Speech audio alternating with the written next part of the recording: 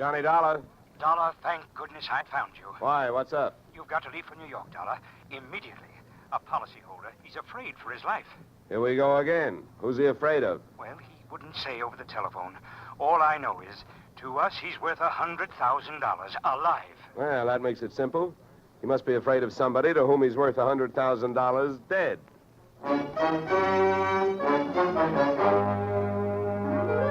Edmund O'Brien in a transcribed adventure of the man with the action-packed expense account. America's fabulous freelance insurance investigator. Yours truly, Johnny Dollar.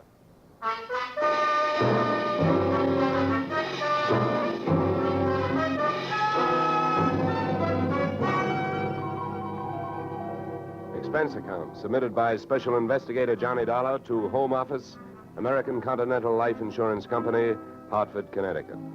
The following is an accounting of my expenditures fulfilling your assignment as a bodyguard. The body being that of your late policyholder, Robert W. Perry.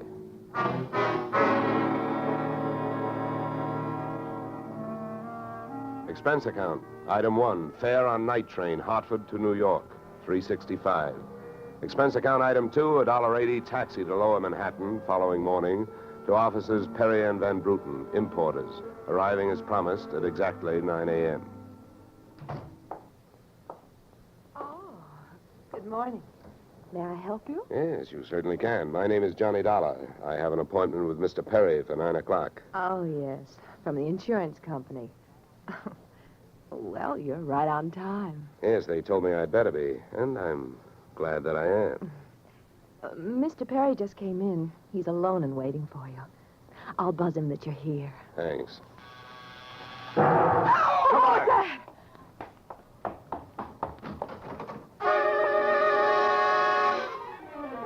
What was left of your policyholder, Mr. Perry, was just sliding out of a swivel chair as I hit the room. The top of his desk had erupted, and splinters of mahogany pointed their sharp fingers upward through lazy circles of smoke swirling toward the ceiling. The buzzer from his secretary's desk had been rigged to a booby trap. Oh, no. Mr. Perry. Stay away from him. Come on, there's nothing you can do. He's dead. Oh. What happened? What happened? Whatever happened? Let's go. Let's get back out of here. Here you are. Sit down. I'll get you a drink of water.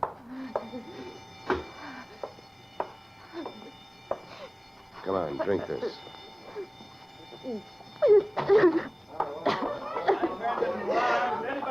There's a doctor on the third floor. Shall I call him? Never mind the doctor. Go call the police. Nobody gets in here till they arrive. Now, the rest of you, go on, run along, beat it, will you? And have the building superintendent turn off that alarm. Okay, miss. Now, take it easy. It was all so sudden. What happened? Well, that's not hard to figure out. Somebody wanted to give your boss, Mr. Perry, a shortcut through life. So whoever it was figured out that a secretary would never buzz a boss unless he was at his desk. They rigged up a bomb somewhere in his desk that would go off when you buzzed him. Oh, then I killed him. Now, wait a minute, will you? Wait a minute. Don't go hysterical on me. There's excitement enough, and there'll be more when the police get here, so you keep cool. But I did it. You saw me do it. Look, honey, the way you put it, I killed him by coming in here and giving you my name so you would buzz him. And I was here to protect him. So drop it, will you? I'm sorry. Now tell me, what about yesterday? Was Perry here? Yes, all day.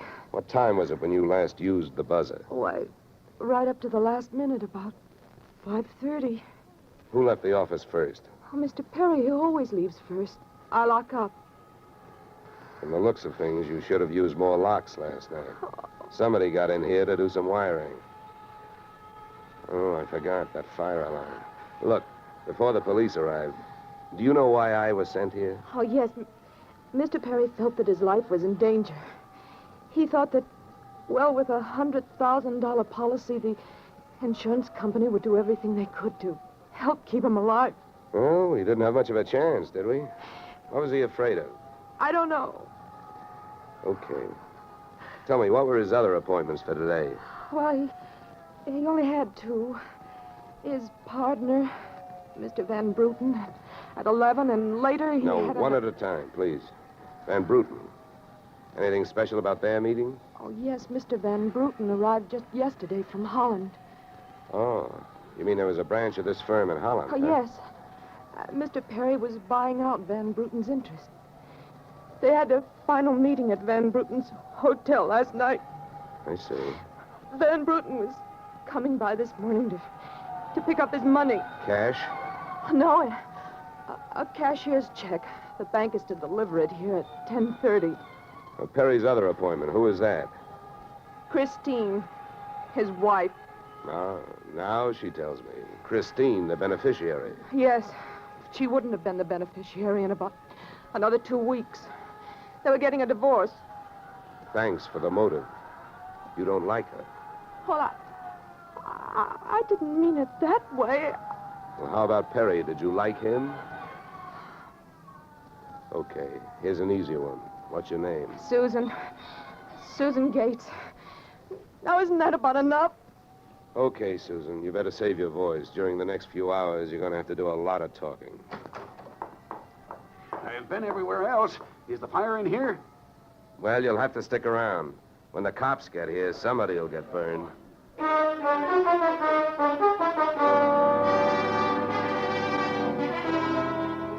The firemen should have stuck around because the cops arrived in a blaze of glory. It was a very high-class investigation, 2 lieutenants. Finally, after about an hour, the police photographer ran out of flash bulbs, the office of the deceased ran out of fingerprints, and the lieutenants ran out of questions. So the on-the-scene phase of the investigation was closed. At about 5 minutes of 11, I left the police packing up their notebooks, their clues, and the body, and went into the outer office. Susan looked like she could use a big, broad shoulder to weep on. But unfortunately, I was wearing my light gray suit. About then, a dark blue suit and a deep green voice entered the room from the corridor. There. There's a fellow out here says he belongs here. His name is Van Bruten. What do you think? His name is on the door you just opened. Oh. Well, now, my name happens to be Murphy, and it's on bids all over the country. But that don't mean I'm stuffed with feathers, does it? Well, never cross tongues with an Irishman. All right, send him in, officer. All right, you can go in. There's a policeman out there. There's trouble here? I am Raymond Van Bruten. Where is Mr. Perry? What? He is waiting for me, no? No. But my appointment... He's not keeping any. He's dead. Dead? Oh, this is not possible. Last night I saw him. He was well. What happened? He was hit by a buzz bomb. A buzz bomb? Oh, please. You mean there was foul play? Yes, it was very foul. Oh, please. I may sit down. My first visit in all these years since before the war. It was to be so happy. But now tragedy like this. He was a good man, a good partner. I understand that as of last night, you were no longer partners. Yeah. I am glad you mentioned that. I realize, of course, that it is indelicate to speak of such things as money at a time like this, but that is why I am here, to receive my payment. Just because Perry got his, there's no reason for you not getting yours, huh? Oh, but you misunderstand me. I am deeply grieved, but, well, since the transaction was consummated, what is there to do? A delay would be a needless waste of money. I have already paid for passage back to Antwerp tomorrow. Your check is here, Mr. Van Bruten. Oh, Here you are. thank you. In all of my years of business, this is indeed the saddest moment. Yeah. Well, if I didn't have some work to do, I'd sit down with you, and we'd all have a good cry.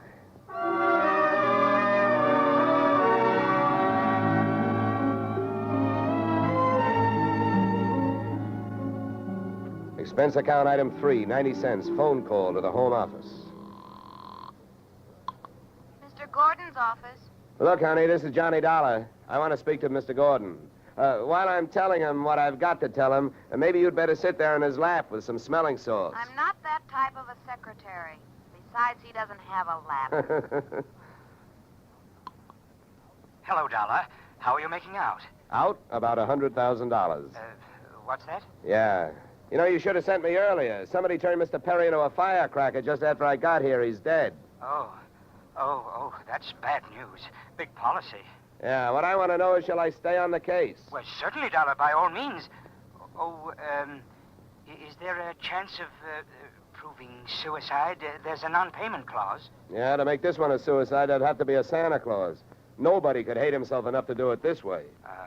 What are the fraud possibilities? Fair, there's an estranged wife. She's the beneficiary, but she wouldn't have been in a couple of weeks. Divorce coming up. I'll start with her. All right, Dollar. Good luck. But watch those expenses. Why, Gordon, I'm surprised. I think an insurance man would be the first to want to see a fellow live a little.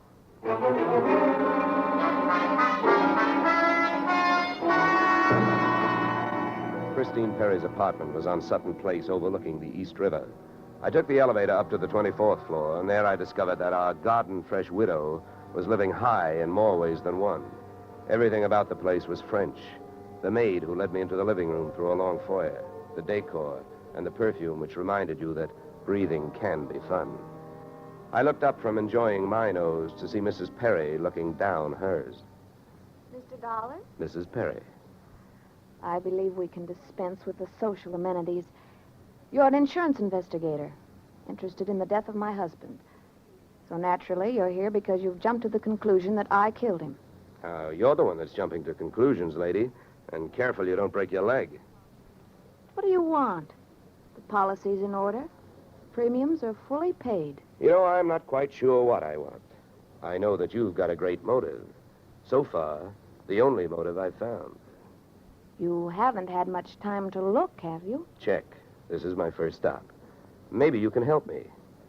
Do you know anyone who would be happier with your husband out of the way? I know very little about my husband's friends. For that matter, his activities for the past 6 months. That's when I left him. Well, that's not much help for either of us. You know, without someone else to suspect, I may just have to concentrate on you. Mr. Dollar, I picked the men I want to concentrate on me. I hope you're as long on alibis as you are short on temper. Where were you last night? With a friend, Al Donovan. For a while, the same place my husband was. But I have witnesses to prove who was with him. Anybody at the Clover Club can tell you. Save me a trip. I can't afford the prices they get over there. Certainly. A pleasure. My husband was with his beautiful little secretary, Susan Gates. Well, I wouldn't be more surprised if your late husband walked through that door and said... All right, mister, that's enough. Al! Yeah. How much did you hear? I'm a big guy, baby, 6'4". I've got big ears to match. Al, please. Would this be Mr. Donovan, your companion of last evening? I'm getting you out of here, Christine. Al, you don't know what you're saying. You lie to me. How can I help you if you lie to me? You call me stupid. The way you're playing this, you'll alibi yourself right into a cell. Now, I'm getting you out of What are here. you doing to me, Al? You're crazy. Come on. She's right. You are stupid, Donovan. She was doing just fine till you dropped in. Mister, you've been asking a lot of questions. Now I'm going to give you one answer. All right, Christine. So much for the wise guy. Now, about you and your alibi. You wasn't with me at the Clover Club last night.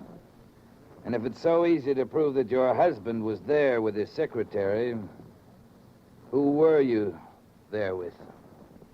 Remember, baby, you told me you were going to be with your husband. When Al measured me for that swing, I measured my chances with him. To me, he looked like one of those corporate assets of Murder Incorporated. So I rolled with the punch and kept my eyes closed and ears open.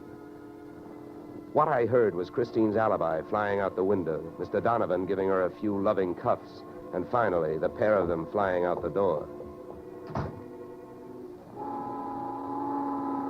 Just then, the noon whistle blew somewhere in New York, and I decided to allow myself the luxury of 1 full minute for lunch. In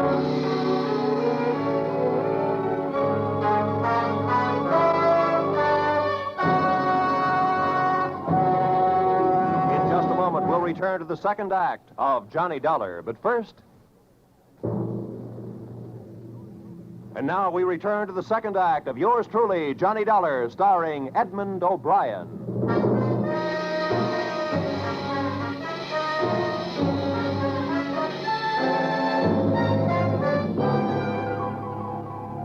I spent the minute I took out for lunch eating a handful of Mrs. Perry's bonbons on the run. I hit the street just in time to see Donovan pushing Christine Perry into a cream-colored convertible.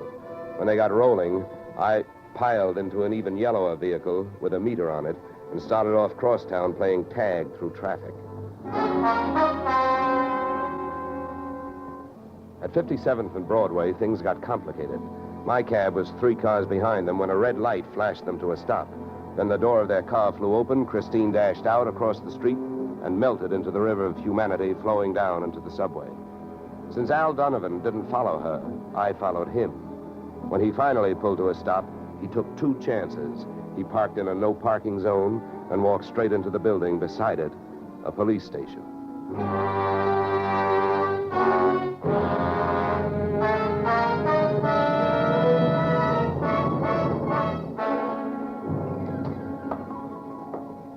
This is Mr. Dollar, Lieutenant. He's been waiting for you. Well, My name is Johnny Dollar, Lieutenant. Here are my credentials. insurance, huh? Yeah, the Perry murder in particular. You've come to the right place, Dollar. A man named Donovan just walked in here and made a full confession. He what? That's right. My clerk's just typing it up. In the meantime, the gentleman is down in the tank having a bite of lunch on the city. He confessed. Well, does his story add up? As far as I know, I haven't heard too much about the case myself. It's not in my precinct. Yeah, but what did he use for a motive? Jealousy. Says he's in love, wanted to marry Perry's wife. Did he say how he managed it? Yeah, he stole a key to the office from the wife's apartment, entered the building last night, and wired the bomb to the buzzer system. Well, I guess guys do a lot of strange things in the name of love. It looks like Donovan did. Yeah, he either killed the man or he's trying to cover up for someone who did. Say, Lieutenant, don't execute him for a couple of days, will you? I spent the rest of the afternoon downtown in the offices of Perry and Van Bruten, importers. The partners' correspondents told me 2 things.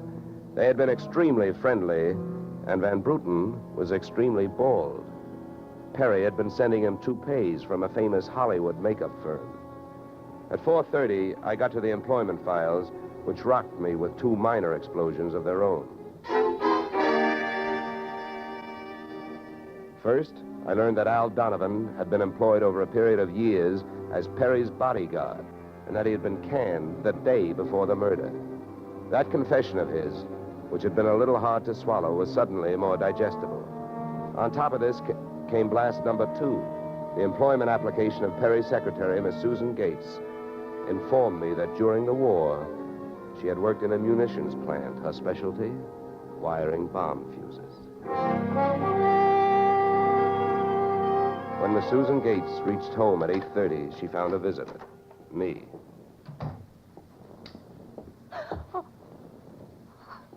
How did you get in here? Professional secret. Oh, you scared me. What do you want? Why did you come here this way? I wanted to bring you the good news. I heard on the radio that Al Donovan confessed to Perry's murder. Al? I can't believe it. Why not? Who do you like for the spot? Why, Christine. Al is covering up for her. Well, I'd like to agree with you. If it turns out that Christine wound up her husband's life with a bang, the company that hired me saves $100,000. But I don't know. She claims she has all kinds of alibis. One of them is you. Me? Yeah. Did you see her at the Clover Club last night? Well, yes, Yeah, I know who you were with. Your boss. There's nothing wrong with that. No. I'm not preaching a sermon. I want to know who she was with. I don't know. A man I'd never seen before. Mr. Perry knew him, but he wouldn't tell me who he was. Why not? I don't know. He said I might get the wrong idea. About what? I don't know. We didn't sit there and talk about it all night, so why should we sit here and talk about it all night? All right. Good heavens, when a census taker shows up and asks a lot of questions, people answer them. When an investigator tries to do his job, they make the proverbial clam look like a blabbermouth. Look, Mr. Dollar, believe me. This has been a greater shock to me than to anyone else. Yes, excepting, of course, your late employer, Mr. Perry. How long did you work for him? 4 years. Where'd you work before then? Well, I worked... Let me help you. Bombs, huh? Wiring fuses. Remember? All right. I remember. Good. Maybe you'll remember a little more. Let's go back to last night. The guy with Christine Perry, who was he? I tell you, I don't know. Was it Van Bruten? I don't know. You don't know? No. I'll get that. No, I'll go. Just make sure you don't keep going. Susan! When Susan snapped the spring lock to open the door, the gun outside opened up. The first slug caught her in the left shoulder, spinning her out of the way of the rest of them. It was getting monotonous. Every time a buzzer went off, things started booming. Susan was sprawled out on the floor in front of the door, and to open it, I had to move her. By the time I did, the hallway outside was empty. Okay, now take it easy. Come on.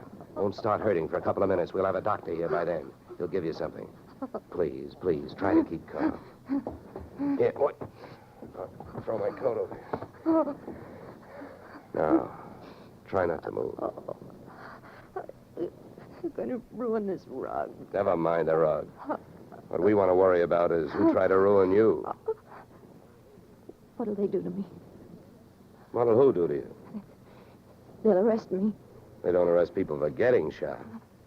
You have any idea who it was? That man in the office this morning. The one who picked up the check. Van Bruten? No, he wasn't Van Bruten. He was a phony? Yeah. And you still gave him that check? Yes. Well, I won't ask you why. You gave him that check and then tried to blackmail him. Is that right? They'll arrest me. I wouldn't be surprised.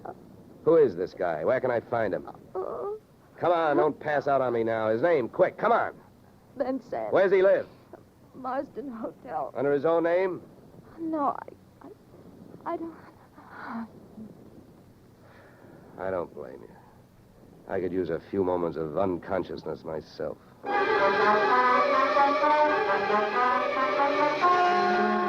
Marsden Hotel didn't have a Dutch name on the register. So I got a hold of the housekeeper and found out how many rooms her staff hadn't been able to make up all day because of no disturb signs on their doors. And then I went a-calling at those particular rooms. On the 9th floor, I wakened one old maid. On the 7th, I startled a bunch of poker players who thought they were being raided. And on the 4th, I struck the door of 427 and the jackpot. Who's there? Don't you see the sign? I do not wish to be disturbed. Sorry, I must have the wrong room. I started up the hall after the fire axe. When I got to it, I changed my mind. Out of the few things I learned about this guy, Van Sant, was that he loved to shoot people through doors. So I decided against trying to chop his down. Then I remembered the way those people came pouring out of those offices earlier in the day when they heard that fire alarm. So I picked up the little red hammer next to the big red fire axe, broke the little glass window, pulled the little brass hook, and set off a big brassy noise. And then I rushed back to 427. Fire! Fire! Hey, fire! Fire! There's the fire. Right here in my eyes, sweetheart! Why you come here? You wish you don't? Never mind the dresser. You're through shooting guns. What do you think, Van Sant? You want to try some more? You cannot make me stay here. It's a fire. We will all die. You'll look good barbecued, but I'll make a deal with you. You talk, and if I like what I hear, I'll show you how to get out of here alive. How I know this? You don't think I'm going to stay here and fry, do you? And if you don't start flapping that tongue in a hurry, I'll probably just tie you to a chair and run. So first, where is the real Van Bruten? You will find him in the bedroom. Yeah? He'd better be alive. He's out cold. What's the matter with him? He will be all right. He's under sedatives. Where did this identity switch start? Come on, hurry up, talk. I smell smoke. I knew Van Bruten from Antwerp. I know about the sale of his interests. I know the girl in the office here had never seen Van Bruten. Look, we go now. Don't get up. Come on, keep talking. I can feel it getting warm in here. Ah, the firefighters. We will be saved. Don't be too sure. They always start at the top floor and work their way down. Come on, I can hear those flames crackling. You know the rest. Last night, when the transaction was all finished with Perry, I gave to Van Bruten some sedative in his cocoa. So you set up that bomb so Perry'd get it before you showed up to pick up the check, huh? Yeah, I told you that. How the girl knows I am an imposter, I don't know. Well, let me tell you. She's been sending old Van Bruten toupees for the last 4 years. Gray ones, my red-headed friend. Oh, yeah. I can stand up now. We go out from here, no? We go out from here, no? Yes, out cold.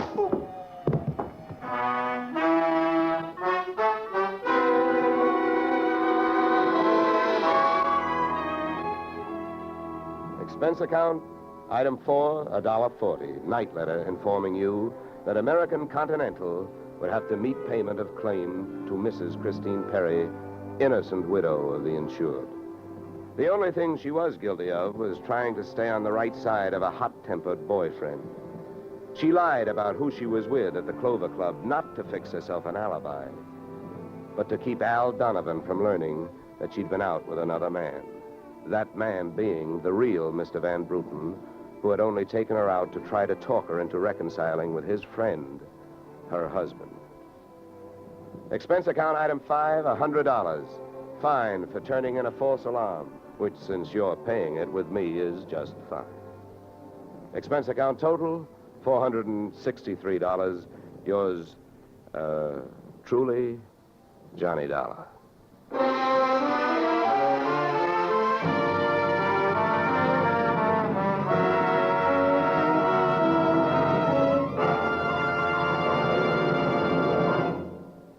Yours truly, Johnny Dollar, stars Edmund O'Brien in the title role and is written by Paul Dudley and Gil Dowd, with music composed and conducted by Leith Stevens. Featured in our cast were Walter Burke, Gene Bates, Joe Duvall, Ted DeCorsia, Joyce McCluskey, and Raymond Burr. Yours truly, Johnny Dollar, is produced and directed by Jaime Del Valle. Beginning next week, we are moving to a new time and day, and we hope you'll join us on Tuesday evenings when Edmund O'Brien returns in another transcribed adventure of Yours truly, Johnny Dollar.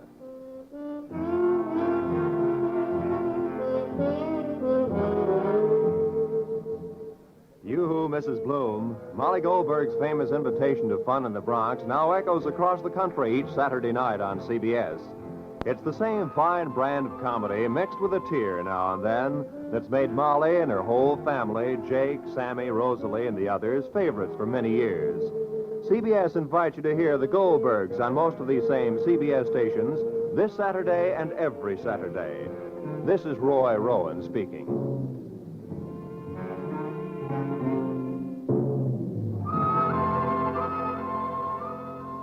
Disaster is no respecter of persons, and it can strike any time. But your Red Cross never sleeps. It has to be ready constantly in case of an emergency. This is your protection. Keep it strong. Now is the time to support Red Cross for your sake. Remember, for every dollar you gave before, this year add a quarter more. If you gave Red Cross $10 last year, this year give it $12.50. Give gladly. Join Red Cross.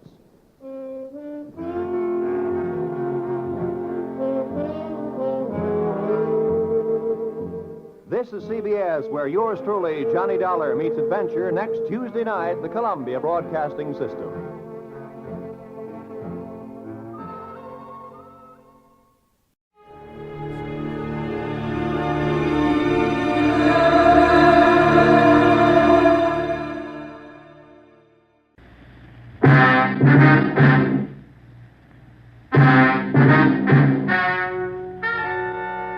Ladies and gentlemen, the story you are about to hear is true. Only the names have been changed to protect the innocent. NBC brings you Dragnet.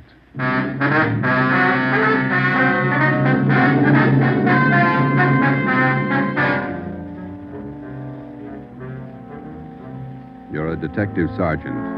You're assigned to homicide detail. A gang of quick trigger gunmen have moved in on your city. They've given public notice that they'll kill the first cop who tries to take them. You know the risks, your job. Apprehend the suspects. Dragnet, the documented drama of an actual crime investigated and solved by the men who unrelentingly stand watch on the security of your home, your family, and your life. For the next 30 minutes, in cooperation with the Los Angeles Police Department, you will travel step by step on the side of the law through an actual case, from beginning to end, from crime to punishment.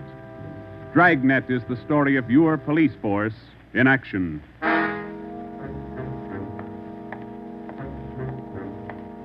It was Wednesday, April 17th. It was warm in Los Angeles. We were working the night watch out of homicide detail. The boss is Ed Backstrand, chief of detectives. My partner's Ben Romero. My name's Friday. I was on the way back from the record bureau. It was 4 minutes to 6 when I got to room 42. Homicide.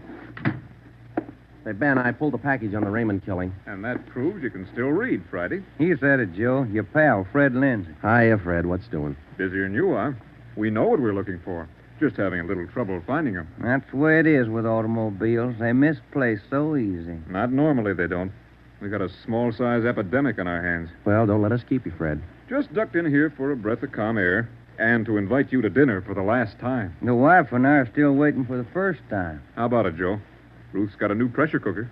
Your sister-in-law visiting you again, huh? No, on the level. Not selling a thing. Come on. Who is it this time? My cousin. But she's awfully pretty, Joe. Oh, why do you guys insist on trying to marry me off? Me and Fred went down fighting, but it kind of grows on you after a while. Now, tell me, what is it about a married man? Just can't stand to see one single man left in the world. How about it, Joe? Tomorrow night at 7, okay? Okay. Tell Ruth I'll be there. It figures that he's got to run out of kinfolks pretty soon. Fine, we'll be expecting you. Got a stakeout tonight, but tomorrow I'll be clear. Anything big? Nothing definite, Ben. Just to follow up on those stolen cars. See you, men. So long, Lindsay. Joe, you'll like my cousin. Oh, never say die. What a character. You just catnipped women, Joe. Yeah. Well, here's that Raymond package. Let's check those dates that Backstrand wanted, huh? Wednesday, April 17th was just routine. A dinner date I tried to get out of, some paperwork that the chief wanted done, and a hot, sticky day.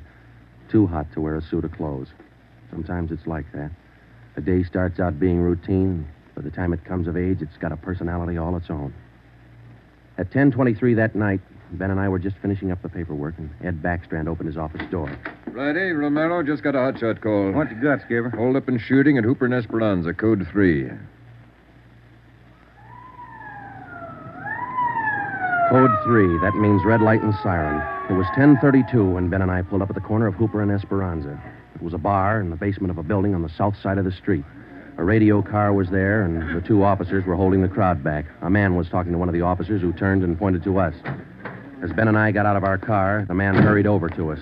You're the detectives? That's right, Sergeant Friday. My name's Cummings, R.L. Cummings. I own the bar. This is terrible. There was a gunfight downstairs. Uh-huh, come on. Where's the ambulance? One of the officers in the radio car said we needed the coroner. Did you see the actual shooting? No, I didn't. Here's the fellow that was shot. Oh, there's Jones from the crime lab. Hello, Friday. Romero. Hi, Lee. What do we got here? Pretty bad. Looks like a shotgun. Close range. He really got in the way of it. Ben. Yeah. It's Fred Lindsay. Motor theft. He was on a stakeout, Lee. Tell us about it, Mr. Cummings. You know this fellow, Sergeant? Yeah, we know him. What happened? We had a holdup tonight. 3 men. Yes, go on. Well, business was good, real good. We had a large crowd, and I was happy about that because I've been trying to sell out for a long time now. I've been showing the place to different parties all week long. I had a fellow coming over tonight to take a look at it. What time was that? Oh, a little less than an hour ago, about 9:30. I see. Go ahead. It was almost time for this man to show up, so I called Eddie, that's my bartender, and I told him to kind of keep a lookout for the man because I was going back to the office to get the books ready to show. You know how it is when you want to sell a business.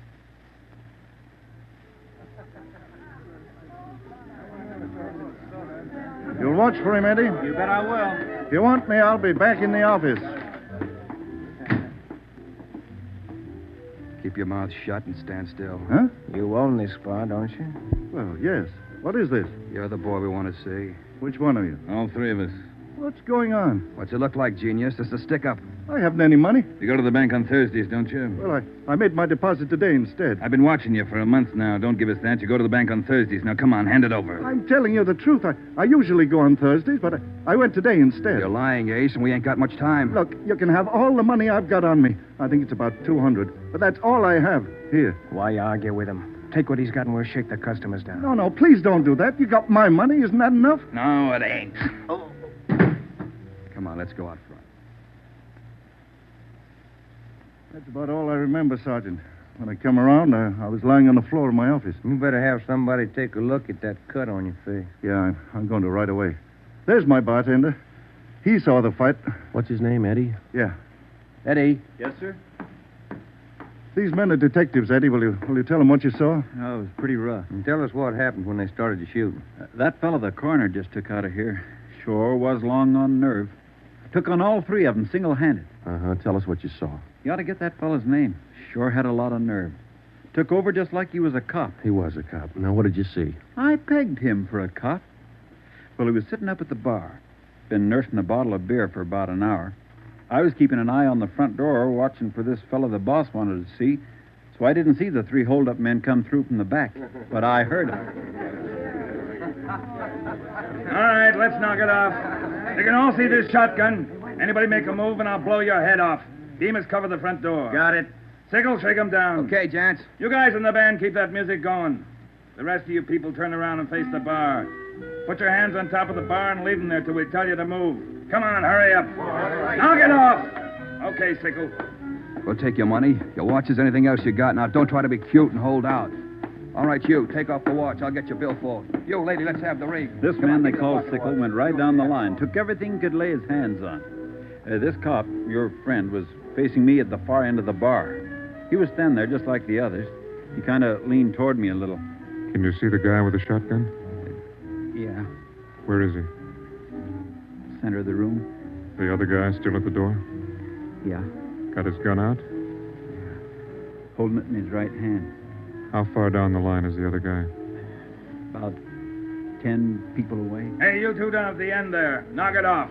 Hurry up, Sickle. Doing the best I can. Come on, let's have the purse, lady. You, next to the lady here, get the watch off. I'll take this wallet over. How far away now? He's getting closer.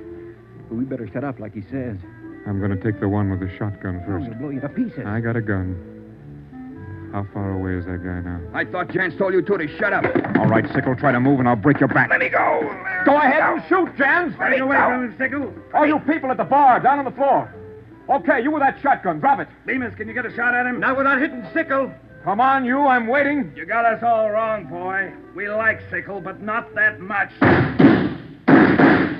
The cop was holding Sickle as a shield. When the big guy let go of the shotgun, both the cop and Sickle ducked. The cop didn't get hit.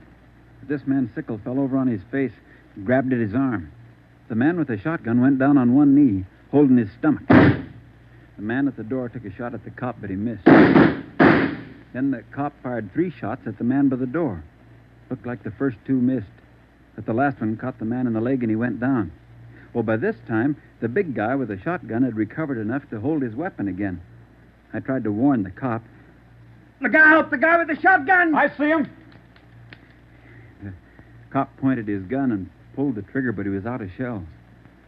Boy, Sergeant, my stomach knotted up when I heard that hammer fall against those empty chambers. The cop threw his gun at the guy with the shotgun and then ran right at him. You know, it was just as if that cop was trying to run right down the barrel of that shotgun. I glanced at the cop on the floor, then I tried to follow the 3 of them as they made their way out of the bar. They jumped into a car out front and drove off. As a kid, I used to watch Bill Hart take on a whole gang in the movies, but this way, right in front of my eyes, Sergeant, he was an awful brave guy. Did you get the license number to their car? No, I didn't. I couldn't see very well. You got a pretty good look at all 3 of the men, though, didn't you? I believe I'd recognize any of them. Thanks, Eddie. What's your last name? Bowers. Eddie Bowers. Got that, Ben? Yeah. You'll be hearing from us, Eddie. We may want you to look at some pictures for us. Glad to help any way I can, Sergeant. I hope you get the men that shot this cop. You're sure going to try, aren't you? Yeah, Eddie. We're sure going to try. The next step was for Ben and I to make a complete report to Chief Ed Backstrand. They got Lindsay, huh? That Fred Lindsay an auto theft? Yeah, that's right. Good cut. You say he wounded 2 out of the 3 in that holdup? Yeah. That means they'll have to have medical attention in a hurry. We'll check all the small hospitals, cover all the drugstores to get a line on anyone who's bought medical supplies in the last hour. Uh-huh. As soon as medical detail notifies Miss Lindsay, I'd like to go over and see her. Smith from the medical detail's out there now. By the time you get back, we may have a flash in the drugstores or hospitals. We'll be back in 30 minutes. Call in when you get out there. Right, Ed. You might carry this with you. Yeah? I'm sick. I'm sick to my stomach about this thing. I want you to get those 2-bit punks. I don't want them to see another sunrise. Got that, haven't you? Yeah, Ed. Let's go, Ben. Chandler? Yes, sir. Put out an APB. Have communications broadcast the descriptions of these suspects every 30 minutes until further notice. Get up to communications right away,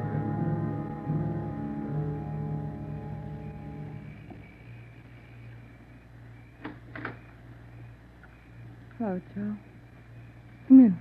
Thanks, Ruth. Sit down. Ruth, you know how we all feel. It's all right, Joe. You're married to a cop. I guess you're meant to expect things like this. He'll like that. Fred and I used to discuss the possibility of this. I used to worry about him. I used to worry a lot, Joe. And all those nights when he was away and the days, I used to worry. Now I know he's safe. Anything you want or you need? Thanks, no, Joe. Anything at all that I can do? Yes, Joe. I think there's something you can do. You and Ben are assigned to this case, aren't you? That's right. Then be careful. Just thinking that you and Ben will have to face those killers. Ben's wife. Be careful, Joe. Yeah, Ruth, we will. Sure. I want to see you get the men that did this to Fred. More than anything, I want that. No more heartaches. Yeah. Thanks for coming by, Joe.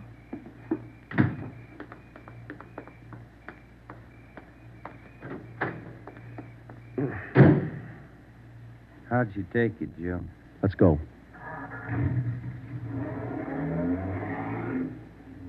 Joe, how'd she take it? You're married, Ben. You figure it. It was 11:30 when we got back to Central Division. As we walked into the squad room, Backstrand was waiting for us. Friday, we just got our first lead. We've located a druggist who said he sold some medical supplies to a man about 45 minutes ago. There's the address. Pretty close to the scene of the shooting. Hop out and see him right away. The Rex Pharmacy was exactly 14 blocks from the Red Feather Bar where the shooting took place. Rex Pharmacy was like your corner drugstore, complete with apothecary jars and shower curtains. The druggist was the same little man who has been prescribing sulfur and molasses since you were a kid in school. I'm just about ready to close. What can I do for you, gentlemen? We're from the police department. I've been halfway expecting you fellows. We got a report that you sold some medical supplies to a man about an hour ago. Yes, sir, that's right. It's like I was telling those other officers that were here a while ago. There was something funny about that little fellow. How you mean? Well, for one thing, he came in here sweating quite a bit. Of course, it's a warm night, but he seemed terribly nervous. Anybody with him? No, he was all by himself. What did he buy? Well, it wasn't so much what he bought, but how much. What do you mean? You know how most people buy iodine, a little 10-cent bottle. He bought a couple of pints. Then there was all that gauze and adhesive tape. Bought enough to repair a small army. Cotton, box of swabs. Then he asked me something that made me wonder. What was that? Asked me if I had something to probe with. That's just the way he said it. Something to probe with. I asked him, what do you want to probe for? What'd he say? Said a splinter. I told him a sewing needle would do the trick.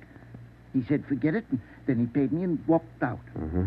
Could you describe the man? He was a small man, dark.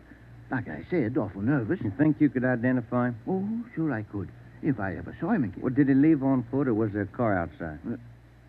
Left in a cab, parked right out in front. Couldn't miss it. Did you happen to take down the license number? Well, no, I didn't. But I did jot down the taxicab number. Would that help?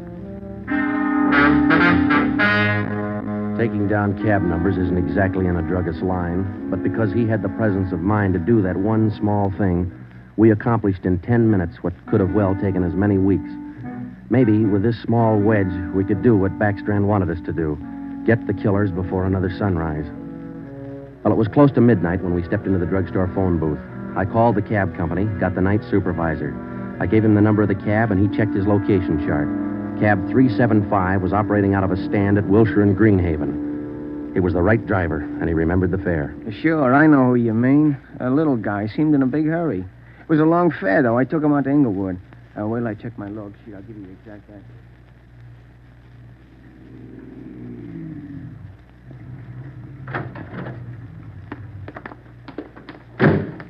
Here it is, Joe. 1523 Imperial. It's the room and half. Yeah, come on. We'll check with the landlady.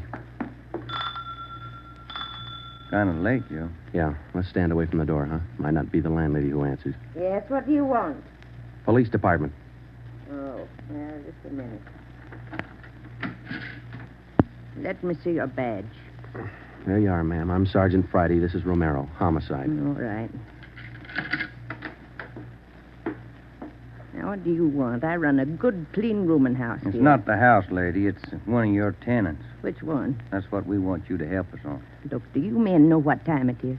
Come back here in the morning. Sorry, this can't wait till morning. Well, I'm not going to invite you in.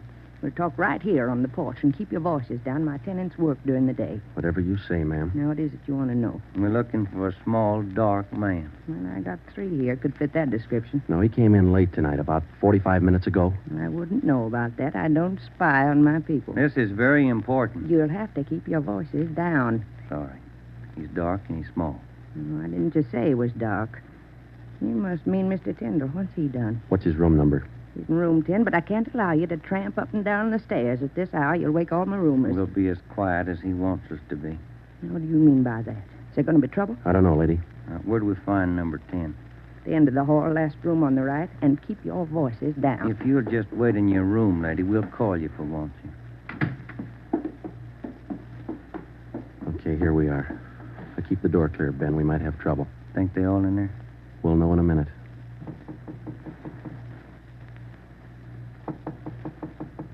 Who is it?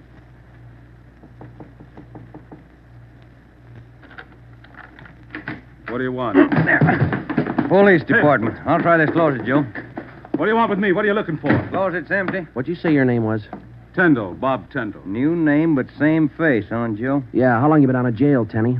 My name ain't Tenney, it's Tyndall. Your name's not Tyndall, it's Sam Tenney. We sent you up on a robbery charge 4 years ago. Now, isn't that right, Tenny?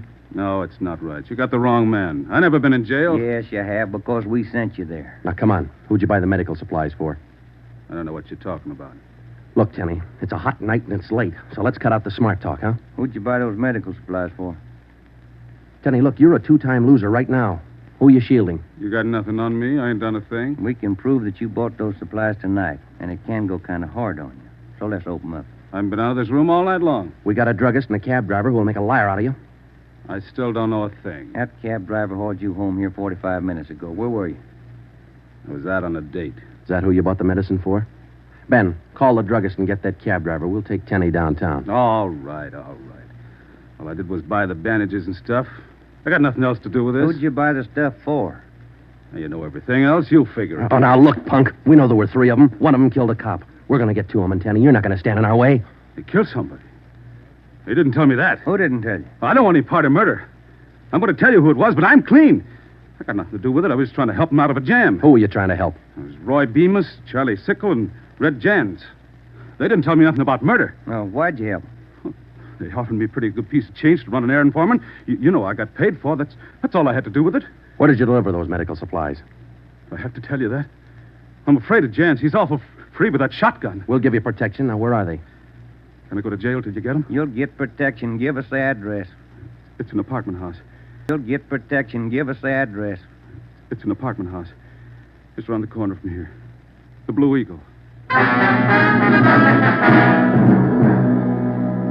We took Sam Tenney down to Central Division with us. On the way downtown, he told us that Red Jantz and the other 2 had their room at the Blue Eagle barricaded. Tenney said that they told him that they'd kill the first cop who tried to take them. Well, we knew they were wounded. He told us that Sickle had an arm wound, Bemis got it in the leg, and Jantz had a slug in his side. We figured they'd be weak from the loss of blood, and we could take them easy. You'll never take those guys easy. Sure, they lost a little blood, but they had enough fight left to stack that room. And they got enough left to kill you if you try to take them. On the way to headquarters, we stopped at an all-night drive-in and called Ed Backstrand. We told him we had a radio car watching the Blue Eagle. We gave him the whole story and told him we were on our way in. By the time we checked into homicide, Ed had the plan all mapped out. It was 2:25 a.m. Here's the map from the city engineers. It's one city block bounded on the north by Hawthorne Street, on the south Lawndale Avenue, on the east 16th Street, and to the west 17th. The Blue Eagle apartment house is right here, on 16th and Hawthorne. West of the Blue Eagle is a private residence. South of the Blue Eagle on 16th is a vacant lot. There are 12 apartments in the building. The men we want are on the second floor, number 11. And that apartment faces east on 16th. How do you want to handle it, Ed? Now, Baker and Moorheim will evacuate the private residence.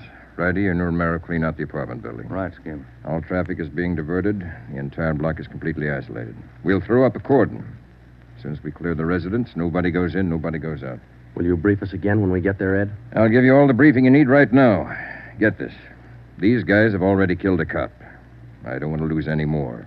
You know they're heavily armed and they're desperate. Have the men draw shotguns, tear gas, and Tommy guns. I'll take care of that, Skipper. All right. Now, we're not going in after these punks like tin horn heroes. We're going after them, and we're coming out alive. All of us. What time is it, Friday? 2:37. Not much time till sunup, is it? It was a code 2. That means red light and move fast. Backstrand figured we needed 6 squad cars, 4 men to a car, the police public address truck, ambulance, and floodlights. Ben checked out the weapons to the men, and by 2:46, we pulled out of the Central Division garage. We slid into the area at 3:20 a.m. The 6 squad cars and the public address truck took up their positions. The floodlights were rigged and ready to turn on at Backstrand's command. The machinery was set to roll as soon as we got the neighborhood cleared. Ben and I evacuated the Blue Eagle apartment house.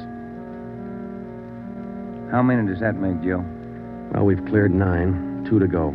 Here's apartment 10. The killers are right next door. Joe, I'd like to kick that door in right now. Take your time, Ben. We'll get to him. Quiet now.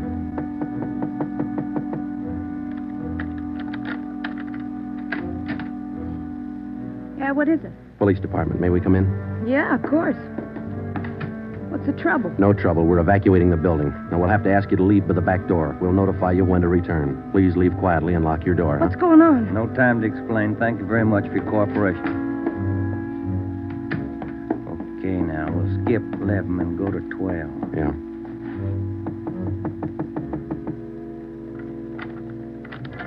Yeah?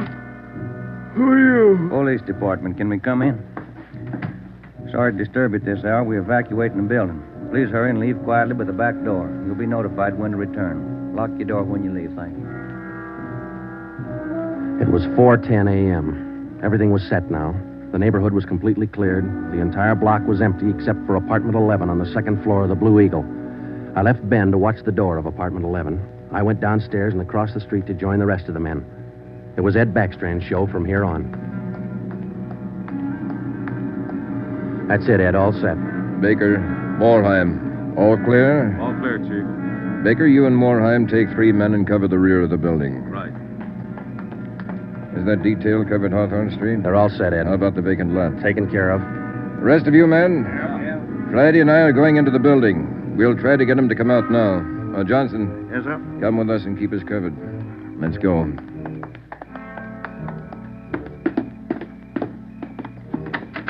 Apartment 11's up at the head of the stairs, Ed. Right. Any action, Romero? Not a thing, Skipper. Keep down, all of you. I'll try to get him out. Gents, Bemis, Sickle, you're all alone. The building's clear. Come on out with your hands behind your head.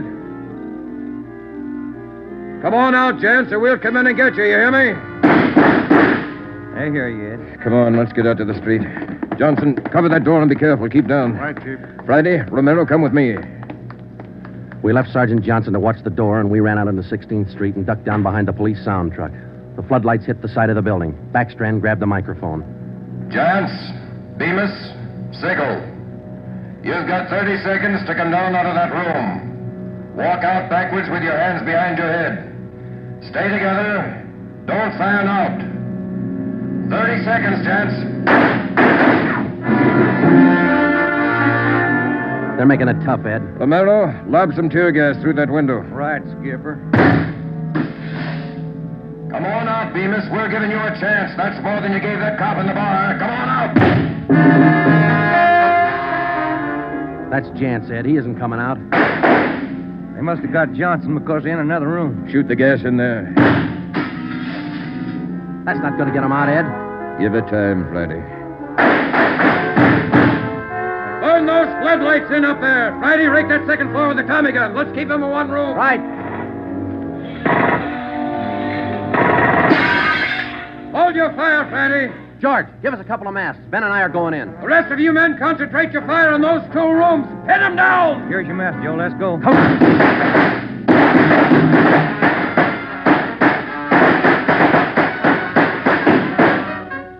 Put that mask on, Ben, and keep down. Yeah, wait a minute.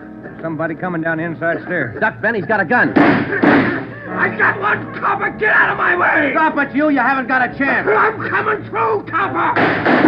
I think I stopped him, Joe. Can you see Johnson? No, it's too much gas in there. All right, you 2 up there. We got one of you. The other 2, come on out. Joe, think we got him? I don't know. Can you see Johnson? No, Joe. It's still too thick in there. I'm going in, Ben. Cover me. Come on. We know there are 2 of you up there. Just one, copper. Throw your gun down the stairs ahead of you. Hurry up. Shotgun, Joe. Jance. I see him. I'll take him at the foot of the stairs. All right, I got my hands up. I found Johnson, Ben. All right, Jance, outside. Come on. Move. Put the handcuffs on him, Ben. I'll cover you. How's Johnson? I don't know. Ed, get the ambulance crew over here. Jance, who's this other guy we got? Bemis. How about Sickle? I said just one, didn't I, copper? Never mind the smart talk, Jance. Now just answer the question, huh? Sickle wanted out of it a long time ago, so I let him out. He's upstairs. I let him out the back way. Mean you shot him? He wanted out, didn't he? All right. We'll take him in. Johnson's in the ambulance. I'll see you in the office. Yeah. Right, Skipper.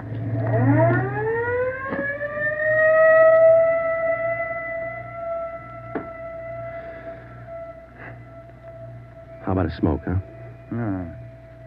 Yeah. Here you go. Backstrand said he didn't want those men to see another sunrise. Yeah. 5 minutes to 5, Joe. Sun ought to be up. Yeah. But look, Ben. It's cloudy. Guess we'll never know, huh?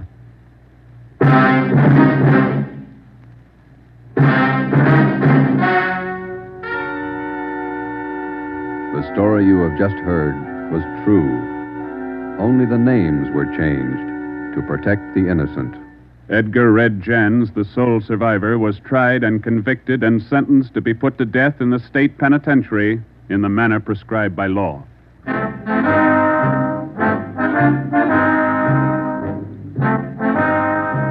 You have just heard the 4th in a new series of authentic cases from official files. Technical advice for Dragnet comes from the office of C.B. Horrell, Chief of Police, Los Angeles Police Department. Tonight's program is dedicated to radio car patrolman Forrest E. Sawyer of the Denver, Colorado Police Department, who on the evening of March 8, 1937, gave his life so that yours might be more secure.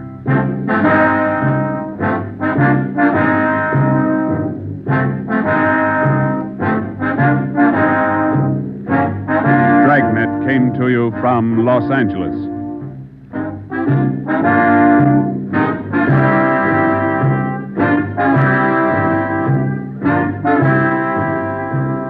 This is NBC, the national broadcasting company.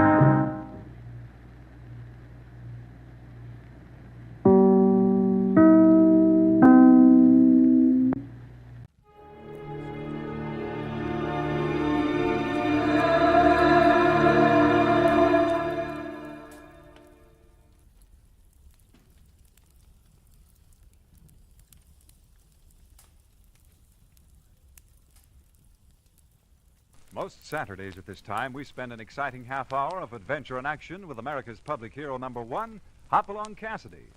Well, even two-fisted cowboys take summer vacations when they can, and Hoppy is no exception. But Hopalong and Topper will be back with us riding the CBS air trails again 3 weeks from tonight, September 22nd. Get this and get it straight. Crime is a sucker's road, and those who travel it wind up in the gut of the prison of the grave. There's no other end, but they never learn. From the pen of Raymond Chandler, outstanding author of crime fiction, comes his most famous character in The Adventures of Philip Marlowe.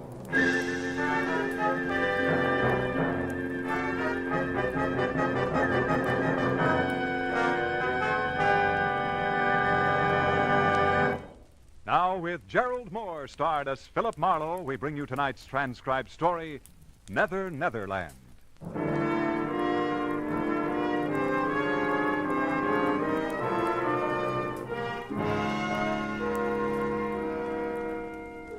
There are times when life makes no sense at all. When confusion is the keynote and all we do is run in ever-tightening circles. The 1 and 1 is 2 school is closed and nothing comes out even. In the 30 hours just passed, I'd wrapped up a case and considerable of my youthful zest along with it. I was bone-tired. When I reached my apartment, sank deep into my bed. It wasn't so much to sleep, but to die a little. And I was not long dead.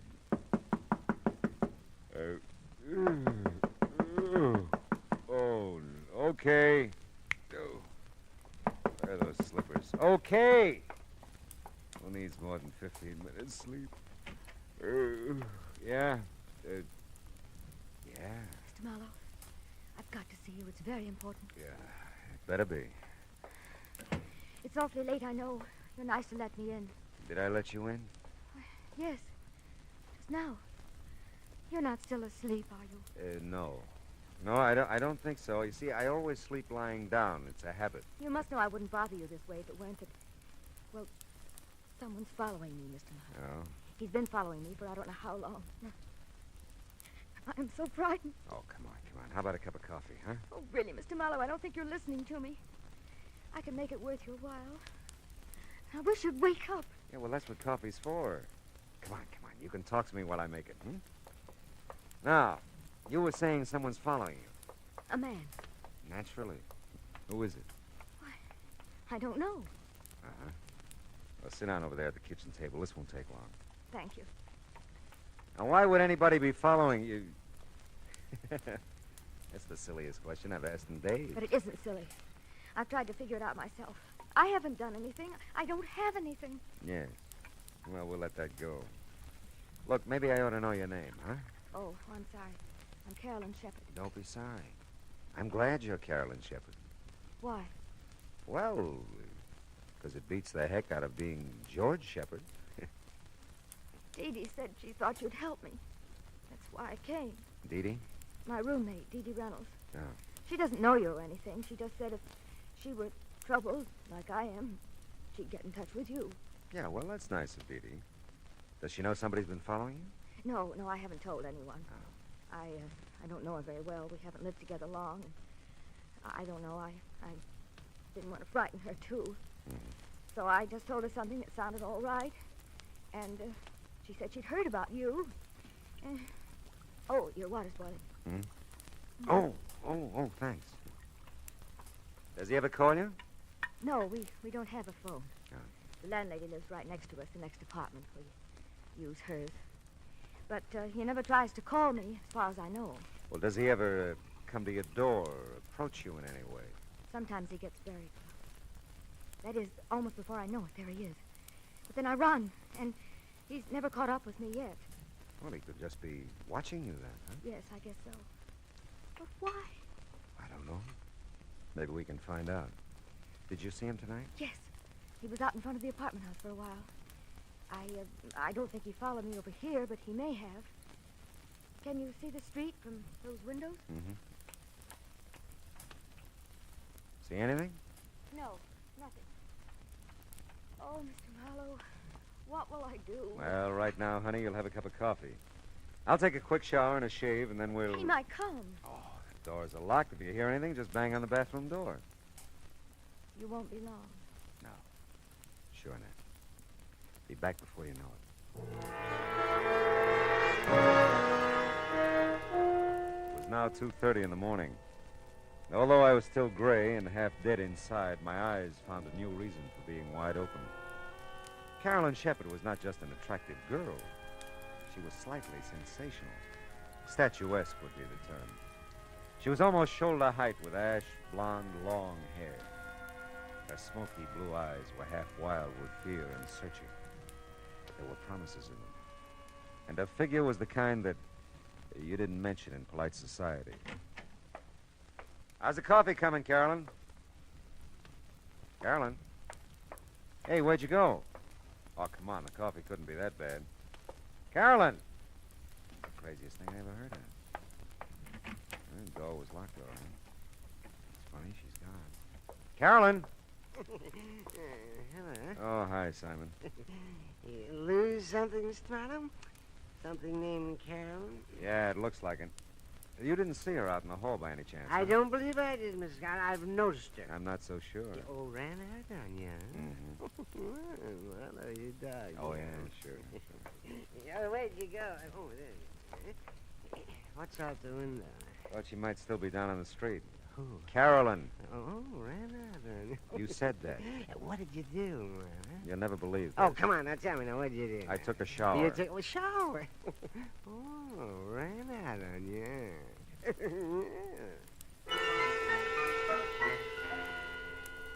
Simon was listening badly, but enjoying a good laugh when I left him. Back inside the apartment, I reached for a cigarette and a few conclusions. Her name was Carolyn Shepard. Someone was following her. She'd been here, and she was gone. That's all I knew. I looked at the clock, 2:45. I remember the coffee I'd made, started to the kitchen to get a cup when my foot and eye caught something at the same time. It was a billfold. The driver's license said Carolyn Shepard, and it gave a yucca address, apartment 3. Physical description didn't do it justice. But it heightened my memory, and I was there in no time.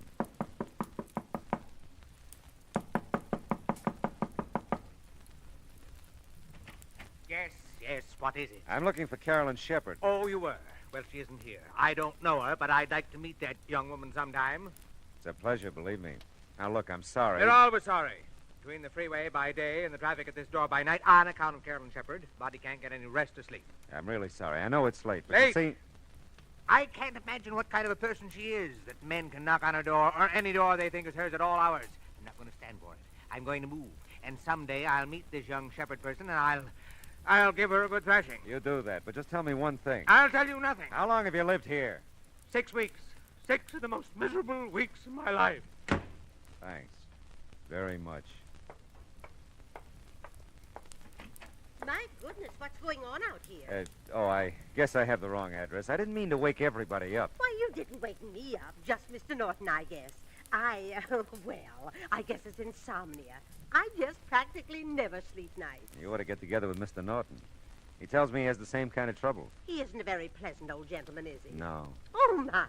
I guess I should introduce myself. I'm Hester Hutchison. I'm the manager of the building. Oh, well, maybe you can help me then. I'm trying to locate Carolyn Shepard. This is the only address I've got for her. Oh, I'm sorry. You're sorry? Carolyn did live here, but she moved about 6 weeks ago. And for some reason or other, I never understood really, she didn't want to leave any forwarding address. I see. Well, thanks, Miss Hutchison. Oh, not at all, not at all. I hope I didn't disturb you, really. Oh, my goodness, no. As I said, I'm sort of given to this insomnia or whatever it is. Well, as a matter of fact, I just baked a coffee cake. Sounds silly, I know. But I get some of my best ideas at night. And tonight it was coffee cake. Coffee cake, huh? If you'd care for some, I'd be, well, you'd just be more than welcome. Oh, that's nice, Miss Hutchison. But you see, I get some of my best ideas at night, too, and I got one right now. About going home to bed.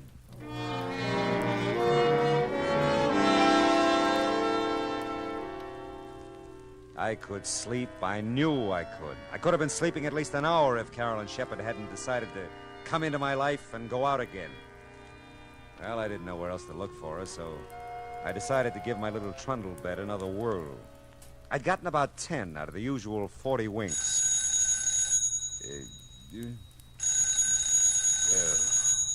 Oh, no. Yeah? Mr. Marlowe? I think so. I'm Dee Reynolds, Mr. Marlowe.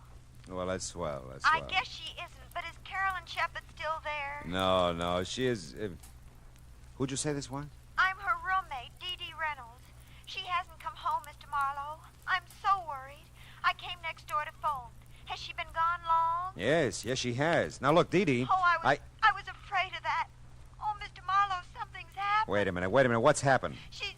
Well, I just know she's been killed. Easy. Listen to me, will you? Poor Carol. Dee Dee. Carol.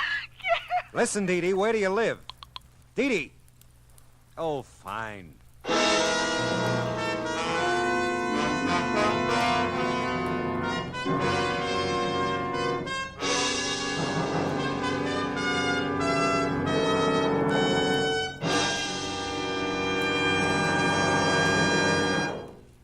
In just a moment, we'll return to the second act of Philip Marlowe. But first, James Fassett brings you the second part of his two-program series of Holland Music Festival selections, along with a few colorful words about the music, customs, and people of Holland as he observed them. That's on your Invitation to Music tomorrow afternoon on most of these same CBS radio stations. Listen to tomorrow for your String Serenade featuring Jerry Windsor with his singing strings in Music All America Loves. Now with our star, Gerald Moore, the second act of Philip Marlowe, and tonight's story, Netherland.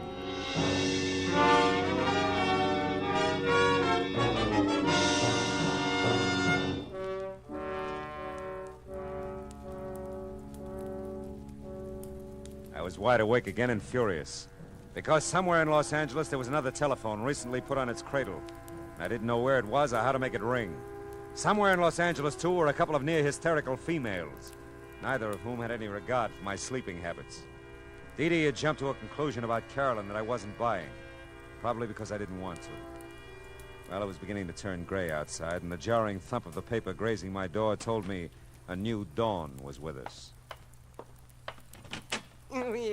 You still looking for that girl, Mr. Marlowe? Morning, Simon. You still bouncing off walls? I am confronted with something of a problem, Marlowe. So am I. Someone in the night, mind you, has moved my apartment. No. Yes, I've looked all over the neighborhood, and it is gone. Yeah, well, you just hang on. It'll be back. Oh, it has to be. It just has to come home to me.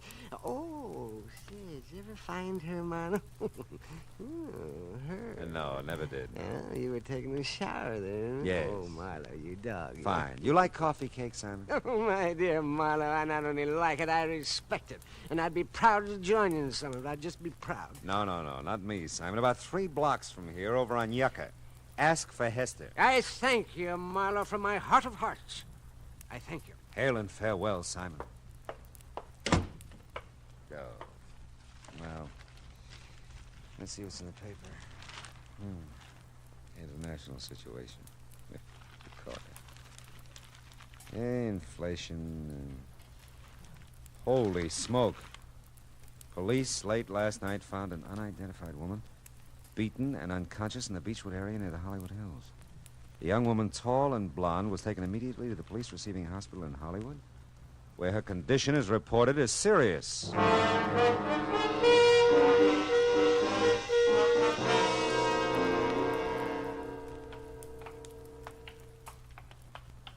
She fits the description of that Shepherd girl's driver's license all right, Mr. Marlowe. She's pretty banged up, though. Might be tough to identify her. Yeah, what time did they find her? About 3 o'clock this morning, I think. We were figuring robbery, since her wallet and most of the stuff in her purse is missing. Oh, here we are. Oh. Yeah, she's still out. Pretty doped up, I guess, huh? Yeah. She the one? No, she isn't. You sure? Yeah, hair is too blonde. Well, maybe she's had a quick dye job since you saw her last, huh? Very funny. Well, we'd like to wrap this thing up, you know. If you could identify her, we'd be part out of the woods. I'd like to help you out, but she's not Carolyn Shepherd. How about it? Will she live? This one? This one. No, hasn't got a chance. You get that way, I guess, watching the inhuman parade of human stretcher cases into a police hospital. I wouldn't have his job. The sunlight was fresh and warm outside. The coffee I got at the Three Stool joint next door was neither. The now you're sleeping, now you're not routine of the night before hadn't exactly made me razor sharp.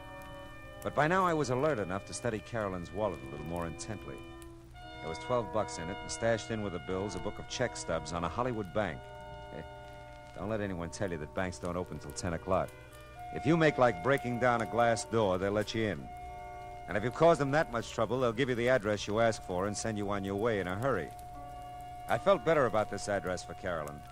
Dee Dee Reynolds was listed on the card in the mailbox, too. Yes? You must be Dee Dee, and I must be Philip Marlowe. Oh, yes, Mr. Marlowe. Come in. Thanks. I'm just supposing that Carolyn made it home all right. You seem to have a better grip on things than you did a few hours ago. Oh, I have. I don't usually go to pieces that way, but I was terrified, really terrified. She came home shortly after I called you. Sleeping now? No. As a matter of fact, she just stepped next door to use Mrs. Landsberg's phone. She'll be right back, I know. Sit down, won't you? Oh, thanks, I will. I had 3 chairs in my house. 1 for solitude, 2 for friendship, 3 for society. Is that so? Which one am I sitting on now? Oh, you don't know the quote. It's Thoreau. Oh, well, I'm impressed. Yeah. I shouldn't flaunt my knowledge that way.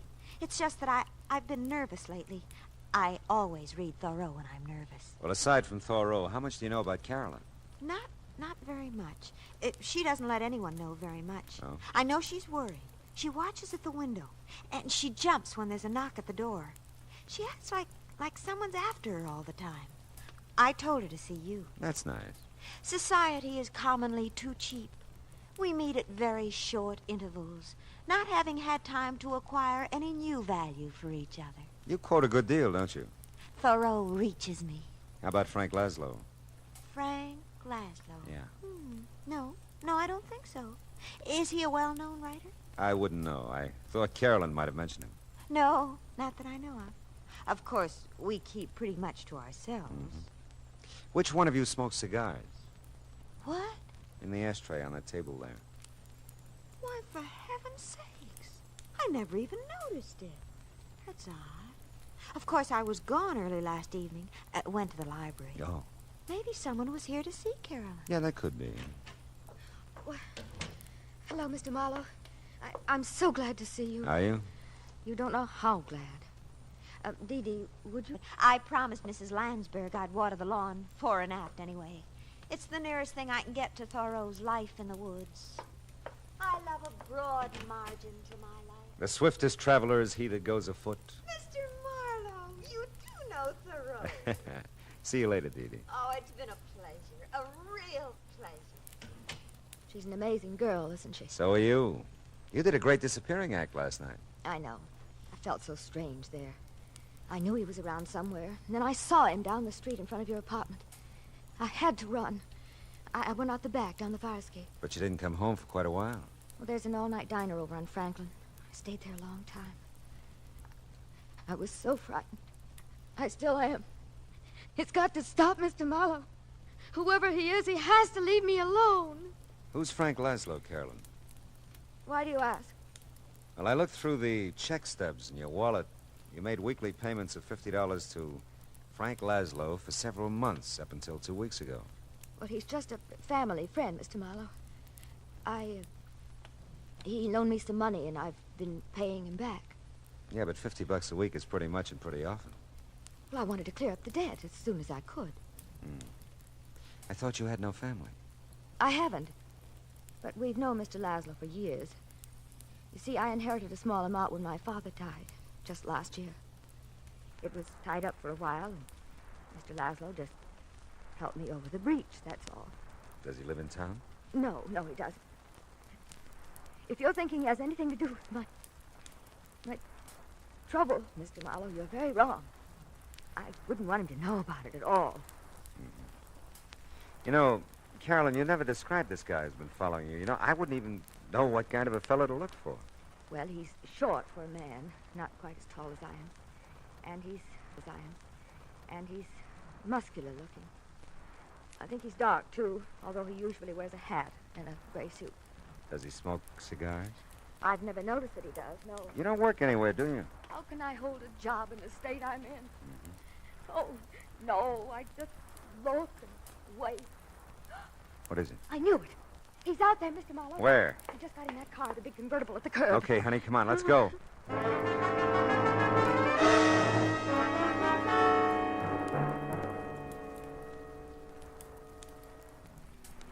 He must know we're following him the way he's driving. Yeah, he can lose us with that job, too. Those babies can really take off. Look, he's moving over into the right lane. Probably going to turn. Well, we're going with him. Hang on, honey. We can't lose him. We can't. We won't.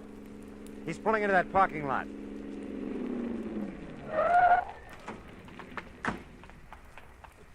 Well, sir, we made quite a chase of it, didn't we? Yeah, we did. Get out of that car. I was just about to...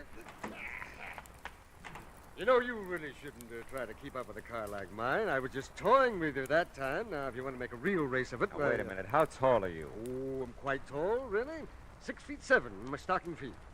How tall are you? It doesn't matter. Why, what's the matter, young lady? She'll be all right. She's just a little disappointed. Come on. No. You mustn't take it so seriously, young lady. Your companion here made a good race of it, considering he was up against great odds. Yeah, thanks. Mr. Oldfield. Pious Oldfield. Yeah, well, thanks.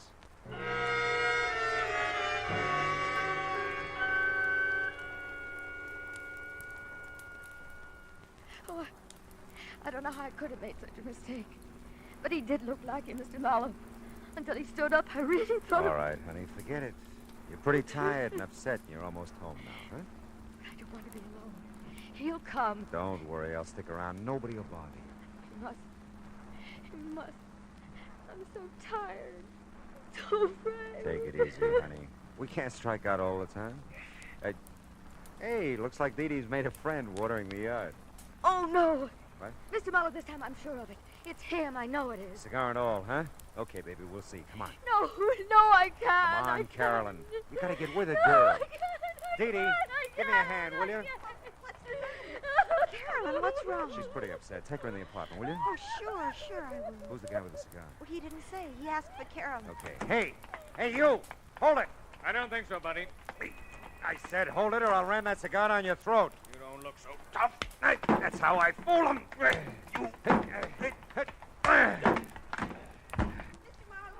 Are you hurt? No, go back to Carolyn. Get her in the apartment. Well, she's in Mrs. Landsberg's. She's not making much sense either, just Nothing's crying making and any mumbling sense. things. Oh, he's really out cold. Yeah, isn't now he? look, take a look in there. It's auto registration. Read it to me. Oh, let's see. Frank Laszlo, Uh-huh. something, Kling Street, Barstow, California. I thought so. Did you? Never mind. Go back with Carolyn now and stay with her. If she says anything, memorize it like you do with Thoreau. But where are you taking Where him? I hope he belongs. I'll be right back.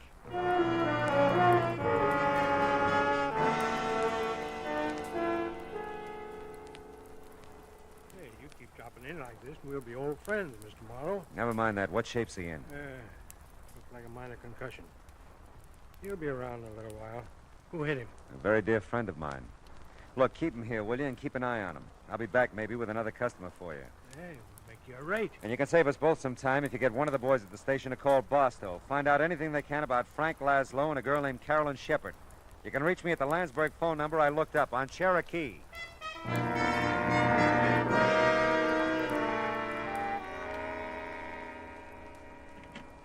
Oh, Mr. Marlowe, gee, I'm glad you're back. How's Carolyn? Come in and listen to her. I'm scared to death. Yeah. I used to remember. Mail the check to Barstow. I must remember. Mail check. Got so much to forget, too. Forget and remember. It's been going on like that ever since you left. Yeah. What does it mean? I don't know for sure yet. Steve, you can't be everywhere. Everywhere I look, you can't be anywhere. You're dead, Steve. Don't you know you're dead? Take it easy, Carolyn. Easy. Oh, that's Mrs. Landsberg's phone. I told her I'd answer it while she was out. Go ahead. It could be for me. Okay. Carolyn, you're okay. Who are you? No. Steve. It can't be you, Steve. You're dead. I'm not Steve, Carolyn. Steve, you're dead. Don't you remember, Steve? I killed you. But you won't go away. You won't go away. As for you, Mr. Marlowe, it's the police. Yeah, I know. I'll get it. She's... What's wrong with her, Mr. Marlowe?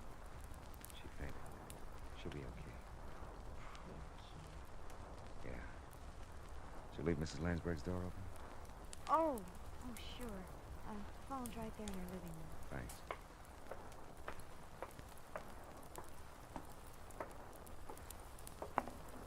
Yeah? Hey, Marlowe, that Barstow call was a rule. Really? That dame you mentioned, Shepard, she's wanted for murder. Who'd she kill? Her husband, Stephen Shepard, last March. What about Laszlo? Well, they're not sure out there. He was questioned at the time, but they couldn't get anything on him. The dame apparently just vanished until now. Last time they had Laszlo in for questioning a couple of weeks back, he said he didn't know where she was. Must have a real bad memory, huh? You bringing the dame in? Yeah. I'll bring her in. She all beat up, too?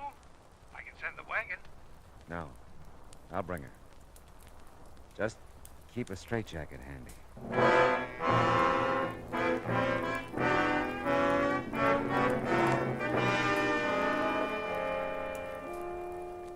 Like I said, there are times when confusion is the keynote. Carolyn Shepard, poor sick kid, kept seeing the man she murdered. Saw him so often she believed it. And Frank Laszlo must have seen things too. Enough to keep Carolyn paying him blackmail ever since she killed her husband. Did you ever stop to think of all the so-called nice, clean, upstanding citizens who carry a moral cesspool behind shining eyes and a sweet smile? Suddenly they make headlines, like Carolyn.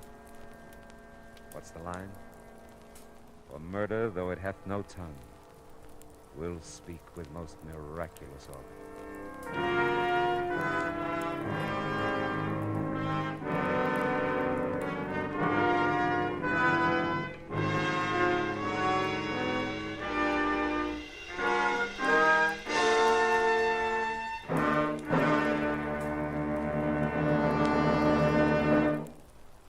The Adventures of Philip Marlowe, bringing you Raymond Chandler's most famous character, starring Gerald Moore, was produced and transcribed tonight by Cliff Howell and written for radio by Kathleen Height.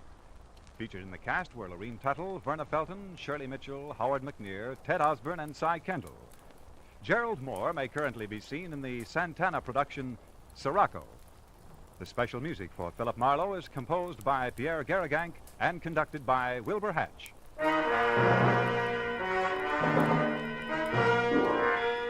Be sure to listen next week at the same time when Philip Marlowe says... This time my plans for a fishing trip got caught in the line of a beautiful girl who didn't know upstream from downstream. I was in deep water for a while, but I finally caught my limit by using a special kind of bait.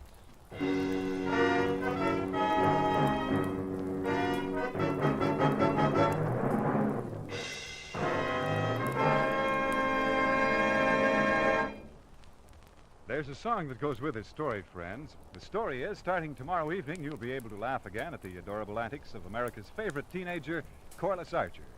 Her boyfriend Dexter returns from vacation, too. So does her whole family. All of which means more Sunday night fun for your whole family when you meet Corliss Archer Sunday nights on most of these same CBS radio stations. We said a song went with this story, didn't we? Well, here it is. CBS. B. For the best. F. Yes, yes, yes. The star's address is CBS.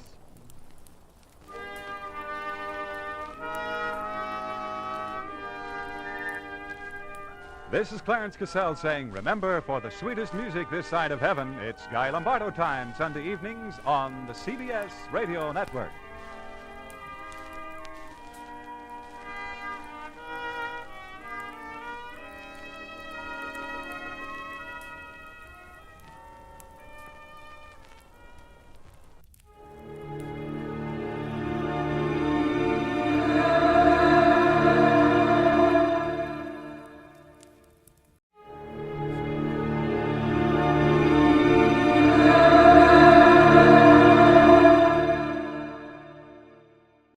Mrs. Perkins won the prize, but I got in the biggest pickle at the county fair.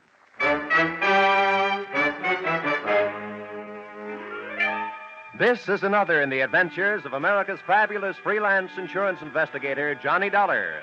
At insurance investigation, Johnny Dollar is only an expert. At making out his expense account, he is an absolute genius.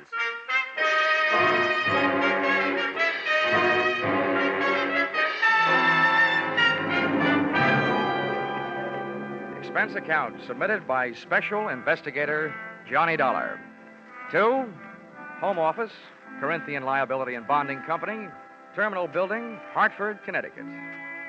The following is an accounting of my expenditures during my assignment as bodyguard to Grand Blue Ribbon Champion, Spotted Poland China Hog, Rosie Barron of Iowa. Or how you cast my pearls of wisdom before swine. Or out of the fire into the frying pan. Expense account, item 1, $76.80. Train and bus fare, Hartford to the town of Carver, county seat of Carver County, Iowa. Expense account, item 2, $2.50. 1 Coke, 3 handkerchiefs, a bottle of salt tablets, and sunglasses, with which to combat the Corn Belt heat. Item 3, 6 bits, jitney ride to the Carver County Fairgrounds. Undoubtedly named that because the band I found in the midst of playing its afternoon concert was only fair. Hey, friend. How's that? I'm looking for a pig named Rosie Barron of Iowa. Tell me where I'll find his cage. Cage? They don't keep Rollo in no cage. Rollo? Who's he? Well, that's short for Rosie Barron of Iowa. Oh, yeah. Any fool would know that. Uh-huh. Can you tell me where he is? See that building over there, the livestock building? Yeah. You'll find Rollo in the swine wing. Swine wing? Well, that conjures up a dainty picture. A flying pig. Afraid Rollo won't ever do much flying. Weighs 980. Oh, well, thanks a lot. Neighbor. Yeah? Why don't you try slipping out of that there coat? You won't find it near as sweaty. Oh, yeah.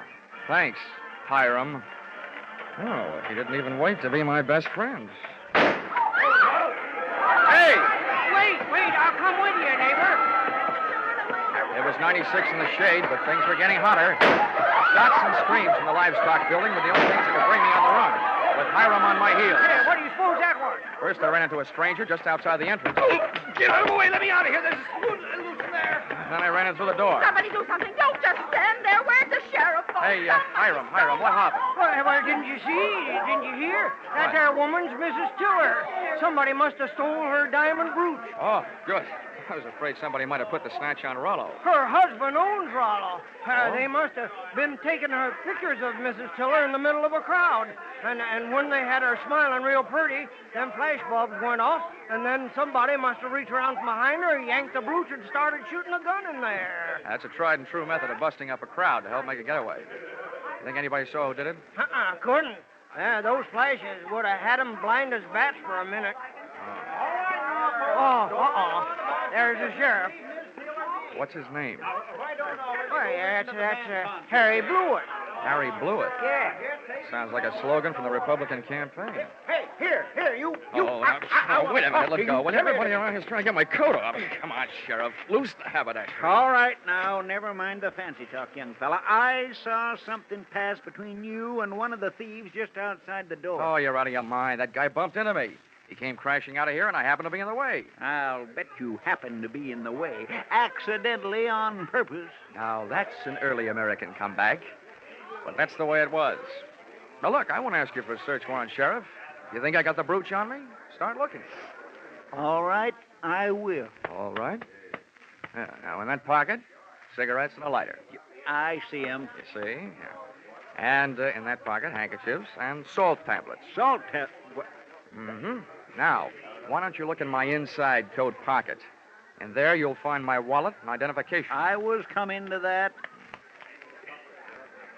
Well, Yeah. Dollar, insurance investigator, Hartford, Connecticut. Well, what brought you out here? I'm a piggy sitter for the Corinthian Liability and Bonding Company. They wrote a policy for $25,000 on your friend Rollo, Rosie Barron of Iowa. Who ever heard of taking out a $25,000 insurance policy on a hog? I did. And right now I wish I hadn't. Some people pay high premiums for publicity, Sheriff. And that's what the Blue Ribbon Prime Packing Company is doing in this case. Now, may I have my wallet back? I want to count my money. Yeah, now here. All right. Here's your wallet. You may think you're quite the joker, young fella, but I'm telling you right now, I'm going to keep an eye on you. I got a better idea than that, Harry. If I were you, I'd go looking for that photographer. Why? What'd he do? He took the picture. And there's just a chance the thief may be in it. Say, that gives me an idea. Sheriff, whoever says you aren't smart makes no mistake.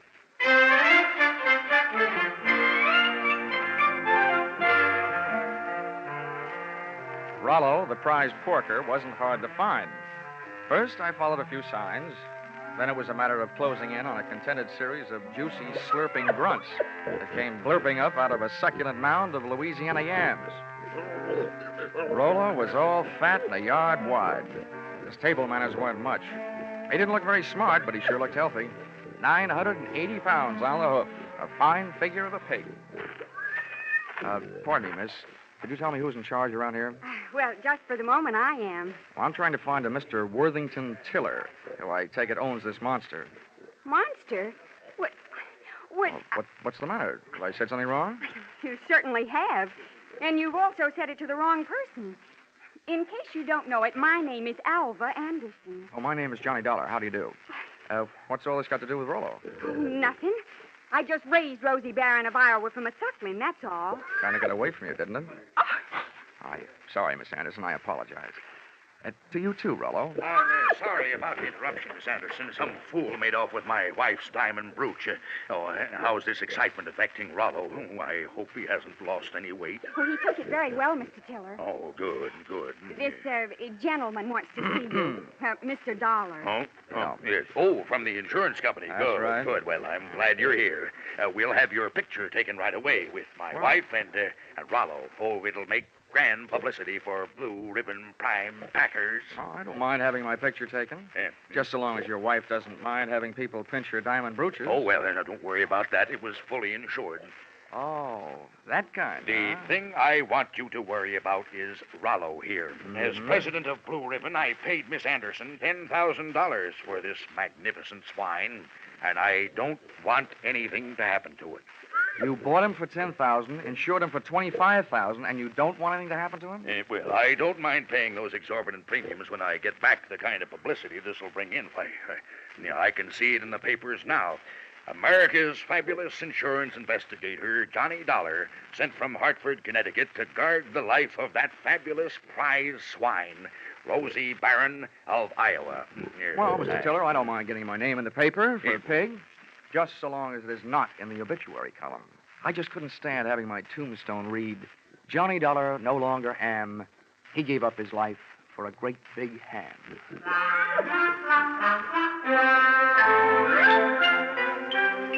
My tombstone tagline was over the head of Mr. Tiller, but it went over right nicely with Alva Anderson, who paid off with a smile. I parlayed that into a conversation, helped me pass the time while guarding Rollo, the poor man's blue boy. By the time it was over, Alva knew a lot about me, and I knew a lot about pigs.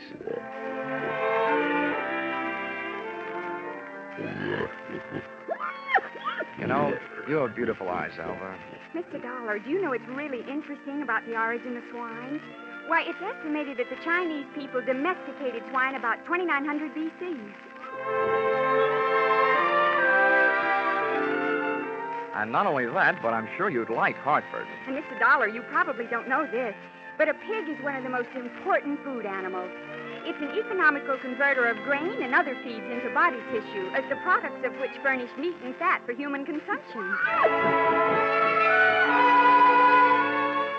Alva, darling, I'll only be in town for a little while. And not only that, but people who say that pigs are dirty don't know what they're talking about. Why, sanitation is essential to good health, rapid growth and development, and profitable production. Oh, Rollo, what have you got that I haven't got?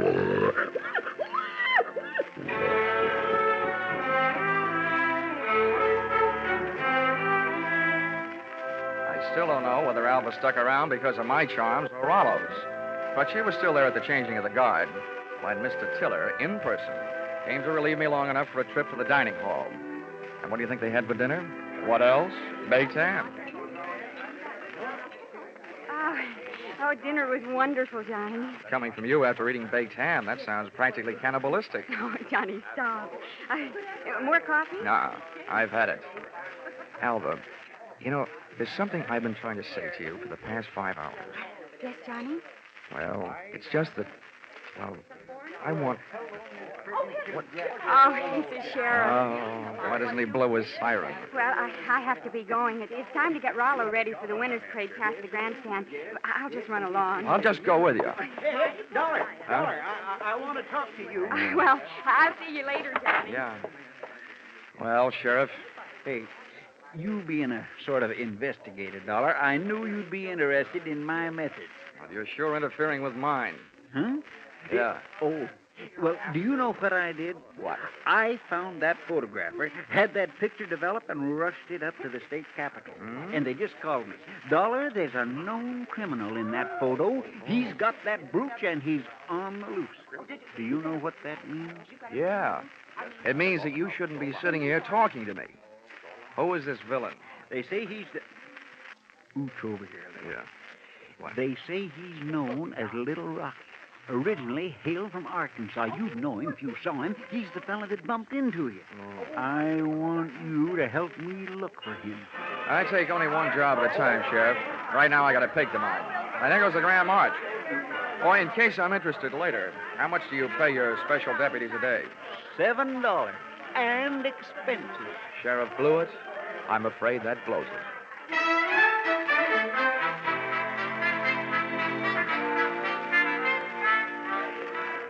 The Carver County Pickle and Pie winners were lining up to lead the Grand March.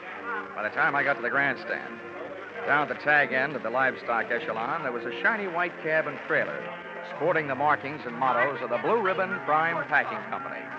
And high upon it, perched on a platform and surrounded by a sturdy iron railing, stood that champion, the pride of the pork set, Rollo, Rosie Barron of Iowa.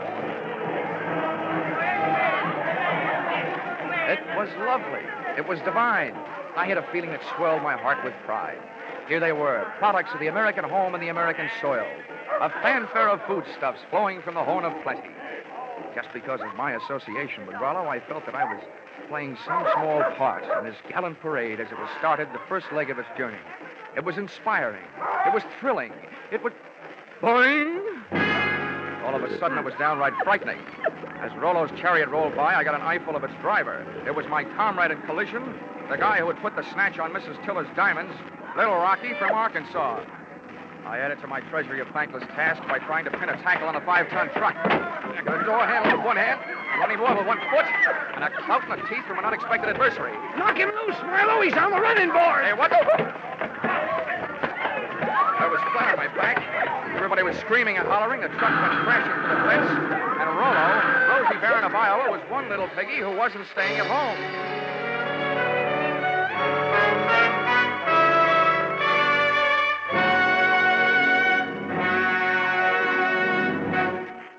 In just a moment, the second act of Johnny Dollar. But first, taking in the action from Johnny Dollar, are you? All right, that's good, because staying with CBS is the way you'll head straight for the big return from vacation 8 days from now, Monday the 29th, of Lux Radio Theater and all the other big Monday night CBS favorites.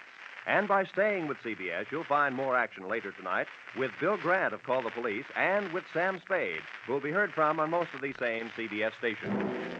Now, with our star, Charles Russell, we return to the second act of yours truly, Johnny Dollar.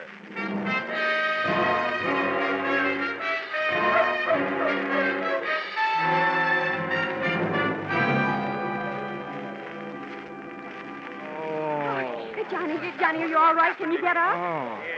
Well, the spirit's willing. I'm not sure about my spine. Here, let me help. I'm the guy who goes around telling kiddies never to hitch rides on trucks. Well, nobody can say I didn't make a dent in Iowa. It was wonderful the way you tried. But what are you going to do now? Right now, I don't know. The only place I can think of at the moment where I might find a hot pig is a barbecue stand. Oh, this is no time to be funny. Well, look, up until now, all the laughs are on me, kid, so let me be the judge, huh? Well, what are you going to do? Well, first I'm going to practice my arithmetic and see what adds up. You can't unload a stolen pig in a pawn shop. So, question number one is, where do you unload it? Where would you go? Well, where would I... Well, I'd never thought of it. Well, here's what I figured. The Rollo on the hoof is too well known to peddle for anything like the dough he's really worth. I mean, he's not like a big diamond that you can cut up in little... Or is he? What is the going price on pork? The market this morning was at $23.50. Well, that kind of money hardly sounds like Little Rocky's kind of project. But maybe things are tough. By the way, Alva, have you ever been in Arkansas by any chance? Why do you ask? Just wondered. Hey, Dollar, just a minute. I want to Oh, talk to you. barnyard bloodhound himself. Yeah, Sheriff? Would you mind, Alvin? I was just leaving. How could she be that cold on such a hot night? Huh? What's bothering you, Sheriff? I saw your little performance, Dollar, when you leapt at that truck. Just how hard was you really trying? How hard was I? I ought to punch you in the nose, badge or no badge. Now, don't you go getting huffy. I just want you to know that I don't fool easy. When I'm on a case, I'm suspicious of everybody. Yeah, that must be rough on your wife. How often do you have her in handcuffs? Huh? Well, Now, look, Sheriff, all I need from you is the use of a car so I can go looking for old Lardhead. No, you don't. There's enough missing around here as it is. Rollo, Miss Tiller's jewelry, and I ain't about to add a county vehicle to the mess. And besides, I want to keep an eye on you. Good. You might learn something. Come on. Here, wait a minute. Where are you going? Over to the Ferris wheel. That truck hasn't been off the fairgrounds more than a couple of minutes. I want to get a look at the countryside. Ferris wheel. Say, that gives me an idea. I hoped it would. Come on. Say, Sheriff, I don't know very much about this farm-side ferreting racket. Well, there's more to it than meets the eyes, I can tell you that. Oh, yeah, I bet there is. Tell me, didn't I see a feed trough on Rollo's truck with a lot of mash in it? Well, now, let's see. If he ate yams this afternoon, he'd eat mash tonight, all right. Does mash kick up any kind of a smell? Oh, sour as swill. But the pig seems to like it. Uh-huh. How does this sound to you, Sheriff? Suppose right after you take your ride to the top of the Ferris wheel to case the countryside, we were to get ourselves a nice hungry pig. Say, that gives me an idea. We could take that pig and he could smell that mash in the air and sniff out the trail of that truck. Sheriff, if you aren't a genius, I wouldn't be surprised. Oh, Shaw. It was planting time in Iowa that night, at least for ideas. Two of which I had planted in the not-too-fertile mind of Sheriff Harry Blewett. And as long as it took us to walk from the trotting track to the Ferris wheel, it came harvest time for notion number one.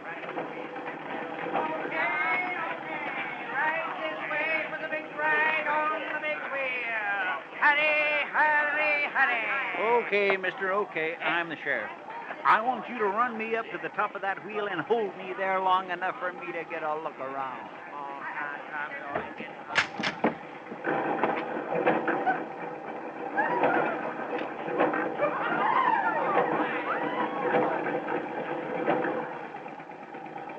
When the wheel came to a stop with Harry Blewett sitting in his little cage at the top, I pulled a low trick on a high sheriff.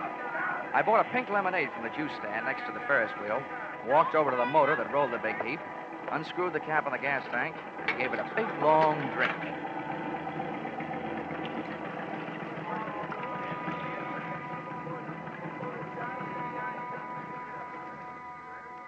I hope it wasn't doing to people's stomachs what it did to that motor. You might well remember this harmless little deceit the next time you have occasion to get rid of a sheriff.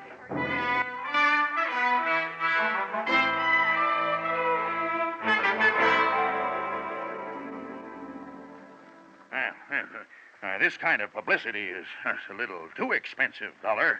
I demand that you do something. Now, don't worry, Mr. Tiller. I am going to do something. Yes, and I'll thank you to remember that the only ones who stand to get hurt right at this point are the insurance companies that wrote the policies on your pig and your wife's diamond brooch. Why, Worthington, I hadn't thought of that. Huh? Why should we worry? My brooch is insured for way over the value, dear. We can...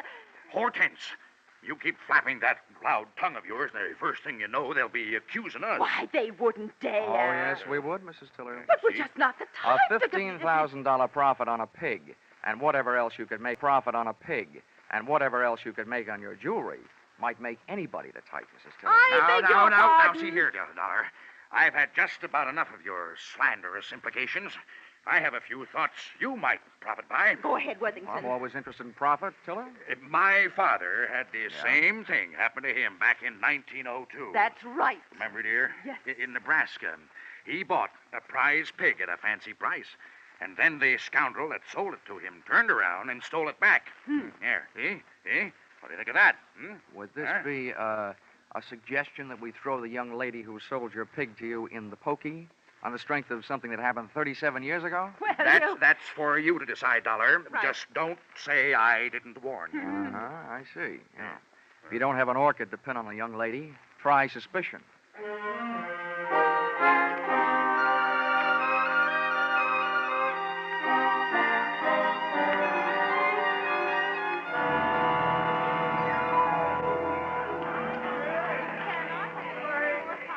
With most of the crowd packed in the grandstand watching the free attractions, I had a good chance to scout the fairground for Alva Anderson, from whom I wanted to learn a little bit more about the habits of not only pigs, but their ex-owners. Our trail led me past the home-baked cakes, hybrid corn, the watermelon pickle, tractor and harrow exhibits, and all the way back to where I'd first met her, Rollo's pen in the swine wing of the livestock building. But when I got there, Rollo's cupboard was bare. Alva was leaving for the rear door in the company of a small, tough-looking gent carrying a sack over his shoulder. Name of Little Rocky from Arkansas. I could hardly believe it, but they piled into a car and hauled off up the road. At the risk of adding one last insult to the most recent injury I'd inflicted upon Sheriff Blewett, I stole his car and went dusting up the highway in hot pursuit. There's nothing easier to follow than a red taillight on a clear night. And a bright Mazda Ruby tacked onto the rear of Little Rocky's car led me around the village of Carver and 11 miles out to the pastures to a shack hidden in a grove of elm trees 100 yards off the road. I parked the car and legged it in. From 25 feet away from the house, I could call the roll through an open window. They were all there. Little Rocky, the strong-arm man who would knock me off the running board, Alva Anderson, and last but not least, there was Rollo, all 980 pounds of him, and most important to me, still alive. Here you are, Marlowe, you stupid clown. Oh, stop. This is all the sweet potatoes that was left. First we go through them, and then we'll be ready for you, Alva. Oh, but I told you I don't have it. We'll see about that later. Hey, Marlowe, don't get the porker excited. I didn't do Here, put the sack on the table. Then when we look at him, we throw him out the window and away from him. Now, hurry up. All right. Well, it ain't in this one. Ain't in this one either. Nope. Ain't in this one. Shut up, just look. Well, I just... And from now on, from you, no thinking. Anybody dumb enough to stash a $30,000 hunk of jewelry and pig food ought to go see a head doctor. Oh. Through the open window, I was being bombarded by sweet potatoes and facts. While making a getaway after ripping the brooch from Mrs. Tiller's throat, Little Rocky's accomplice had suffered a sudden attack of panic and had hidden the brooch in one of Rollo's lunchtime yams. Whether that yam was inside the piggy or out, they and I were apparently just on the verge of learning. That does it, I guess. Ain't here. Then that means... That means your little friend here had a $30,000 snack today, which right now is giving me a great big bellyache. You know all about pigs. What do we do about it? Well, Rocky was yellow. He wouldn't rub him out. Look who's talking. Here, take my 38 if you're so tough. Yeah, I thought so. Now shut up. Well, I ain't killing no piggy with him just standing there looking at me. If he'd only make a break for it, I'd mow him down. You. Now look, baby, we'll kill him if we got her. We want that chunk of ice and we want it fast. Marlowe, tease him into the corner with a sweet potato. We're throwing them all out the window. Oh, please, Mr. Rocky, You don't. shut up, too, and sit down. Close your eyes if you want to. Oh, please, Mr. Rocky. In the manner of Sheriff Blewett, I had an idea. Given to me, of course, by Rocky. Alva was sitting in the corner, Rollo was scratching his side by rubbing it against the opposite, and Rocky and Milo were standing shoulder to shoulder in the middle of the room, ready to advance on him. I groped around in the dark until I found one of the yams, and taking the sweet potato delicately in my hand, I tossed it through the window so that it would roll to a point just behind Rocky and his pal Milo. Oh, look out! He's shooting balls! Oh, Johnny, help! Rollo took my bait and, getting to it, knocked his two would-be executioners in a heap on the floor. I took over from there, jumping to the window and applying a kitchen chair dutifully to the prescribed areas, reducing enemies to a state of unconscious surrender. They gave out, Alva gave up, and Rollo gave me a dirty look.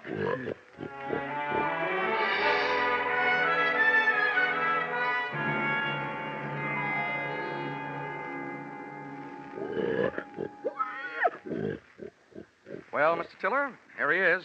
Safe and sound, good as new, fat and sassy. Well, good. Congratulations. And not only that, but in him someplace, he not only has a good fighting heart, but also that diamond brooch of your wife's. Oh, yes, very interesting. Well, I'd better go charter a plane.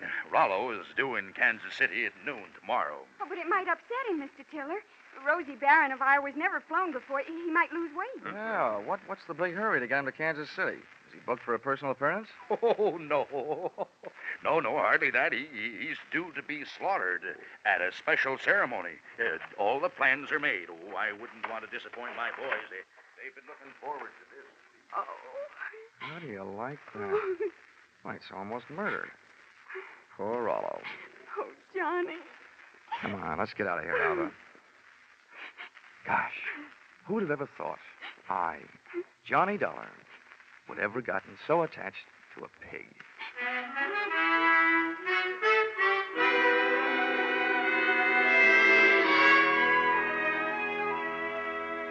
Expense account, item 4, $3.50. Dinner for Alva and me. A vegetable dinner, by the way. And speaking of that, reminds me, if you find a $30,000 brooch in a pork chop, it'll only mean that the Blue Ribbon Prime Packing Company didn't have much luck when they went looking for it. Expense account item 5, $20.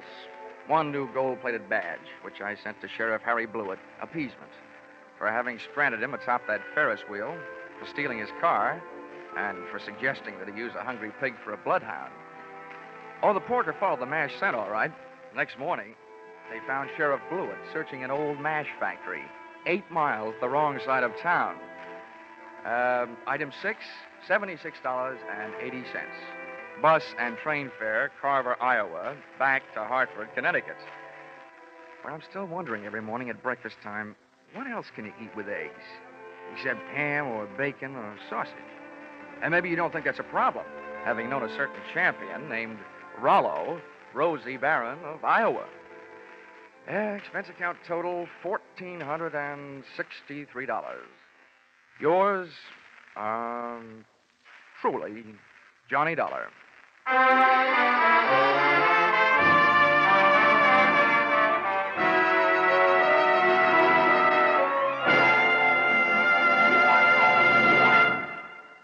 Yours truly, Johnny Dollar, is produced and directed by Norman MacDonald and stars Charles Russell with script by Paul Dudley and Gil Dowd. Featured in the cast were Parley Bear, Sammy Hill, and John Daner, with Junius Matthews, Ann Morrison, Jack Crucian, and Paul Dubov. Pinto Colvig was Rollo. The special music is written and conducted by Leith Stevens.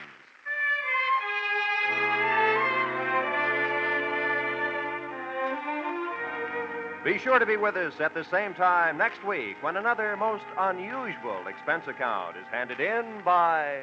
Yours truly, Johnny Dollar.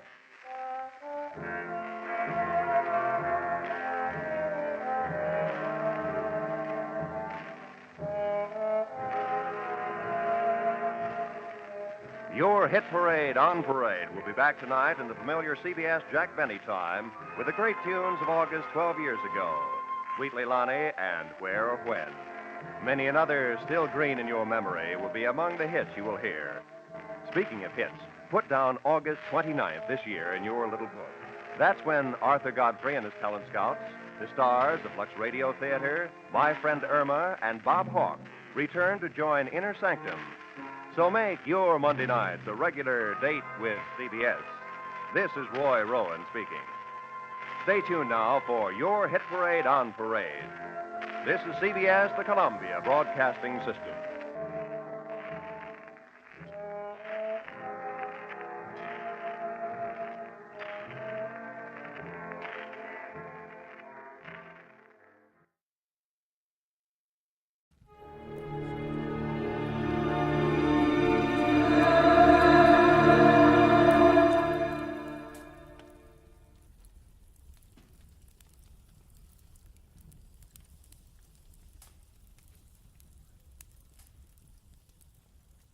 Get this and get it straight. Crime is a sucker's road, and those who travel it wind up in the gutter, the prison, or the grave. The trail started in Montana with a bum with 2 names rushing away from his lady love and led fast into L.A., past a southerner from Canada a worried wool dealer and a chorus girl with a .45. When it finally stopped at murder in the park, the tramp was still in a hurry. From the pen of Raymond Chandler, outstanding author of crime fiction, comes his most famous character in The Adventures of Philip Marlowe.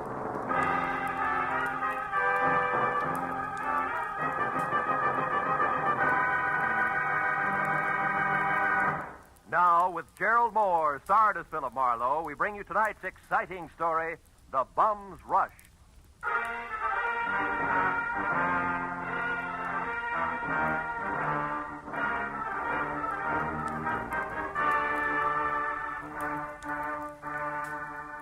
You know, there comes a time in everyone's life when a relative wants a favor. But this was a particularly nice relative. In fact, a great old gal. She'd written my name and address in the center, and her name, Jessie Gavins, Eagles Rock, Montana, in the upper left corner of the envelope. The stamps totaled away a mail special, and the letter inside started off like one of those, "I was wrong, you've got to find him for me, you've got to" types. But it didn't wind up that way. Clipped to the letter was a $100 check, and under that, a not-too-good snapshot of a bald man holding a rake, who wouldn't have been helped any by better photography. 10 minutes later, at exactly 8 p.m., my long-distance call was put through, and the voice that belonged to Aunt Jessie was snapping at me from Eagles Rock, Montana, like the end of a whip. Certainly I wrote it. How many Jessie Gavinses do you think there are in Eagles Rock? Philip, I want you to find Jonathan Miter and see if he's all right. Yeah, you said that in your letter. Jonathan Miter is my fiancé. Aunt Jessie. Oh, I know what you're thinking, young man, but I'm 51 and he's 55, and there's nothing wrong with the September song if the harmony's close enough. Yeah, I hope my harmony's that good when I'm 55. Why are you worried, honey? Because he left here last week on some kind of a big deal. It's a secret. That's all he'd tell me, and I haven't heard a word from him since. I see. Well, tell me, what sort of a deal would it be? I mean, what business? He's not in any business. Oh. What was his work before he retired? Well, he's not exactly retired either. He's not Look, Aunt Jessie, I'm getting at this. What does he do, or what did he used to do for a living? Frankly, not... Well, I might as well tell you. Most folks around here, Philip, think Jonathan Miter's just a bum. Maybe he is. He came to town, Philip, on a freight train a month ago, and he's been raking leaves for handouts ever since. That's how I met him. But he's a fine, honest, proud man, and I'm going to marry him. Congratulations. Yes. Look, you didn't happen to give that fine, honest, proud man a wad of money to finance this big deal of his, did you? No. Well, then don't. Because I'll be frank. Sounds to me like a broken-down con man warming up a new routine. Then I'll gladly pay to find that out, Philip. But I think you're wrong. Jonathan told me that he had to prove himself by making some money of his own before he'd marry me. As if I didn't have enough to take care of two people already. Okay, Jessie, it's a little off-center, but I'll buy it. Philip, Huh? when you find him, don't tell him that I hired you. As I say, he's very proud, and it'd hurt him. And now all I can give you to go on, aside from that snapshot I sent, is an address, 764 Hope Street in Los Angeles. 764 Hope Street. Well, how'd you get that? From checking through every single thing of his I could lay my hands on. It was on the back of an envelope. Of course, it may not mean nothing. You're so right, Jessie. Please, now, don't joke with me, Philip. Jonathan was so serious and in such a hurry, and there was a funny, brave glint in his eye when he left. Do your best. A brave glint. Oh, no. Okay, Jessie, no jokes. Goodbye, darling.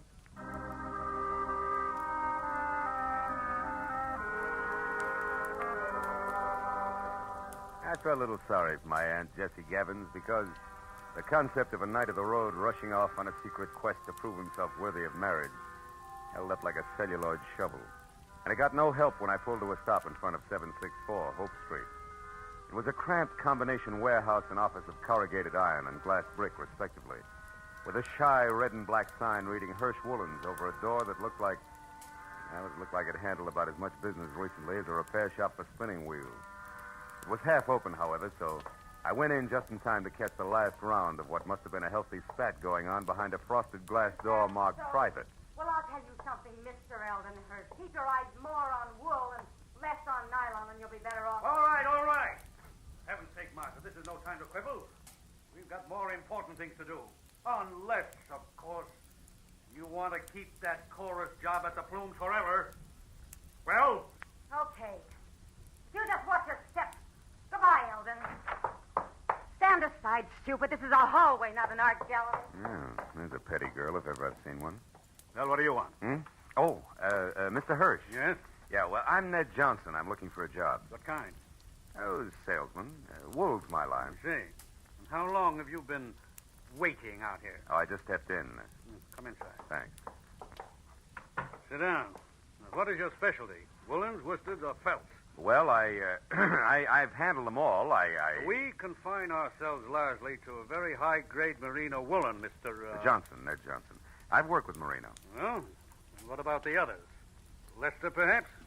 Lincoln? Oh, sure. Lester, Lincoln is certainly. I find it all a fascinating business. So do I. A very romantic background. Yeah. By the way, what do you think of Lanatal as against merino? Lanatal. Well, not good. No, you see, I've watched the Lanatals from the range right through shearing and on up to weaving. It just doesn't compare with... what's the matter? What are you really after? I slipped, huh? You fell on your face. Lanatal is synthetic wool made from milk. Now, who are you? Okay. I'm from the Sequoia Credit Association. We're investigating you. Just a periodic routine thing. It's strictly confidential. Get out of here and stay out if I ever catch you. All right, take it easy. I was clumsy, that's all. Don't start a riot about it. Don't you pry into my That's affairs quite again. a temper you got there. Better watch it, Hirsch. It'll get you in trouble. So long.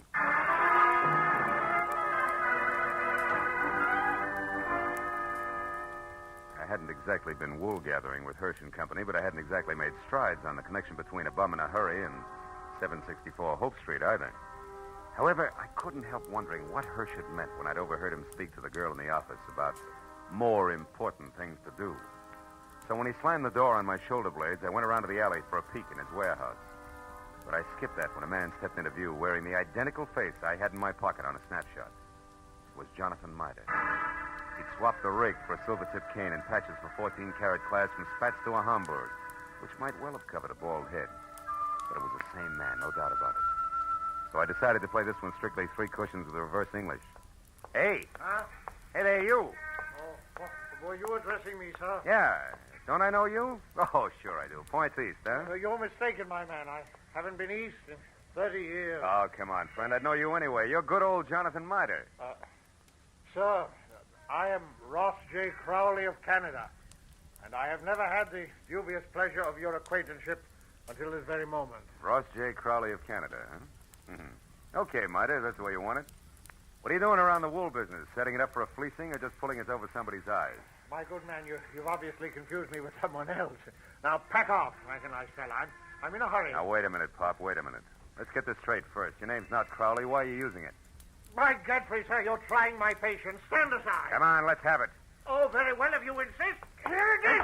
Look out. Hey, come back here, you old goat. Why don't you look out? Why, you awkward roughneck. Why don't you look where you're going? I was, but I couldn't get around all three of you. Three? What do you mean? You and your 2 big feet. If you can't keep those gunboats out of people's way by yourself, hire a pilot. Oh, by now my boy's so far ahead I couldn't catch him if he stopped for lunch. Thanks to you. Goodbye. Went as far as the corner anyway, but I'd been right the first time. Jonathan Mitre, alias Ross J. Crowley of Canada, was long gone, and I had no idea where. It left me with one slim, lovely lead, a lady named Marcia. If I'd eavesdropped correctly, she would shortly be making with the legs in the chorus of the Flume Theater restaurant.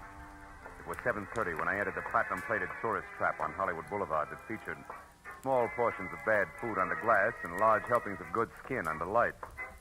Cost me $10 and a fast ad lib backstage, but it would have been worse out front, so when the chorus high kicked its way out into the wings, I nailed Marcia as she went by. She narrowed a half a pound of mascara at me and let a footlight smile drop, which left very little else. Yeah, my name's Marcia. What do you want? Make it snappy. I gotta change. Change what? Your hairdo? This won't take a minute, baby. All I want to know is where Jonathan Mitre can be found. How should I know? I never heard of him. You're stalling on your own time, baby. I got all night. Nuts to you, Jack. Blow. Come back here. This is important. Now listen, you. I don't know anybody called Jonathan. What's his name? And put one more fingerprint on my arm, and you'll get bounced out of here on your head. You know, there's just a chance you could be on the level. Look, the guy wants about 55 and spats with a Hamburg over what is no doubt a bald dome. Carries a black cane with a silver tip and for some reason answers the name of Crowley. Crowley? Yeah, that's it, Ross J. Getting warmer, huh, kid? And don't bother telling me you never heard of him. So I've heard of him. So what? He's a good pal of mine. Met him a couple of nights ago. He's quite a sport. I'll bet he is. Where can I find him? What do you want him for? I want to talk to him, that's all. Where's he live? Up a tree. Like I said, Buster Blow. And like I said, baby, this is important. So important, I'll have a lopsided line in the next number if you don't talk, because you won't be there. You'll be on your way to the pokey. Now, where does he live?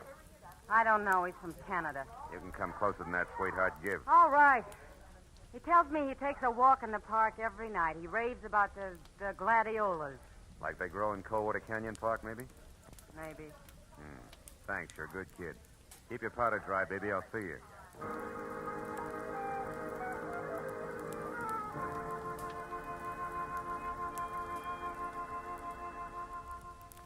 That park looked deserted when a half hour later I drove by it to the far end, turned down a side street, and stopped.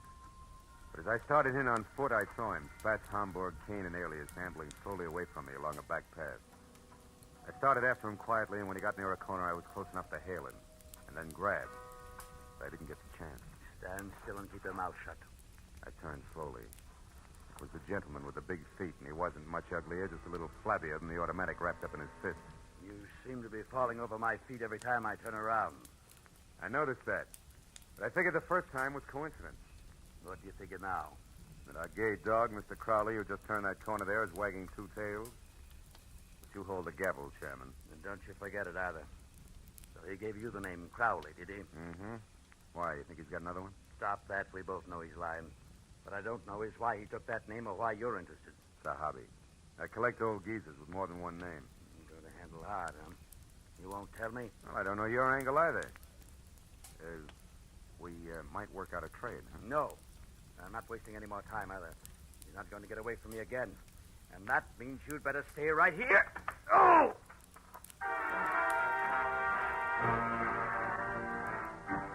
Piled me up on the ground with a stomach full of pain.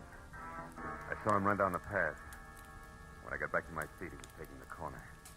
I just started after him when it came. I froze and listened.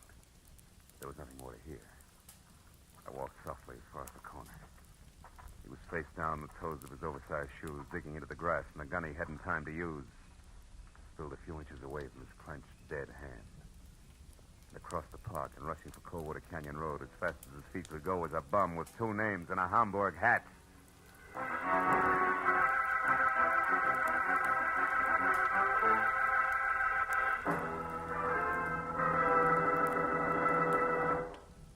In just a moment, the second act of Philip Marlowe. But first, 30 minutes packed full of talent, music, and fun. That's the Horace Heidt Original Youth Opportunity Show, coming your way every Sunday evening on CBS. Yes, this fall, you'll hear them all on CBS. A galaxy of stars. And one of the brightest is genial Horace Heidt, who keeps the fun rolling with one hand and with the other pushes open the door to opportunity. Gives a talented youngster his big break toward fame and fortune in show business. Remember, Sunday night, it's Horace Heidt and his Original Youth Opportunity Program. Listen every Sunday, starting this Sunday, over most of the same CBS stations.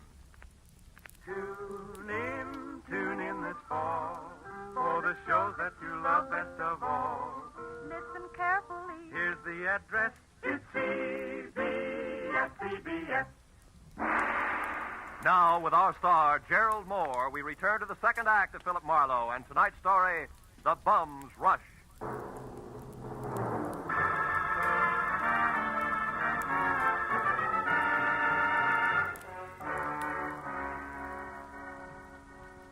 When I took after the fleeing figure known to my Aunt Jessie as Jonathan Mitre, or Ross J. Crowley, he was still barely visible ahead with arms and legs flailing the night air like so many test streamers in a wind tunnel. I didn't know any more about his double identity than I had before, but I did know that what might have started as only a confidence game of sorts had now mushroomed into murder with the aforesaid gentleman very much involved. And a moment later, when I saw him, breathless and afraid, duck into a sagging, deserted wooden shack that showed a single red light and was labeled Department of Parks, Fire Equipment Private, I figured the right time and place had come to talk it all over. When I finally carefully stepped inside and announced both myself and 38 in hand in definite stentorian tones, he agreed wholeheartedly. All right. I'll come out just as you say, sir, with my hands up. After all, I've no reason to hide. Other than murder, no. What murder? That noise I heard. That's what it was. Somebody was shot. No, somebody was run over by a bullet rolling downhill at a terrific rate of speed. Now, shut up and turn around, Pop. Hands still high. Time we got cautious. Are you searching for a gun on me, sir? Young man, you must be out of your mind. First, you insist that I'm a Mr. Miter. Well, somebody I never heard of. And you're convinced that I'm a murderer. I don't understand you. There. No gun? Now, you satisfied? No, intrigued. Where'd you throw it? I did. I never had one. Anything else? Yeah, the name Crowley, Ross J. Why do you use it? Because it's mine. And that young man is a very common custom. Now, do you mind if I leave? I do. Now, look, old-timer.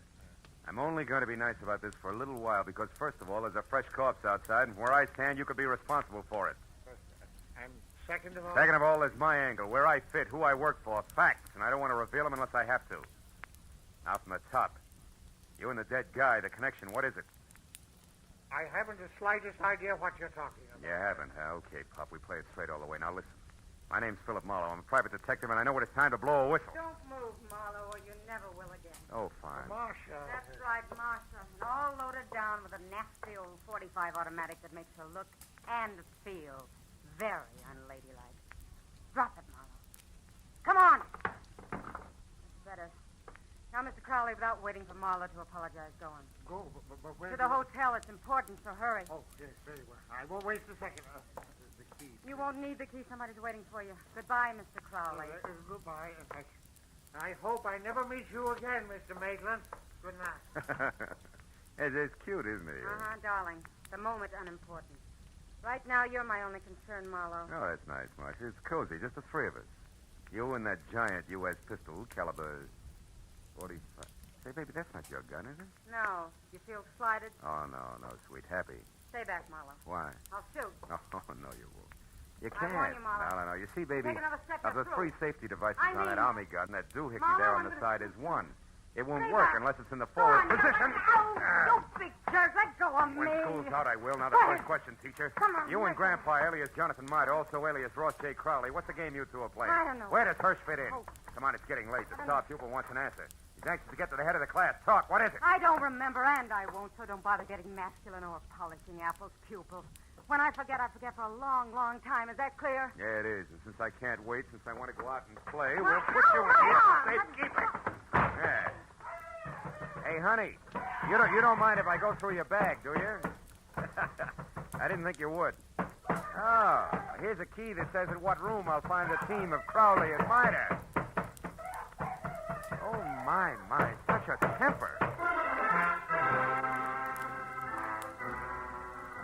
After I picked up my .38, which the lady, who no longer sounded like one, had made me drop, and to check the hotel key that read Villa 12, Wilshire Gardens, Beverly Hills, I ran outside and back toward my car in what I figured should be a big hurry. When I was halfway there, I had a premonition the speed was not to be. A premonition that was a head dressed in blue, carrying a club, wearing a badge, and leaning on my right front fender. And it wasn't until I was next to him that I quit worrying about a long, involved delay. Because the officer on hand, one Kurt Lemley, was an old and I hope still good friend. Well, hiya, Phil. Been waiting here for you since I called in about that body up there. Some kid heard the shot. Oh. So you at once pegged this all alone and very suspicious-looking car. Yeah, surprised it was yours. I'm disappointed. I'd hoped the name of the owner's tag was going to be Raleigh Newcomb. Hey, wait a minute. You know his name? Don't you? No. No, we were on different sides when he got shot. No, he's from Canada. What? Yeah, Vancouver. He had a business up there with a guy named Ross J. Crowley. Crowley? Mm-hmm. Hey, Kurt, how'd you find all this out? I found a clipping in his wallet. It's got a picture on it. Oh, wait, it's right here. Wait a second, I'll put a light on it. Yeah, hurry up, will you? See? See? Two guys in front of a building. That's Raleigh right. Newcomb and Ross J. Crowley officiated the Kurt. opening of the... Wait. Sure, it's what I figured. The guy's a liar. I've already met a guy who insists that's his name, and he's bald like the Crowley in the picture. Yeah, but there's the similarity ends, even though the picture's anything but clear. What guy are you talking about, Phil? Jonathan Miter, an old geezer I was hired to find. Bum who's pulling something fancy that incidentally ties in real tight with that murder over there. You know where he is, Phil? Sure, I know. That's where I was heading when I ran into you. Oh. Ran into what, Phil? What is it? The picture. What? What is it? The picture. What? Kurt. Yeah? Move your thumb up a little, will you? The way you just had it. My thumb? Yeah, move it. That's it, like that. Oh, brother, have I got a hunch. How about what? Another murder, neat when the schedule will come off any minute at the Wilshire Gardens Hotel. I'll see you later. Goodbye.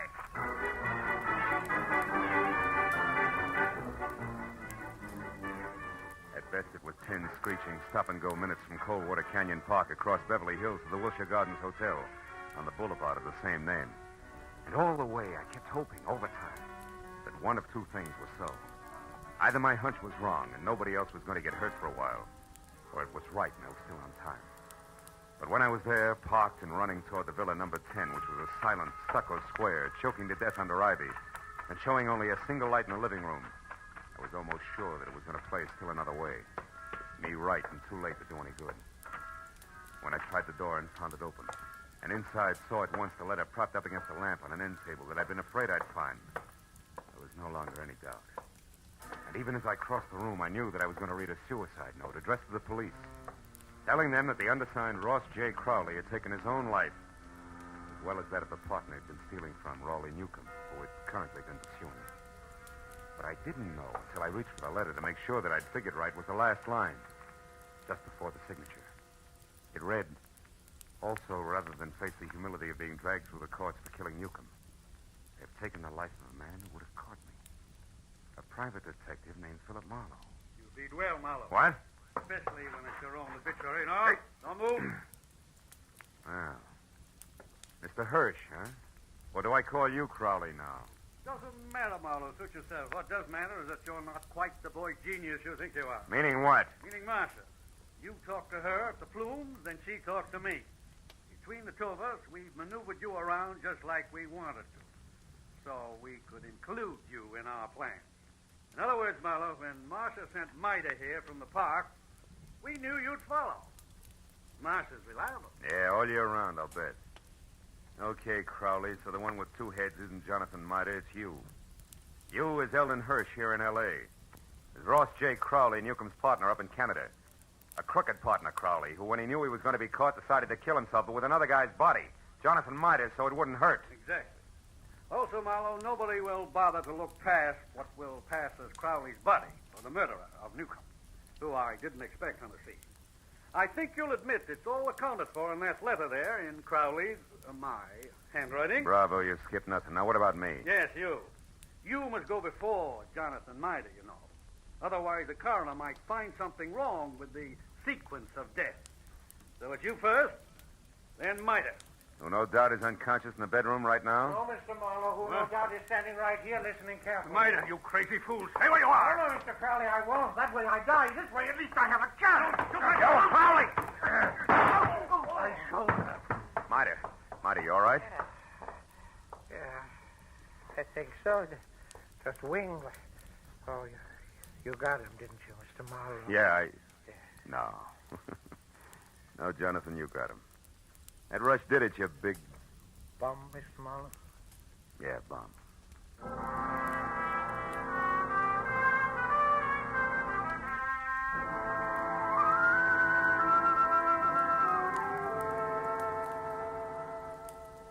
It was 2 long hours of first aid for Jonathan.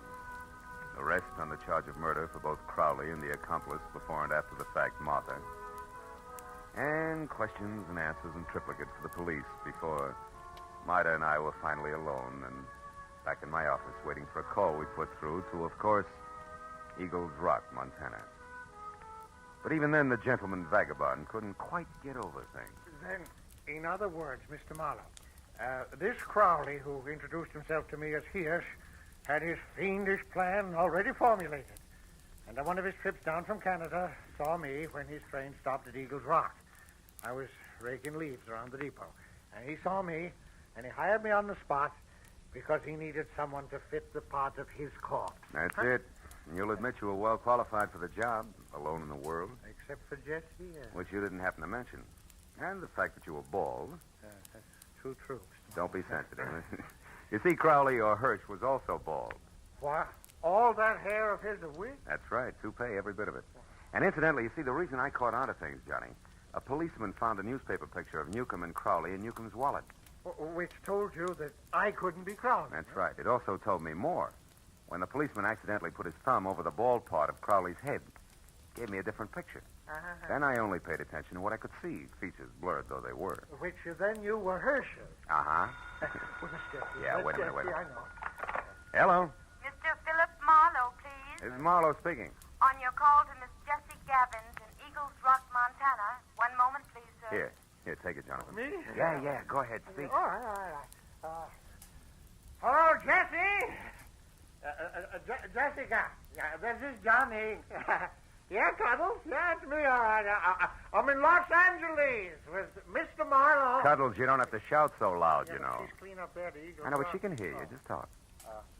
Jessica, you guess what happened now. Now, I'll tell you, yeah.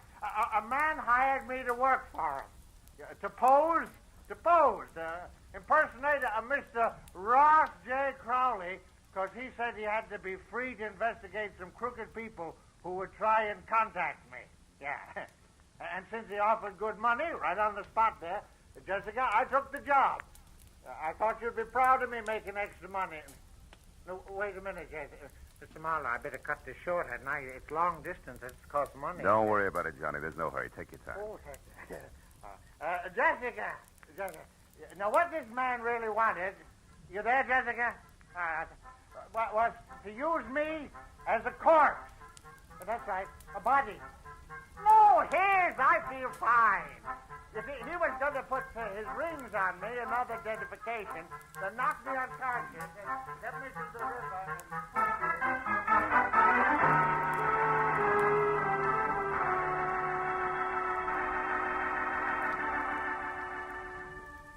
By the time I got Jonathan Miter down to Union Station and aboard a northbound train with specific instructions to stay away from strangers, and got back to my own apartment on Franklin, it was better than 3 o'clock in the morning. Oh, and I was tired. I emptied out my pockets and started to undress.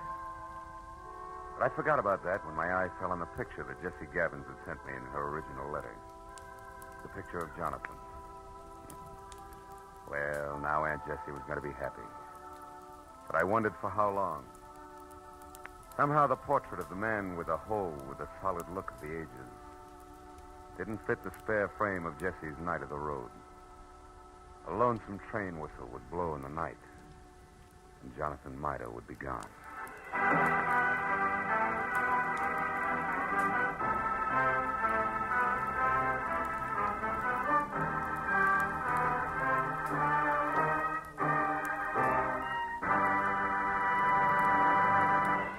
The Adventures of Philip Marlowe star Gerald Moore and are produced and directed by Norman MacDonald.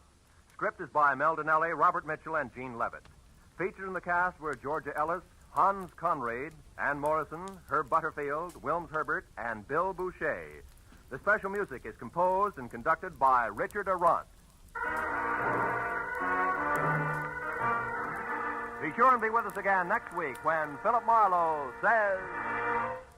The lady tourist was a school teacher out after glamour, and she got it.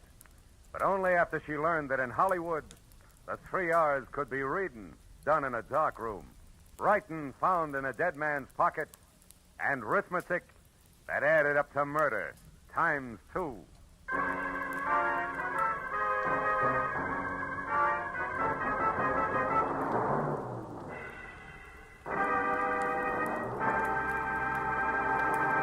If you think you've got troubles, you should be married to Liz Cooper. She can scare up more trouble than a tropical hurricane, but it's always the kind of trouble you can laugh at because it's all part of My Favorite Husband, starring Lucille Ball. My Favorite Husband is part of CBS's great laugh lineup for Friday nights. You won't want to miss a single minute of My Favorite Husband. And you'll want to be around, too, to hear the Goldbergs, Leave It to Joan, and Breakfast with Burroughs.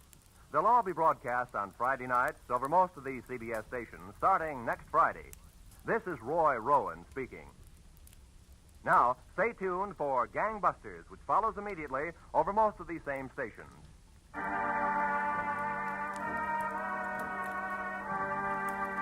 This is CBS, the Columbia Broadcasting System.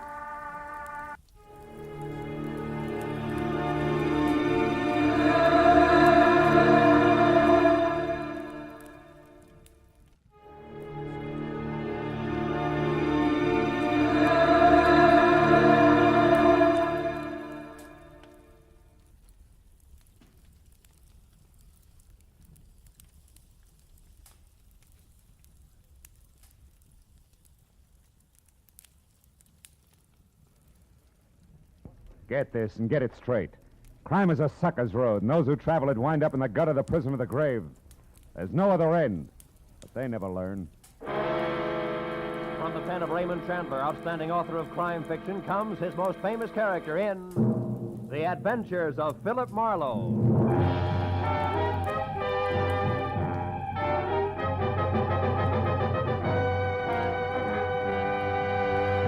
Now, with Gerald Moore starred as Philip Marlowe, we bring you tonight's exciting story, The Collector's Item. Hey,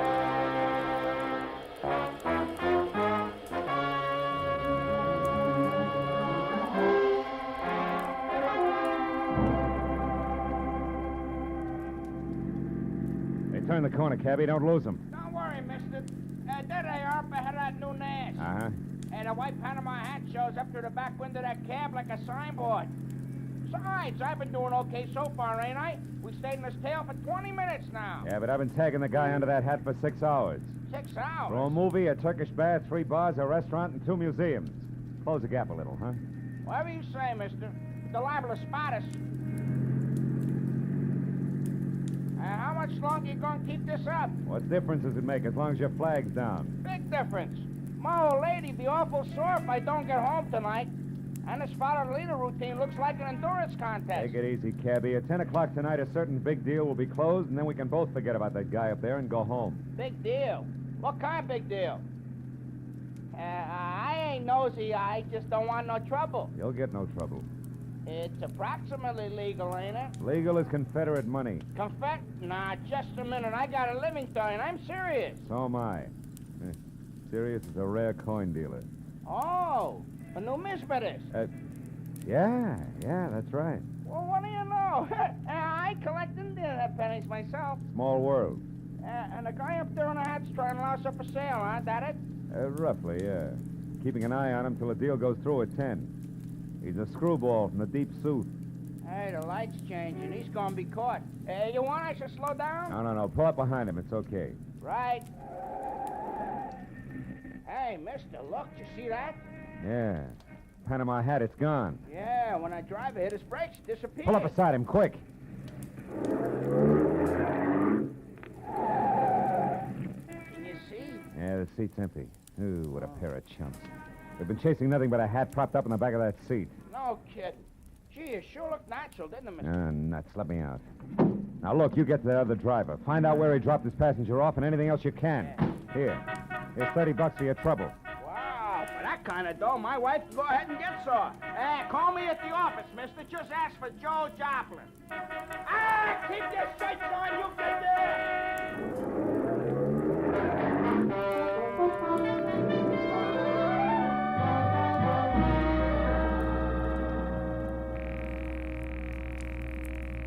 Come on, Rayardi, be there. Be there. You'll go off like a Roman candle. Come on, be there. Hello. Ah. Hello, Leon Rialdi speaking here. Marlowe, Rayardi, I got bad news for you. Huh? Our boy, Seth Appleboro, pulled a backwoods gag on me, and I fell for it, flat on my face. He shook me. I don't know how long it happened, but... But I do. I know exactly how long ago. Appleboro was here. He was? He was in my shop. He's a madman, that madman. Swore he would kill me, but he didn't. What happened? It was after the coin, of course. He got tough. But I got more tough. I'm not born the day before yesterday. I was forced to ruin a beautiful Renaissance vase on his stupid skull, but at least I got rid of him. So I say phooey on Seth Appleboro. Oh. I beat him up myself, you hear? And I throw him out. It's finished. So at 10 I shall sell the coin to Pierre Bowman as arranged, and that will be that. Well, glad to hear it, Rayardi. To send the check to... Just a minute, Mr. Marlowe. Huh? Who's there? Who's back there? Who is it? Rayardi. Hey, Rayardi, what's the matter? No, wait. No, listen, dog! Good! Rayardi! Marlowe, you... Rayardi! Rayardi! Rayardi! I ran out of the phone booth, hailed the first cab that came along, and headed for 113 Marion Avenue. Leon Rayardi's shop was a narrow cell with tattered green shades drawn over dingy windows. The front door was locked, so I went around to the alley where I'd left my car earlier. The back door to Rayardi's was half open. Coyote sat on the floor, his legs straddled out, his head slumped against the bottom drawer of his desk like a drunk too tired to look for the way home. Beside him on the floor was all that was left of the reason for it. A small open box lined with blue velvet and labeled Unique, Confederate States of America, $50. One of 4 struck at New Orleans Mint, 1861. Only piece of this series now in existence. Source, Colonel J.J. Appleboro Collection, 1880. But the box was empty. The 4 bits worth of Confederate money was gone. I picked the phone up in my handkerchief and called the cab company office. 2 minutes later, I had Joe Joplin. Yeah, I got that other driver okay, mister, but I couldn't pry much out of him. Even the hard way, I tried. He left that southern drawl off at the Wilshire Gardens, Villa 9. And he got orders to take the Panama hat on a $10 drive around town. That's all? That's all he knows. He thought it was some kind of joke. Wilshire Gardens, number 9. Okay, Joe, Yeah. thanks.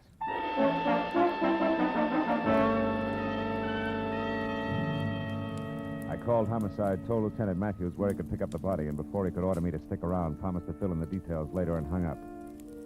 After that, I got in my own car and drove to the Wilshire Gardens Hotel, Villa 9.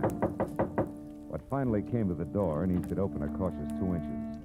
Had a mop of renegade hair the color and shape of tumbleweed, a body as gaunt as a piece of barbed wire, and 2 sick gray eyes that tried hard to hide under a pair of scrub brush eyebrows. Seth Appleboro wasn't glad to see me. State your business, sir. What's more, I'm a busy man. I'm not well, so be brief. Okay, we'll start off with murder. Murder? Now, see here, We'll sir. follow that with a missing Confederate $50. Now, do I come in peaceful like, or do I knock the door down? Don't go riling me up, Yankee, or you won't get in at all. What's your name? Philip Marlowe. My business at the moment is trying to square things with a client I let down very badly. Client? Then you must be referring to that low-down, unscrupulous carpetbagger, Leon Rade. You're a little confused, aren't you? Rayotti's from Italy. From northern Italy, sir. And a crooked, unprincipled carpetbagger. You said that. The kind who strips the South of her treasures, who pillages and loots and... What? A gun? Well, what's the meaning of that firearm in your hand, sir? I haven't got time for another civil war. How Now dare get away from that door. I'm coming in. You carpetbagger. Now, let's knock off the nonsense, Appleboro. Where's the $50? Where, indeed. My poor old fool of a grandpappy, the colonel, sold it. Sold it for practically face value, sir. Just to keep body and soul together on the plantation back in 1880. And what he was give for it wasn't worth dirt compared to what that fine old piece of Confederate money's really worth. All right. Where is it? Come on, hand it over. Oh, I don't have it, sir. Oh. Not yet. But by ginger, I'm going to get it. And when I do, it's going home where it belongs, you hear? To the South. Oh. You better go to the couch and take another pull on your mint julep, Buster. You look bad. My head. And then I want that coin. I'm not kidding. That Rayard, they crowned me with an iron pot. Oh. But that won't stop me, sir. I'm not going to stand by and let that rare old $50 be desecrated any farther. I'll prevent it being sold to any rich, dawdling oaf of a collector who has the audacity to live in Sherman Oaks, if it's the last thing I do. And you, sir, you won't stop me either. Sit down, I told you. Oh. That crackpot. Oh, my head. I should have known. Win, lose, or draw, I'm turning you over to the police right now, Appleboro.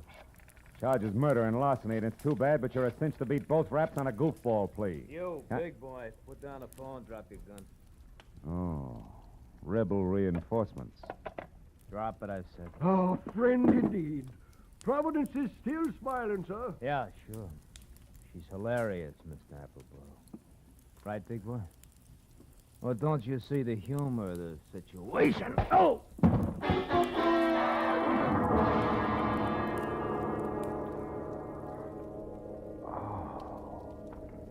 The stranger had a flat, saucer face. A sour grin in the left hand like a trip hammer. I'd done my best to roll with a punch, but I'd still caught enough of it to jar my brains loose. When I finally got up again, Villa 9 was empty. It took a while for that to soak in, along with another fact. I was up against a team. Appleboro and Saucerface. Also, it was now 9:30, which gave me just half an hour to get to Sherman Oaks for what had to be the next scheduled meeting.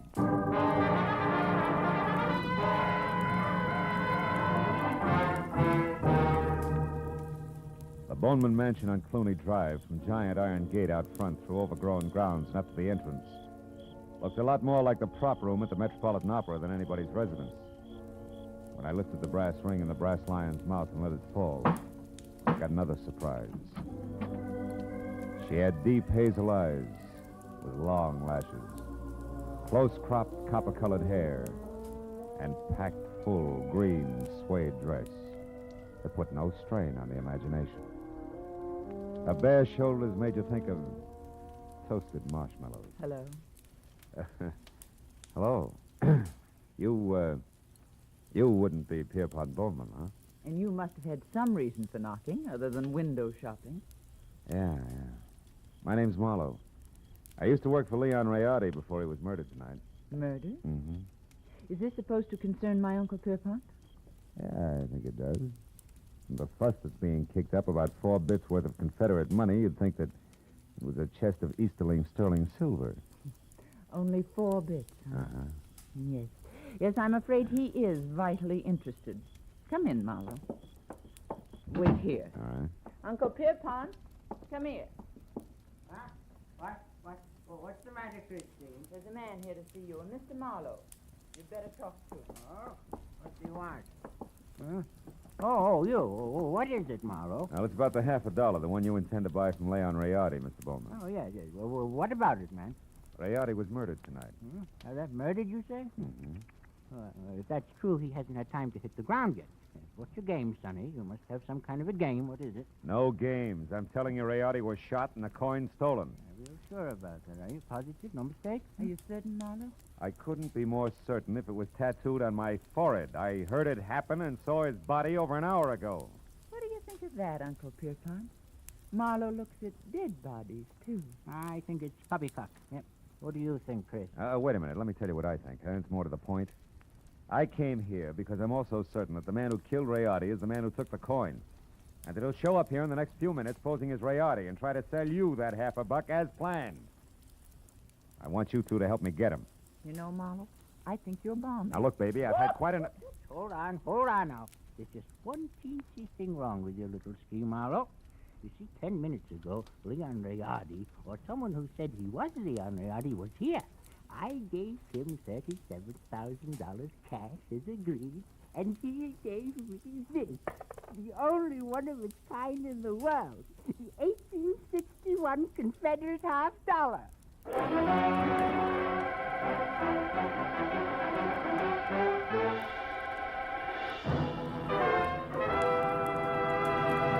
In just a moment, we will return to the second act of Philip Marlowe. But first, there are songs for sale, and one of them may turn into the nation's newest hit as you listen in to CBS on Friday night.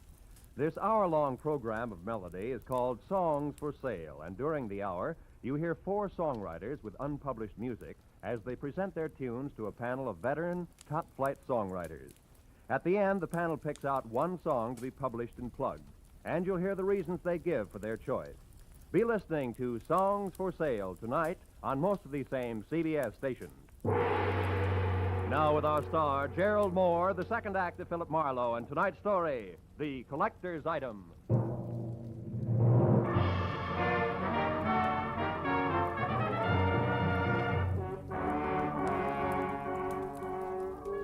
When the wobbly screwball collector clinked the $37,000 50-cent piece on the tabletop in front of me, his eyes flashed on like a pair of unfrosted light bulbs. And something close to frost started to collect in the upturned corners of his mouth that smiled like the cat that had just eaten the canary, cage, birdseed, and all. There was little doubt about it. Septuagenarian Pierpont Bowman was what an eccentric would call eccentric. And he was very unconcerned with the murder of Leon Rayardi, and very fuzzy about what Rayardi's impersonator had looked and sounded like. I'm afraid I can help little on that score, Mr. Marlowe. Only had eyes for the coin. And what a coin she is. Why, suddenly... Mr. Bowman, you've got to remember something. Height, build, color of eyes, hair, voice. Yeah, voice. Was it a southern accent? Think, Mr. Bowman. Southern accent? Yeah. Mm-hmm. No, Mr. Marlowe can't say if it was or not. My hearing isn't all it used to be, you know. But Christine here, now maybe she can... No. Christine wasn't in the room. Answer the door myself. But I did see him come up the walk, Mr. Marlowe, from my room upstairs. He was tall, about your height. Oh, no, perhaps a mite shorter. And he wore a gray suit. No. Darker than gray. Sort of light blue shade. Oh, I that's think, great. like Yeah, thanks a lot. Before I start reaching for a butterfly net myself, I think I better get back to Seth Appleborough's place on Wilshire. Why there? Surely if he's the guilty one, Mr. Marlowe, he won't wait to be apprehended. Not on purpose, no. But when I last ran into him and his buddy saucer face, he was fighting an acute case of vertigo. Might have collapsed since. And besides, I don't know where else to go. Oh, but, sir, why must you go any place? The police will attend to that Mr. Appleborough. Now, look, Mr. Marlowe, here on the rim of the Mr. corner... Boneman, this may mean nothing in the Numismatic League. But I went to work for Leon Rayardi to protect him, a job I didn't do.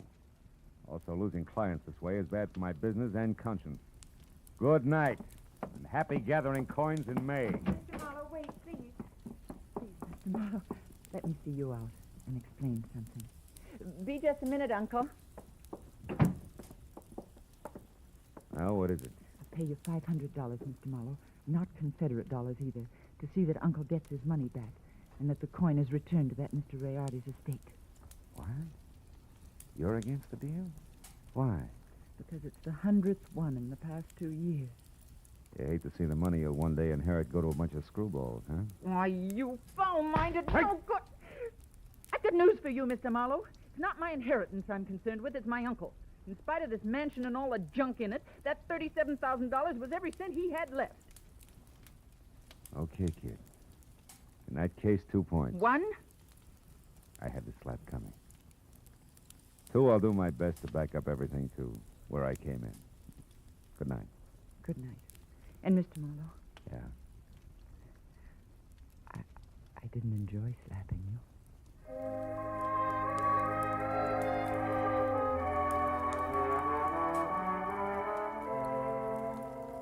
She said it like she meant it. 20 minutes later, I was back at the Wilshire Gardens, where I found Villa 9 as dark and quiet as the bottom of a well. I had just about decided to quit playing long shots labeled I Hope He Passed Out on his front doorstep when, from a nearby clump of pepper trees, I caught a glimpse of a shadowed figure moving toward me, one slow step at a time. I knew that I was spotted and strictly sitting duck, so I tried the only possible out.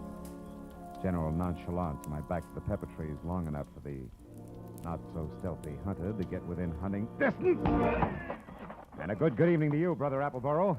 Now, sir, get up and start talking. What? Well, saucer face. Thought I had your partner. Hey, not wrong, Hasty. You're still doing it. Appleborough's my partner like you look good in tights. The name is Locke, Fred Locke, Treasury Department. Treasure. You mean you're after Appleborough? Uh-huh.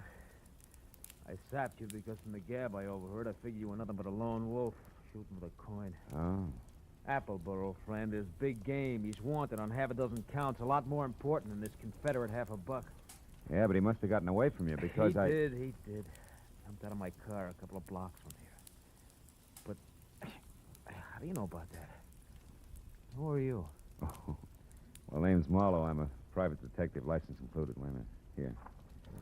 I know that Appleborough got away because he's already been up to the Boneman place where he posed as my client, Leon Rayardi, who, incidentally, he killed so he could sell the Confederate lucky piece up there for $37,000. Quite a hunk of change. Mm-hmm. Well, sorry we crossed our wires, Marlowe, and thanks for the word. Oh. But don't worry, he won't get far. Us T-men will see to that. Keep in touch with the department if you find out anything, will you? Sure. Oh, Say, Locke. Yeah? just a hunch. Oh, like what? Like you're a cockeyed liar. Like Treasury men don't call themselves T-men. Any more than private detectives call themselves private eyes. Right. Now, Locke, let's try inside your jacket. One, get rid of this non-Treasury Department Luger.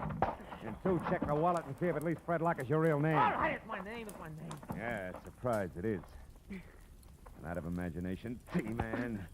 Come on, get up and start working on a few other questions like where Seth Appleborough is at the moment and exactly which that guy in is who was boss. Well, do we keep this up all night? No. I'll tell you everything. Okay. I'll tell you everything. Okay. Now, first the setup. Come on. Yeah. There were 2 of us. Me and Adam. No!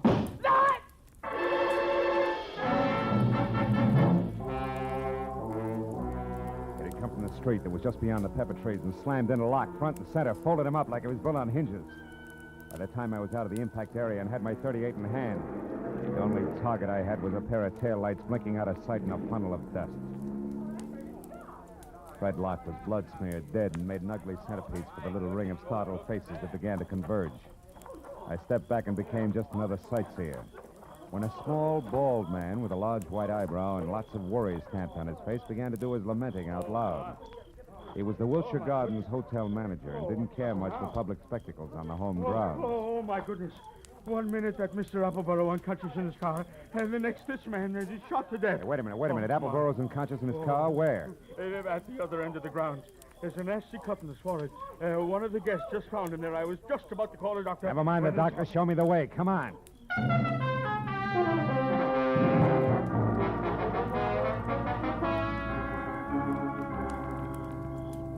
Come on, Dixie boy. Breathe deep.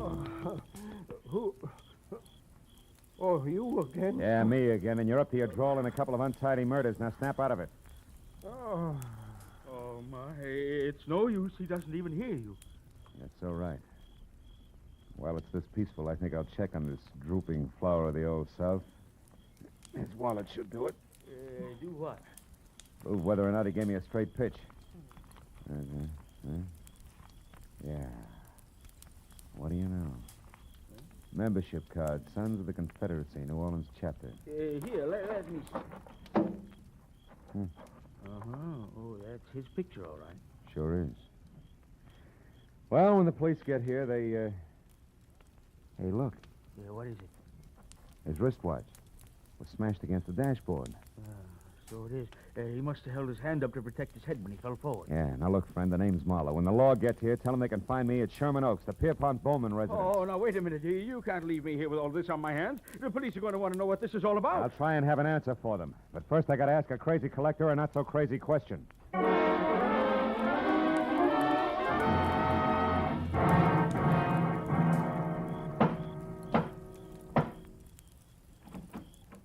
Well, hello, Mr. Marlowe. I was hoping you'd come back. No flowers and candy, honey. This isn't a social call. Then what brings you here? Your uncle, is he still up? Yes, but he asked not to be disturbed. Why? I got a picture I want him to look at. What kind of a picture?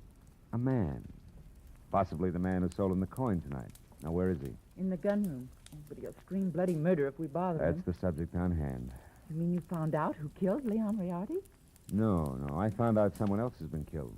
Come on, huh? Over that coin? Who was it, Marlowe? Guy named Locke. We'll get to the fine print later. Is this the room? Yes, but He's Uncle... just the man I want to see. Oh, Mr. Bowman, I hear you. Well, it's quite a blunderbuss. Look, point that somewhere else. So it is. But don't let it worry you, Mr. Marlowe. This harquebus hasn't been fired in 300 years. That's great. Let's not spoil its record tonight, shall we? Here, have a look. Fine workmanship. Later on. Right now, Mr. Bowman, I want you to have a look. This picture, it's Seth Appleboro. Huh? Is this the man who sold you the coin, the one you couldn't remember? No, not the party. Now, on this gun, Mr. Marlowe... Uncle, we've had another murder. Huh? Oh, my, that's too bad. But what's all that got to do with me? I'm not sure. But, Mr. Bowman, if Appleboro wasn't the one who sold you that hot half a buck, it must have been an item named Locke. Huh? The saucer-faced buddy I told you about before. Oh.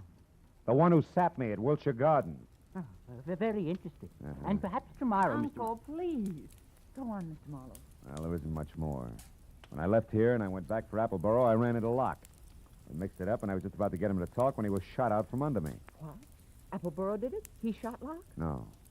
He couldn't have. Oh, why not? Because Appleboro was out cold in his car at the time. Then all you really know is that Appleboro didn't kill this Locke. Oh, I know a little more. I also know now that there's a third interested party mixed in. Who? You, maybe. Uncle? What? Me? Sure. You could have killed Moriarty via a hired flunky like Locke. Sold yourself the coin. After all, you're broke. It's been done before. You're mad. It's insane, Marlowe. The idea. To think that Uncle would hire the likes of Fred Locke. Why, it... Slips, Christine? You shouldn't have known Locke's front name was Fred, should you? I never mentioned it. What? Christine, you mean that... I mean that nobody moves. Christine. Oh, fine. This is one gun in here that's no relic. It's been fired something less than 300 years ago. Yeah, to be exact, less than an hour ago at the Wilshire Gardens when you used it to keep Locke quiet, huh?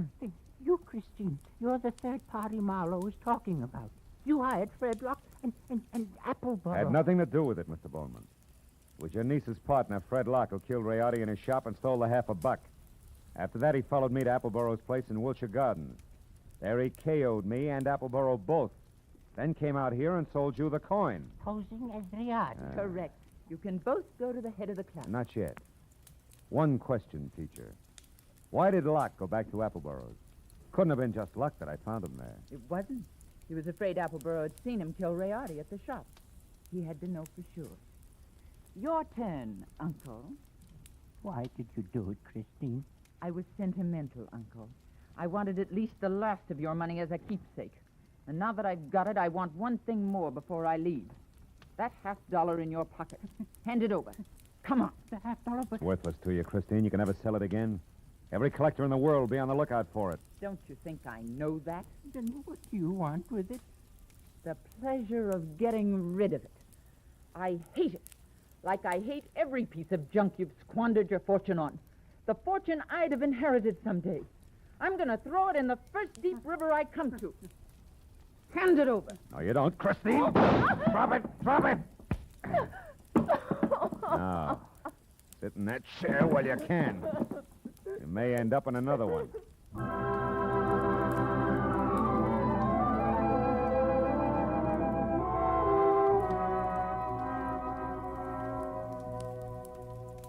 The police arrived. They always do. And after a long hour of questions and answers, there were only two of us left. Pierpont Bowman, standing close to a window, tears crowding his eyes. The fingers of his right hand nervously toying with a Confederate coin. And me, thinking about Leon Rayardi and Fred Locke and Christine. It was the old man who finally broke it up. A rotten thing. I left after that. So I don't know if Appleboro got the coin or not. You might check if you're ever running through the New Orleans Museum.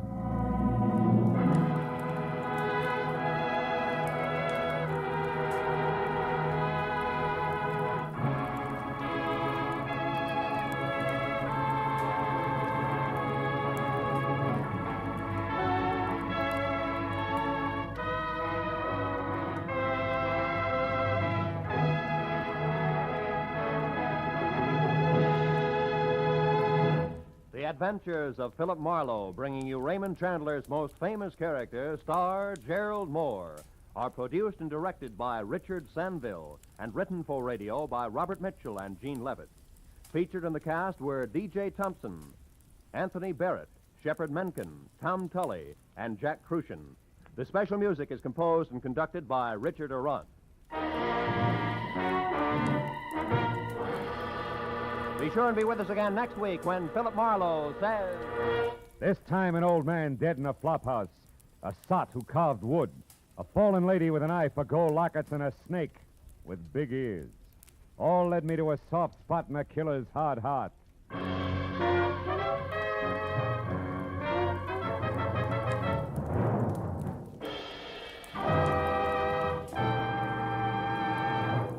Every Friday night, CBS brings you stories taken from the files of parole boards of the 48 states. With only the names changed, these stories give and detail the events of a criminal's life up to the time he is up for parole. Then, before you hear the board's decision, you can make up your mind. Is this man ready to be set free?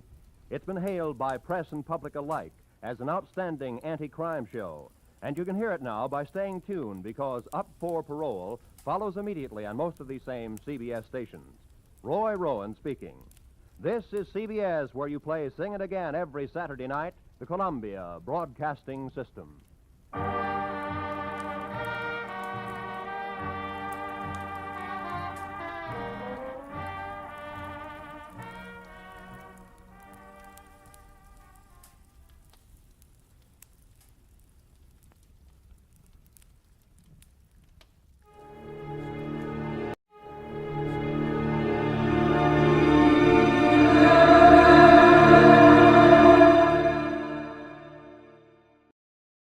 Well, anyway, I learned the answer to the question, what does a doctor do when a doctor needs a doctor?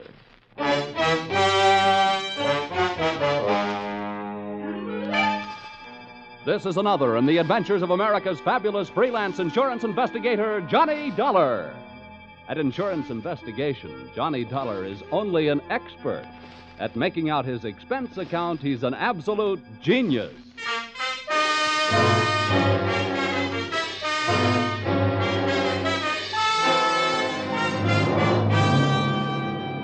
Expense accounts submitted by Special Investigator Johnny Dollar to American Volunteer Liability Insurance Company, Hartford, Connecticut.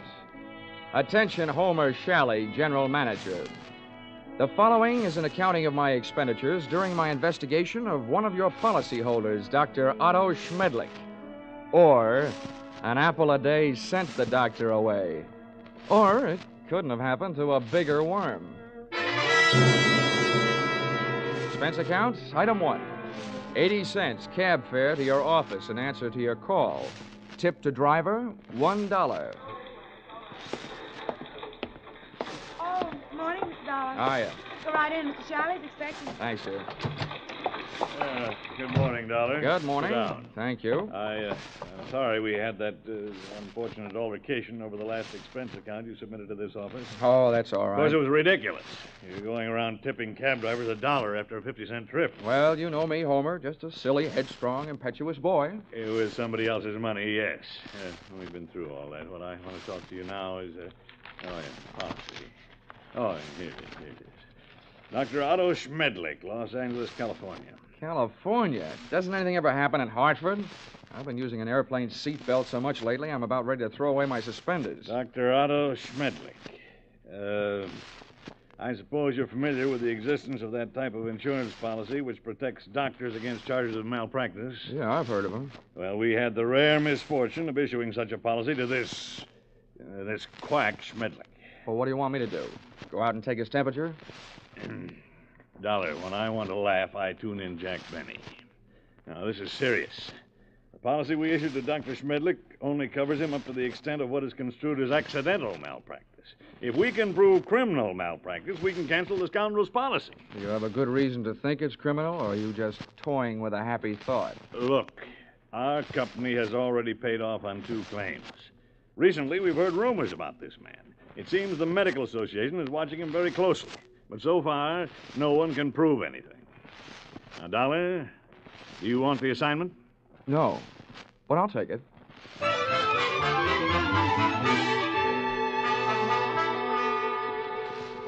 Expense account, item 2, $194.04. Airfare, Hartford to Los Angeles. Item 3, $4.50. Cab fare, Los Angeles Airport to the Sun Tower Medical Specialist Building, which I first spotted looming through the smog on Wilshire Boulevard, high in the high-rent district of the City Beautiful. Item 4, 55 cents, 11 nickels. Spent telephoning the Schmedlick office at 15-minute intervals until I at last found the doctor not in. In California, the doctors really specialize. And the buildings they work in sometimes really make the most of it, as I found out in the elevator going up. Second floor, eye, ear, nose, and throat. Doctors Care, Kreider, Whitetis, and Osterban. Pardon me. Third floor, fractures, strains, sprains, and dislocations. Doctors Fowler, Woodruff, Toigo, and Brown. Oh, pardon me. Fourth floor, obstetrics, orthopedic, pediatrics, and general practice. Dr. Small, Collier, Reynolds, Frank, Stanley, Feinbaum, and Schmedlick. Would all these medical terms you just tossed off by any chance mean that we have now arrived in the land of the mechanized stork? To put it crudely, yes. Thank you, Jack Armstrong.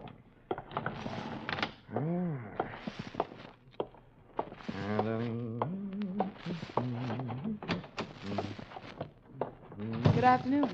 Hello. Dr. Schmedlick in? Well, no, I'm sorry, he isn't. Oh, good. I mean, that's too bad. Just what do you mean? Well, I meant to say that, since the doctor isn't in, I mean, I'd rather talk to you anyway. You're prettier. I should be. I'm a girl. Now, is there something I can help you with? Yes, as a matter of fact, you can. I have a sort of empty feeling around my heart. What would you prescribe? Bicarbonate of soda. Is that all? Touche. Now I have an empty feeling around my head. Please, will you state your business? Oh, now, honey, you should know that anybody who walks into a doctor's office wants to live. And after seeing you, I really want to live. What are you doing tonight? Well, I am not in the habit of making dates with strange men. Who's strange? And furthermore, you are perhaps the most insufferable, egotistical Now, if you just person. give me a chance, darling, I'm sure I'll be able to prove you're right. Why, I wouldn't be caught dead with you.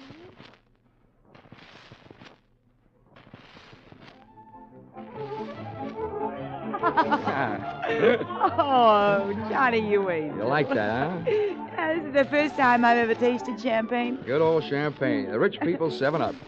Well, here's to us. To us. Doreen, I feel like talking. Well, thanks for putting me on guard. Listening to you can do strange things to a girl. I want you to know more about me. I'm an insurance man. I didn't go up to your office hoping to see the doctor. I wanted to see his nurse. You. Why, Johnny Dollar, if you try to sell me... Oh, hey, now, wait a minute. Hear me out. You can probably guess it's getting pretty tough trying to sell insurance these days. More than anything else, a guy needs a new angle, and I've got one. People who go to doctors are worried about their health. Now, people who are worried about their health are worried about the security of their families. So they become good prospects for insurance policies. No, but at the same time, aren't they also bad risks? A lot of them are, yeah. But they can't pass the insurance physical. But there are plenty of others. You should know the figures prove that as many healthy people go to doctors as do unhealthy. Perhaps the most popular disease in America is hypochondria, and the national headquarters seems to be located right here in Los Angeles. I see. And from me, you want a list of Dr. Schmedlick's patients? Smart girl. Smart boy.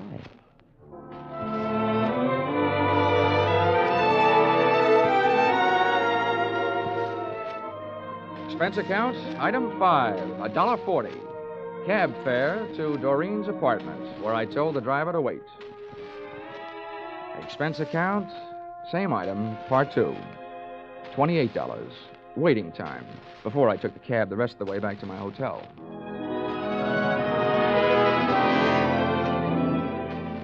Expense account, item 6. Breakfast the next morning, 2 hard-earned dollars for 2 soft-boiled eggs. The hen that laid them must do barnyard bits in the movies. At least at those prices, she could have autographed them. At 9:30, I was right on time for my morning appointment with Doreen to pick up the list of Dr. Schmedlick's patients, a half hour before the doctor was due to arrive. Well, Johnny, for a man who stayed up so late, you're very punctual. Oh, that's me. The early worm who so often gets the bird. You got a copy of the list? Yeah, got here at 8 to type it for Oh, you. fine. Here it is. So this is wonderful. You're a doll. Yeah. A. Aarons. You'd make the top of any alphabetical list. Look, this is a selfish way of saying thanks because I'll enjoy it more than you will, but dinner at Romanoff's tonight? I love it. Good. Good morning, Miss Smith. Oh, good morning, Dr. Schmedlick. Oh, these patients already? Oh, yes, Doctor. This is Mr. Dollar. He's from out of town. Good morning. Well, all right. What's the matter with you? Oh, it's really nothing. Let me be the judge of that. I will make the diagnosis. I will see you in a moment. Johnny, I don't know what happened. He's never come in this early before. I don't mind that, but I wish you hadn't made a patient out of Well, it. I just had to say something. He wants to know about everybody who comes in here. Johnny, you'll just have to go through with it. We can't let him know about the list. Okay. But what's this going to cost me? What does the old squarehead get for a checkup? $50 a consultation. Oh. Honey, instead of Romanoff's for dinner tonight, we better make it a drive-in. Sorry, Johnny, I am. You can come in now, Mr. Lawler. Oh, well, with a D, Doctor. The name is Dollar. Oh, yes, I forget. I have so many cases on my mind. Now, if you will be so good to slip off your jacket and your shirt while I talk. All right. Now, what is the nature of your complaint? Well, my back. See, I was in a small automobile crack-up driving out here. No, that's a dangerous, complicated area, the back. Now, if you'll be so good to get up on the table and lie down. Oh, all right. No, on your stomach. Yeah. The feet down here, please. That's good. Now, I tap your back. When I reach the painful area, please to tell me. Yes, Doctor. Mm-hmm. Oh, very well muscled, Mr. Dollar. No bruises? Strange. There it is. Aha. Well, not dangerously near the spine, but very interesting. Here, I think this will help. Oh! At first, it felt like a big bee sting about a quarter of the way up my back. Then came the buzzing inside my head. Whatever kind of liquid lullaby the good doctor sunk into my spine, it really rocked me to sleep. I had time to move my head and watch Schmedlick put down the hypodermic, walk across the room to my coat, and take from it the list of his patients, plus my wallet containing my identification. But I didn't give it a second thought. I didn't have time to. For me, the lights went out.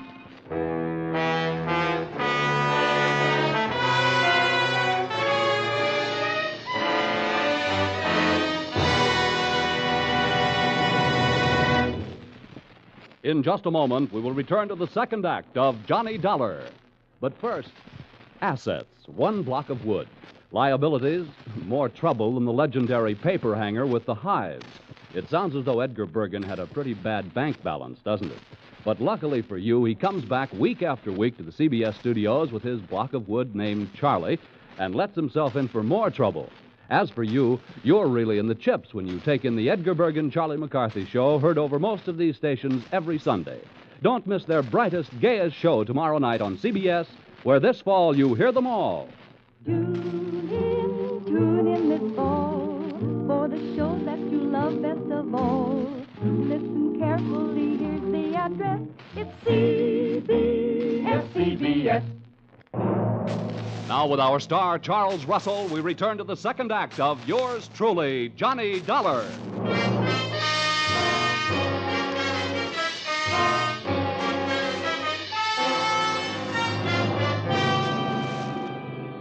In my racket, sleeping on the job isn't always fun, and this was one of those times. Waking up from Dr. Schmedlick's slumber treatment for nosy people carried with it a dark brown taste in the mouth, thickness of the tongue, and big bells ringing in your steeple. I was scoring on all those counts when I rolled open my eyelids, which fought me all the way. I sat up and found myself on a hard canvas cot in a bare room with soft walls. They were padded. The window wasn't much. What there was of it was barred. So was a tiny opening in the upholstered door. At first, I thought I was going crazy.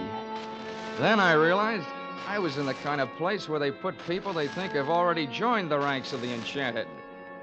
It took me only 10 years to make it over to the door before I looked out through the small slit. Hey! Hey, come here, someone! Hey, room service! All right, wait a minute. I'm coming. Hold up your horses. Now listen, mister. The first thing you learn in here is we don't like noise. Makes the other patients nervous. Okay. Where am I? Who are you? I'm your nurse. Oh, sorry I didn't recognize you. I thought nurses were supposed to wear little caps. I got a little cap, but I don't wear it indoors. Hey, listen, you. Don't go making fun of me or you'll be sorry, see? I'm sorry now. How'd I get in here anyway? Well, all I know is this place is for your own good. They say outside you're dangerous. You can depend on it. If I ever get out, I will be. What'd you say? Nothing. You're one of them, all right, talking to yourself. What's your name? Well, it's none of your business, but I'll tell you. I don't like people calling me hey you, so I'll tell you. My name is Foggy. Okay, Forgy. Listen, all I want is a chance to talk to somebody who's in charge. How about it? That's easy. When your time comes, the boss will be here without no asking. You get one visit from the boss every day, just like all the others. When'll that be? Just before supper. So why don't you go back to sleep? That won't be for 4 more hours. Oh, dandy. Who is this boss? What's his name? The boss is not a he. It is a she. And her name is Dr. Doreen Smith. I had 4 hours to think up different ways of calling myself a sucker. At the end of hour number 1, I ran out of fingernails. At the end of hour number 2, I ran out of patience. And the other 2 I spent devising torturous new ways of getting even with a combination that shanghaied me into that fancy 4-walled straitjacket. They had left me only one move to make. That was out. I figured that if the winsome Dr. Doreen Smith paid me a visit, she'd come with her body well guarded, probably by the charming, bemuscled behemoth, Nurse Forgy, who, from what I saw of him through that slit in the door, was no Florence Nightingale, believe me. For him, I needed a club. I didn't have much to work with.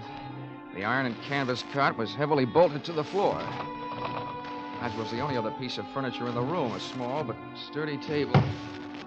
Took off one of my shoes, ripped the heel off in an angle of the cot, and looked lovingly at the shiny little nail points gleaming back at me from the solid piece of leather in the palm of my hand. I put it to work, ripping a 4-foot square of canvas out of the cot. Then I put both of my shoes into the center of the square, picked up the corners, tied them together close to the weight, gave it a heft, feeling that I now had at least the start of a weapon. Hey, you! Here we are. Oh, I suppose you think that's good news. He's safe, Dr. Smith. He's still groggy from that jolt. Don't trust him. Grab his arms when you go in and hold on. Now go ahead, I'll follow.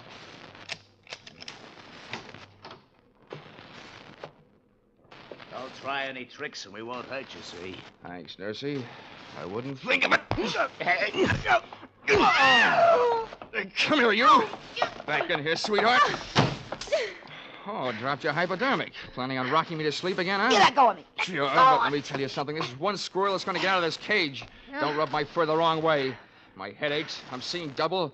My nerve ends are whipping me to death. And for 2 cents, I'd punch you square in the nose. Because one thing for sure, you ain't no lady. Now, sit down. Stay there while I put on what's left of my shoes. You better go back to Hartford, little boy. This is too big for you. Being around you will make anybody grow old in a hurry. What do you think you're gonna do? Right now, I'm going to take your keys, lock you in here with Sleeping Beauty there, and then I'm going out for a breath of fresh air. Have fun, the 2 of you. You can make a peach of a pair.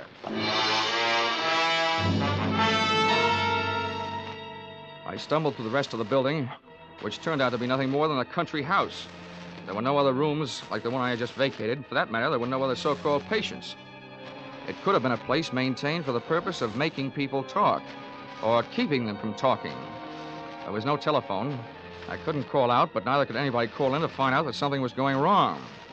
This little crime crib was apparently located well out in the country. That meant that Dr. Doreen Smith had arrived in a car, which I commandeered and drove to the nearest filling station. No longer having in my possession that list of Schmedlick's patients, I flipped through my memory and came up with a single name I had noted in his office, A.A. Aaron.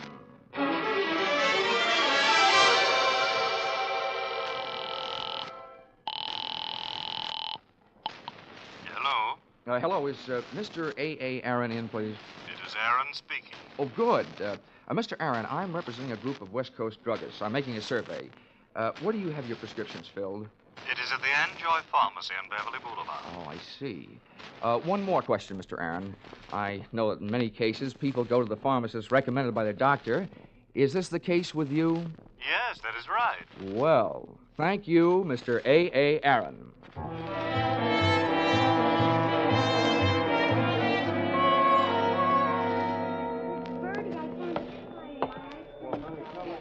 Pardon me, Mr. Anjoy. The clerk up front told me where I could find you.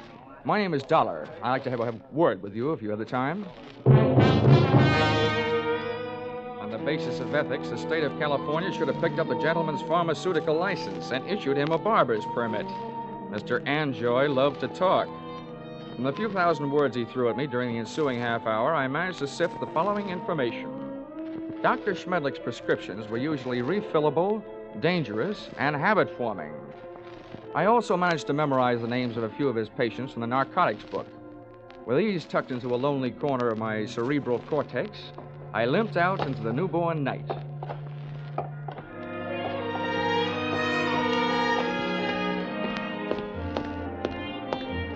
Expense account item 7, 50 cents. Expense account item 7, 50 cents. Having the missing heel on my shoe replaced by late working cobbler. Checking the owners of the first 4 names drew me nothing but blanks. The 5th drew me closer. Come on in. Her name was Millicent Royal. She was the kind of girl whose family takes up a full page in the Blue Book. and whose personal habits take up full pages on police blotters. Well, don't just stand there. Come in. Thank you. Sit down. Miss Royal, I'm going to be honest with you. I'm an insurance investigator. I don't want any. You don't understand. I said investigator, not salesman. I want to get a line on a doctor. Otto Schmedlick. You recognize the name? I might, but I'm not sure it's any of your business. Look, little lady, let's quit sparring. I've tailed friend Schmedlick this far, and now I want some information. What have you got? Nothing. He's a fine doctor, a wonderful doctor. I don't think he's doing you any good at all. You don't know anything about me. I'm afraid I do, more than you think. I know enough about Dr. Schmedlick to know that he's doing a lot of people a lot of trouble. I want to put him out of business, and you can help me. Oh, look, honey, Schmedlick isn't the one that needs protection. You do. You and the other people on the same spot you're on. Why don't you do yourself some good? I think you better leave now. Okay. Perhaps I'd better drop around to the home of Quincy P. Royal, Bel Air. My father? No, don't do that. And give me some answers. You can't make me. Nobody can. Anything that passes between a doctor and his patient is a secret. Nobody can make me say it, not even a judge. Whoa. Wait a minute. All right. If you change your mind, I'm staying at the Park Beverly Hotel. I'll trip them up sooner or later.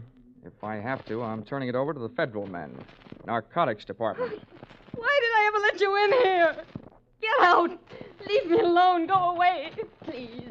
You can't make me do anything.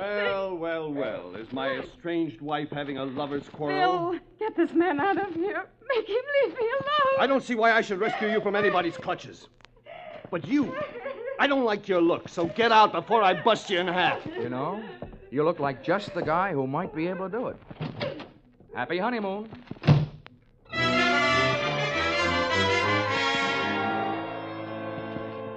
My hangover from Dr. Schmedlick's health cure hit me again as I hit the street. What I needed was a hot shower and a cold drink. After the water hit me in the face, and a trifle of the same hit the scotch in my glass, I sat down in the big easy chair in my room, posing for a picture. Johnny Dollar, lonesomest man in town. I was mixed up in something mighty big and mighty wrong, but something I couldn't as yet put a finger on. Up until then, I had to go on with ability, experience, and instinct, all unacceptable to the police as evidence. I asked myself why I hadn't called the law and told them about my party with the lady doctor and the man nurse. Then I answered myself that if I did, I'd probably be the one charged with assault, battery, and whatever else they wanted to trump up. Again, it would only be my word against that of an established medical man and his doctor-type nurse. So I decided to leave Doreen and her monster-type nurse where they were until I could turn them over to the cops. 4 drinks later, I was beginning to realize that those kind of troubles don't drown easily. And then the phone rang. Yeah? Mr. Dollar? Yes, this is Dollar. This is Millicent Royal. I want you to come over right away. Right away. Wait a minute, what's the matter? I changed my mind. I'll tell you everything. Anything you want to know. Oh, listen, Millicent, take the advice of an old hand at this sort of thing. If you want to help, tell me now, over the phone. No. You can't trust telephones. Somebody's always listening. Oh, listen to me. It never fails, Miss Royal. You're playing around with the kind of suspense they like to put into movie scripts. The dame calls with some hot information she's afraid to spill over the phone. Then when the investigator gets there, she's dead. Hurry. Goodbye.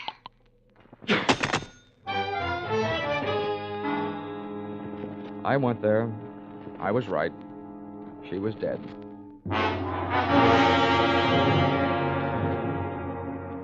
That gave me 2 people to go looking for. I didn't know where her estranged husband, Bill, lived, so I went to work on the doctor. His all-night telephone exchange gave me the information that he had called in just before leaving the hospital on his way to the office and could be reached there in 20 minutes. I was apparently closer than he was, so I walked over to the building and up to the 4th floor. There were lights on in the Schmedlick office, so I walked in. What do you want? I came here to see the doctor, Bill, but I was going to get around to you eventually. I just came from your wife's apartment. So did I. That's what I mean. You've got some talking to do. I know who you are, but don't go getting any ideas. I didn't kill her. I loved her. It didn't sound like love when I met you in the apartment. We made up right after you left. I went out to get her something from the drugstore. When I came back, she was dead. That's what I'm doing here. I'm waiting here to kill the man who did it. How do you know it was Schmedlick? Because after you left her apartment, she called the doctor and told him if he didn't stop shaking her down, she was going to tell you the whole story. And he threatened her, and she called me. What was the grounds for blackmail? Narcotics? That's right. He got her started on it during a long illness she had. After she was well but still needed the drug, he told her he'd see that her family heard about it. She didn't pay him off. Nice guy. He wrecked us, wrecked our marriage, made a victim of her. And she wasn't the only one. There were others. He made drug addicts out of them and then threatened to blackmail them if they didn't pay off. Can you prove all this? I can't prove it. Nobody can. The cops, the medical association, they've tried. But Schmedlick is clever. Too clever. When I blast that monster out of the world, I'll be curing it of a big sickness. Now, hey, take it easy. Look, I know how you feel, but you haven't got the right answer. Why don't you let me take over? Stay out of it, Dollar. I never belonged to any Boy Scout troops. I'm not joining now. You know what they say, an apple a day? Well, I've got one here for the doctor. You see this? It's left over from Guadalcanal. Sure do see it. A pineapple. Army type. Hand grenade. Well, I'm going to feed it to him. Oh, Bill, now look, I know you're upset, but don't forget, those things were designed to take care of more than one man. Have you thought of that? I've thought about it a lot, and it still all adds up. I haven't got a thing left to live for. Hey. That's him. Bill, you're off your rocker. Don't do it. Give me that thing. Shut up. Stand away. What is this? What are you two doing here? Come and get it, Schmedlick! A bomb! Before the grenade could explode, I did. With one foot, I kicked Bill mightily in the shin bone. With a pin pulled, I only had about 5 seconds. I took 2 steps, and with the other foot, I kicked the grenade out to the corridor, then I hit the floor.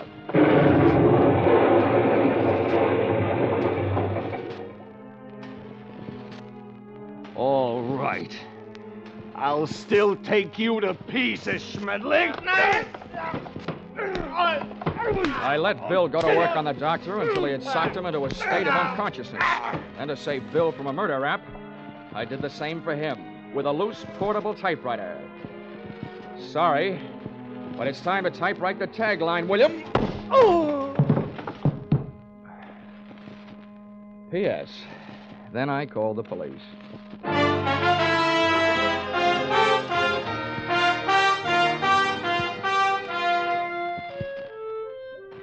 Expense account, item 8. $50, airplane rental, Burnsley charter service for a flight to Palm Springs. Item 9, $62. Dinner at the Dunes, party of 3. Included in said party, me and Haig and Haig. Expense account, item 9, airfare Palm Springs to Los Angeles to Hartford, $244.04. Expense account total, $1,211.69. All that for getting rid of a doctor. And if you react the same way you reacted to my last expense account, it'll probably mean that you will be needing a doctor. Signed, yours, truly, Johnny Dollar.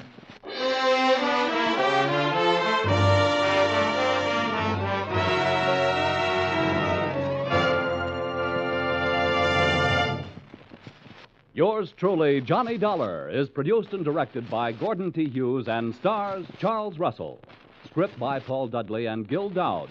Featured in the cast were Willard Waterman, Betty Lou Gerson, Larry Dobkin, Paul Dubov, Georgia Ellis, and Edmund McDonald.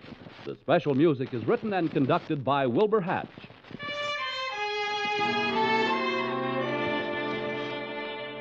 Be sure to be with us next week when another unusual expense account is handed in by yours truly, Johnny Dollar.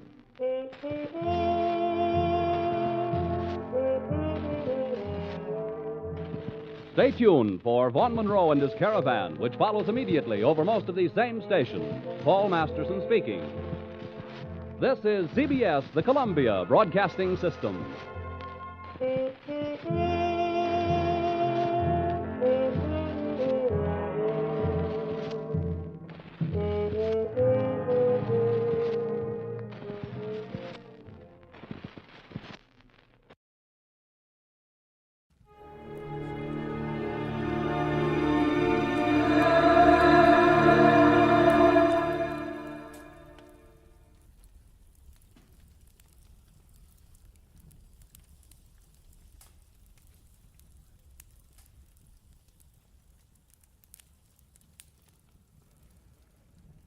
Get this and get it straight. Crime is a sucker's road, and those who travel it wind up in the gut of the prison of the grave. There's no other end, but they never learn. From the pen of Raymond Chandler, outstanding author of crime fiction, comes his most famous character in The Adventures of Philip Marlowe.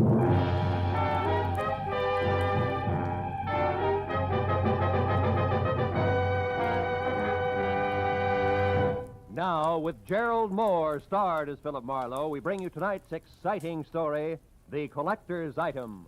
Hey,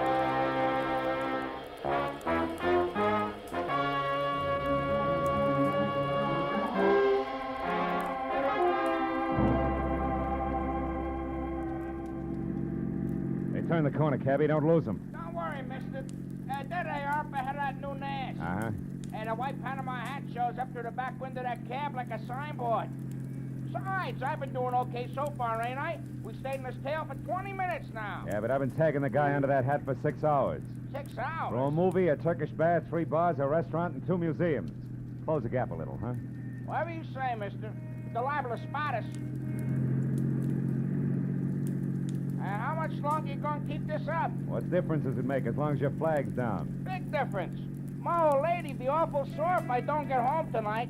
And this follow-the-leader routine looks like an endurance contest. Take it easy, cabby. At 10 o'clock tonight, a certain big deal will be closed, and then we can both forget about that guy up there and go home. Big deal? What kind of big deal? I ain't nosy. I just don't want no trouble. You'll get no trouble. It's approximately legal, ain't it? Legal as Confederate money. Nah, just a minute. I got a living to earn. I'm serious. So am I. Sirius is a rare coin dealer. Oh, a numismatist. Yeah, that's right. Well, what do you know? I collect Indian pennies myself. Small world. And the guy up there on the hat's trying to louse up a sale, huh? That it? Roughly, yeah. Keeping an eye on him till the deal goes through at 10. He's a screwball from the deep south. Hey, the light's changing. He's gonna be caught. You want I should slow down? No. Pull up behind him. It's okay. Right. Hey, mister, look. You see that? Yeah. Panama hat, it's gone. Yeah, when I drive it, his brakes disappear. Pull up beside him, quick. Can you see? Yeah, the seat's empty. Ooh, what a pair of chumps. They've been chasing nothing but a hat propped up in the back of that seat. No kidding. Gee, it sure looked natural, didn't it, mister? Nuts. Let me out. Now, look, you get to the other driver. Find out where he dropped his passenger off and anything else you can. Yeah. Here's $30 for your trouble. Wow, for that kind of dough, my wife can go ahead and get some. Call me at the office, mister. Just ask for Joe Joplin. Keep your sights on, you get there!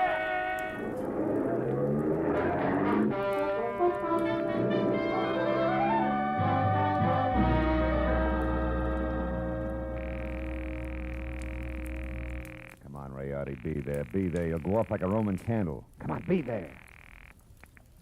Hello. Ah. Hello, Leon Rialdi speaking here. Marlowe, Rayardi, I got bad news for you. Huh? Our boy, Seth Appleboro, pulled a backwoods gag on me, and I fell for it, flat on my face. He shook me. I don't know how long it happened, but... But I do. I know exactly how long ago. Appleboro was here. He was? He was in my shop. He's a madman, that madman. Swore he would kill me, but he didn't. What happened? It was after the coin, of course. He got tough. But I got more tough. I'm not born the day before yesterday. I was forced to ruin a beautiful Renaissance vase on his stupid skull, but at least I got rid of him. So I say phooey on Seth Appleboro. Oh. I beat him up myself, you hear? And I throw him out. It's finished. So at 10 I shall sell the coin to Pierre Bowman as arranged, and that will be that. Well, glad to hear it, Rayardi. To send the check to... Just a minute, Mr. Marlowe. Huh? Who's there? Who's back there?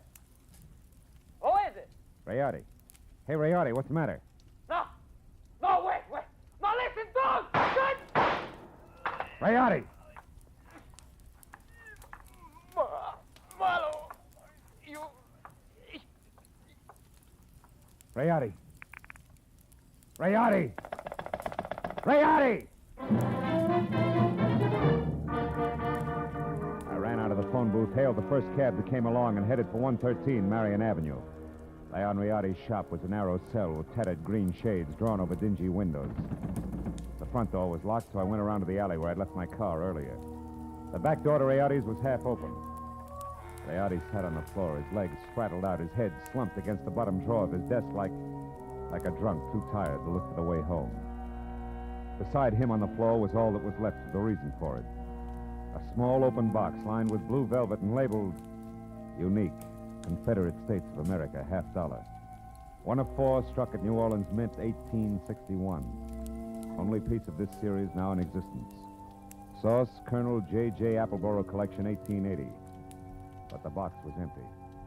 The 4 bits worth of Confederate money was gone. I picked the phone up in my handkerchief and called the cab company office. 2 minutes later, I had Joe Joplin. Yeah, I got that other driver okay, mister, but I couldn't pry much out of him. Even the hard way, I tried. He left that southern drawl off at the Wilshire Gardens, Villa 9.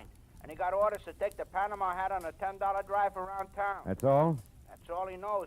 He thought it was some kind of joke. Wilshire Gardens, number 9. Okay, Joe, Yeah. thanks.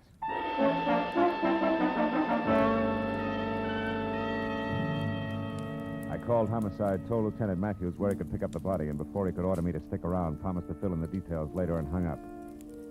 After that, I got in my own car and drove to the Wilshire Gardens Hotel, Villa 9. What finally came to the door needed to open a cautious 2 inches. Had a mop of renegade hair the color and shape of tumbleweed, a body as gaunt as a piece of barbed wire, and 2 sick gray eyes that tried hard to hide under a pair of scrub brush eyebrows. Seth Appleboro wasn't glad to see me. State your business, sir. What's more, I'm a busy man. I'm not well, so be brief. Okay, we'll start off with murder. Murder? Now, see here, We'll sir. follow that with a missing Confederate $50. Now, do I come in peaceful like, or do I knock the door down? Don't go riling me up, Yankee, or you won't get in at all. What's your name? Philip Marlowe. My business at the moment is trying to square things with a client I let down very badly. Client? Then you must be referring to that low-down, unscrupulous carpetbagger, Leon Rade. You're a little confused, aren't you? Rayardi's from Italy. From northern Italy, sir. And a crooked, unprincipled carpetbagger. You said that. The kind who strips the South of her treasures, who pillages and loots and... What? A gun? Well, what's the meaning of that firearm in your hand, sir? I haven't got time for another civil war. How Now dare get away you. from that door. I'm coming in. You carpetbagger. Now let's knock off the nonsense, Appleboro. Where's the $50? Where, indeed? My poor old fool of a grandpappy, the colonel, sold it. Sold it for practically face value, sir.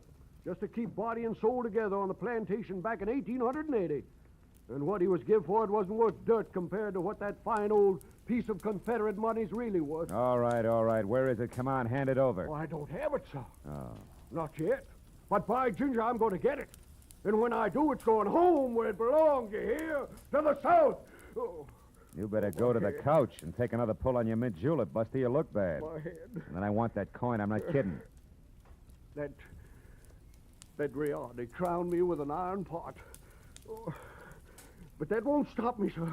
I'm not going to stand by and let that rare old $50 be desecrated any farther. I'll prevent it being sold to any rich, dawdling oaf of a collector who has the audacity to live in Sherman Oaks, if it's the last thing I do. And you, sir, you won't stop me either. Sit down, I told you. Oh, That crackpot. oh, my head. I should have known. Win, lose, or draw, I'm turning you over to the police right now, Appleboro.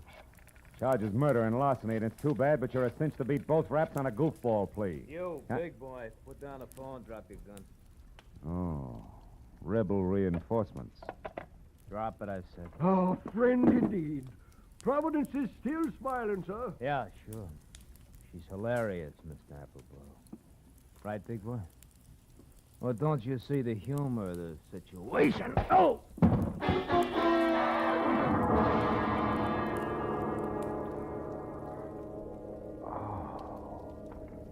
The stranger had a flat, saucer face. A sour grin in the left hand like a trip hammer. I'd done my best to roll with a punch, but I'd still caught enough of it to jar my brains loose. When I finally got up again, Villa 9 was empty.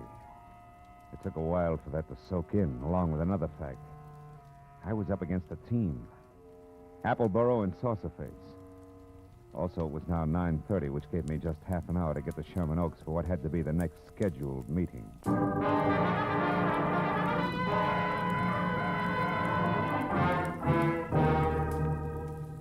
The Boneman Mansion on Clooney Drive, from giant iron gate out front through overgrown grounds and up to the entrance. Looked a lot more like the prop room at the Metropolitan Opera than anybody's residence. When I lifted the brass ring in the brass lion's mouth and let it fall, I got another surprise. She had deep hazel eyes with long lashes, close-cropped copper-colored hair, and packed full green suede dress that put no strain on the imagination. Her bare shoulders made you think of toasted marshmallows. Hello. Hello. You wouldn't be Pierpont Bowman, huh? And you must have had some reason for knocking, other than window shopping. Yeah. My name's Marlowe. I used to work for Leon Rayardi before he was murdered tonight. Murder? Mm-hmm. Is this supposed to concern my Uncle Pierpont? Yeah, I think it does. From the fuss that's being kicked up about 4 bits worth of Confederate money, you'd think that it was a chest of Easterling sterling silver. Only 4 bits, huh? Uh-huh. Yes. Yes, I'm afraid he is vitally interested. Come in, Marlowe. Wait here. All right. Uncle Pierpont, come here. Huh? What's the matter, Christine? There's a man here to see you, a Mr. Marlowe. You'd better talk to him. Oh, what do you want? Huh? Oh, you. What is it, Marlowe? Now, it's about the $50, the one you intend to buy from Leon Rayardi, Mr. Bowman. Oh, yeah. Well, what about it, man? Rayardi was murdered tonight. Now, that murdered, you say? Mm-hmm. If that's true, he hasn't had time to hit the ground yet. What's your game, Sonny? You must have some kind of a game. What is it? No games. I'm telling you, Rayardi was shot and the coin stolen. Are you sure about that? Are you positive? No mistake? Are you certain, Marlowe? I couldn't be more certain if it was tattooed on my forehead. I heard it happen and saw his body over an hour ago. What do you think of that, Uncle Pierpont? Marlowe looks at dead bodies, too. I think it's poppycock. Yep. What do you think, Chris? Wait a minute. Let me tell you what I think. It's more to the point. I came here because I'm also certain that the man who killed Rayardi is the man who took the coin. And that he'll show up here in the next few minutes posing as Rayardi and try to sell you that $50 as planned. I want you two to help me get him. You know, Marlowe, I think you're bombed. Now, look, baby, I've had quite enough... Hold on now. There's just one teensy thing wrong with your little scheme, Marlowe. You see, 10 minutes ago, Leon Rayardi, or someone who said he was Leon Rayardi, was here. I gave him $37,000 cash as agreed, and he gave me this, the only one of its kind in the world, the 1861 Confederate $50.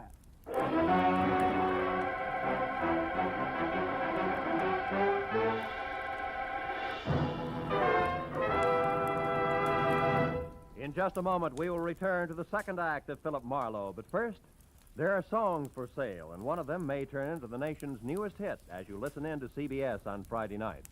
This hour-long program of melody is called Songs for Sale, and during the hour, you hear 4 songwriters with unpublished music as they present their tunes to a panel of veteran, top-flight songwriters. At the end, the panel picks out one song to be published and plugged, and you'll hear the reasons they give for their choice.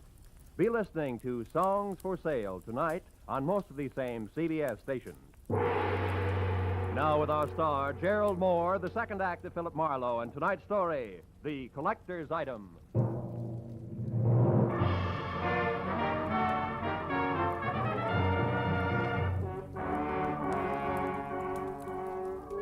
When the wobbly screwball collector clinked the $37,000 50-cent piece on the tabletop in front of me, his eyes flashed on like a pair of unfrosted light bulbs. And something close to frost started to collect in the upturned corners of his mouth that smiled like the cat that had just eaten the canary, cage, birdseed, and all. There was little doubt about it. Septuagenarian Pierpont Bowman was what an eccentric would call eccentric. And he was very unconcerned with the murder of Leon Rayardi, and very fuzzy about what Rayardi's impersonator had looked and sounded like. I'm afraid I can help little on that score, Mr. Marlowe. Only had eyes for the coin. And what a coin she is. Why, son, Mr. Bowman, you've got to remember something. Height, build, color of eyes, hair, voice. Yeah, voice. Was it a southern accent? Think, Mr. Bowman. Southern accent? Yeah.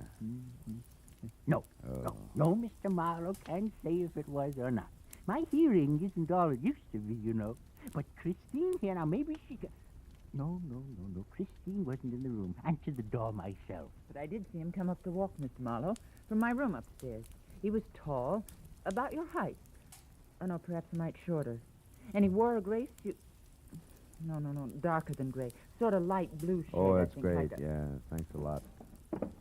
Before I start reaching for a butterfly net myself, I think I better get back to Seth Appleborough's place on Wilshire. Why there? Surely if he's the guilty one, Mr. Marlowe, he won't wait to be apprehended. Not on purpose, no. But when I last ran into him and his buddy, Saucer Face, he was fighting an acute case of vertigo. Might have collapsed since. And besides, I don't know where else to go. Oh, but, sir, why must you go any place? The police will attend to that Mr. Appleborough. Now, look, Mr. Marlowe, here on the rim of the Mr. coin... Boneman, this may mean nothing in the Numismatic League. But I went to work for Leon Rayardi to protect him, a job I didn't do. Also, losing clients this way is bad for my business and conscience. Good night, and happy gathering coins in May. Mr. Marlowe, wait, please. Please, Mr. Marlowe, let me see you out and explain something. Be just a minute, Uncle. Now, what is it? I'll pay you $500, Mr. Marlowe, not Confederate dollars either, to see that Uncle gets his money back and that the coin is returned to that Mr. Rayardi's estate. What? You're against the deal? Why? Because it's the 100th one in the past 2 years. You hate to see the money you'll one day inherit go to a bunch of screwballs, huh? Why, you foul-minded, no good... I've got news for you, Mr. Marlowe. It's not my inheritance I'm concerned with, it's my uncle. In spite of this mansion and all the junk in it, that $37,000 was every cent he had left. Okay, kid. In that case, 2 points. 1? I had the slap coming. 2, I'll do my best to back up everything to where I came in. Good night. Good night. And Mr. Marlowe? Yeah. I didn't enjoy slapping you.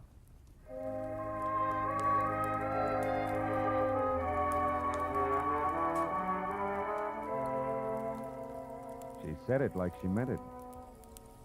20 minutes later, I was back at the Wilshire Gardens where I found Villa 9 as dark and quiet as the bottom of a well.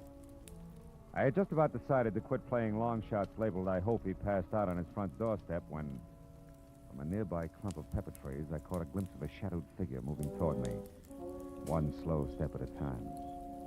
I knew that I was spotted and strictly sitting duck, so I tried the only possible out. General nonchalance, my back to the pepper trees long enough for the not-so-stealthy hunter to get within hunting distance. And a good evening to you, Brother Appleborough. Now, sir, get up and start talking. What? Well, Saucer Face. Thought I had your partner. Hey, not wrong, Hasty. You're still doing it. Appleborough's my partner, like you look good in tights. The name is Locke, Fred Locke, Treasury Department. Treasure? You mean you're after Appleborough? Uh-huh. I sapped you because from the gab I overheard, I figured you were nothing but a lone wolf shooting with a coin. Oh. Appleborough, friend, is big game. He's wanted on half a dozen counts, a lot more important than this Confederate $50. Yeah, but he must have gotten away from you because He I... did. Jumped out of my car a couple of blocks from here. But how do you know about that? Who are you? Oh. Well, name's Marlowe. I'm a private detective, license included. Wait a minute. Here. I know that Appleborough got away because he's already been up to the Boneman place where he posed as my client, Leon Rayardi, who, incidentally, he killed so he could sell the Confederate lucky piece up there for $37,000. Quite a hunk of change. Mm-hmm. Well, sorry we crossed our wires, Marlowe, and thanks for the word. Oh. But don't worry, he won't get far. Us T-men will see to that. Keep in touch with the department if you find out anything, will you? Sure. Oh, say, Locke. Yeah? Just a hunch. Oh, like what?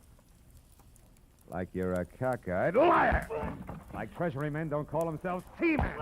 Any more than private detectives call themselves private eyes. Now, Locke, let's try inside your jacket. And one, get rid of this non-Treasury Department Luger. And 2, check the wallet and see if at least Fred Locke is your real name. All right, it's my name. Yeah, surprised it is. And out of imagination, T-man. Come on, get up and start working on a few other questions like where Seth Appleborough is at the moment and exactly what that guy in is with Bluff. Well, do we keep this up all night? No. I'll tell you everything. Okay. I'll tell you everything. Okay. Now, first the setup. Come on. Yeah. There were 2 of us. Me and Adam. No! It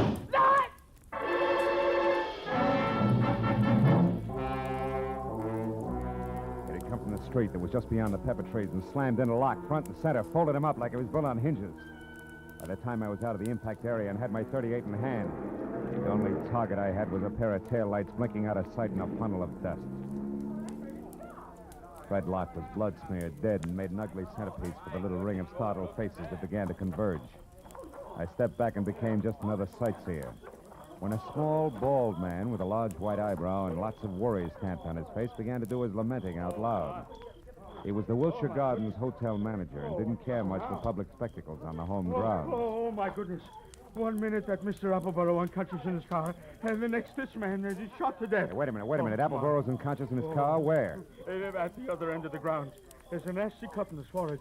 One of the guests just found him there. I was just about to call a doctor. Never mind the doctor. Show me the way. Come on.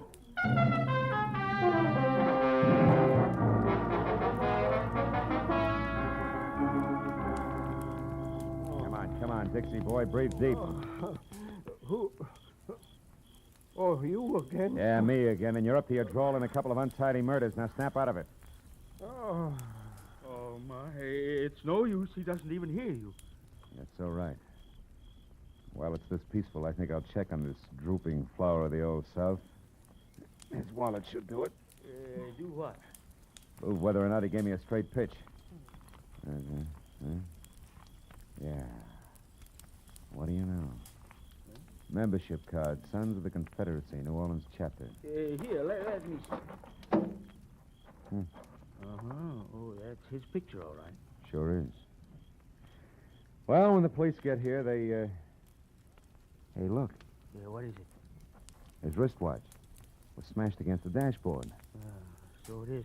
He must have held his hand up to protect his head when he fell forward. Yeah, now look, friend, the name's Marlowe. When the law gets here, tell them they can find me at Sherman Oaks, the Pierpont Bowman residence. Oh, now, wait a minute. You can't leave me here with all this on my hands. The police are going to want to know what this is all about. I'll try and have an answer for them. But first, I got to ask a crazy collector a not-so-crazy question.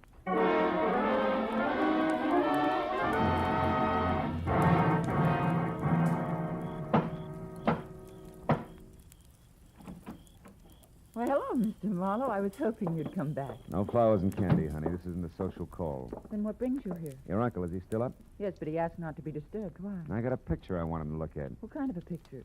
A man. Possibly the man who sold him the coin tonight. Now, where is he? In the gun room. Oh, but he'll scream bloody murder if we bother him. That's the subject on hand. You mean you found out who killed Leon Riardi? No. I found out someone else has been killed. Come on, huh? Over that coin? Who was it, Marlowe? Guy named Locke. We'll get to the fine print later. Is this the room? Yes, but He's Uncle... just the man I want to see. Oh, Mr. Bowman, you. Well, it's quite a blunderbuss. Look, point that somewhere else. So it is. But don't let it worry you, Mr. Marlowe. This harquebus hasn't been fired in 300 years. That's great. Let's not spoil its record tonight, shall we?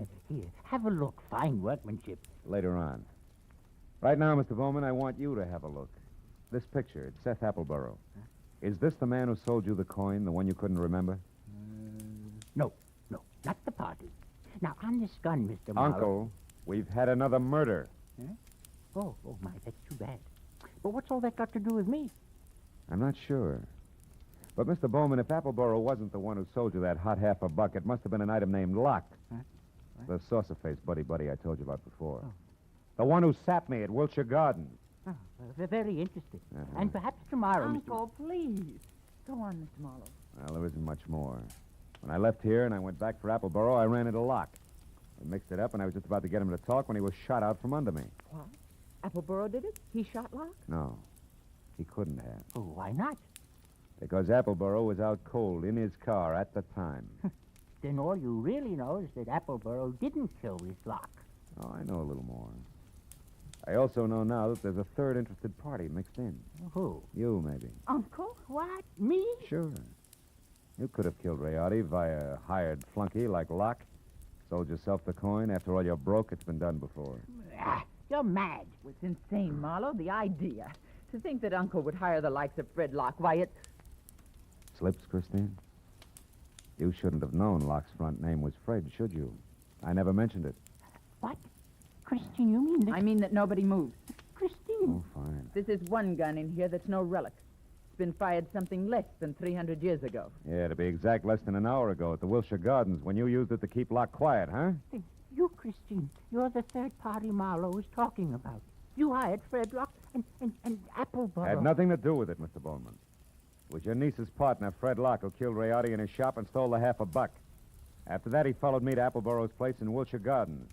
There he KO'd me and Appleboro both. Then came out here and sold you the coin. Posing as Rayardi. Correct. You can both go to the head of the class. Not yet. One question, teacher. Why did Locke go back to Appleboro's? Couldn't have been just luck that I found him there. It wasn't. He was afraid Appleboro had seen him kill Rayardi at the shop.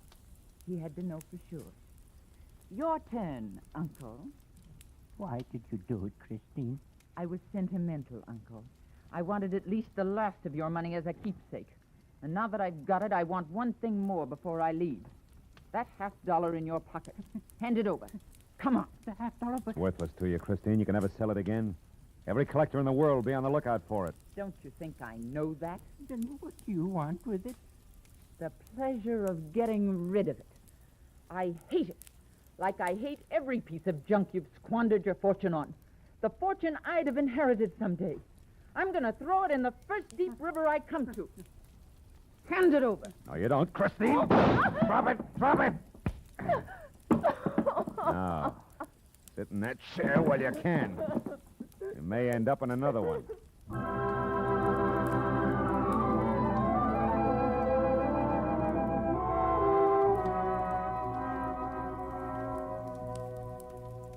The police arrived. They always do. And after a long hour of questions and answers, there were only two of us left. Pierpont Bowman, standing close to a window, tears crowding his eyes. The fingers of his right hand nervously toying with the Confederate coin. And me, thinking about Leon Rayardi and Fred Locke and Christine. It was the old man who finally broke it up. A rotten thing. I left after that. So I don't know if Appleboro got the coin or not. You might check if you're ever running through the New Orleans Museum.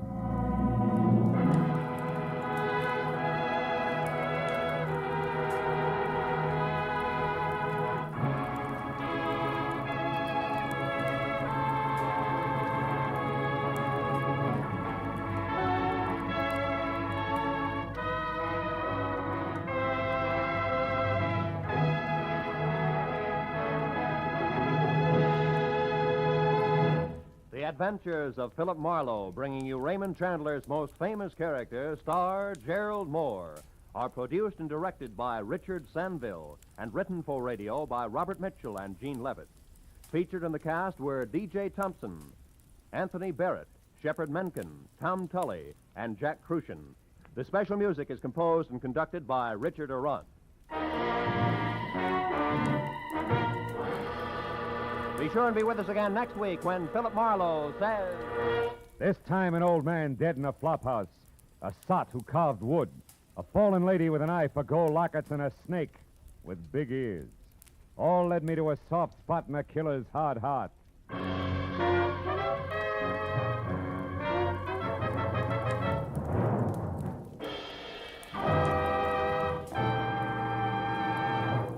Every Friday night, CBS brings you stories taken from the files of parole boards of the 48 states. With only the names changed, these stories give and detail the events of a criminal's life up to the time he is up for parole. Then, before you hear the board's decision, you can make up your mind. Is this man ready to be set free? It's been hailed by press and public alike as an outstanding anti-crime show. And you can hear it now by staying tuned, because Up for Parole follows immediately on most of these same CBS stations. Roy Rowan speaking. This is CBS, where you play Sing It Again every Saturday night, the Columbia Broadcasting System.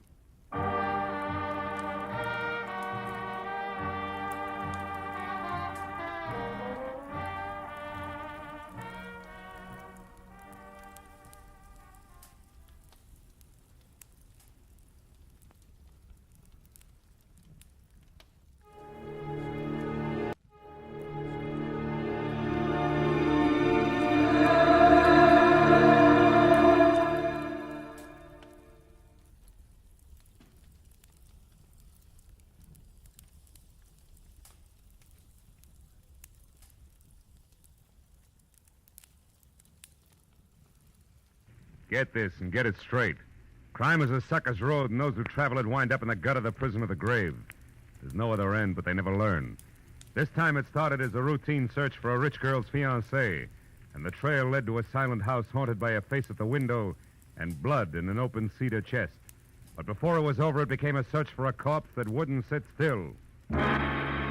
From the pen of Raymond Chandler, outstanding author of mystery, comes his most famous character and crime's most deadly enemy, as we present The Adventures of Philip Marlowe.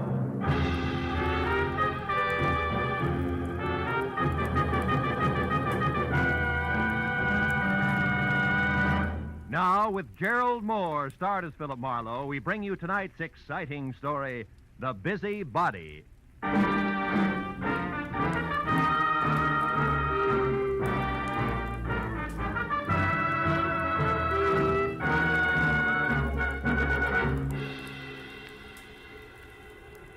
Phone jerked me up off my back and out of the sports page at 9:30 in the evening of an already too long day. On the other end was a warm, feminine voice, edged with the kind of self-assurance that means money, and lots of it. But the words were both hurried and panicky, so after I hung up, I reluctantly waded through the sports section with my feet instead of my eyes and headed for the coffee shop at Franklin and Bronson, where my new client, who had identified herself as Liz Stewart, said she'd be waiting. A pair of blue eyes at a table in the corner measured me from haircut to shoelaces, so I took the cue and walked over. After we introduced ourselves, I was waved into the chair opposite her. She leaned toward me and started with a rush. Mr. Marlowe, I've got to find a man named Dean Howard as soon as possible. Not exactly a new switch. He's my fiancé. We plan to notify my Uncle Hanley of our engagement tonight. Who is Uncle Hanley? Uncle Hanley Stewart of Stewart Aluminum. Okay, go ahead. Dean Howard was to meet me at 7, but he didn't show up. Mm-hmm. And then about 7:45 he called. He started to tell me something that he referred to as a horrible mistake, but before he could get it out, we were cut off. Well, I tried to Want call him some coffee? Coffee. No. Okay. I tried to call him back, but there was no answer. So I went to his house, but it was locked and dark. And yet his car was still parked outside. Uh-huh. Well, look, Miss Stewart, why don't you save yourself $50, go home and wait for an apologetic phone call, huh? What do you mean? Well, this stacks up as being a case of cold feet or a little celebration that got out of hand. Either way, there's nothing to worry about. I've come to you for help, Marlowe, not a pat on the head. Okay. I'll assume it's my error for the moment. How long have you known this Dean Howard? Well, I met him at a party about 3 months ago. Mm-hmm. Uncle Hanley and I both liked him tremendously right from the first. I suppose you've considered the possibility of another woman? Well, of course, I'm not a child. I can see that. Well, Dean has been deeply troubled for the past week. He wouldn't tell me why, but I'm certain that this business tonight is tied in with it. Something's wrong, and I want you to find out what it is. All right, but I'm no leg man for Cupid, so if it turns out to be nothing more than a guy's heart beating in double time, I drop it. Fair enough? Fair enough.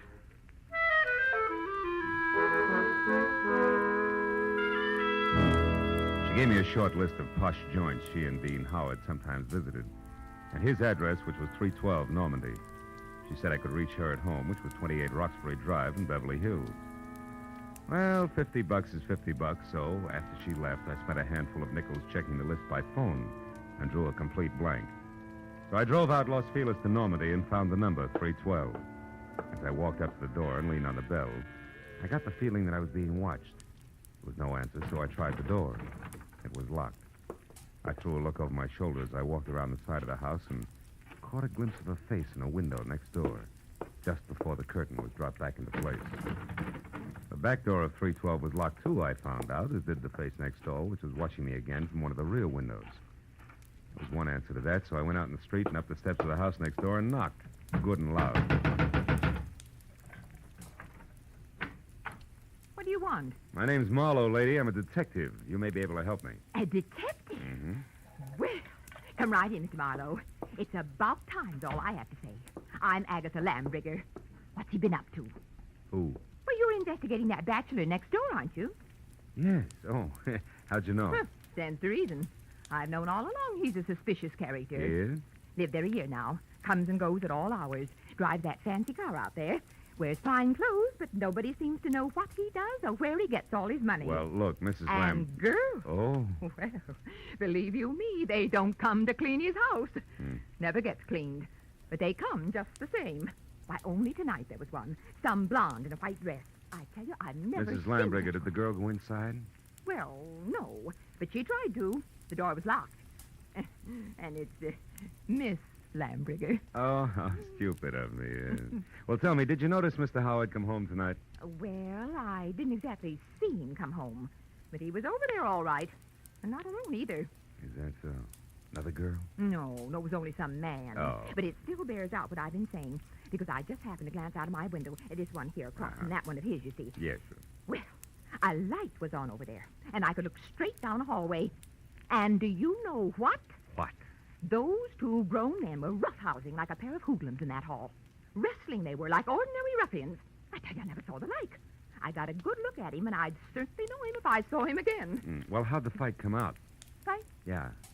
What the... Oh, the fight. Well, I can't say about that. My phone rang. It was Lenore Crowley. She simply talks her ear off you when she gets does. started. So when I finally got back to the window, when I happened to look out again, it was dark over there. So I never did find out what actually happened. But Yes, I well, think thanks that very much for your help. I really must run. Oh, and another thing. The noise and the drinking that's gone on in that house. Why, you wouldn't believe it. Oh, you're leaving? As soon as possible, yeah. But you still haven't told me what he's up to. Well, I'm not at liberty to do that. Oh, well, that's a shame. Yeah. Well, I'll be here all the time, you know, and I'll certainly keep an eye on that house. Oh, I can't tell you how much I appreciate your going to all this trouble just for me. Bonsoir, Miss Lambriger.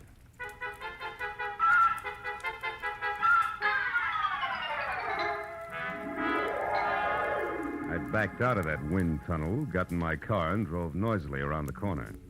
Then I cut my lights, turned quietly into an alley behind the house, and stopped. Slipped through Howard's back gate and up the side of the house, found a window that could be persuaded, and went in. Yeah, Howard was a lousy housekeeper, and everything that didn't get brushed off in normal traffic was covered with dust. I found my way to the room opposite Agatha Lambriger's observation window and ran smack into her first lie.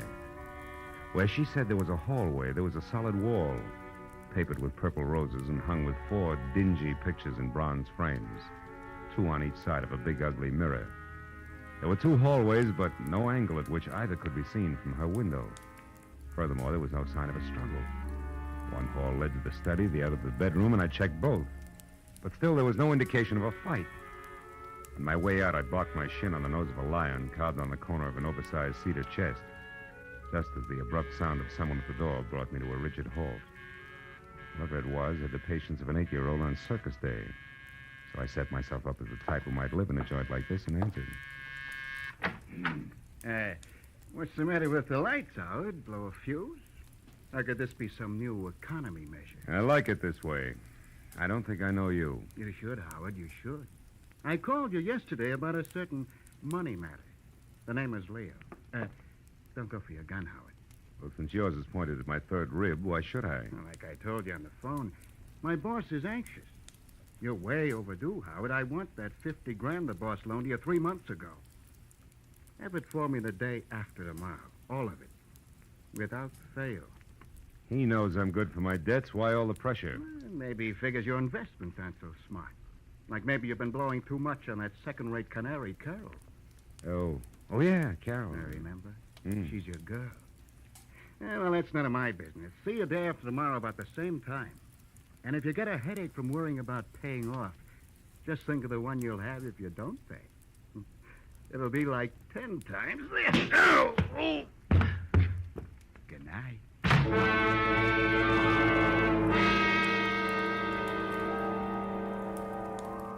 The .45 in his hand caught the side of my head, and I went out cold. When I opened my eyes, the room had shrunk until there wasn't enough space left to stretch out in. And the climb to my feet, was as easy as roller skating through a log jam. And it wasn't until I found a match and had a light that I knew why. Somebody had moved me from the front door and crammed me into a broom closet like a bag of wet wash. When I got out, I saw that my cubbyhole was off the hall of the bedroom. I listened, but there was no sound in the house, so I started moving. But stopped when I noticed something else. The big cedar chest with carved lions on the corners that had been closed before now was standing open. I struck another match. Inside on the bottom was a thick red puddle of blood. Blew out the match and was in the middle of a mental apology to Liz Stewart when it came. I ran for the front door in time to see Agatha charge out of the driveway and down the street. Stark terror twisting her face. Help! Help! Hey, Miss Lambriger, hold it! Oh, Mr. What is it? What happened? I saw him, Mr. Marlowe. I saw him. Up by the alley near the hedge. He's dead, Mr. Marlowe. Dead in my backyard. All right. Now take it easy, Agatha. Who was it? He's there now, lying on his back close to the hedge, and he's dead. What'll we do? Come on, we'll have a look. You can show me where he is. Well, all right. He's right back here. I happened to look out my rear window, and I saw something move. The dogs had been getting in my pansies lately, and I thought this was another. So I came out to chase him away. That's when I saw the body. It's right back here. It's gone. Mm-hmm. Now, look, Miss Lambriger, I've got a headache. I'm getting a little tired of this. You saw a body here just like you saw a fight in a hallway from your window. You're so anxious to be in the middle of things, you'd make up any kind of a story. No, I'm not. No, I'm not. I saw that fight, and I saw Dean Howard's body, too. It was here, I tell you. Where? Show me exactly.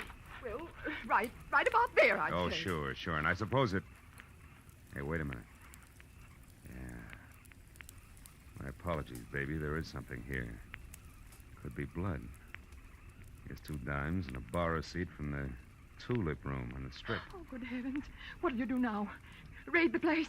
You can use my phone. Thanks, but until we know where the body is, we better play it cagey. Now, let's keep this a secret between us. That'll take a lot of courage, I know, but I can trust you, can't I? I won't open my mouth to a soul, Mr. Well, Marlowe. that's great. That's splendid. Now, you better go inside and stay there until you hear from me. Who knows? You may yet be a heroine, Miss Lambriger.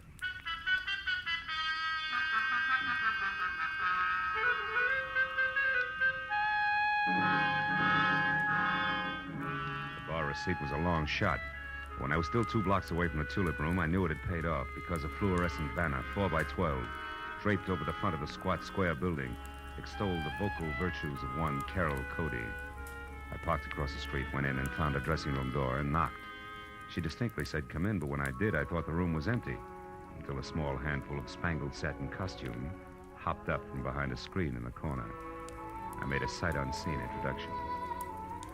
It was only a moment later that a tall brunette, filling a white silk blouse and snug, dark slacks, stepped out, tossed a few pounds of glossy black hair away from her face, and gestured me into a chair. Which paper did you say you were from, Marlowe?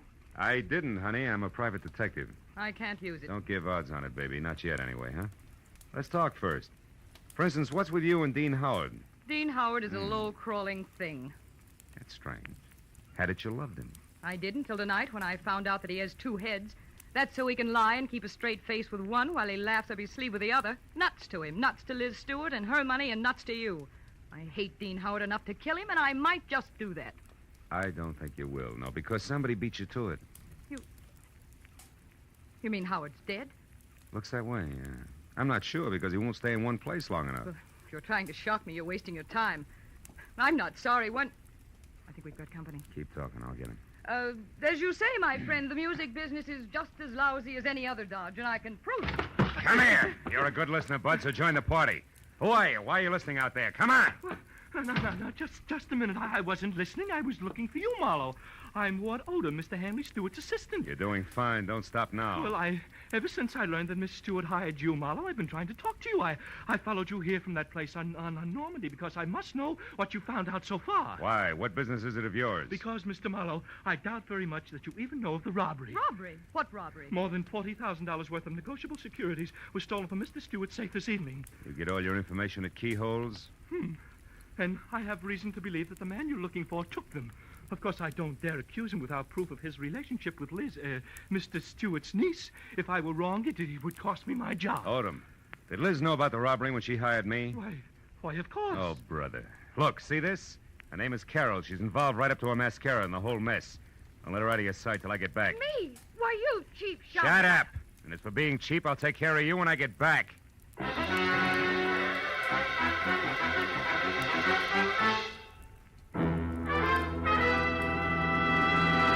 In just a moment, the second act of Philip Marlowe. But first, 3 gentlemen with highly varying but equally effective approaches to dealing with crime entertain you with their deeds of daring on CBS every Sunday. Jethro Dumont, alias the Green Llama, Police Commissioner Bill Grant of Call the Police, and Dashiell Hammett's Sam Spade. These 3 sterling gentlemen all make their appearances tomorrow on most of these same CBS network stations. And now with our star, Gerald Moore, we return to the second act of Philip Marlowe and tonight's story, The Busy Body.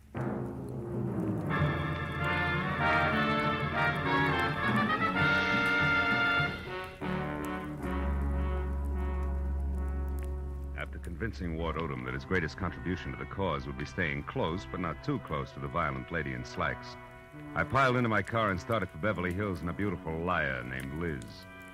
I didn't stop until I was at number 28 Roxbury Drive, out of my car and walking fast up the semicircle of gravel driveway that led to the carefully antique front door.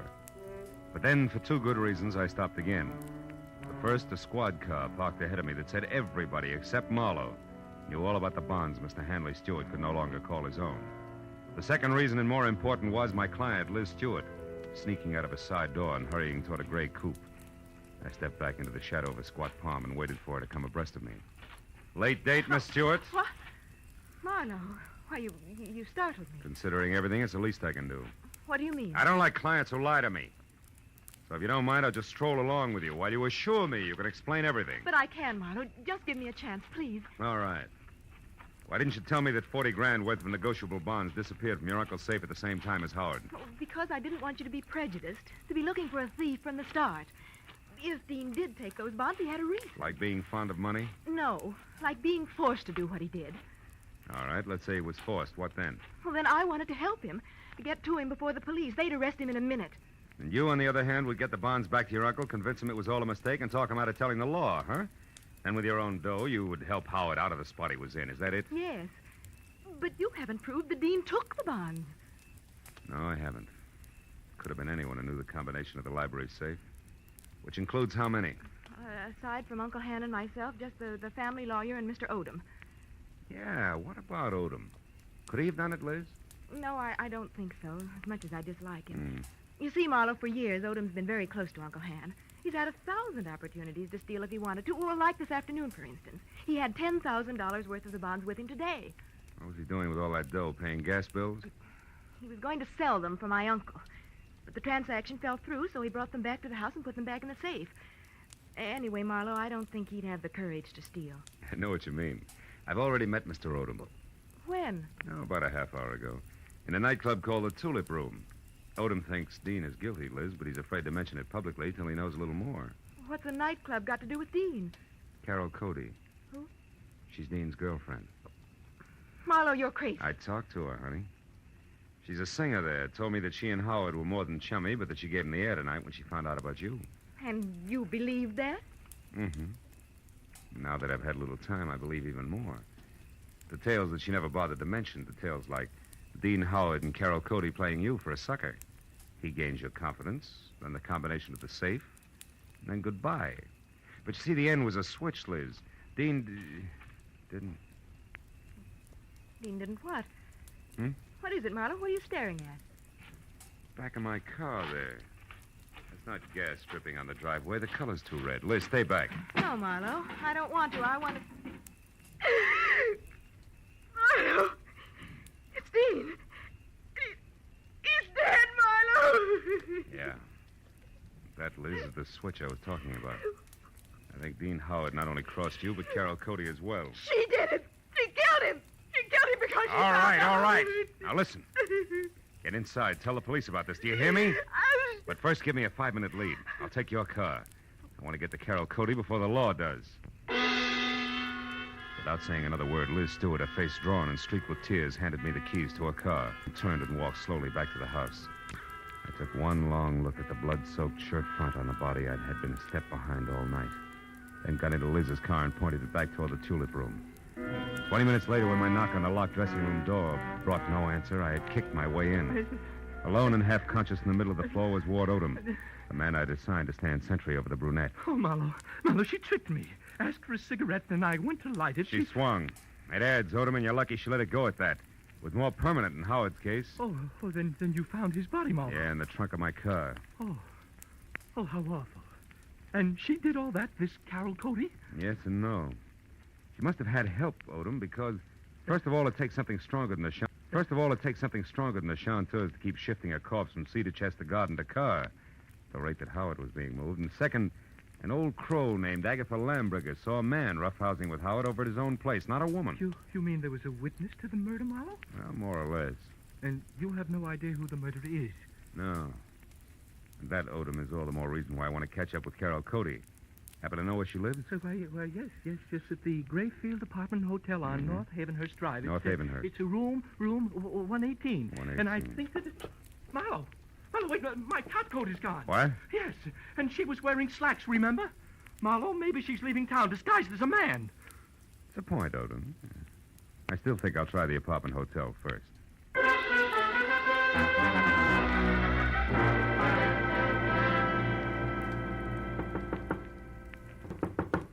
in, the door's open. The bag's over there, boy. Did you get the tip? Marlowe, what are you doing here? Not doubling for a bellhop, so get over there, sit down, and keep your hands in your lap, because if I have to, I'll shoot. What? I don't understand. I'll make it real plain. I think you murdered Dean Howard because he double-crossed you after he emptied Hanley Stewart's safe. And I think you're out of your mind. Which brings us to a position called stalemate, and that in turn makes this a good time to call the cops. I didn't kill Dean. I swear I didn't. Oh, listen to me. What you said about Dean double-crossing me after he stole the bonds is true, but not the way you think it is. Second verse. He didn't want to just cut me out of my share, Marlowe. He wanted to return all the bonds intact. He really fell in love with Liz Stewart and decided to play all-American boy. You mean he decided to call it all off after he'd stolen the bonds? Yes, Marlowe. That was the reason we argued tonight. Well, it's a stronger reason than one I already had for your committing murder. Baby, you wanted that money bad. No, you're wrong. Come back here. Why did you belt Odom and run? And don't bother denying that you did, because I just left him. And he's minus good health and that top coat over there. So if you think I that you... can explain that. I was scared that a confession out of Dean would get me into hot water. And when you showed and then Odom, Just a minute, But Carol. Marlowe, Just a minute, will you? I think I've got the answer. What answer? It's dust, Carol. Dust and what an old gossip swears she saw from her window. Right now, I've got to get over to her place before she ends up looking like the late Mr. Howard. Well, then you believe me, Marlowe, about not killing Dean. I don't know. But since you've been in this cheap swindle from the start, we'll just tuck you into an old-fashioned wardrobe. Just for safekeeping, baby.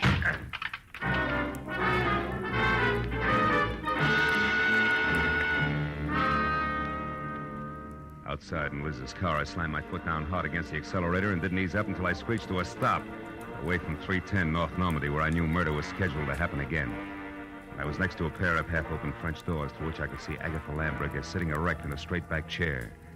I was happy that I hadn't taken any longer in getting there. I was also happy that the man standing opposite her, gun in hand, the man who had murdered Dean Howard, had his back to me. I got a firm grip on the .38 in my You've been hand. so nosy, Miss Lambricker. And it's too bad that Marlowe had to let me know you've been a witness when I killed Dean Howard. A roughhouse, I think you called it. A roughhouse is what I thought at the time. But when I saw Dean Howard's body out in the alleyway, I knew... You knew I killed him. Everything would have been simple if you hadn't had your nose out a mile. I was going to run over him, and it would have looked like an accident. But I had to move the body after you saw it. Marlowe's car looked good until I could dispose of it. But there's no point telling you all this. You won't be able to gossip about it, Miss Lambricker. I'm sorry. Sorry, but that's the way it has to be. You or me. I vote for you, Odom.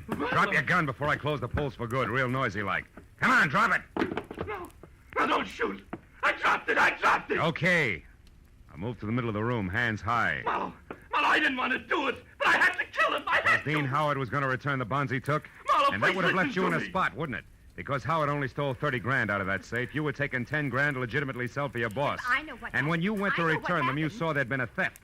And you decided to make the most of it and let somebody else take the rap for the whole 40 grand. Keep your eye on him, Mr. Marlowe. He's Don't worry, a man who shoots another man in the back has no guts. He won't try anything while I'm looking at him. No, Marlowe. I don't have any more guts than it takes to jump behind a woman's skirt. I'll leave you choked to death. If you take one more step. Now lower your gun and listen. All right, let her go, Odom. Sure, let it go. Just as long as you cooperate, Marlowe. Marlowe, don't be a Shut fool. up! Shut up! Don't shoot. He'll kill me anyway. Shoot. No! Shoot. No, don't shoot! Marlowe. Marlowe, don't shoot! Don't shoot!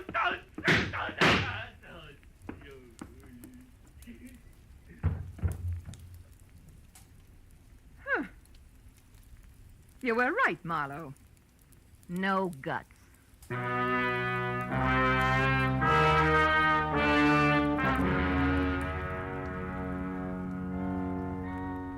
It was an ambulance, a half a dozen squad cars, and a police captain included, and 3 long hours of questions and answers in triplicate later, before 310 North Normandy and environ settled back to being just another quiet house on just another quiet street. With, of course, the exception of Miss Agatha Lambricker, who now would never return to normalcy. And as we sipped hot tea together and a clock someplace deep in another room struck twice. Now, Philip, so I'm sure I had this She was right. still going strong. Dean Howard owed money, so he and that worthless singer decided that he should get friendly with your wealthy client and then at the propitious moment rob her uncle, correct? Correct, yeah. But what I don't understand is how you knew it was that awful man Odom. Well, there were two things, honey. His anxiety to get me to Carol, together with a streak of dust the length of Odom's topcoat sleeve, all added up to a hunch. That, Philip, I don't understand. Well, you got to take them in reverse order. I saw dust on Odom's topcoat sleeve when I was in Carol Cody's apartment.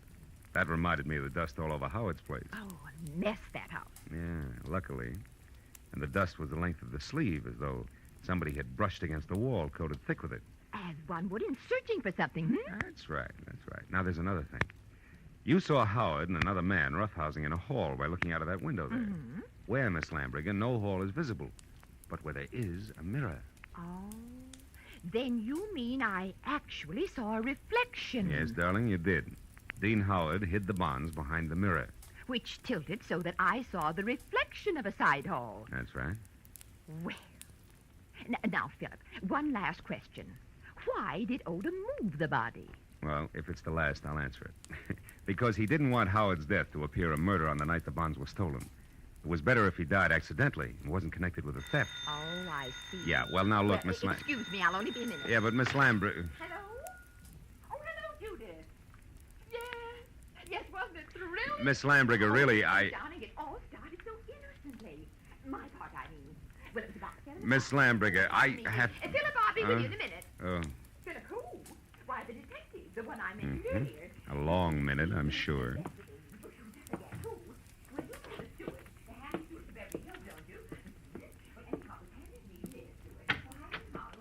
Goodbye, girl.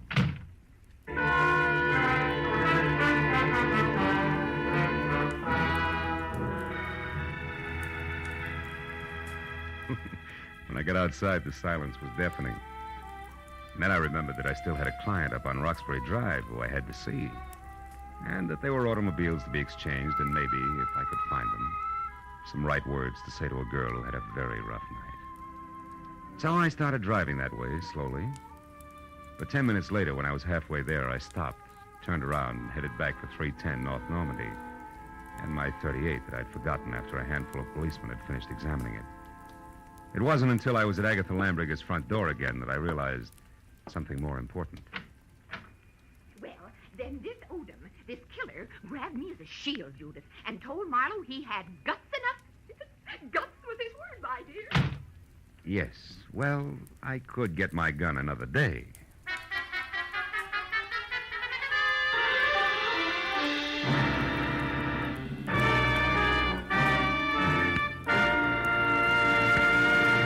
The Adventures of Philip Marlowe, bringing you Raymond Chandler's most famous character and star, Gerald Moore, and are produced and directed by Norman McDonnell.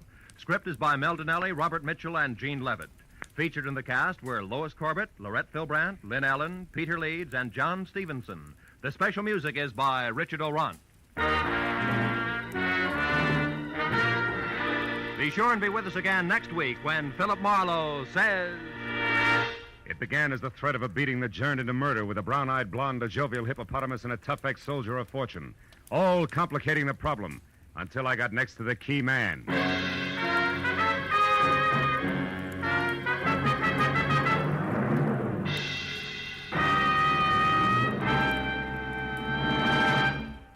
Will you be listening when $51,000 go on the block during Sing It Again tonight?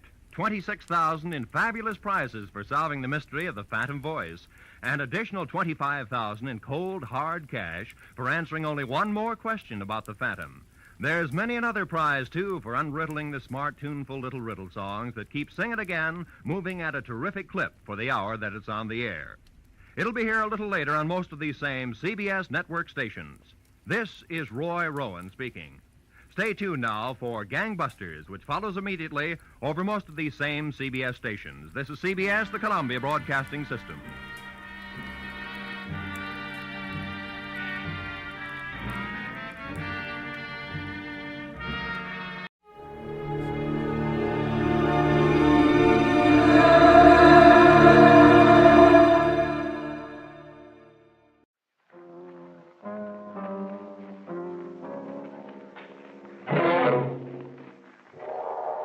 The Columbia Broadcasting System presents yours truly, Johnny Dollar.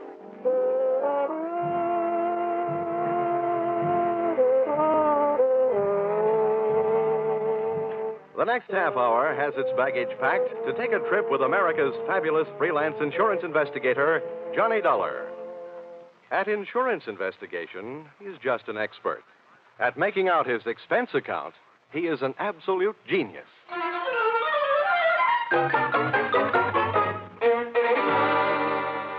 Expense account submitted by Special Investigator Johnny Dollar to Home Office, Honesty Life Insurance Underwriters, Terminal Building, Hartford, Connecticut. Attention, Austin Farnsworth, General Manager.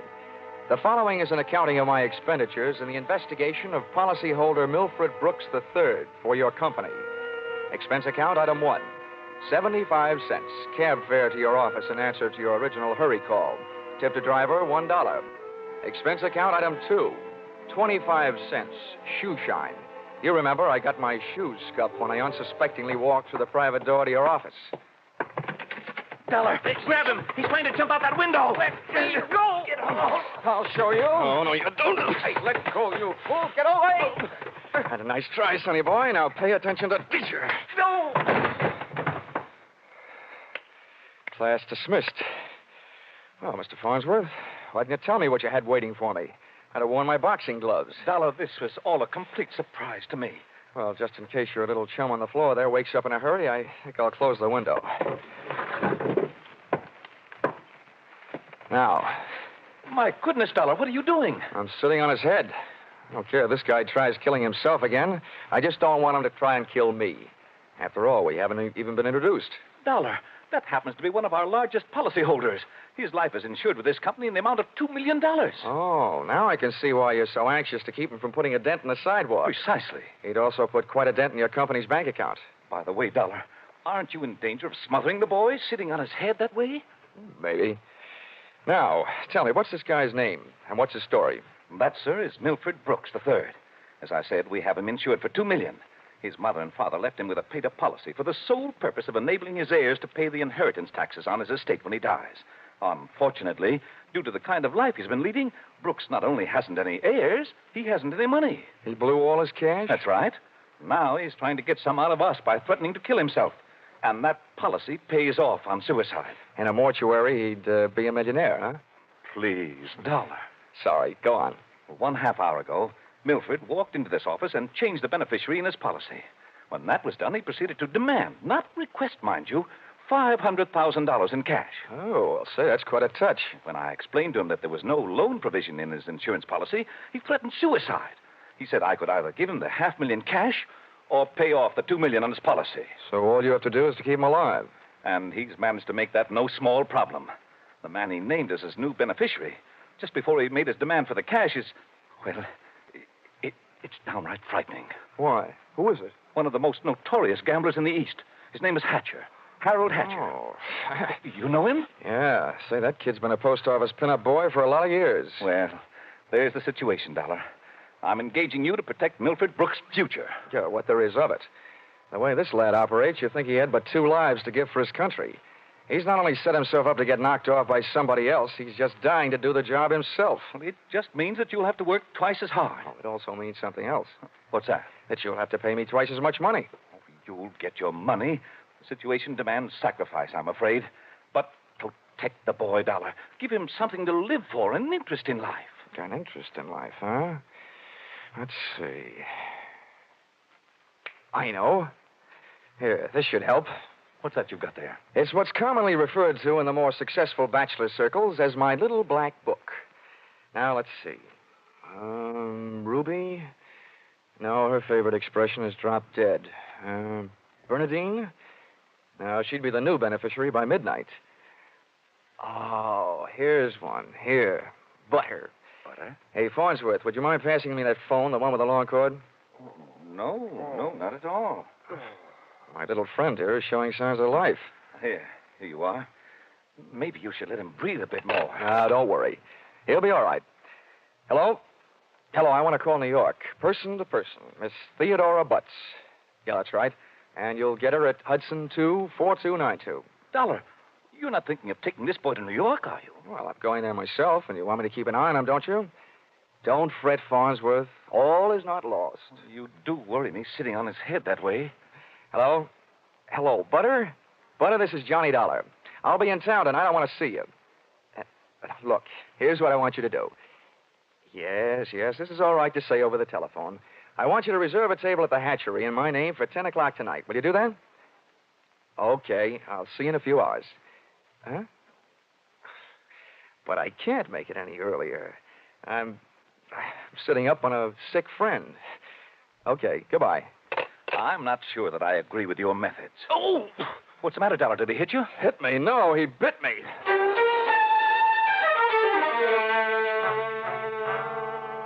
Expense account, item 3. Liquor, $18. Keeping Milford Brooks III peaceful seemed to be the immediate problem, and a bottle of rare old brandy seemed to be the immediate answer.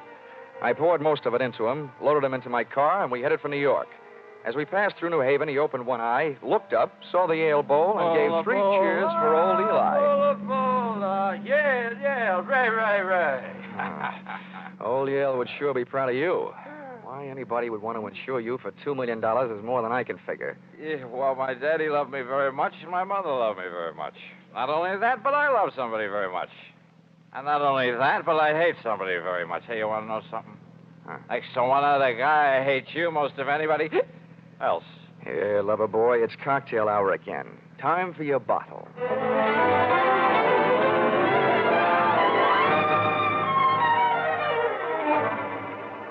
Rolling along the Merritt Parkway, I felt very much alone with my own thoughts. And believe me, they weren't very pleasant company. The way it stacked up for me, Brooks had built up a fat gambling debt to Harold Hatcher and had been forced to make him his beneficiary. The suicide threat that he was holding over Honesty Insurance Company was a little tougher to figure, unless he was trying to finance a trip for himself to get away from the man with a custom-tailored murder motive, Hatcher. My hungry little mind nibbled away on those unsavory morsels of food for thought all the way to Butter's apartment.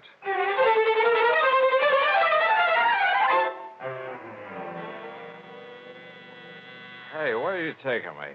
I want to go to New York. If you don't behave, Buster, I'll punch your ticket. Johnny, darling, welcome to New York. Fastest trip I ever made. Quiet. Well, where did you find this? In a box of Cracker Jacks. Come on, let me in. Oh, I don't know about you, Johnny. Some men bring me flowers and some bring me candy. What do you bring me? A boiled owl in a Brooks Brothers suit. Oh, I'm pleased to meet you. My name is Brooks, but I haven't got any brothers. Lucky them. Fix the pillows on the couch, will you? They look more at home in the bathtub. Oh, come on, Buster. Lie down. Oh, I'm charmed. Thank you. Hey, this kid's liquor sure can hold him. He's passed out. How long have you been playing nursemaid to this bottle baby? Lead me into the bar, sweet. Let's get away from this buzzsaw, and I'll tell you all about it. Sure, come along. Horrible examples don't seem to bother you, do they? If you knew how that guy's been bothering me. What'd you do to him?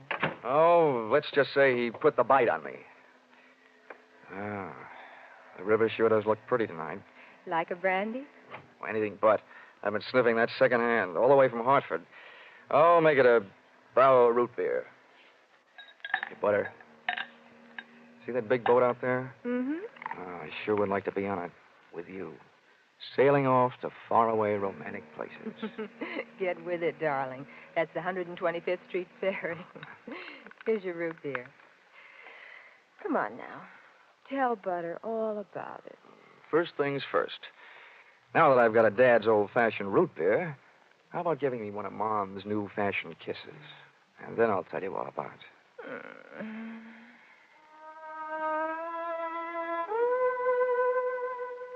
A few seconds later, I proceeded to tell her all about it, and it wasn't easy. Everything about her kept flagging down my train of thought. She was a sympathetic listener to my story until I gave her the answer to her first and only question. Where do I fit into all this? Well, baby, I thought you understood. My job is to give the poor, misguided boy something to live for. That's you. Well, he should live so long. Now, Butter, wait a minute. Well, don't butter me. Now, don't get excited now. You misunderstand. I really mean it. I thought if he just got a look at you, realized that things like you exist, you'd make any man glad to be alive. If you can't stand it, I'll take him away. But I sure need you, Butter. Come on, baby. Melt a little. I wouldn't let you get hurt. You know that. Did I hurt you? No, I'm getting used to it. People have been taking pokes at me all day. Sorry. Ah, that's better. Want some more root beer? I want some more of you. How about another kiss? Well, help yourself. Darn. I'll get it, Johnny. Okay, and if a man answers, hang up, will you? Oh, don't worry. Hello. Yes, this is Hudson 24292. Well, that depends. Who's calling? Oh, just a moment. It's for you, Johnny. Mr. Farnsworth. Huh? Oh, okay, I'll take it. Thanks. Say, while I'm talking, be a good girl, will you? And take a look at Milford in the other room. And while you're at it, get me in the root beer, huh? Oh, sure. The service is good around here. Hello, Farnsworth? Yes, Dollar. I'm glad I got you. How'd you get this number? It's the one you called from my office. I remembered it. I have a photographic mind. I hope you haven't got a picture of what I'm thinking. What do you want? I want to know how Milford is. I mean, is he still alive? Of course he's alive. Good, good. Do you suppose I could talk to him? I mean, do you think he'll talk to me? Well, the last time I saw him, he was sound asleep. I'll take a look. Hold the phone. Oh, Butter. Oh, Butter. Hey, Butter. Hello, Farnsworth? Yes, yes. Do you have any aspirin there at your house? Why, of course, Dollar. Why? Well, you better take a handful. Milford Brooks III just took a powder. I'll call you back. You let anything happen to him, and you'll need the aspirin. I've already got a headache. When Milford left, he took my girl with him.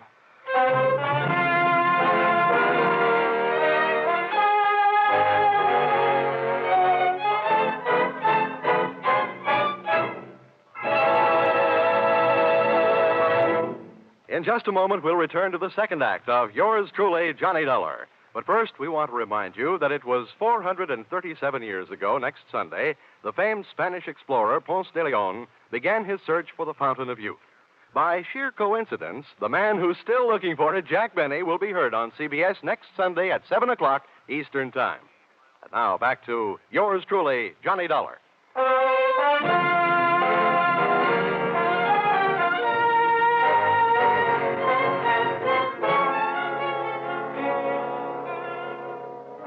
Well, nobody could say I wasn't working fast.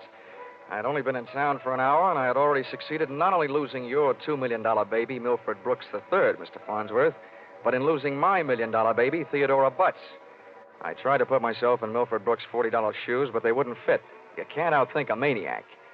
The best I could do was figure either that he was on his way to commit suicide, or that Harold Hatcher, the man who now stood to collect $2 million in the event of Milford's death, had snatched him out of Butter's apartment. With birds of that type flocking together, Butter stood a good chance of being a dead duck. I spent an hour unsuccessfully shaking down the neighborhood for them. I questioned cab drivers, harness bulls, bartenders. Then I decided to ask for help from higher up. And I don't mean that I said a prayer. Expense account, item 4, 5 cents, phone call. Police headquarters. Give me missing persons. Any particular one? Don't be a wise guy. Lieutenant Fisher.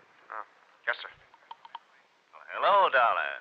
What did you lose? Practically everybody. Let's start with a girl, Theodora Butts. You mean you lost your girl? Why didn't you call Dorothy Dix? Don't waste time being clever. Just check your reports, will you? Hold on. Buddington, Bumpus, Byers. Nope, nothing on her, Dollar. Okay, well, try this one. Brooks, Milford III. Bullseye. Brooks, Milford III. He hasn't been reported missing, and we haven't found him yet. But, we think we know where he is. Oh, this kind of a question I always hate to ask. Where? The Hudson River. At 11:15 tonight, his top coat, complete with identification, was found taking a ride on the 125th Street ferry. Anything else? Nothing much. Package of matches was found under the coat, monogram.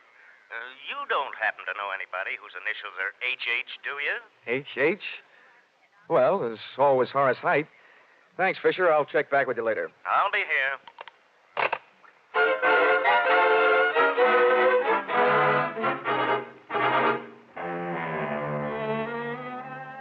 Expense account, item 5.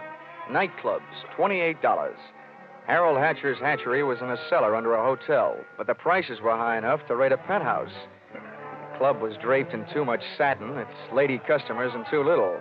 The decor was French provincial, music Brazilian, and the food was nowhere. The drinks looked weak and the waiters looked strong. All in all, the joint was a sight for sore eyes, for making them sore. The only pretty thing in the place was a blonde.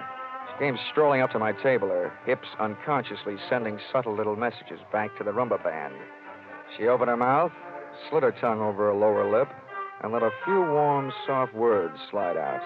Looking for someone? Oh, well, you'll do until the real thing comes along. Sit down. Thanks. No, I won't have a drink. My name is Janelle. I understand you were asking about Mr. Hatcher. Yeah. You know him? More than somewhat. Are you Mrs. Hatcher by any chance? I might be. Does that mean you might admit it or that you might talk him into it someday? I'll ignore that. What do you want to see him about? A mutual friend, Milford Brooks. I know most of the quiet-clothes boys around here, so you aren't a cop. You don't look like the type to be a society friend of the Brooks family. So what are you? I'll ignore that. Is Hatcher around? He might be. Oh, come on now. Where is this office? At the top of the stairs in the back. Can I expect any trouble getting in? You act like you just saw a B picture. Harold is doing his best to act like an honest businessman these nights. You won't have any trouble. How do you know? Because Harold sent me down here to look you over. I think you're all right. Oh, so I've won myself the good housekeeping seal of approval, huh? Keeping house with you would meet with my approval. I ran for my life, had a slow walk across the dance floor, edged my way through a cluster of tables, and went up the back stairs. When I located the door to Hatcher's office, I knocked once and went in. Come on in. Thanks. I'm Johnny Dollar. I've been hired by Honesty Life Insurance underwriters to protect the interest of a guy named Milford Brooks III. What's that supposed to mean to me? You know him, don't you? Well, he isn't exactly one of my boozing buddies. How much money does he owe you? We've got him on the books for a few grand. Why? They picked up his top coat tonight on the 125th Street ferry. He wasn't in it. It might have been a suicide, or it might have been a knockover made to look like a suicide. What's your choice? Where do you get off asking me to make a choice? Where were you around 11:30 tonight? What's it to you? Oh, I don't know. I just thought you might like to rehearse a few answers. The law will be asking you some questions real soon now. I don't know why I should tell you, but I was driving around in my car getting some air. You better do better than that. They found a match folder under Brooks' coat. It had your initials on it. You're out of your mind. The guy owed me $200,000. You think I'm going around knocking off my own assets? I don't know whether you're stupid or bright, Hatcher. Don't worry about it. I know. What about that insurance policy? What insurance policy? Now, look, Hatcher, we're big boys now. We both know that changing the beneficiary of an insurance policy is a legal transaction. That means witnesses. That means it isn't secret. You mind telling me what you're trying to say? That you and the Honesty Insurance Company and I all know that Brooks made you the beneficiary in his policy and that you stand to come into $2 million when they fish out his body. I don't know anything about it. Motives don't come much bigger. I'm telling you, this is all news to me. You or nobody else is going to move me off that story. I feel the same about mine. It doesn't take a genius to know that Brooks didn't love you $2 million worth. There's only one logical reason for his making you the beneficiary that I can see. You forced him into it. Who'd believe anything else? Who cares? They'd have to prove it. And, brother, that can't be done. Now, how would you like... Wait a minute. Yeah? Yeah. Oh, okay, Rocky. Thanks for the news. Dollar, did you turn me in? Oh, they're here, huh? Yeah. No, I didn't turn you in. What's the matter? You got a good story, Hatcher? You're not worried, are you? Here, have a cigarette. Thanks. I got light. Oh, worked the first time. Yeah. Nope, I'm not worried. I'll be out in 48 hours. You'll be lucky if you're out in 48 years. Okay, boys, come on in. The homicide boys invited Hatcher down to headquarters. He accepted and invited them down to the bar for a no-hard-feelings drink. They accepted. I walked back down the stairs into the club. The place hadn't changed. Same stale customers, the same stale music, same stale air. And the same lovely Janelle sitting at the same unlovely table. Hello. How'd you make out? Oh, I left before they started playing 20 questions. But I wouldn't worry. You've got a smart boy in the bar there. In some ways, maybe. What'd he hand you? A big round zero. Wouldn't talk, huh? Round zero. Wouldn't talk, huh? About what? Oh, just a little doodad, a $2 million life insurance policy. Wait a minute. That young Brooks kid? Yeah, that's right. Oh, I knew it. I tried to tell him, but he wouldn't listen to me. Trying to tell who what? Hatcher. But he'd get into trouble about that policy. It just looks funny, him being made the beneficiary. You knew about it, huh? I suppose you also know what was behind it. Sure, Milford owed him some money. A lot of money. It's in writing. What kind of writing? It's a personal note that Brooks was going to get back if he made Harold beneficiary. It's up in his office. Hey, you must be awful close to Hatcher. I'm the close, friendly type. I'll have that drink now. You've earned it, beautiful. She had earned it, and I had a hunch as to why. If ever I saw a gal busy putting the skids under her boyfriend, she was. Even if she helped send him up on a murder rap. I would have bet a quick 50 that she'd tipped him to the police.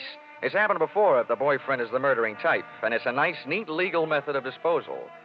Janelle led me back up the stairs and into Hatcher's office. I sent her back down to watch the bar to divert Hatcher in case he decided he'd forgotten something. Brooks's personal note made out to the gambler was easy to find, lying neatly in the middle of the top desk drawer. But I found something even more interesting when I went through his wardrobe closet. I began to see a glimmer of light. And then, encouraged by not too much thinking on my part, it turned into a veritable bonfire, which I hoped wouldn't be too hot for me to handle.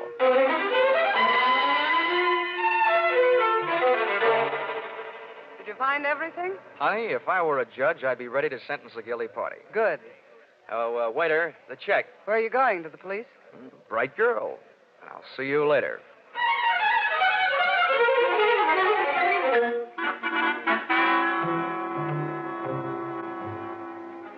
Expense account, item 6. Cab fare, $1. Tip to driver, $1. Once out of the hatchery, I walked to the corner, got into a taxi, and waited. In just a few minutes, my favorite suspect came out of the club, jumped into a taxi, and the chase was on. We nuzzled our way through the traffic over to 2nd Avenue and headed downtown. Then he took a right turn on 45th Street over to Lexington and headed uptown. But they didn't lose us. At 72nd, the cab ahead turned right and pulled to a stop. My driver was on his toes, and his toes were on his brake. We stopped, too, half a block behind. You want I should wait? No, here you are. Keep the change.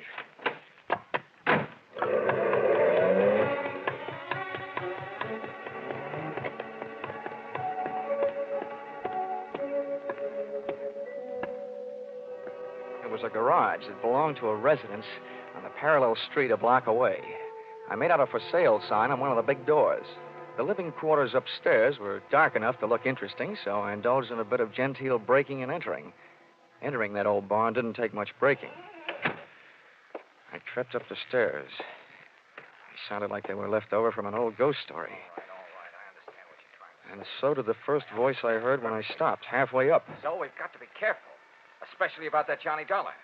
Are you sure he didn't follow you?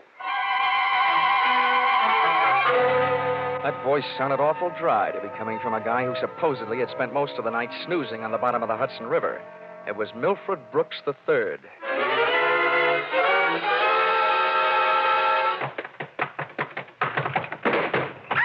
Get up on your feet, Brooks. Now, wait a minute. No! I started this thing slugging you. I might as well finish it the same way. Leave him alone. He's mine. Pull in the claws, Angel, and sit on his lap. Oh, you Connecticut hick. I'll kill you. Look, I'm the last guy in the world who enjoys physical violence, give or take. But believe me, you two are coming mighty close to changing my whole character. Now settle down before I really lose my head. Get off of me. Oh. I should have known better than to get mixed up with a low-class nobody like you. Cut. We've pushed the lady around enough, Brooks. Tell me to be careful. Why didn't you think of that before you led him here? Wipe your nose, big boy. Now, don't you go getting fat-headed gorgeous. Neither one of you is exactly what I'd call a mastermind. When you planted that match folder underneath the topcoat on the ferry boat, you both should have been more careful. Huh. You think so? You bet I think so. If I were planning a piece of evidence to incriminate Mr. Harold Hatcher, I would have left a cigarette lighter. I found one in the pocket of every suit he owns, back there in his closet in the club. It wasn't hard to figure out that guy never carries a book of matches. What do you want? I'm only interested in one thing, saving the insurance company $2 million. And, Buster, I think you've done it for me. Wait, look, Dollar. This is insurance fraud. It has been ever since you put on that fake suicide attempt, trying to extort $500,000 out of the company for you and Janelle. Wait a minute, Dollar. So much for the company. Now, something a little more personal and a little more serious. Where is my girl? Well, she's all right, Dollar. I couldn't help it. I had to get out of that apartment. She caught me leaving. I had to take her with me. Where is she? Well, I didn't mean to hurt her. I was afraid she'd yell. Oh, you miserable... I'll tell you where she is, Dollar. I put her in a cab and sent her to the emergency hospital. Get up. Oh, no. No, Dollar, please. I'm let gonna me give you the explain. beating Wait a yell. minute, Harold. Hatcher. You had your fun, Dollar. Now I want mine. How did you get here? New York City, world's most efficient police force, remember? When they think maybe a guy's jumped off a ferry boat and nobody's seen him do it, they check the turnstile counters at each end.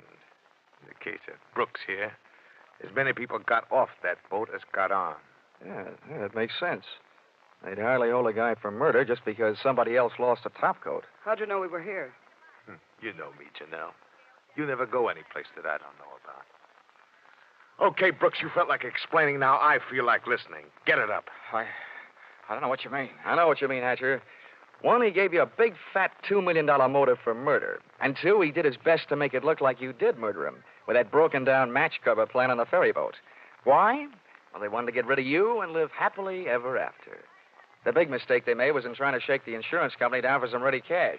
And you, baby. Harold, please. You put him up to it, didn't you, you cheap little muscler? No, Harold! Calm down, Hatcher. You don't need a gun around here. They're tame. You don't know me very well, Dollar. I'm going to teach all of you amateurs a lesson. How these things are really done. Come on, Brooks. No, Hatcher. You can have everything I've got. For a second, it looked like Hatcher was going to take everything. But I hadn't gone that far to see Brooks knocked off with me as a witness. Hey, maybe I wasn't going to be a witness. Maybe I was going to be a victim, too. When that thought hit me, that's when I flew across the room and hit Hatcher in a do-or-die flying tackle from behind. Oh. Hatcher went down shooting. I went down kicking, and a lucky boot knocked the gun out of his hand. I beat him to it and swung it straight into his skull. Oh. Half the people in the room were lying there bleeding. Brooks from a gunshot, Hatcher from the gun butt. Janelle and I both stood there panting. But believe me, not for each other. We stood that way until the police arrived.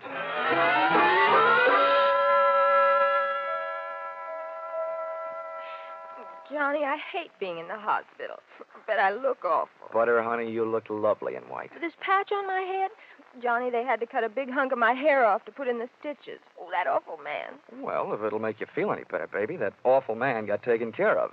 He's upstairs in the same hospital. Oh, Johnny, you didn't shoot No, him. Butter, I didn't have to. Harold Hatcher saved me the trouble.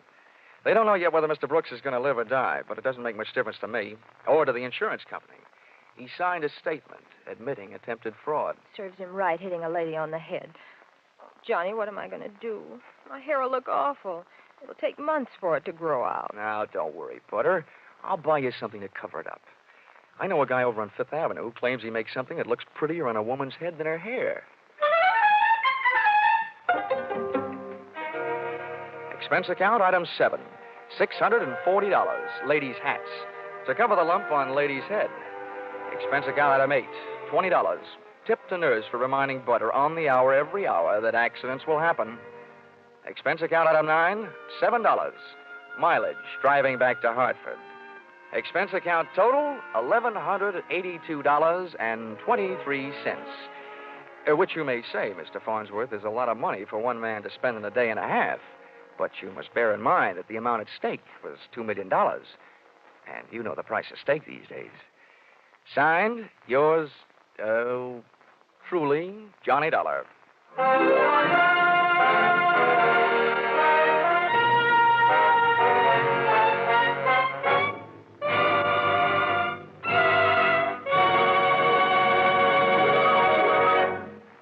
Listen in again next week when CBS brings you yours truly, Johnny Dollar, with Charles Russell as Johnny.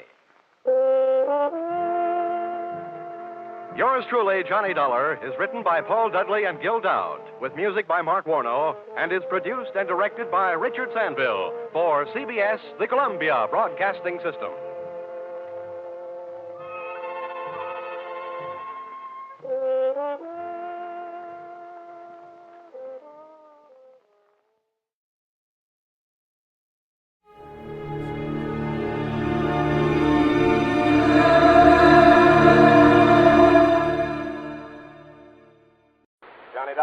Bob Douglas, Corinthian Light, Johnny. How soon can you leave for California? Right away. My right big toe needs defrosting. What's the matter? A policyholder, young fellow named Jefferson, went west on an oil deal and he's disappeared. It might be murder. Well, I guess I'd better pack 2 shirts. Looking for one man in a big state like California can be murder.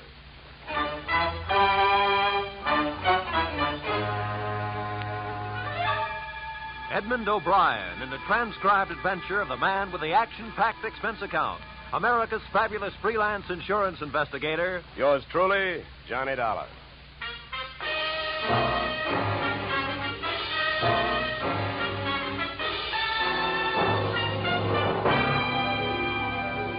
Expense account submitted by Special Investigator Johnny Dollar to Great Corinthian Life Insurance Company, Hartford, Connecticut. The following is an accounting of my expenditures during process of search for your missing policyholder, youthful millionaire Alec Jefferson, or how they were drilling for oil, for what they struck was me. Expense account item 1, $186.13. Airfare, Hartford to Los Angeles. Item 2, $15. Hire car, airport to office of Rebel Wildcatters Incorporated on potential oil land in the New Hall, Saugus district. I arrived at 9:30 a.m. A handful of dirt dentists were hard at it, drilling at a rig not 30 feet from the shack-type office. Pull it over, will you? Better stand by, driver. My man may not be here.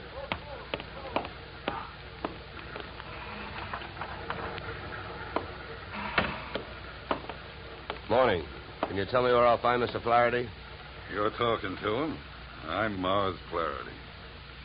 What can I do for you? My name is Johnny Dollar, Mr. Flaherty. Yeah. I've been sent out here by the Corinthian Life Insurance Company to see if I can get a track on your partner, Alec Jefferson.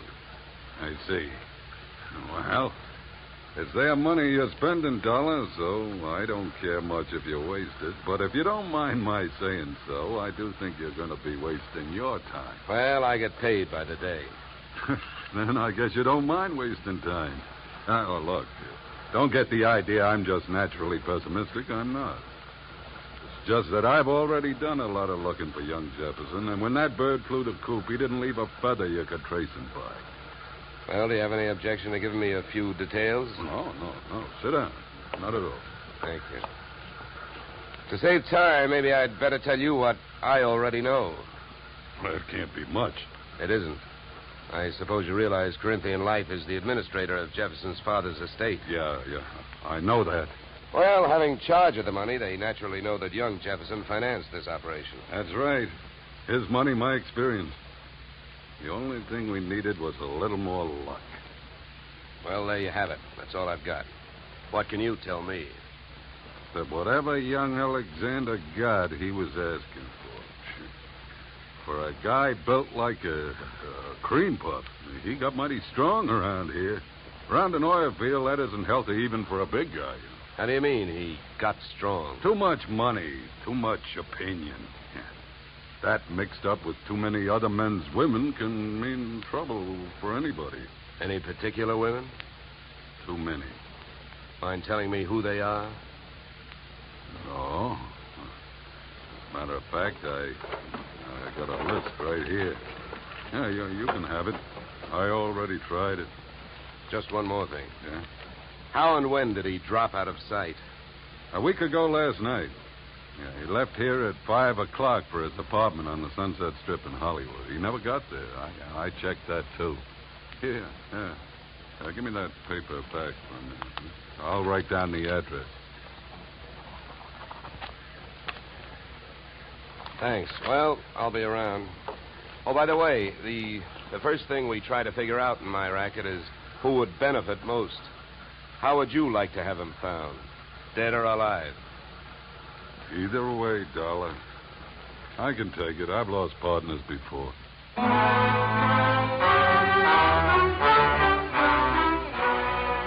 spent the next 20 minutes on a long shot, thinking I could pick up some information from the drillers. But it was a long shot that missed. Those guys wouldn't have told me it was a nice day. The outdoor life having got me nowhere, I decided to give the indoor type a try. First stop, Jefferson's apartment on the Sunset Strip. The lock was foolproof, but I wasn't fooling.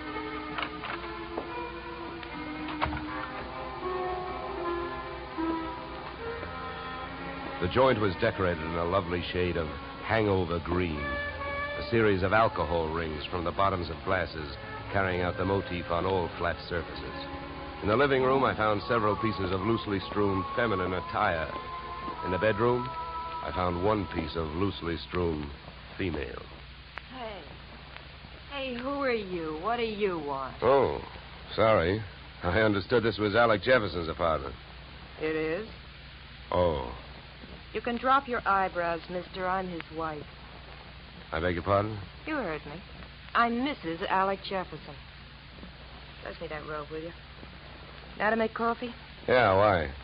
Well, how about making me some while I go put on a face? I guess so. You'll probably have to wash the percolator. To me, the best grounds for divorce would be coffee grounds and an unwashed percolator. So I washed it. I also made the coffee, wondering the while how she had made the matrimonial grade. Right then and there, I'd have given her the Bad Housekeeping Award.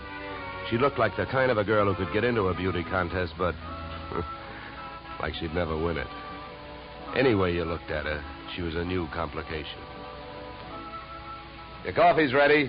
Yeah, thanks. Good. Find any clean cups? No, but I washed two.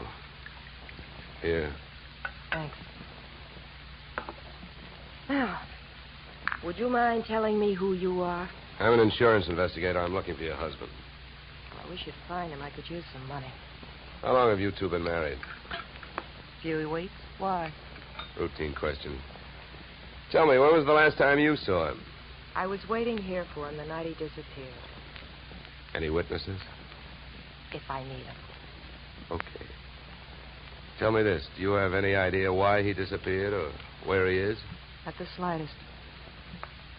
Do you know a man named Morris Flaherty? Yeah.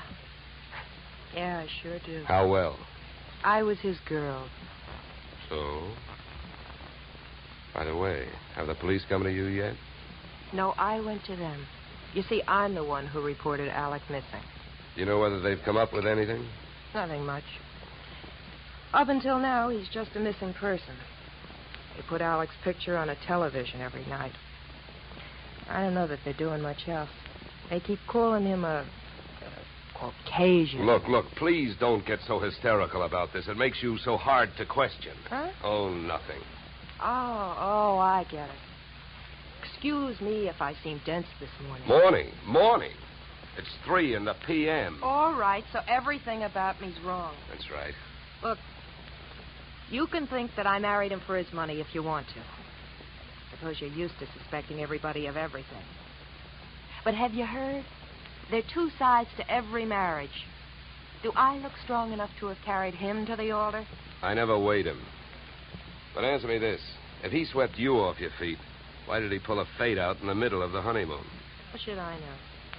Maybe he'd never seen a dame without makeup on before and had to go someplace to think it out. I wonder if there's anything to eat. I'm hungry. Look, I think I'd better be going. I'm not much of a cook.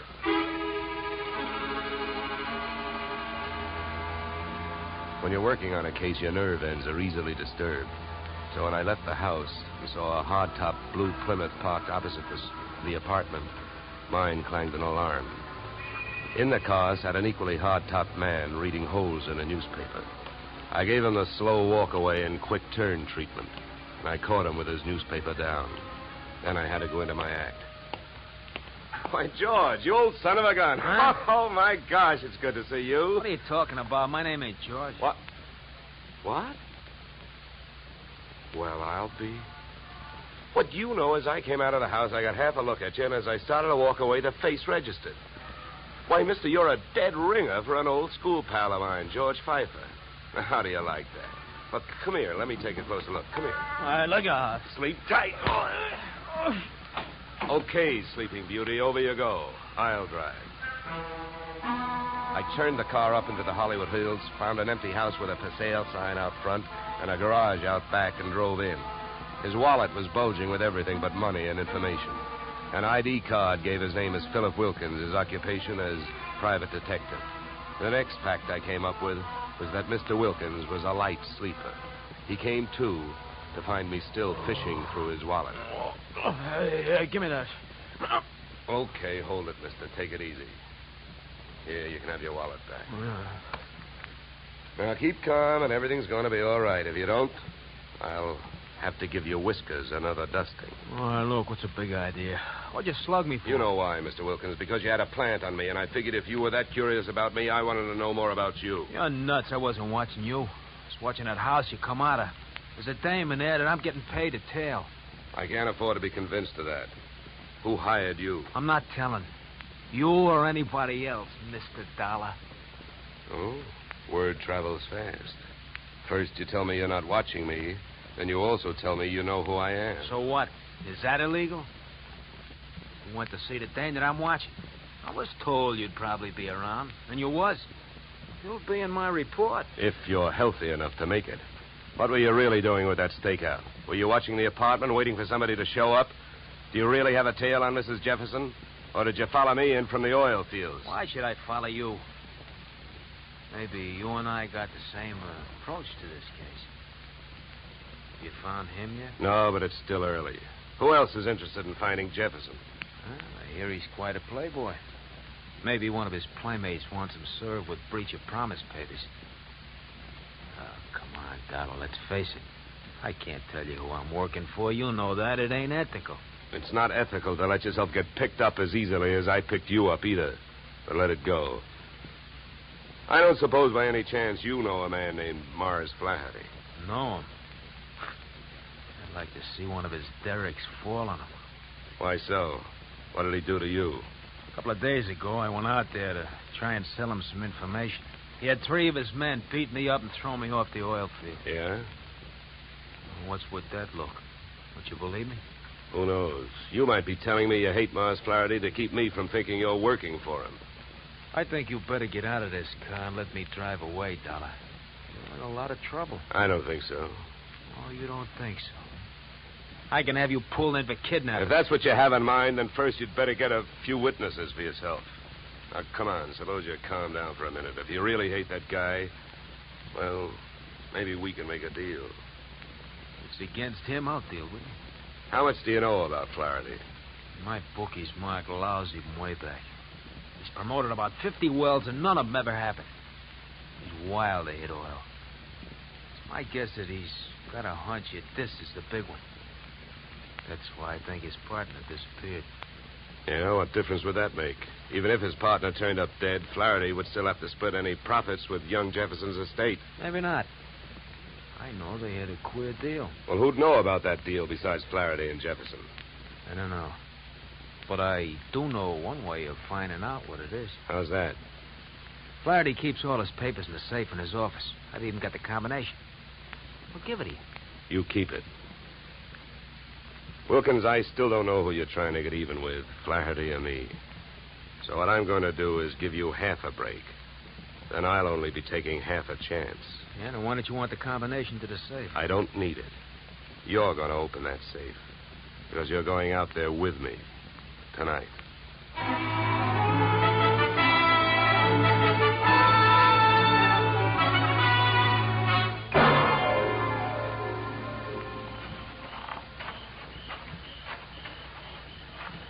Here. This window. Okay. Now, here. You handle the glass cutter. Right. Now, look. Here's what we do. I'll wet this suction cup. Get a grip on the glass, see? Now, you cut around the outside edge, and I'll lift the paint out in one piece. Lesson number 1, straight from the burglar's handbook.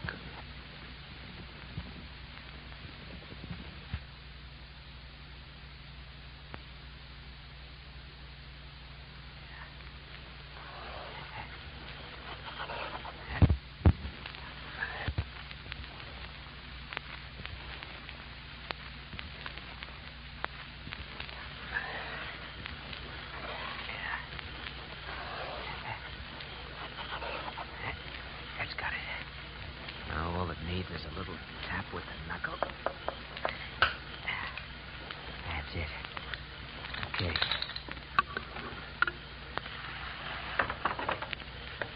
All right, in we go. You first. Okay.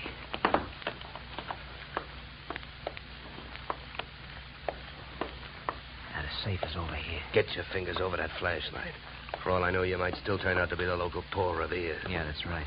I might. Here. your whole life. Thanks, I will. Go on, get to work. All right. I'm as anxious to get this over with as you are. Give me a little more light, will you? Okay.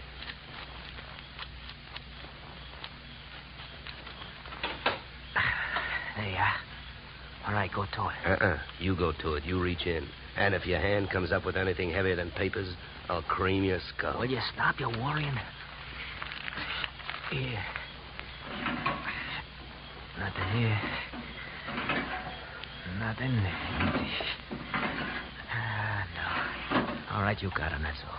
Stay down there. I don't want to walk off with anybody's government bonds. Here. I got all I want. You put these back. All right. Now, close it up.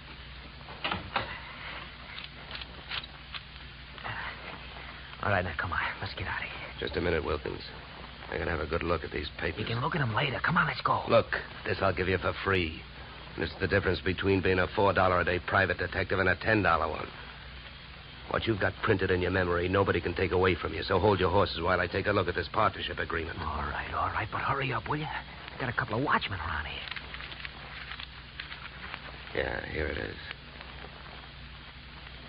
Okay, let's go. You first.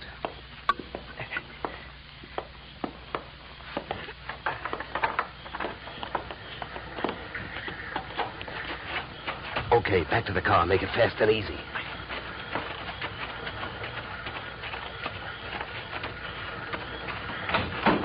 Get in. Over here. You drive.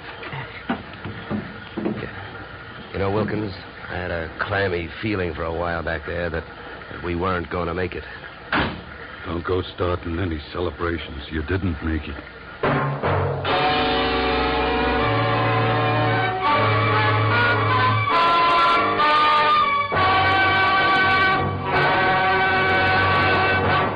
In just a moment, we will return to the second act of yours truly, Johnny Dollar. But first, and youngly Johnny Dollar to Bing, Gary Cooper, and Young Gary this Wednesday.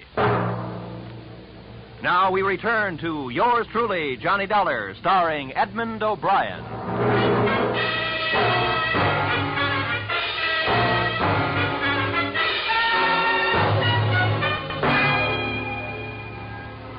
There I was, wearing a gun muzzle for a back collar button. My left leg picked up the nervous vibrations of my front seatmate, Philip Wilkins. Mars Flaherty in the back seat was so close I could almost identify the brand of the bourbon he'd been drinking. I suppose you got what you went into the office after, huh? I not only got it, I memorized it, and it makes you look bad. Yeah, then I don't have to explain to you why I don't want you two guys or the paper running around town on the loose. Well, it's a corporate paper. That means it's on file somewhere. So what difference does it make? Start the car. Where we going? To my house. Go ahead, get going. Okay, Wilkins, you better roll. What's at your house? The reason that paper makes a difference right now. The guy you came here looking for showed up. Alec Jefferson, where is he? He's where we're going. My place. Well, then I guess maybe my employers have got nothing to worry about. Nothing but paying off on his life insurance. Alec Jefferson's dead.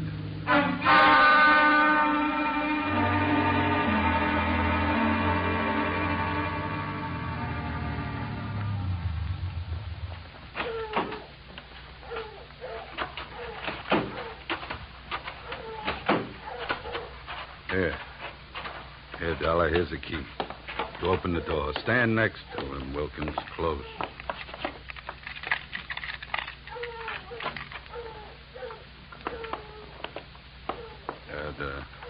The light switch is on your right. There's your boy, Dollar. Died young, didn't he? Yeah, the thing is, it looks like he died in my house. Now, what do I do now? If you're putting on an innocent act, you're doing pretty good, Flaherty. How's the rest of it go? Look, I've been around killings before, so I know how the rest of it goes. The cops take one look at this, they grab me, and before that happens, I got some work to do. So have I been around killings before. Work to do. So have I been around killings before. And I know how the rest of your story goes. You came into your house and you found him. Somebody hit Jefferson over the head with that piece of firewood to get rid of him and make you look guilty. You're being framed. Huh?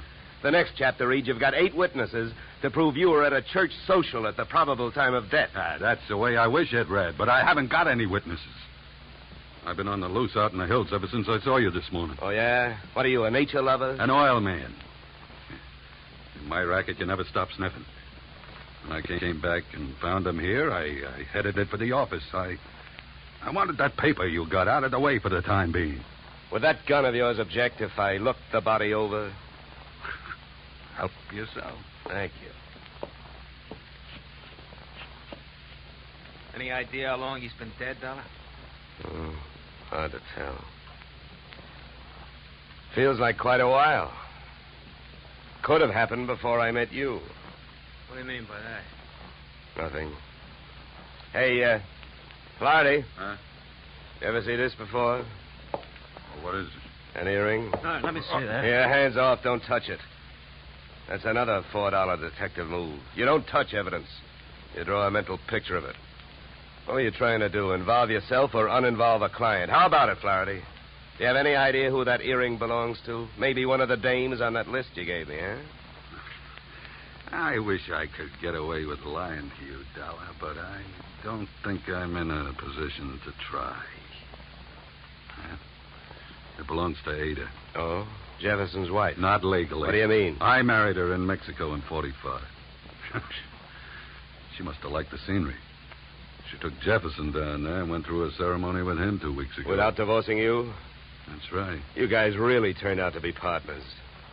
Now, about that earring. How do you know it belongs to Ada? Well, it's one of a set I bought for her about 6 months ago. Well, I might as well tell you. They'd find out anyway. Uh-huh. Well, I don't suppose you're in the mood to let me do what I want to do. What's that? Call the police? No, not yet. Well, I'll tell you one thing. With this piece of evidence that just turned up, you're wasting your time holding on to us. What you should be doing is getting to Ada before she flies the coop. That would really fix you up. Sure would. I don't want to see her get loose any more than you do. Then I guess we better go pay Ada a visit.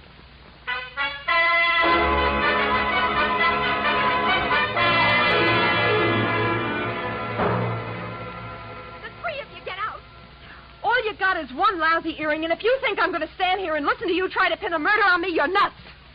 Mars never bought me anything. He never gave me any earrings. How about it, Flaherty? That's too bad, Ada. If I thought there was a chance to help you, I would. But your earring was laying right there on the floor next to his body. Why, you oily monster, you. What are you trying to do to me?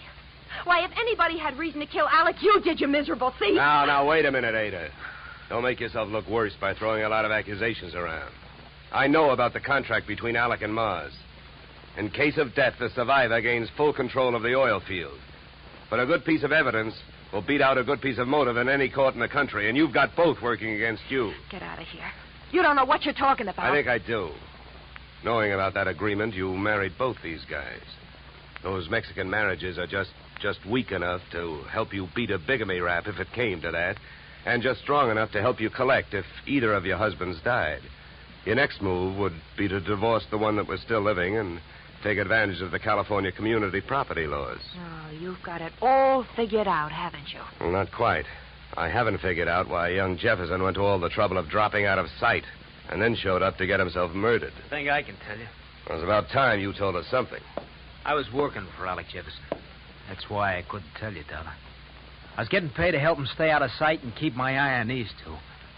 The contract had him worried. But when I uncovered the bigamy and told him about it, he decided to go to Flaherty and try and straighten it out, man-to-man basis. You know that, Ada? No. I don't know anything about anything. That's a lie. I was with him this morning when he called you. He told you he was going out there.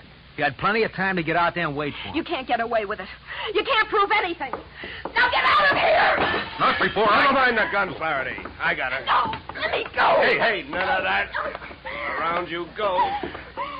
That's better. Yeah, much better.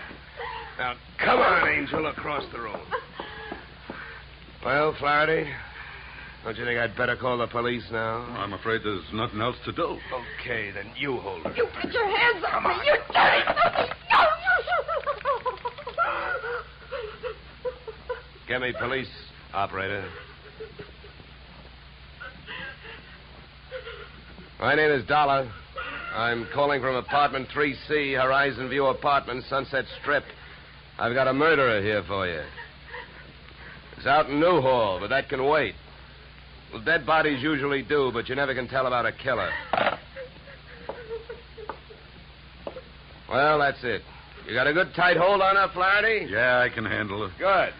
Then handle this. Are you nuts? What'd you do that for? I wanted to keep him on ice till the police get here. Mars Flaherty is our boy. What? Come here, Ada. What is it? Wilkins, take a look at her ears. What? I don't see nothing wrong with them. Well, that's just it. That earring we found near the body, it was made for a pierced ear. Ada's aren't. She never could have worn it.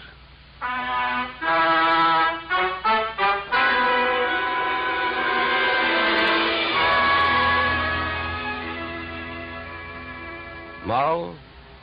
If Flaherty had been a nice enough guy to buy jewelry for his wife when he had her, he wouldn't have bought the wrong kind of earring when he wanted to set her up as a patsy.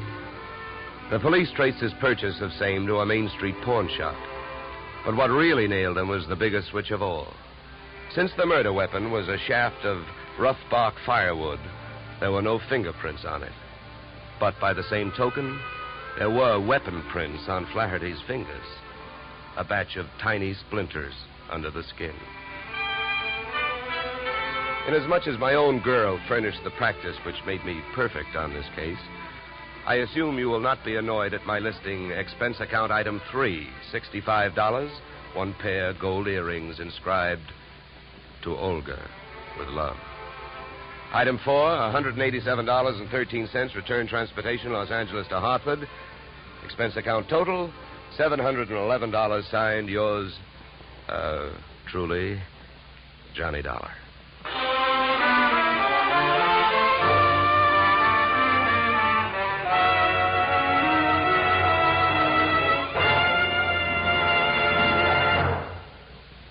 Yours truly, Johnny Dollar, stars Edmund O'Brien in the title role and is written by Paul Dudley and Gil Dowd, with music composed and conducted by Leith Stevens. Edmund O'Brien can currently be seen starring in the Harry M. Popkin United Artists production, DOA. Featured in our cast were Michael Ann Barrett, Ed Max, and Tony Barrett. Yours truly, Johnny Dollar, is produced and directed by Jaime Del Valle. Be sure to join us next Tuesday evening when Edmund O'Brien returns in another transcribed adventure of... Yours truly, Johnny Dollar.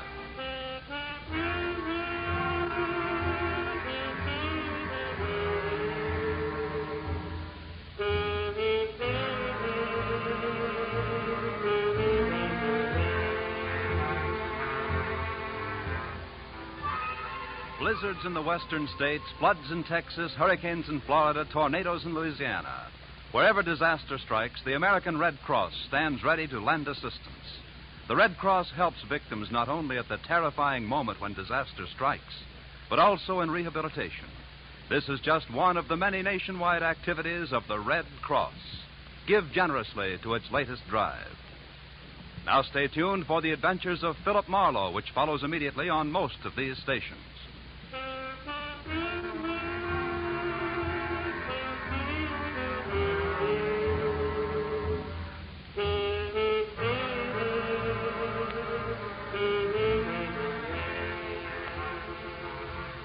This is CBS, where yours truly, Johnny Dollar, meets adventure next Tuesday night, the Columbia Broadcasting System.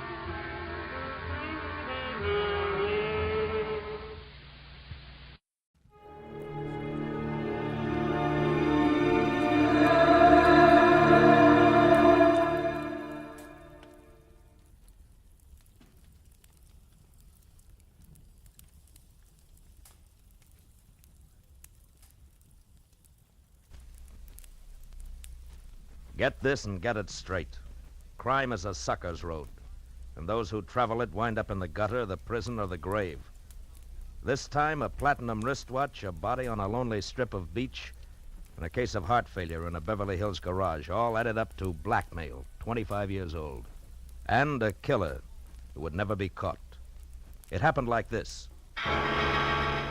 From the pen of Raymond Chandler, outstanding author of crime fiction, comes his most famous character in The Adventures of Philip Marlowe.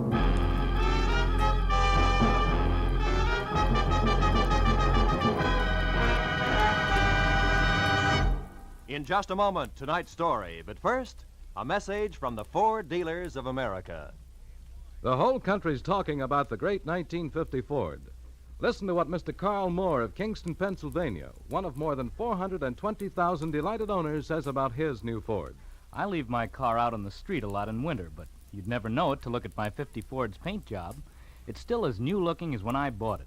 I'll never stop wondering how Ford can sell a car that stands up so well for so little money. And speaking of getting a lot for little money, my Ford gives me up to 22 miles to a gallon of gas. Yes, it's hard for Ford owners to keep the good news to themselves. The news about the economy of the big new Ford. From its low initial price to its high resale value. From its low cost of maintenance to its thrift on gas and oil. Ford is a real economy buy. But prove it for yourself. Your neighborhood Ford dealer has the facts on Ford economy, and he'll be glad to have you test drive the big 1950 Ford in your own way. And now we bring you tonight's exciting story, The Anniversary Gift.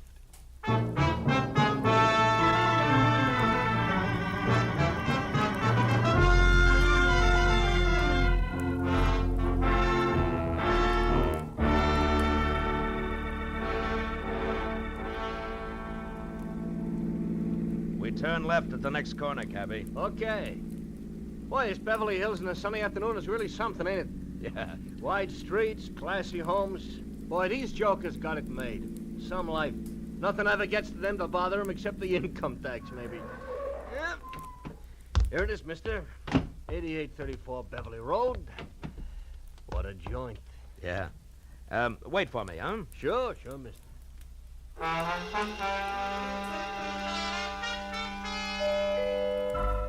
The door was answered by a girl of about 16, a tall, slender girl with dark eyes, too deep for her years. Oh, come in, won't you? I believe Dad's expecting you. She led me across a living room as dignified as the lobby of a bank to a door that she opened. If you'll wait here in the library, I'll tell Dad you've come. The library of Stanley Towner, my new client, was as somber as his living room, except for one thing. Over a fireplace that half filled one wall was a life-size portrait of a woman, a most beautiful woman. Could have been a painting of what the girl who had just left would look like in another 25 years. I was still staring at the picture when Stanley Towner came in. That's a portrait of Margaret, my wife. We lost her 1 week ago today. I'm sorry, Mr. Towner. Well, we'd been expecting it for over a year. The doctors had warned us, but even when you're braced for a blow like that, Yes, I know what you mean. It was her heart, Marlowe. She was coming home from a shopping trip in Westwood last Tuesday evening when it happened. She had her own car and was just pulling into the garage here when the attack seized her. Catherine, my daughter, and I both heard her car hit the garage wall. We ran out and found her.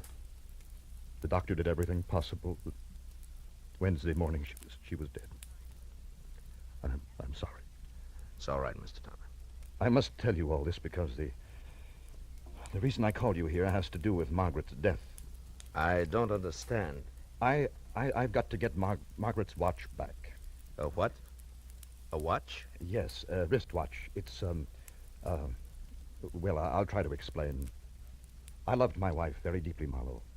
Now that I've lost her, the most important thing in the world to me is the preservation of her memory. Can you understand that? Well, it's natural that you'd cling to things that remind you of her, Mr. Towner. Now, what about the watch? It's lost. Somewhere in Camino Beach. You know where that is? Yes, a few miles below Redondo. Yes, that's right. Well, the day Margaret died, I had taken her watch with me to have it repaired. I went down the coast on some business, and on the way back, I stopped at Camino Beach for lunch. A place called the Trade Winds. You had the watch with you when you went in? Yes, in my overcoat pocket. I came out and got in my car and was halfway back to my office before I realized it was gone. I've got to get it back, Marlowe. How much is it worth? In cash, about $500, but to me, now, it's worth 20 times that. What's the watch like? It's a Benris, platinum, and set with emeralds. Mm-hmm. I gave it to Margaret on our 20th wedding anniversary. There's an inscription on the back to Margaret from Stanley with eternal love. I know that watch is somewhere in Camino Beach. Can you find it and bring it back here to me? There's nothing more you can tell me? Unfortunately, that's all there is. I'll do my best. But I can't guarantee a thing.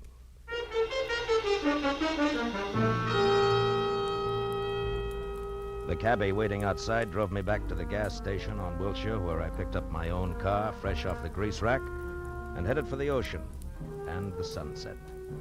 It was getting dark by the time I reached Camino Beach, a rickety, salt-caked little town jumbled in between the highway and the surf. Yeah, my first stop was the Tradewinds Cafe, a waterfront shack on spindly legs standing knee-deep in a smelly backwash. It only took 10 minutes to find that there was nothing there for me. After that, I drew a blank at each of the 3 hock shops in town. Wound up an hour and a half later, no farther than the sidewalk curb, where I watched a traffic cop brand my tire with his parking marker, plant a heavy foot on my bumper to steady his bike, and light a cigarette. Hiya. Is your car? Yeah. What is it? Am I overparked? Nope, not yet. Just borrowing your bumper a minute. Mine? Of course not. Got a lot of scratches already. Say, that's a fancy chalk label you put on the side of that tire there. Z, the mark of Zorro, huh? No, the mark of Ziegler. That's me. Just a little thing I worked out to add a personal touch to my business. You're a stranger around here, aren't you? Yeah, from L.A. Uh-huh. Saw you coming out of the pawn shop there. You don't look like the type. Well, I'm not, as long as my luck holds. Actually, a friend of mine lost a wristwatch here in town. I'm trying to locate it. Pretty good watch, is it? Yeah, good enough. The really tough part is that it has a very big sentimental value. I've tried all 3 of the pawn shops in town, but no dice. You know, if I had a friend who'd lost a good watch, I think I'd check in at Sean's bicycle shop on 3rd Street. Well, thanks a lot, Ziegler. Don't mention it. Oh, incidentally, I wouldn't bother to tell him who sent me down if I was you. So long.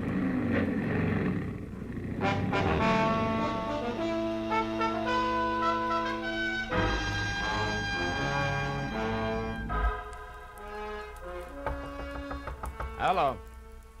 Hello, anybody there? Hello, Sean? What do you want? I'm closed for the night. I'm, interested in a lady's wristwatch, Mr. Sean. Are you now? And just how does that bring you to a bicycle shop? Look, we both know you're a fence, so let's not waste time on that. The Well. watch I'm after is platinum set with emeralds and has an inscription on the back. To Margaret from Stanley with eternal love. A bright sentiment, I'm sure. Have you seen the watch? No. Look, Sean, either I beat your tongue as limber as a St. Bernard's ears, or you accept this $20 in exchange for some straight information. Peacefully. Now take your choice and take it fast. $20. Kind of a choice is that? But I don't have the watch buckle. But you have seen it. Oh, yes. 5-6 days ago, a fella brought that watch in here, wanted to know what it was worth. I said 500. He laughed in my face. Who was this guy? You mentioned something about $20. Oh, yes. Here. All right, now give. That's better. His name is Chip Menashe. In summers, he works in the concessions in the pier. In winters, he's nothing more than a beachcomber. Lives in a little room out on the pier behind the shooting gallery, and that bucko is your $20 worth. It had better be, Shane, or I'll be back for my change.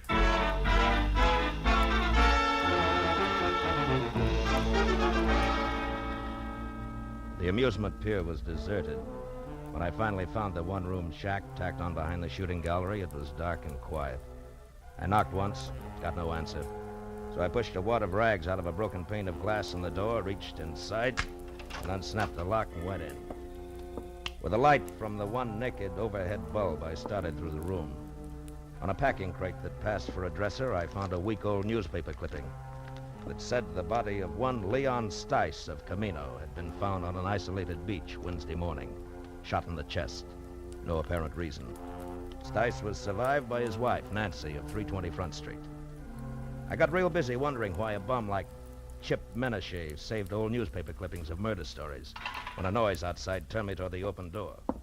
What are you doing in my place? You weren't home, so I came in to wait. You a cop or something? No, I'm no cop, Menashe. The name's Marlowe. Maybe we can do business. Sit down. I don't get you. I collect old watches. A mutual friend sent me, Menashe. Yeah? I'm interested in ladies' watches, particularly. Maybe something in platinum with emeralds. Okay, Pally, what's the proposition? Nothing until I see the merchandise. Now, how about putting it on display, huh? I can't hear you, Pally. Ah, come on now. Where's the watch? Don't rush me, mister. Don't rush me. You'll get you nowheres. All right. Make me a proposition. 10 grand? 10,000? Uh-huh. You must be out of your mind. Yeah, we'll see who's out of their minds. That's a very valuable watch. Maybe you better get out of here and add it all up again. Yeah, maybe I'd better at that. But, Menashe, don't go away, because I'll be back. I won't go away. I know when I'm sitting on top of the pile.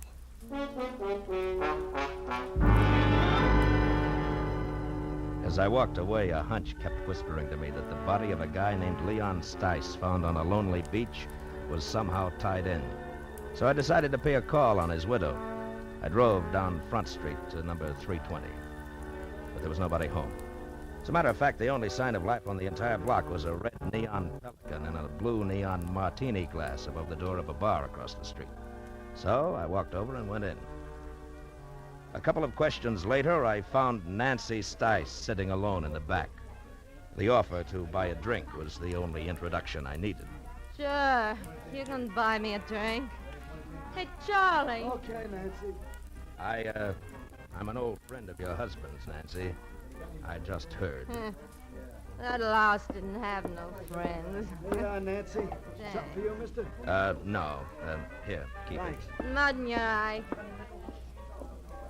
Nah. I got nothing against Leon Stice. Except 25 years of living with him in a Camino Beach rat hole on nothing. That's all. Any idea why he was killed? For the role he was carrying. After what you just said, that makes no sense. That's the way it was. And I didn't get one red cent of it. It was all gone when they found him. Did you tell the cops he had money on him?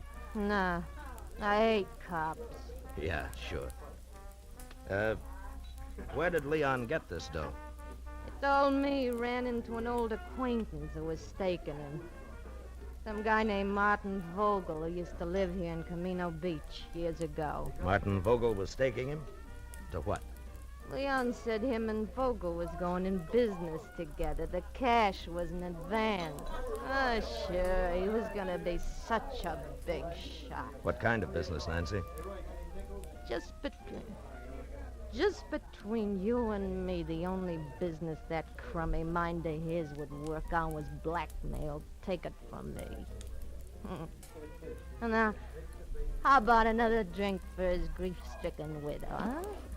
I'll, leave a buck on the bar on my way out.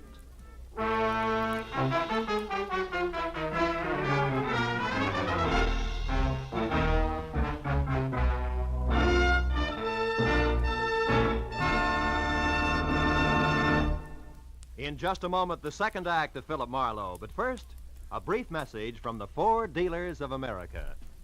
From coast to coast, Ford owners agree the big new Ford brings you more for your money.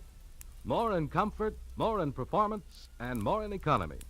But only through personal experience can you appreciate the restful ease of Ford's famous midship ride and the luxurious comfort of Ford's non-sag foam rubber cushion front seat. Only by driving this great car can you enjoy its smooth power and solid roadability.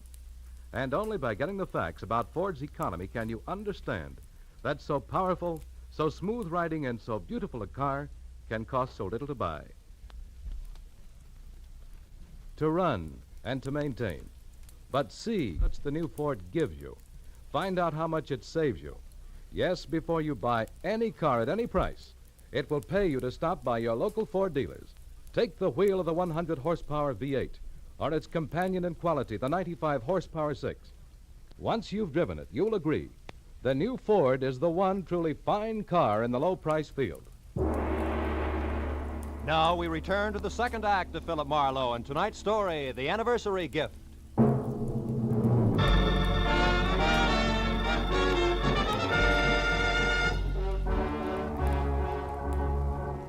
I left the Pelican Club, got into my car, and started for the local law on the chance that I could learn something more about the new question mark I'd picked up named Martin Vogel. 10 minutes later, I parked my car under the cracked globe that oozed sick purple light over a weather-beaten sign, Camino Beach Police. A fat sergeant huddled over what could have been the original teletype machine. When I presented my credentials, he jabbed a fat finger at a dirty glass door marked Captain Elvin Bush, Chief of Detectives. Inside, a small old man, neat in a clean white shirt, groomed silver hair, and a gentle smile, was strapping on a shoulder holster when I put my license on his desk. When I stopped talking, he got up and extended an almost delicate hand. I certainly hope we can help you, Mr. Marlowe. Martin Vogel, you say? Yes, it might have been a long time ago, Captain, maybe even 25 years, if he was mixed up with the police at all. Do your records go back that far? Oh, yes, by the apple crate load. And I mean that literally, Mr. Marlowe. You see, in Camino Beach, police files, fixtures, and furniture are somewhat lacking. City appropriations only go where they show. Public bird baths, statues of the mayor. Oh, here. This bottom crate here. Marked, let's see. 1921 to 1930. Figure he was arrested along in there, this Vogel? Yeah, if he was arrested. Yeah, it's dusty, isn't it? Well, the cards are alphabetical. Yeah. And let's see. Riker, Rooney, Stemple. By the way, Mr. Marlowe, what's your angle? I'm not sure, Captain. Svensson, Underley, Utterman, Vogel. Martin. Got it, eh? Yeah, picture and all. Bring it over here in the light. Yeah. Martin Vogel arrested Camino Beach Hotel, May 28, 1923, on warrant from Chicago, Illinois police. Returned to Chicago, sentenced to 5 years in state penitentiary for embezzlement. Arresting officer, Patrolman Elvin Bush. Picked him up myself, did I? Well, I've locked up a lot of people in the last 35 years. Yeah, I guess you have it. Holy smokes. Huh? What? That can't be. What is it, Mr. Marlowe? You look kind of pale. There was no mistaking it. The time-yellowed picture of Martin Vogel made it plain. Vogel and my client, the distinguished Mr. Stanley Towner, were one and the same. That meant that Towner had lied to me, and more important, had no doubt killed Leon Stice, who was blackmailing him because he knew he was Vogel.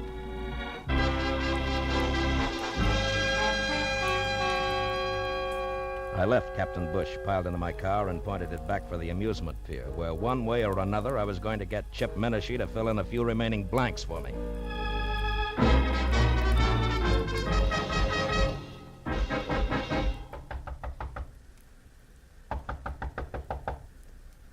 Yeah, who is it? Marlowe, Menashe. I want to talk business. Okay, Marlowe. Looks like I doped it right. I thought you'd come back. All right. Now get up. Now listen hard. I want the watch and the story that comes with it. I told you my price. It's still 10 grand. You're bluffing, Menashe. You know the watch means money, but you don't know why. Yeah, Mr. Wisen. All right, now come on, talk.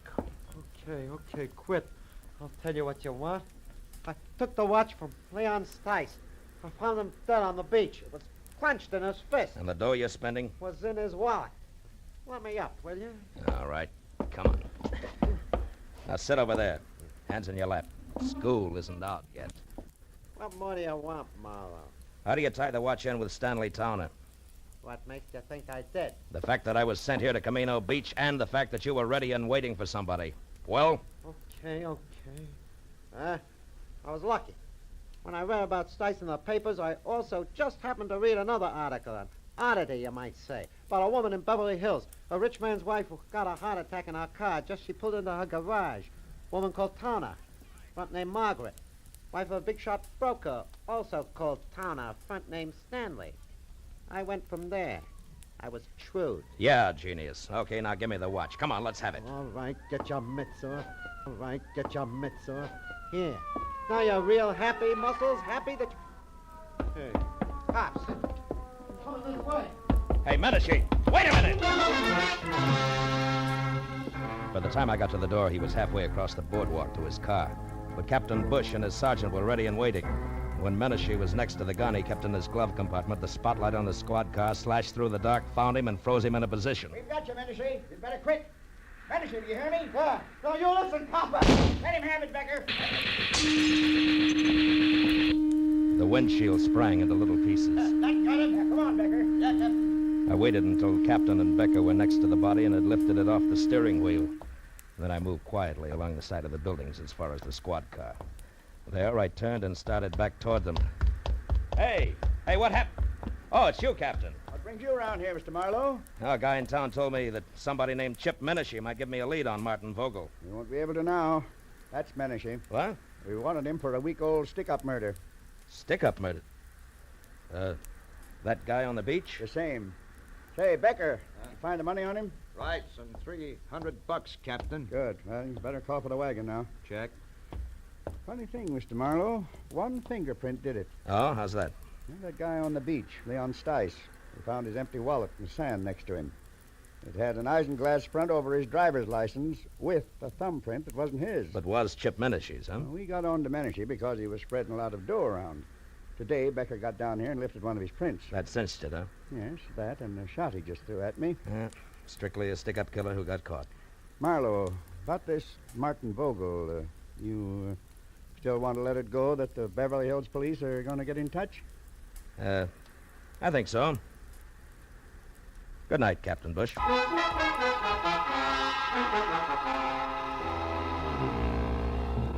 The ride back to Beverly Hills was an uncomfortable hour and a half, cold and empty. I was glad that I had things to do like stop and start and shift gears. It kept me from thinking too much about a lot of things and a lot of people I wish I'd never heard of. People like Stanley Tanner, who I had every reason to be against, but who I was starting to pull for. Stanley Tanner, a man who had started all over again after a single mistake made 25 years ago. A man who had fought to build good things, like a comfortable home, a marriage to a woman in a painting, a 16-year-old likeness named Catherine. But Stanley Tanner, who was also a killer on a lonely stretch of beach far from home, destroying something rotten who would destroy him. A killer that nobody knew about, except me. Well, I pulled into the driveway and parked behind the car that had been Margaret's.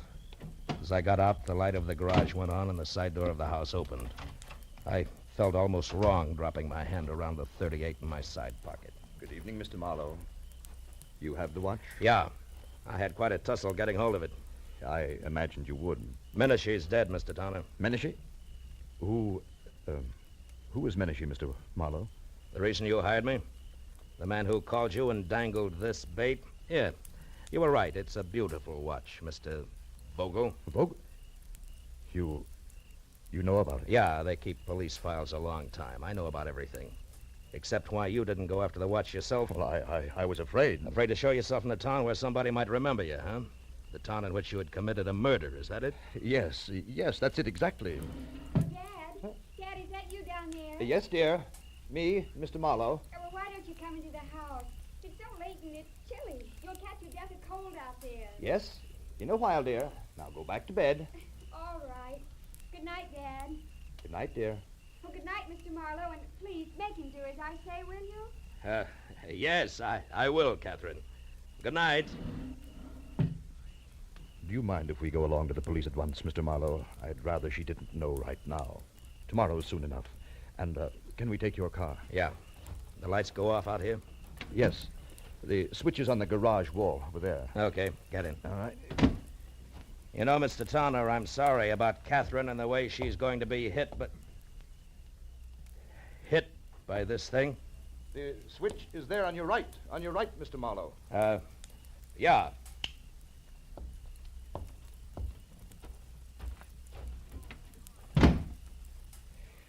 It was a very nice house. Mm-hmm. Mr. Tanner, you certainly loved Margaret a lot, didn't you? Completely, Mr. Marlowe. And her memory, too? Why do you ask? Something that makes me awfully happy. Mr. Tanner, you didn't kill Leon Stice. Marlowe, what are you saying? That you never lost your wife's watch at Camino Beach. You never had it. She lost it herself. Lost it when she struggled with Leon Stice just before she killed him for your sake. For you and Catherine and everything you've worked for. No, Marlowe, no. Yes, Margaret had a bad heart. She knew she didn't have long to live. Also, she knew that Stice was blackmailing you. It figures, Tanner. And what also figures is that you'd rather pay for a murder that you didn't commit and to have Margaret's name soiled. Yes, I would, and I will, because you can't prove any of this. Correction, Mr. Tanner, I can. With your wife's car there in the garage, the car in which she died on what you said was her return from Westwood. Which it was? No, not according to a funny little chalk mark I just saw on one tire, it wasn't. A little white Z that a policeman named Ziegler in Camino Beach makes to check on parking time. And we can go on from there. Your confession won't mean a thing. But, Marlowe, it must... No, I guess it won't. I guess you can't hide the truth very often, can you? No. Only once in a great while. And then, strangely enough, only when it seems like the right thing to do. What do you mean? Why did you stop the motor? There's one thing I haven't told you yet. The way things worked out in Camino Beach, Mr. Tanner. The police there think that Menashe killed Leon Stice, and they're happy that way. They never heard of you or your wife. And I don't see why they should. No. Yes. I mean that nobody really knows the whole story. Nobody except you, Marlowe. Nobody, Mr. Tanner. Good night. Thank you, Mr. Marlowe. Good night.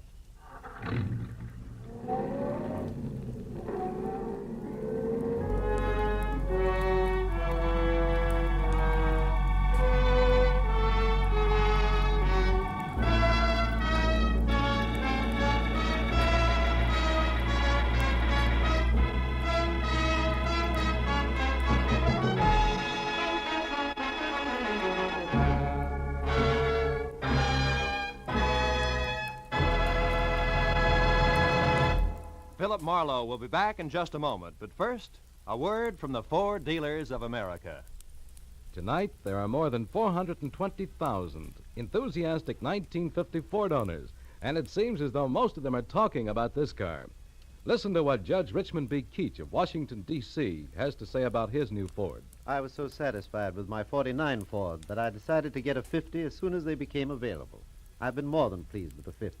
Truthfully, I see no cause to pay more when a Ford gives me all the performance, quiet, and comfort a man can ask for at such a reasonable price.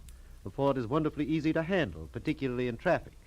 Yes, ask any Ford owner how he feels about his big new Ford, and he'll tell you it's tops for performance and for comfort. But prove it for yourself. Drop into your neighborhood Ford dealers and test drive this truly great car. You'll be amazed when you discover how little it costs to buy, to run, and to maintain. Do it tomorrow. Test drive the big new 1950 Ford. Be sure and be with us again next week when Philip Marlowe says... This time I was in the country where the night should have been nothing but peace and quiet. But a pair of angry eagles changed all that. One was solid gold and too close to a battered corpse. The other weighed 160 pounds and was too quick with his fists, in or out of the ring.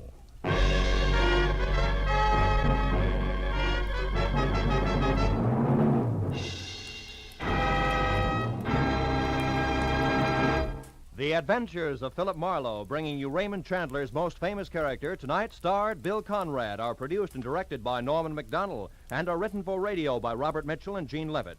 Featured in the cast were Sammy Hill, John Daner, Gene Bates, Ralph Moody, Larry Dobkin, Harry Bartell, and Edgar Barrier. The special music is composed and conducted by Richard Orant.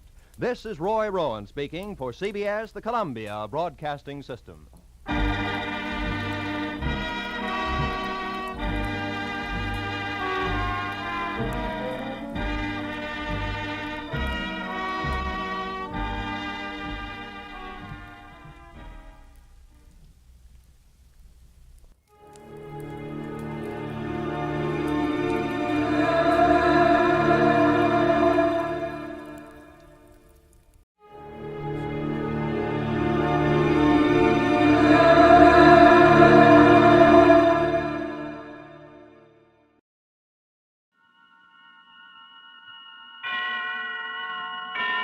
And now, tonight's presentation of radio's outstanding theater of thrills, Suspense. Tonight, we bring you a transcribed story of a man who tries to lose himself. So now, starring Parley Bear and Michael Ann Barrett, here is tonight's suspense play, A Case of Identity. Harry. Harry, answer me. Well, I don't know, Edna. You don't know what? I don't know if it's such a good idea. It might not work. Are you crazy? You think I'd plan something that wouldn't work? You think that? No. Well, then what is it? Well, how are you so sure the insurance company will do it? You try him, Harry. You try finding one that won't jump to insure your life for $100,000.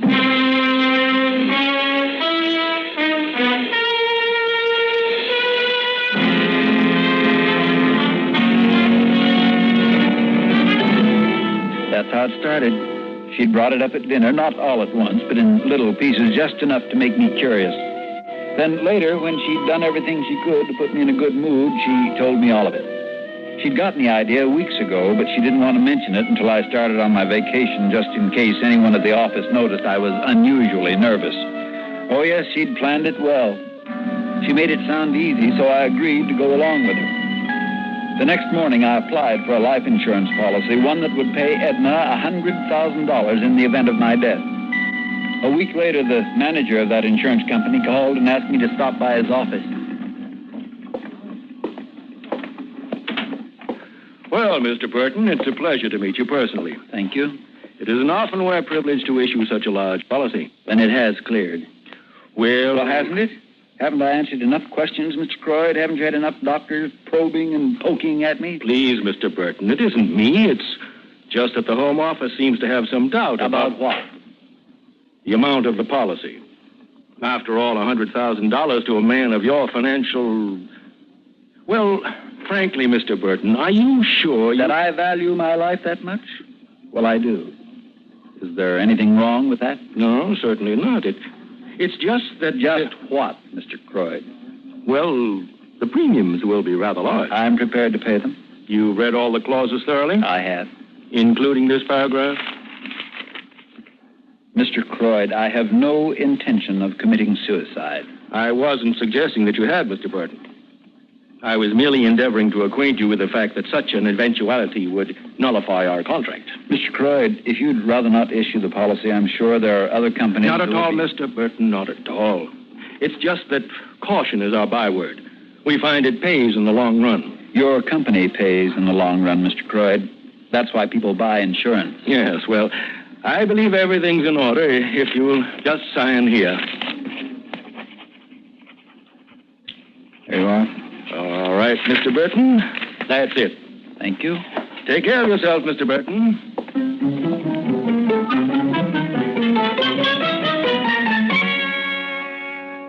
Half an hour after leaving his office, I walked into that park in the center of town. I'd been spending a lot of time there, watching, waiting, feeding the pigeons. Then I'd spotted the particular pigeon I'd been waiting for. We had the same height, weight, same color eyes. We could have been brothers, except that he was a mousy gray, the color of all stumblebums. For 3 days now, I'd been watching him, getting to know his habits. He showed up every morning about 11. First, he'd take a walk, looking for butts. Then he'd flop on the grass and sleep. This morning, I wasn't going to let him sleep. Hi. Nice day. Yeah, smoggy. Yes, it is. It gets your eyes. Sure does. Isn't doing my head much good, neither. Oh, bad night? You don't happen to have a drink on you, do you? No. But here's a buck. Hey, how come you give me a buck, mister? I've got a job for you. Job? Oh, I'm not looking for no job. I've been sick, real bad sick. Oh, you don't know. Well, there's not much work involved. I have a cabin up in the San Bernardino Mountains that's kind of run down. I need somebody to help me fix it up. Oh, no. That sounds like heavy work. My doctor said... I'll do the heavy work. Okay? It'll mean $50 to you. How about it? 50? Mm-hmm. Half now and half when the job's finished. Well, as long as there's no heavy work, then... Well, when do we go? Right now? Now? Sure. Anything wrong? Do you have a business appointment? Well, now, you don't have to get sassy. Okay, we go as soon as I get that 25. You are? Oh, just one thing more. What's that? About that drink, I could sure use it. You'll get it.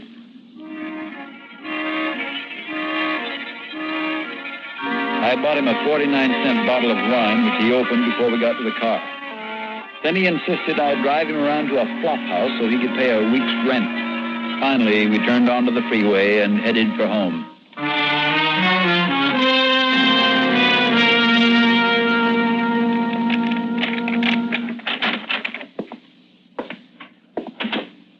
Harry? Yep. You're late. Why didn't you call? I was busy getting this. The policy. Oh, Harry, I was so worried. Never mind that now. I've got him in the car. What? He's in the car. Now? Here? It's all right. The car's in the garage. He's drunk, and nobody saw us. But we can't keep him here. I know. You mean do it tonight? Oh, no, Harry, not tonight. Why not? Because it's too soon. They're bound to be suspicious. They'll be just as suspicious 6 weeks or 6 months from now, maybe more. We do it tonight, they'll believe it. They'll figure nobody in their right minds would pull something the day after the policy was issued. All right. I'll be on the side road. The cutoff I showed you, remember? I remember. I'll be there in the coupe at 1 o'clock. I won't turn on the light. Okay, I'll find you. Harry, Yeah? who is he? What's he like? His name's Wallace. He's a bum, a stew bum. We'll be doing him a favor.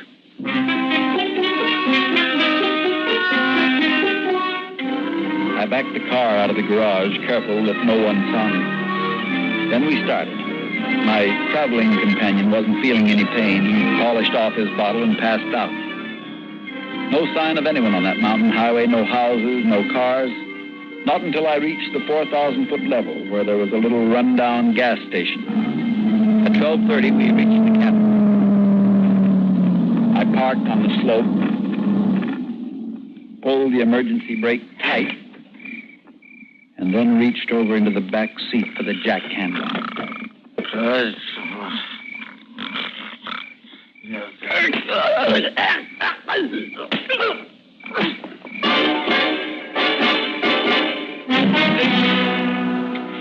I switched clothes with him. My keys, watch, wallet, everything but my matches. Then I saturated the upholstery with gasoline, left the can in the back seat, and got out.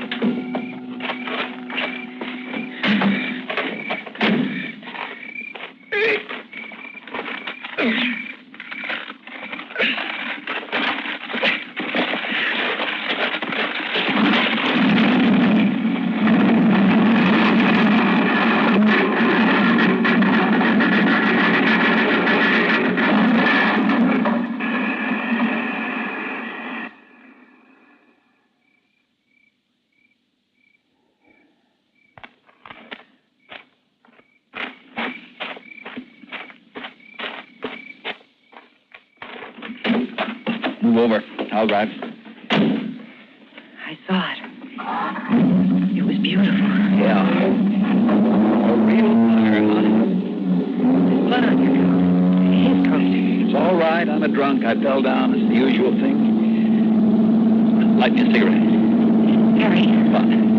Did you leave the car in gear? No. You forgot. Take it easy, will you? I didn't forget. They'll figure I was sitting there drinking, fell asleep, the brake slipped. It'll be all right.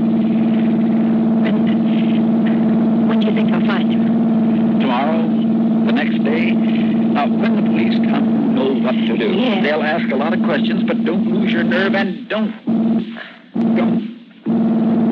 What's wrong? I don't know. The motor's missing. We're stopping. Oh, shut up, will you? Well, Harry, do something. Please do something. If they find us here like this... Shut up!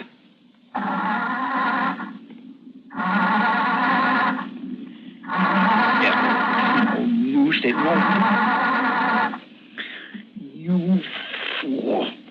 You stupid, ignorant fool. Why didn't you notice? Notice what? We're out of gas. What? Oh, never mind.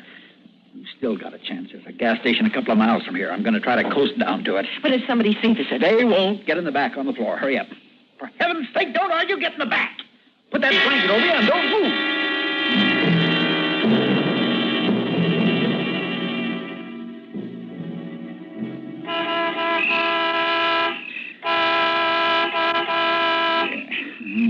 lights are out, but somebody's got to be inside.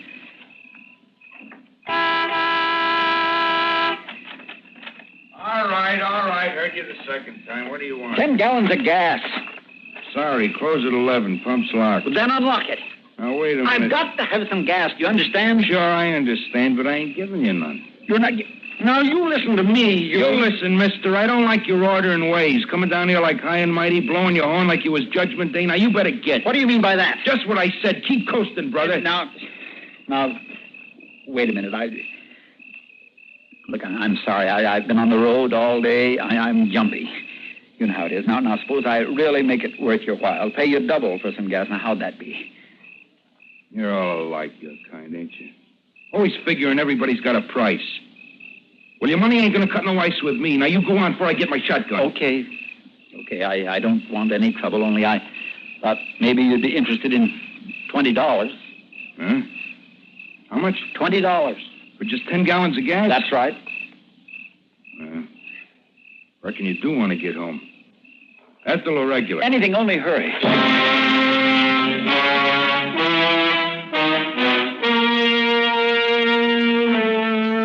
She stopped the car a couple of blocks from Skid Row. I got out and disappeared. The torn suit, bloodshot eyes, and my beard put me in that mousy gray color. A few hours later, I was just another stumblebum. 3 days went by before they found the body. Naturally, the newspapers played it up big, real big, with a picture of me and an obituary half a column long.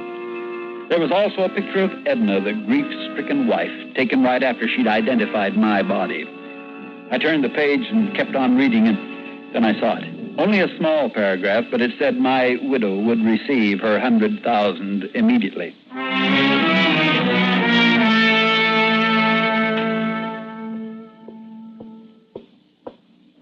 Hello, Edna. Harry, Did I frighten you? I'm sorry. what are you doing here?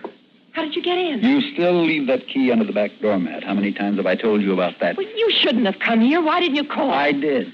All day, and no answer. What if they're watching the house? Why should they? The police are satisfied that I'm dead. You've got the insurance. How'd the company take it? I think they were suspicious. They asked me an awful lot of questions. Yeah, they figured to. But they could hardly go against the police findings. Death by misadventure. I don't want to talk about it anymore, Harry. No, you're right. It's all over. We've got the money now. I've got the money. What? And I'm going to keep it. Edna, you're not making sense. I'm not? Well, let me clarify the situation for you. I've got $100,000, and you're dead. You're very, very dead. Well, you had this idea all along. Right from the very beginning, you never had any intention of sharing that money. And you made me kill a man. Stay right where you are, Harry. You take one more step and I'll scream, and you know how loud I can scream. Well, go ahead. Remember, you've lost your identity. I'll say you're a prowler. You broke in. And I'll spill the whole works. Including how you killed a man? No, I don't think you will. Will you, Harry? You're smart, Edna.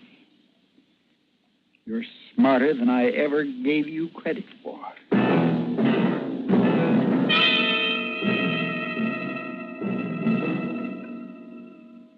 She'd always been the strong one, the aggressor, always gotten her way up to now. That evening, after making sure she'd been picked up by her cousin to go to a movie, as I usually did on Wednesdays, I entered the house again. I'd attended a sales convention the month before, and while I was away, I'd written her twice. Those letters were still in her desk. As quickly as I could, I lifted the old letters from their envelopes and replaced them with some I'd written that afternoon. In one of them, I said, "Darling, I can't understand why you insist I take out such a large insurance policy. If I didn't know you better, I might think you were planning to murder me." And I put the envelopes back in the desk and went into our bedroom. The keys to her coupe were on the dresser. I put them in my pocket, picked up one of her shoes, and started for the mountains.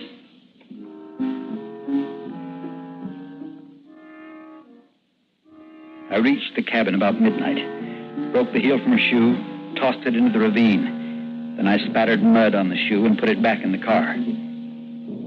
When I reached Palmdale, I made a long-distance phone call. Johnson, homicide. Hello. I've been reading about that Burton case in my newspaper, and I thought maybe I should tell someone that I was driving over Crestline the night it happened. Who's calling, please? I saw this car parked by a cab, and there was a man and a woman in it. Who is this? And they seem to be arguing. Arguing? That's right. You remember what time it was?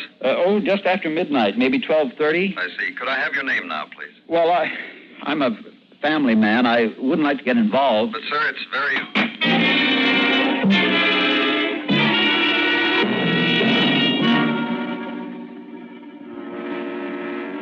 It was the next afternoon before I could get back in the house.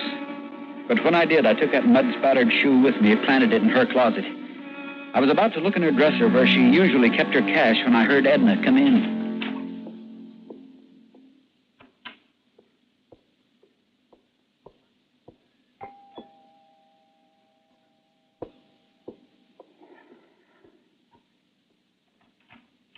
Mrs. Burton? Yes? Sergeant Johnson, Homicide Department. May I come in? Why, yes, certainly. Thank you. Sorry to bother you again, Mrs. Burton, but something has come up. Yes? You stated at the inquest that you were home the night of your husband's death. I was. Can you furnish proof to that effect? Well, I suppose so, but I really don't know how at the moment. I told you everything before. Some additional information has come to our attention. We'd like your help in clearing it up. Well, naturally, I'm always ready to cooperate with the police. Fine. Then you'll answer my questions, won't you? Did anyone see you here that evening? Can you furnish any proof at all? I'm afraid I'll have to have you come along with us, Mrs. Burton. But why? I haven't done anything. I'm sorry.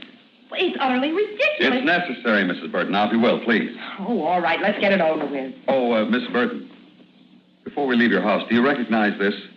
What is it? The heel of a shoe. We found it at the scene of the accident. Could it possibly have broken off one of yours? No. You're positive? Quite positive. Very well. I'll leave the door open, please. My partner and a policewoman are waiting outside. They have a warrant to search your house. The police were going to search the house while I was there. That was almost funny. I was going to be caught in my own trap.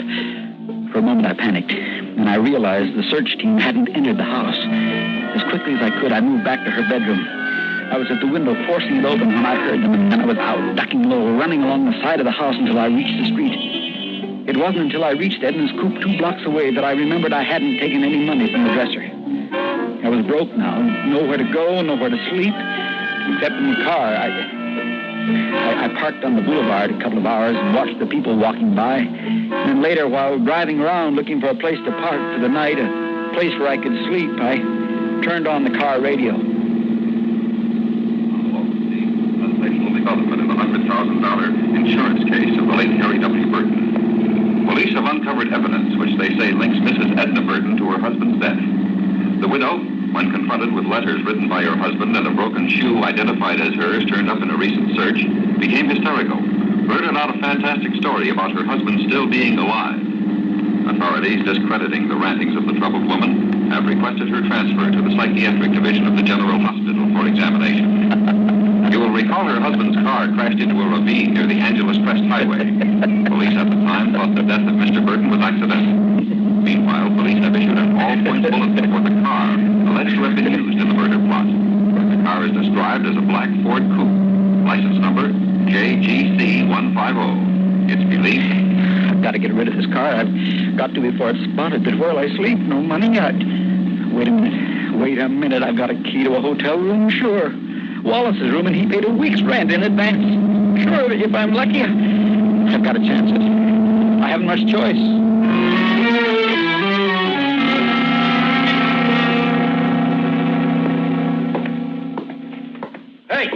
Hey, where you going?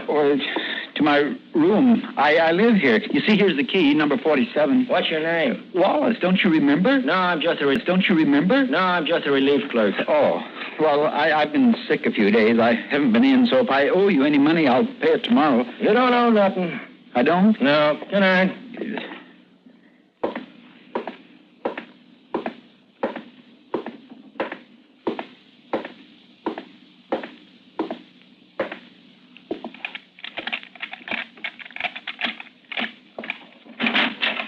All right, Wallace, reach. What is this? Come in all the way. That's it. We've been waiting for you, Wallace. My name's Johnson, homicide. This is my partner, Sergeant Barton. He's clean. Well, what do you want with me? We'll ask the questions, Wallace. Last Tuesday, you showed up here with enough money to pay your rent a month in advance. A Where'd month? you get it? Don't tell us you did some honest work, Wallace. Well- You got a fine record. Don't ruin it by admitting you actually did some work. But I did. It was only $25. Can't a man make a little money? Sure he can. Only this happened last Tuesday. And last Tuesday afternoon, you came bouncing in bragging about how lucky you were. You paid a month's rent in advance and said there'd be plenty more where that came from. Your drinking buddies told some of our boys about it. They were worried when you didn't come back. Thought maybe something had happened to you on that job up in Crestline. You did this work up in Crestline last Tuesday night, didn't you? No, I didn't. Try again, Wallace. You can try all night. You're not going to beat this one. We got a description from a gas station attendant up there. Fits you to a T. But you've got the wrong man, believe me. Oh, sure, Wallace. Well, he's not satisfied, Johnny. Give him some more. Okay. Woman you don't know, a woman called Edna Burton. Today, just before she blew her stack, she was yelling your name like crazy. All about a flaming rocket, or was it a fireball? But whatever it was, you were the star of it, Wallace. But I am not Wallace. I'm Burton. Ask Edna. Ask her. Can't. At least not till she's allowed to have visitors at the state hospital. Okay, let's go, buddy. No, wait. Wait, please. I'll tell you the truth. You're arresting me for my own murder. I'm Burton. That's so? But you're Burton. Where's Wallace? Where's what? Well, he thinks it's funny, Johnny. Yeah. Wine sure does some crazy things to him. It is funny. It's the funniest. Don't you see? It doesn't matter whether it's Burton and Wallace. It doesn't matter. It doesn't matter at all.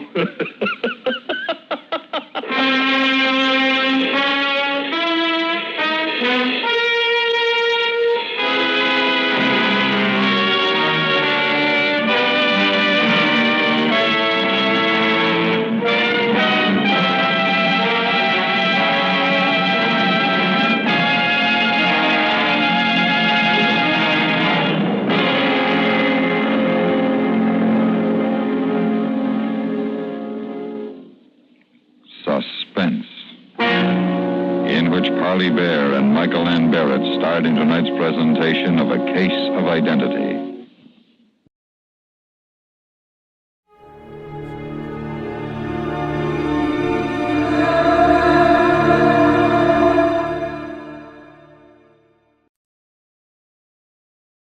I hope St. Peter's listening. This report may one day help qualify me for that pass through the pearly gates. This case almost rushed me up there.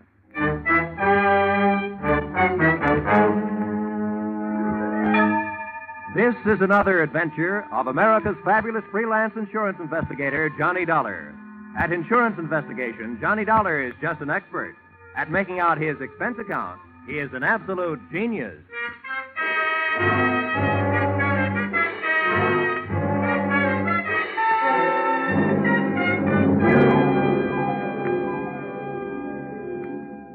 Expense account submitted by Special Investigator Johnny Dollar. To Special Investigator Johnny Dollar. This one's on the house.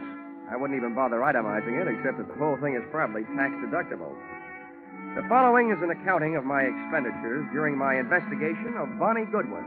Or, she was under 21, but that didn't mean she was involved with nothing but minor vices. Or, murder ain't minor. Expense account, item 1. $12.40. Scotch whiskey and cigars consumed at surprise party arranged for me by one Mr. King Hart at my apartment in Hartford, Connecticut at 1:25 in the morning.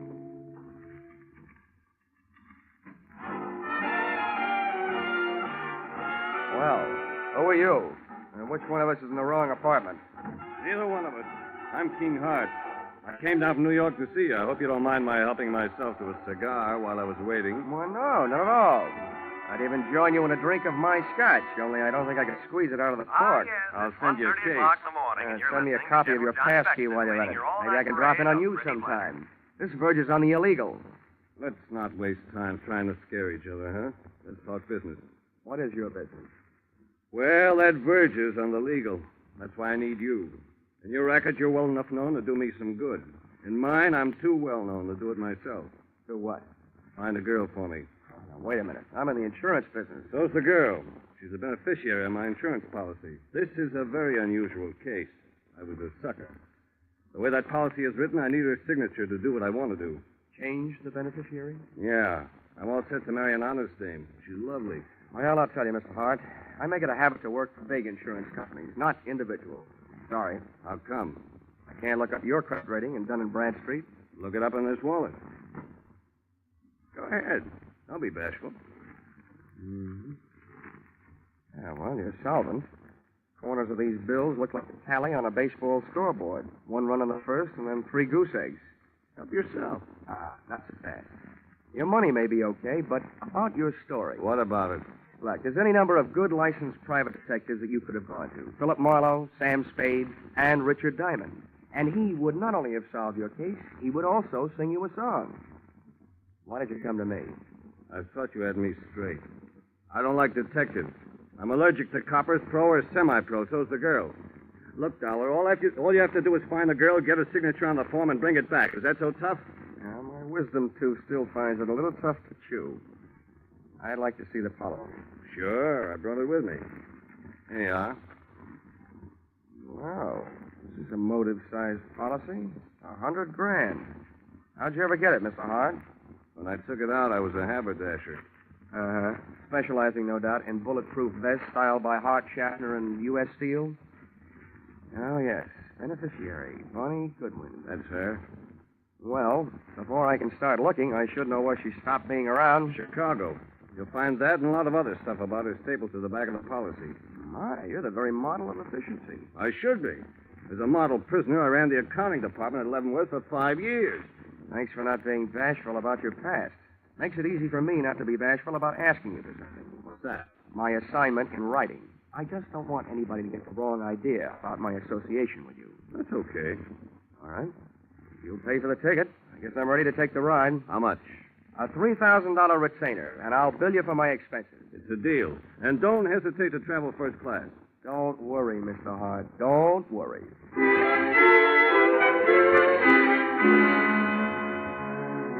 Expense account, item 2, $55.32. Plane fare, Hartford to Chicago.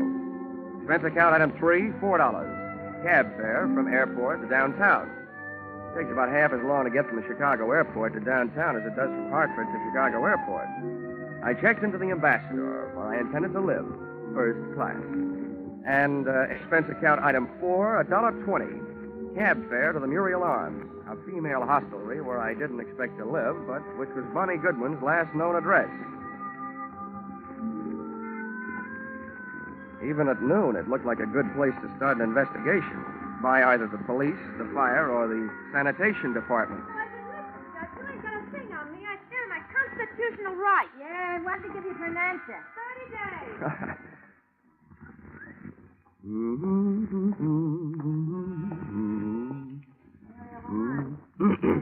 Call back after 4. Hello, Muriel Arms. I'm sorry, Miss Graham left a no disturb until 2:30. Hello, Muriel Arms. Call back after 2:30, please. Pardon me. Muriel Arms. No, she isn't. She'll be back in 5 days. Hey! Yes, sir. Where can I find the room clerk? That's me. Oh, good. I'm looking for a girl who used to live here. Her name's Goodwin. You remember her? Oh, the little princess? Yeah, I remember. I'm trying to forget her. Well, I'm trying to find her. You know where she went from here? No, and I don't care. One of the girls said she saw her hanging around Emma's place. That's over on Rush Street. You'll hear it before you see it. I'm sorry, mister. That's all I got time for. These calls are piling up. Hello, Muriel Arms.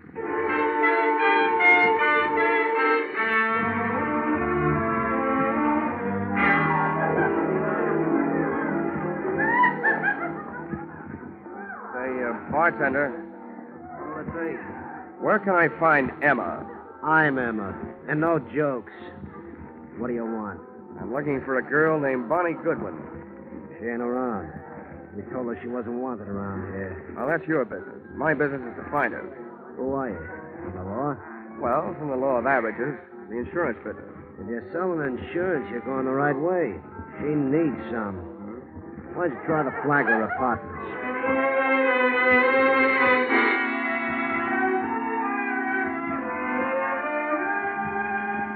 Not only did the Flagler Apartments fail to produce Bonnie Goodwin, but so did about 18 other wayward way stations scattered from the Loop to the far north side. She was an easy girl to follow, but a hard girl to find. One of the things I learned along the trail was that Bonnie's heart was apparently no express train. It made a lot of local stops.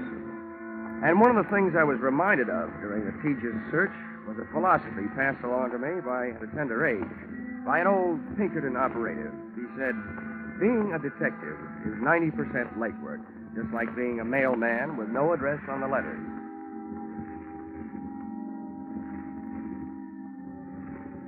Expense account, item 5. $14.95, shoe leather. My brogans and my nerve ends were worn to a frazzle by 8 o'clock that night when I went sniffing up my latest lead, which took me to the desk of a tasty little flea bag on Dearborn.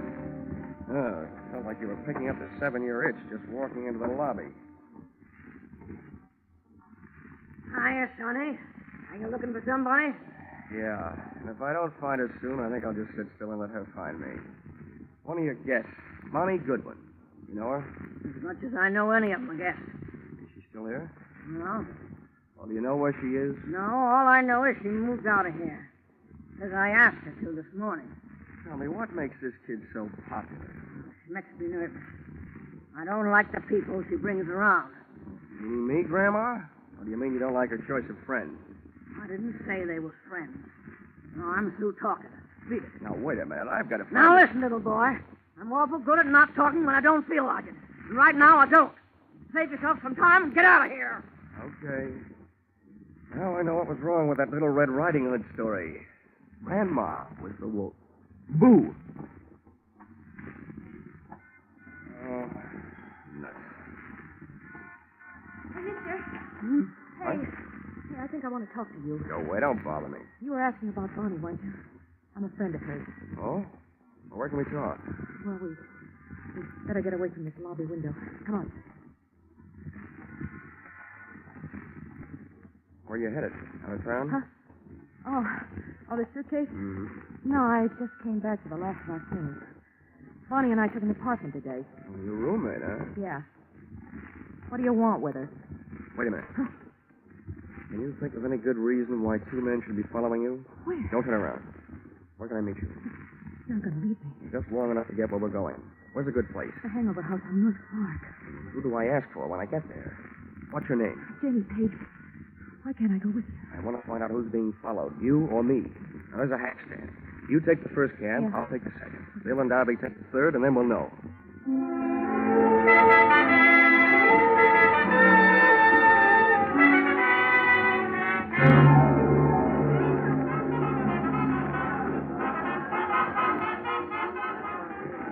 What did you find out? Oh, nothing, Janie. Those guys pitched me the biggest curve since Lefty Grove. What does that mean? We took 2 cabs, so they took 2 cabs. One of them followed me, so it figures one of them followed you. Any idea why? Now, wait a minute, mister. First, I got to get you straight. I just picked you up on a hunch because you don't look like the other ones. Who are you, and what do you want with Bonnie? My name is Johnny Dollar. My business? Insurance. Insurance? Who's dead? King Hart? Did I hear a hopeful note in your voice, Janie? Well, is he? Look, in my business, I've learned never to give a definite answer to that question. But, as far as I know, he's still alive. He was when I saw him yesterday. He hired me to find Bonnie because he wants to get her name off his life insurance policy. As simple as that. That skunk. After what he put her through. You can file this question under N for none of my business, but just what did he put her through? He built her way up, and then he dragged her way down. And she's still too good for him, for anybody who works for him. I'm getting out of here. Maybe I told you too much about my business. Just enough. You're trying to help King Hart take away the only thing he left her. If I have my way, she'll never sign away the money from that insurance policy. Good night. This was the first chance I'd had all day to make anything happen. With a little luck, Janie Page was going to finally bird dog me straight to the little chick who had flown so many coops. thus making herself so hard to find. As she started down the 60-foot length of the long, narrow bar toward the back door, I saw two familiar hulks launch out of their chairs up to the front door. They were after her, and too big for me, our opponents from that game of taxi tag. So I set about stopping them. I took advantage of the narrow room, the big crowd, and a little bitty drunk. I hated to do it, but I had to turn the bottle baby into a bottleneck. I hope he was too numb to care. Hey, lay off the little guy. He's about his own business. I saw it. Guys like you that Come on, let me like through here. Come on, Get out of our way. We're coming through. If you like mob scenes, it was a great go-round when it lasted. But it only lasted 40 seconds. And then we got upstaged by some off-scene action out in the back alley.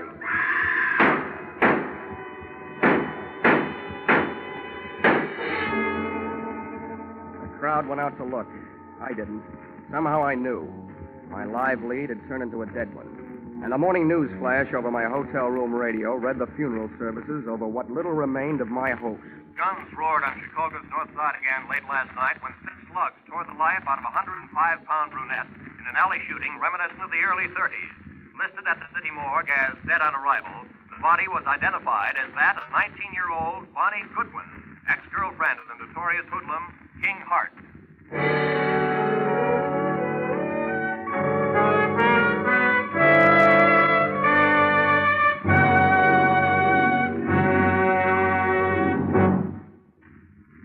In just a moment, we'll return to the second act of Johnny Dollar. But first, a burly sea captain, a fashion designer, a neurotic young gun collector, and a wealthy socialite.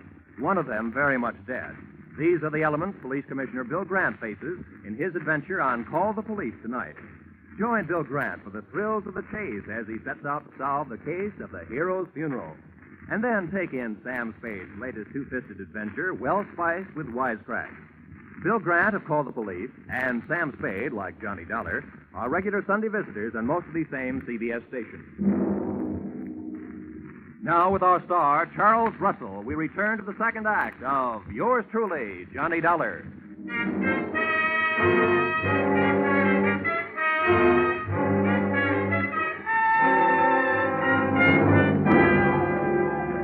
In an alley shooting reminiscent of the early 30s, listed as dead on arrival at the city morgue, the body was identified as that of 19-year-old Bonnie Goodwin, ex-girlfriend of the notorious hoodlum King Hart.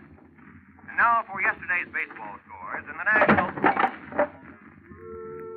Expense account item 6, $22.50. Replacement of one hotel room radio, which I punched on the dial.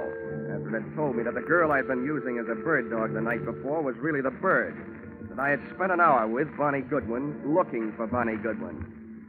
I agree that isn't the proper way to turn off a radio, but the fight up to that time had been one-sided. I had to throw one punch even if the fight was all over. But then the bell rang, calling me out of my corner for another round. The bell on my telephone. Hello. Hello, Dollar. Yeah? This is King Hart. I just got in town at the airport. Well, 9 a.m. News travels fast. You got private lines to the major morgues of the country? A friend of mine phoned me last night. Joe Emma. What the devil happened, Dollar? I'm not sure, Hart. It could be that you used me for a leadoff man on a relay team. You hire me to find the girl, then hire some gunmen to follow me. And when I find her, boom. Now, wait a minute, Dollar. From now on, it looks like you don't have to worry about who's going to collect on your insurance. Do you, by any chance, collect on hers? It's out of my line these days, and flying 800 miles just to be at the scene of the crime has never been one of my habits. I'm not so sure you just flew in, but I'm dead sure that I'm not on your payroll any longer. Dollar, listen to me. You listen. I didn't follow through last night because I didn't want to be picked up as a material witness. First, I'm going out to prove a few things that'll keep me from being picked up, and then I'm going to make my report to the police. Aren't you telling the gun, Dollar? You know more about guns than I do, but I learned a lot about Bonnie Goodwin while I was tracking her down yesterday. And one thing I learned, I like her kind better than I do yours. There wasn't anybody around to help her last night when she needed it. But I'll bet she had plenty of help making her first big mistake. Probably from you.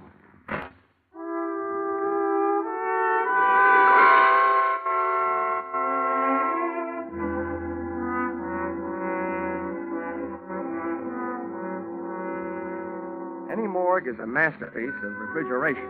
Just thinking of one can give me a real cold chill. When I walk into one, I feel an icicle forming on each separate vertebrae in my spine. And when I start walking out of one, I feel the ice begin to melt. You do yourself any good? Maybe. Thanks for letting me go through a thing. Here, buy yourself a cigar.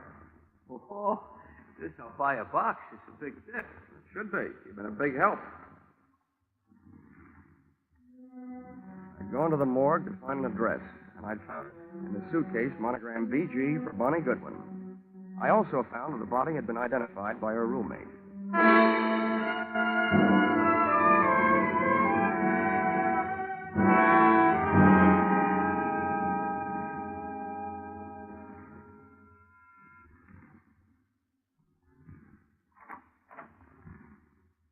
What do you want?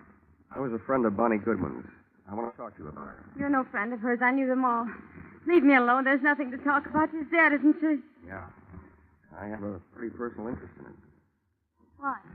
I was with her just before she walked into the alley. And you might be interested to know that she was using your name. How do you know? You don't know my name. Janie Page. So you're packing. I might be unpacking.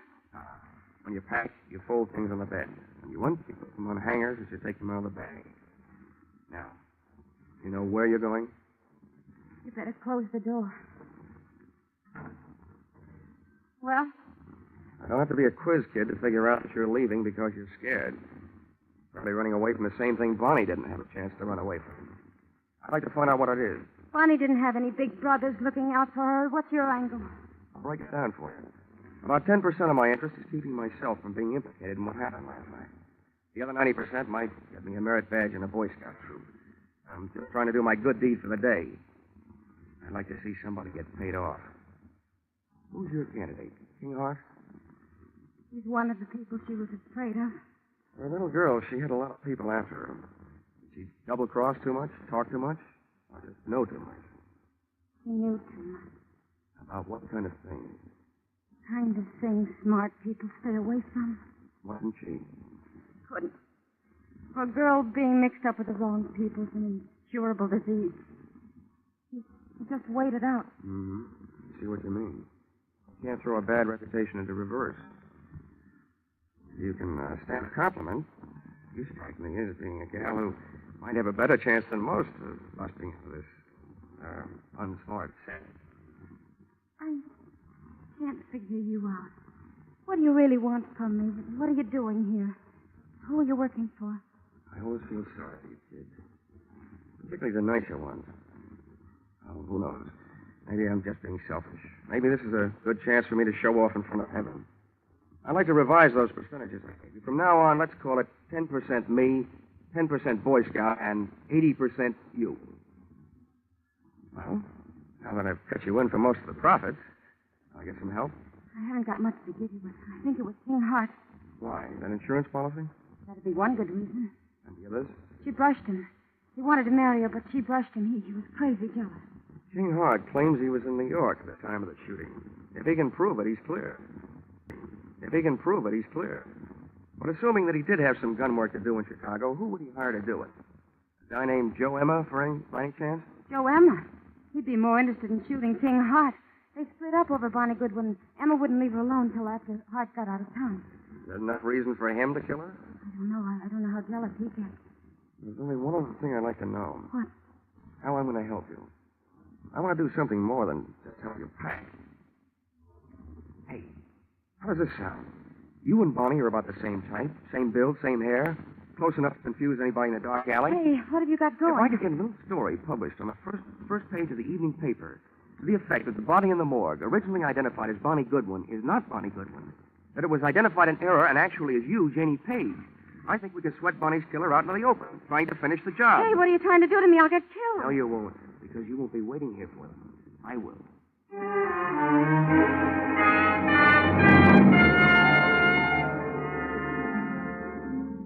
Expense account, item 7, 5 cents. Phone call to an old newspaper friend.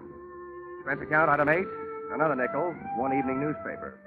Which proved to me the power of having old friends, and which I hope would prove to me the power of the press.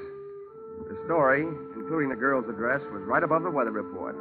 And it looked like a fair night for Chicago, but a stormy night for me.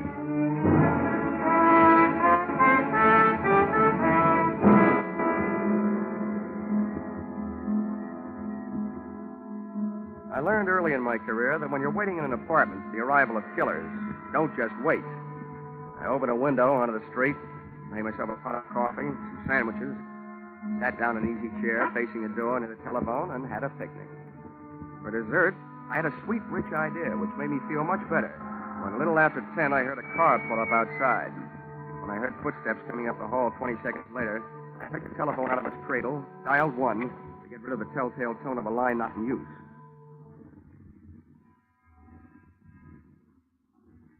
Come on in. It's unlocked.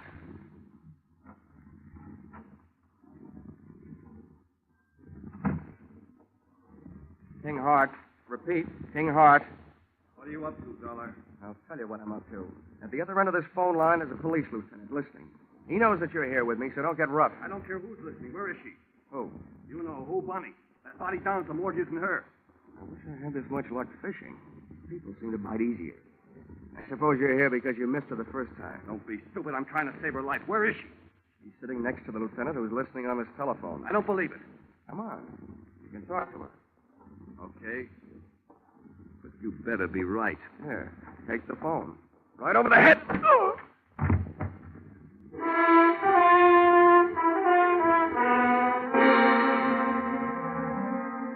Dragged Mr. King Hart into the living room closet, went back to the phone, and really told the police to tell them that I had their man. I still had the phone in my hand when the apartment door opened, framing two masses of manhood, one of whom I knew.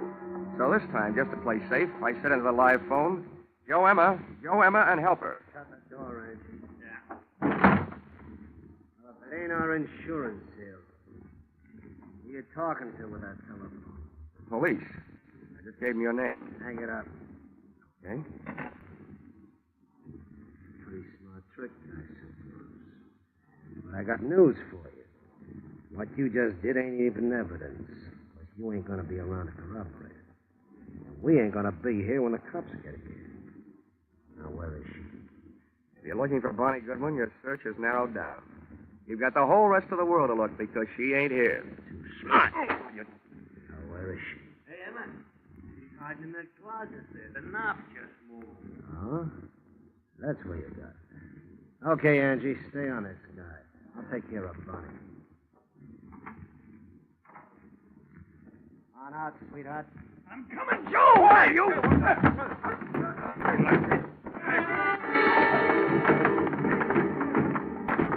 Joe Emma had expected the pleasure of kicking a girl around, but instead found himself being belted around by a man. Angie's right hand dove for his armpit, and not to scratch himself. Just as he snapped another shot at King Hart, I snapped a flying tackle at him. Go! Yeah, you missed again, Angie, and it's over you. Now.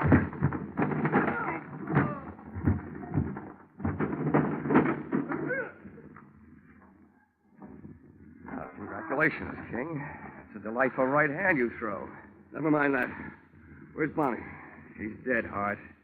I planted that newspaper story that she's still alive. I didn't read any newspaper story. I just came from the city morgue. The babe they got isn't Bonnie Goodwin. I never saw her before. Isn't Bonnie? Well, then why did... Oh. Emma kills her roommate in the dark alley by mistake. So Bonnie switches identities to make herself officially dead so she can live longer. Where is she? I want her back. I thought all you wanted was to get her name off that insurance policy. That isn't true. If I wanted an insurance investigator to find her, what else could I tell you so you take the case? I want her back. She'll have to make up her own mind about that. For you, I'm not playing Cupid. I'll tell you what I'll do. You tell me all the sweet, pretty things you want to say, and I'll repeat them to her.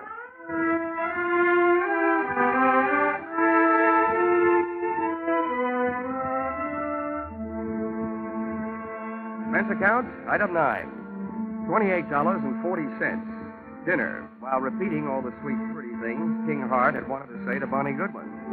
And telling her all the unsweet, unpretty things I felt about his kind of guy. Don't worry, Johnny. I'm not going to him or anybody like him. Well, where are you going? Back to my hometown, I guess. Your hometown didn't seem to do a very good job of giving you a start the first time. How far from Chicago is it? It's only about 28 miles north of here. Here. Here's an envelope. But what's in it? You'd better buy yourself a ticket that'll take you about $3,000 worth west of here. Oh, Johnny, Thank you.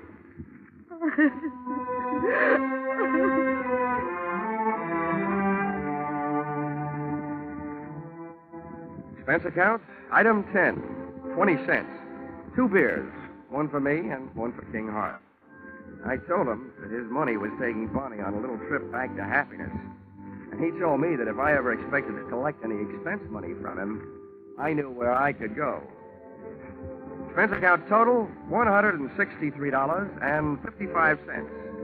You'll notice that this is very low, but remember, I'm paying this one myself. Yours, very truly, Johnny Dollar.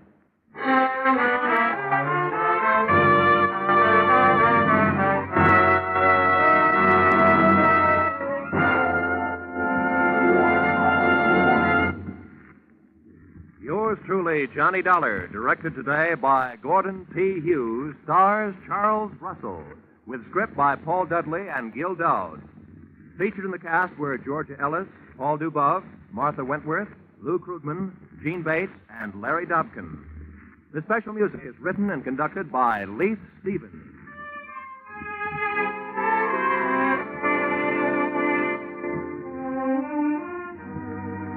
Be sure to be with us at the same time next week when another unusual expense account is handed in by yours truly, Johnny Dollar.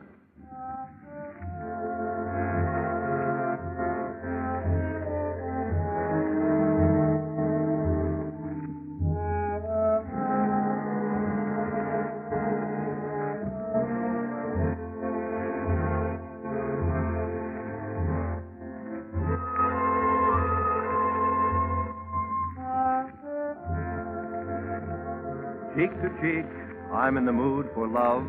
Isn't it a lovely day? That's what you think. Nope, that isn't just a mixed-up sentence. That's just for the top hits you'll hear on your Hit Parade on Parade tonight. Top hits from 1935. Without a word of warning, I'm on a seesaw. Yes, more hits dressed up in bright new 1949 arrangements and played and sung by the nation's top vocalists and musicians. Be sure to hear your Hit Parade on Parade this evening in Jack Benny's time on all of these same CBS stations. This is Roy Rowan. Your Hit Parade on Parade follows immediately.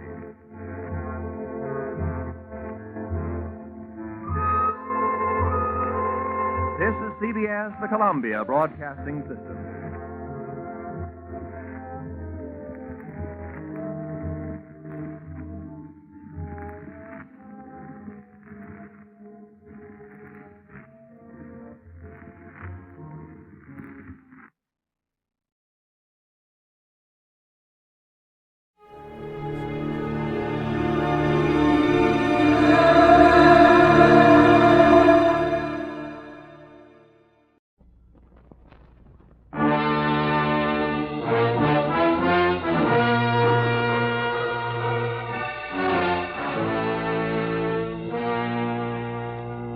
Columbia Broadcasting System presents a thrilling new adventure series starring Dick Powell.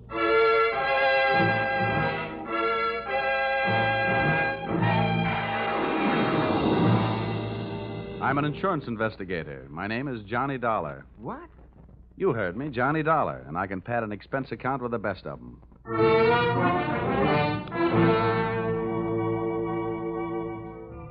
Yep, I'm a freelance insurance investigator, and I live in Hartford, Connecticut. At least that's where I pay rent. My work sees to it that I really live anywhere, except at home. I'm free, white, 34, and so forth. If you're interested in buying me Christmas presents, I take a size 42 suit. Shirt's 15 and a half collar, sleeve length 33. My hat size is 7 1/8, except when I wind up a successful case. Then it runs about 7 3/8. At insurance investigation, I'm just an expert. At making out my expense account, I'm an absolute genius.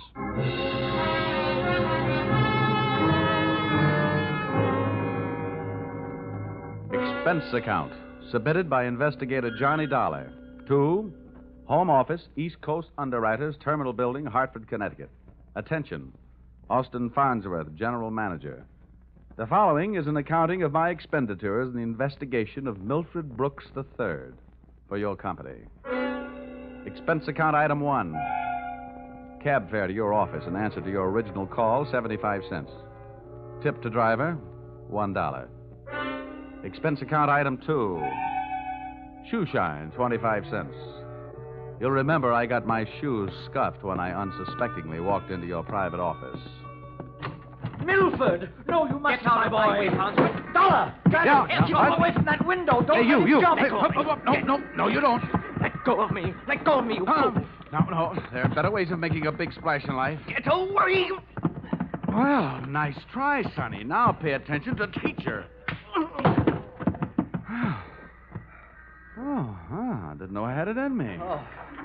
Oh, goodness gracious, Dollar. Did you have to hit him so hard? I hope you haven't killed him. He isn't too strong, you know. Don't worry. There. Now, Mr. Farnsworth, would you mind telling me on whose head have I the dubious pleasure to be sitting? That, sir, is Milford Brooks III. His policy with this company is in the amount of $2 million. Wow. Yes. And the boy seems bent on committing suicide. Dollar, I want you to stop him. What do you want me to do? Threaten him with death? Anything. The conditions of his policy are such that we would be forced to meet with a claim in the event of his suicide. Oh, I say, Dollar, sitting on his head that way, aren't you in danger of smothering the boy? Smothering him doesn't worry me, but these crew haircuts don't make very comfortable cushions. I'll move down a little. Now, there. Okay. So far, I know this kid is insured for $2 million and that his policy pays off on suicide. What else? 1/2 hour ago, Milford Brooks walked into this office and changed the beneficiary in his policy. Then, sir, he proceeded to demand, not request, mind you, but demand a loan of $500,000. Quite a touch. When I explained to him that there were no provisions for a loan in his policy, he threatened suicide. Which would cost you $2 million. So all we have to do is keep him alive, huh? And he's managed to make that no small problem. His choice of a new beneficiary is downright frightening. One of the most notorious gamblers in the East. His name is Hatcher, Harold Hatcher. Ouch. Oh, do you know him? Sure. That kid's been a post office pinup boy for a lot of years. Well, that's the situation. I'm engaging you to protect Milford Brooks' future. Dollar, I want you to protect the boy. Give him something to live for. You know, an interest in life. An interest in life? Well, then, let's see. I know. Here. This should help. What's that you got there? Well, it's what's commonly referred to in the more successful of bachelor circles as my little black book. Oh. Well, now, let's see. Ruby? No. Her favorite expression is drop dead. Bernadine? No. She'd be the new beneficiary by midnight. Oh, dear. Now, here. Here's the one, Butter. Say, Farnsworth, would you mind passing me that phone? The one with the long cord? Oh, no. Oh. Lie still, Buster. My little friend here is showing signs of life. Here you are. Maybe you should let him breathe a bit more. Don't worry. He'll be all right. Hello. Oh, hello. I want to call New York. Yeah. Hudson 24292. Dollar, you're not thinking of taking this boy to New York, are you? Well, I'm going there myself. You want me to keep an eye on him, don't you? Now, don't fret, Farnsworth. All is not lost. You do worry me, sitting on his chest that way. Hello? Oh, Butter? This is Johnny. Yeah, I'll be in town tonight. I want to see you. And look, here's what I want you to do. Yes, it's all right to say over the telephone. Yeah, I want you to reserve a table at the hatchery in my name for 10 o'clock tonight. Will you do that? Okay. I'll see you at your apartment in a few hours. But, honey, I can't make it any earlier. I'm sitting up on a sick friend. Okay, goodbye. I'm not sure that I agree with your methods. Huh? Ow! What's the matter? Did he hit you? Hit me? He bit me.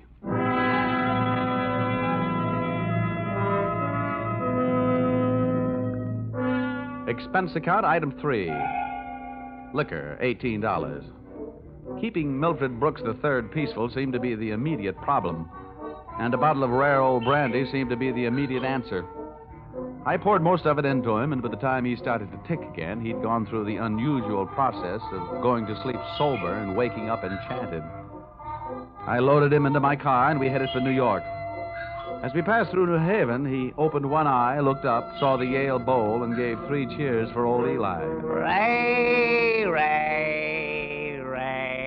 Oh, old Yale would sure be proud of you. Why anybody would want to insure you for $2 million is more than I can figure.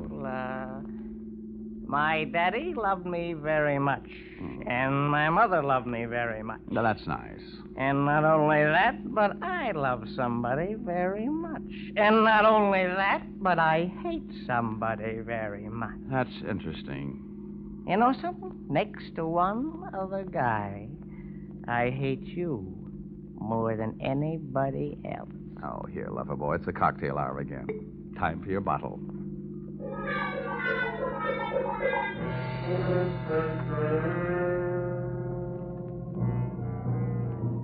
Rolling along the Merritt Parkway, I felt very much alone with my thoughts.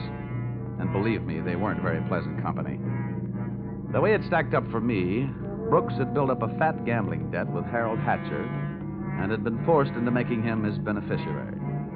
The suicide threat that he was holding over the insurance company was a little tougher to figure, unless he was trying to finance a trip for himself to get away from the man with a murder motive, Hatcher.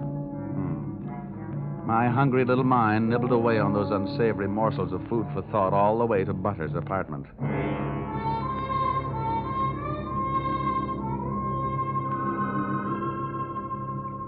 Hey, where are you taking me? I want to go to New York. If you don't behave, Buster, I'll punch your ticket. Johnny, darling, welcome to New York. Well, that's the fastest trip I ever had. Quiet.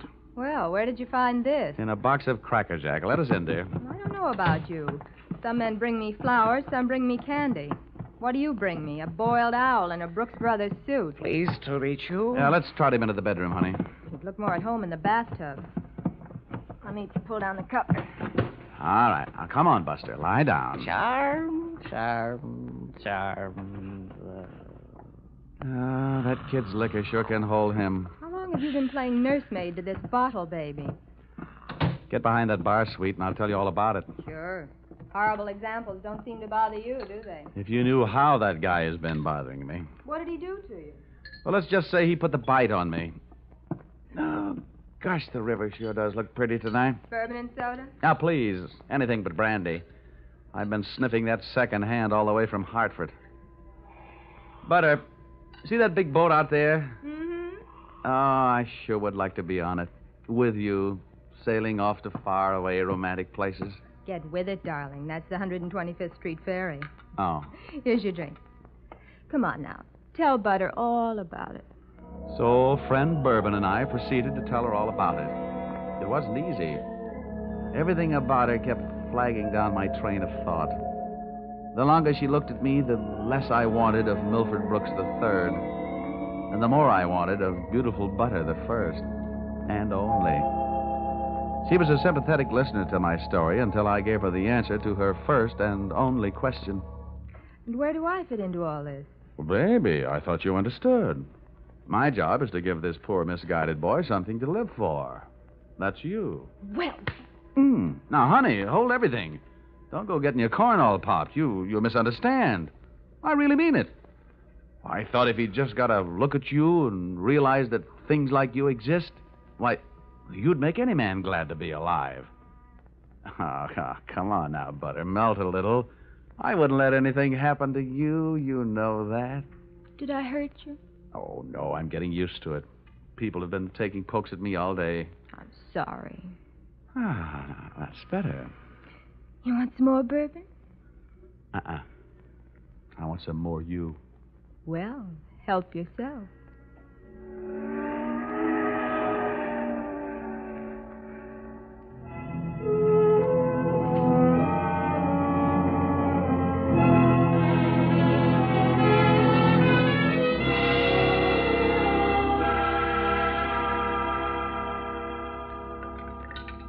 Honey, it's getting late. Let's make this the last drink.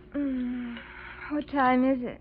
Oh, it's 20 to 10. Oh. My reservation at the hatchery is for 10. Here. Thanks. Cigarette? Oh, empty. Some more out in the other room. I'll get them. I'd love to get you on a slow boat to China. Johnny! Oh, coming. He's gone. What?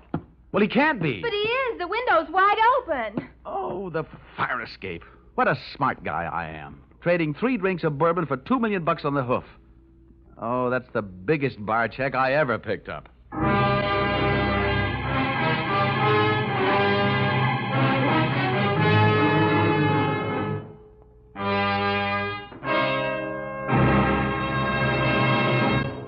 That's a big bar check for anyone to pick up. As a matter of fact, it's a bigger bar check than you've ever heard of anyone picking up before. And that should give you an idea of what to expect in the second act as you follow this new CBS series starring Dick Powell in the title role, yours truly, Johnny Dollar.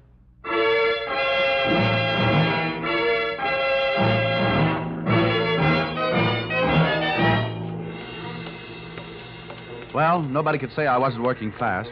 I'd only been in town for an hour, and I'd already succeeded in losing Milford Brooks III. I spent another hour of his all-too-short life expectancy unsuccessfully shaking down the neighborhood for him. And then, feeling very much like a bloodhound that had flunked his sniffing exam, I went back to Butler's apartment.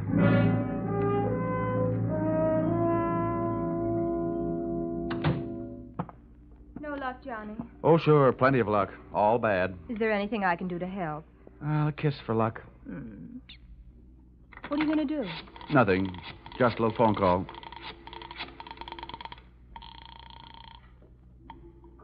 Police headquarters. This is Johnny Dollar. Give me missing persons. Any particular one? Don't be a wise guy. Lieutenant Fisher. Yes, sir. Lieutenant Fisher. Fisher, this is Johnny Dollar. Hello, Dollar. Who'd you lose? One man, my mind, and if I'm not careful, my professional reputation. The guy's name is Brooks, Milford III. Got anything on him? Hold on. All right. Oh, don't look at me like that. It wasn't all my fault. Dollar? Yeah? We haven't found him yet, but we think we know where he is. Huh? The Hudson River. At 11:15 tonight, his top coat, complete with identification, was found taking a ride on the 125th Street ferry. Oh. Anything else? Nothing much. A package of matches was found under the coat, monogram. You don't happen to know anybody whose initials are H.H., do you? H.H.? Yeah. There's always Horace Height. Wise. Thanks, Fisher. I'll check back with you later. I'll be here. H.H. Harold Hatcher. What are you mumbling about? Bad news? Looks like about $2 million worth. They found Milford's coat on the 125th Street ferry. You and your faraway romantic places. Very funny. I'll see you later, honey, and maybe about 11.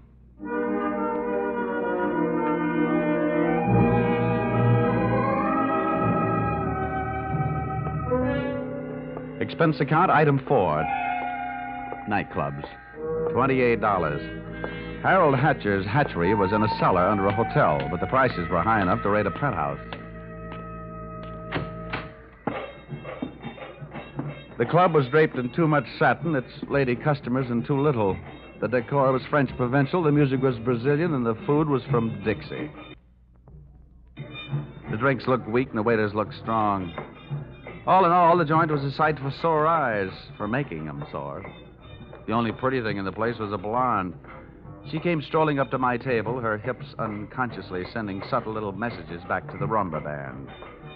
She opened her mouth, slid her tongue over her lower lip, and let a few warm, soft words slide out. Looking for someone? Well, you'll do until the real thing comes along. Sit down. Thanks. I won't have a drink. Well, I didn't ask you. My name is Janelle. Janelle? Wow, that's a nice name. I understand you were asking about Mr. Hatcher. Well, I asked if he was in. The waiter said he wasn't. Do you know him? More than somewhat. What do you want to see him about? A mutual friend, Milford Brooks. Uh-huh. I know most of the quiet-closed boys around here, so you want a cop. You don't look like the type that would be a society friend of the Brooks family, so what are you?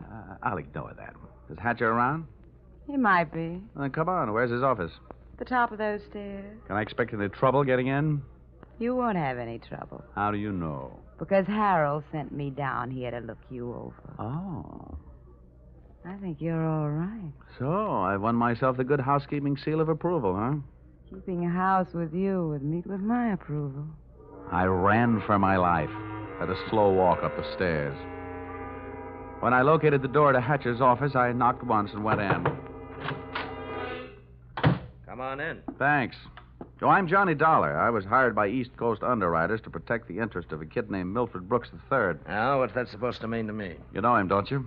Well, he isn't exactly one of my boozing buddies. How much money does he owe you? Well, we've got him on the books for a few bob. Why? They picked up his top coat tonight on the 125th Street ferry. He wasn't in it. It might have been suicide, or it might have been a knockover made to look like a suicide. What's your choice? What do you get off asking me about my choice? Where were you between 11 and 11:30 tonight? What's it to you? I thought you might like to rehearse some answers. The law will be asking some questions real soon now. I don't know why I should tell you, but I was driving around in my car getting some air. Oh, now you'll have to do better than that. They found one of your match folders under Brooks' coat. You're out of your mind. Let me ask you. The kid owed me a couple of $100,000. You think I'm going around knocking off my own assets? Hatcher, I don't know whether you're stupid or bright. Don't worry about it. I know. What about that insurance policy? What insurance policy? Now, look, Hatcher, we're big boys. We both know that changing a beneficiary in an insurance policy is a legal transaction. That means witnesses. That means it isn't secret. What are you talking about? That you and East Coast underwriters and I know all know that Brooks made you the beneficiary in his policy and that you stand to come into $2 million when they fish out his body. I don't know anything about it. Motives don't come much bigger. I'm telling you, this is all news to me, and you and nobody else is going to make me move off that story. I feel the same about mine. It doesn't take a genius to know that Brooks didn't love you $2 million worth. There's only one logical reason for his making you the beneficiary. You forced him into it. Who'd believe anything else? Who cares? They'd have to prove it. And, brother, that can't be done. Now, how would you... Yeah. Okay, Rocky, thanks for the news. Take the inspector into the bar and buy him a drink. I'll be right down. Dollar, did you turn me in? They're here, huh? Yeah. No, I didn't turn you in. I'm not a cop. Here, have a cigarette. Thanks. Here's a light. Well, come on. Maybe they just want to sell me some tickets to the policeman's ball. For a guy in a hot spot, Hatcher was certainly a cool customer. I followed him out of the office, down the stairs, and back into the club. Janelle was sitting there right where I'd left her. And I thought to myself, now there's a gal who should never sit down. She looks so pretty standing up. Janelle, buy Mr. Dollar a drink. I have to go play 20 questions with some fellas in the bar. Sure, baby. Anything you say. Anything. I'll see you, Dollar. Yeah. How'd you make out? Well, you can never tell about a guy like that. He's a smart boy, strong, silent type. Wouldn't talk, huh? A real close-mouth act. About what? Oh, just a little doodad. $2 million life insurance policy. Wait a minute. That young Brooks kid? That's right. I knew it. Tried to tell him he'd get into trouble, but he wouldn't listen to me. Oh, you knew about it, huh? I suppose you also know what was behind it. Sure, Milford owed him some money. A lot of money. It's in writing. What kind of writing? The personal note that Brooks was going to get back if he made Harold beneficiary. Where is this note? Do I look like the kind of girl who'd put the finger on her boyfriend? You look like the kind of girl who'd do anything if she wanted to. Thanks. I'll give you a slight hint. It's in his office. You'll find it in the inside pocket of one of his suits in the wardrobe. What are you waiting for? I'll watch.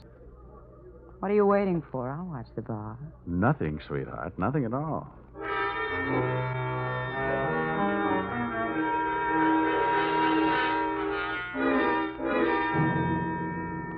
Whatever her reasons, Mr. Harold Hatcher's little female playmate was trying awful hard to send him up on a murder rap. And I was going to try awful hard not to let her down. Back in Hatcher's office, I found myself alone in a room with a telephone. And being a guy who can never resist a free call, I unleashed the magic wonders of the AT&T. This better be you, Johnny Dollar. Quiet, Butter. I've only got a few seconds. It seems that's all you ever have for me. Now, if you Now, think look, that Angel, just another hour. I'll get you a nice present. I don't care if you're another century. And as for presents, the last one you brought me was a drunk, and you even let him get away from me. Good night. Life presents a gloomy picture ever downward toward the tomb.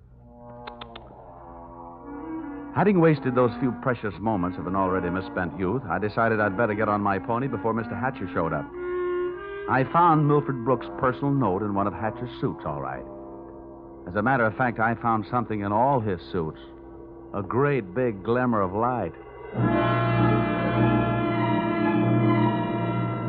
Expense account, item 5. Taxi fare, $10. I left the office in a hurry, Janelle at her table and Hatcher at his bar. I got out of the club and into a taxi parked a half block down the street. There, I waited until my favorite suspect left the hatchery and piled into another cab, and off we went. On a chase that would have made Ben-Hur look like a plowing bee.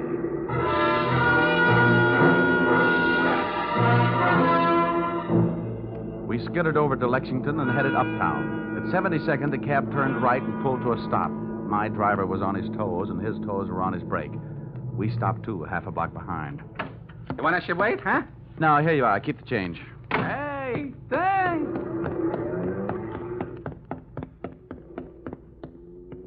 It was a garage that belonged to a residence on the parallel street a block away. The living quarters upstairs were dark enough to look interesting. I indulged in a bit of genteel breaking and entering. Entering that old barn didn't take much breaking. I crept up the stairs.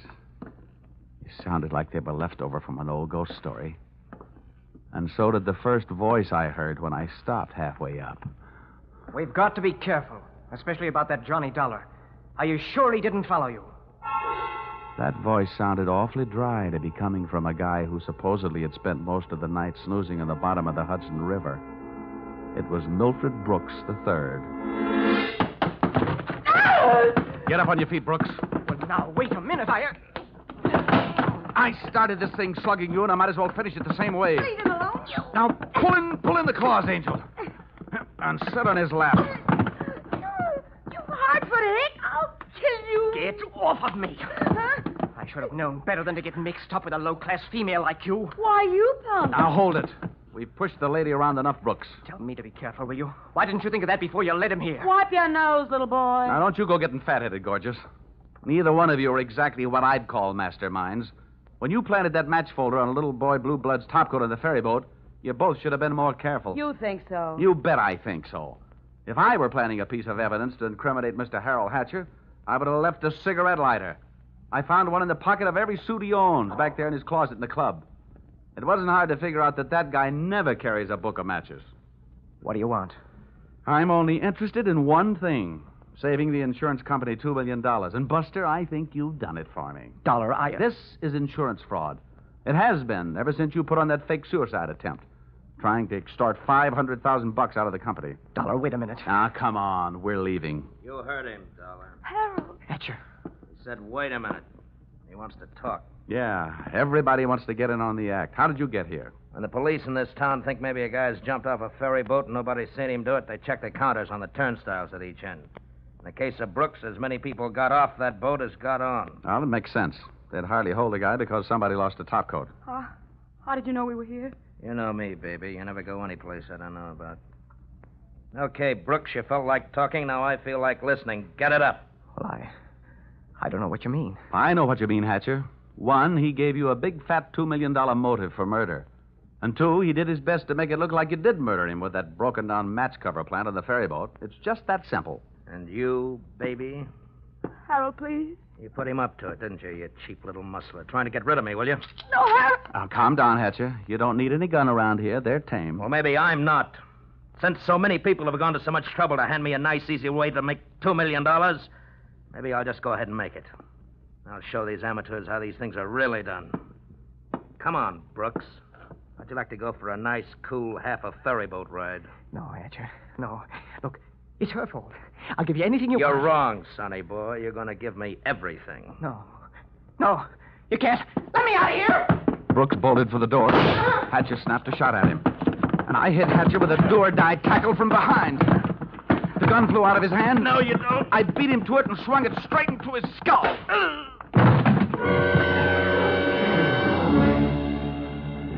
Half the people in the room were lying there bleeding. Brooks from gunshot, Hatcher from gun butt. Janelle and I stood there panting. But believe me, not for each other. We stood that way until the police arrived.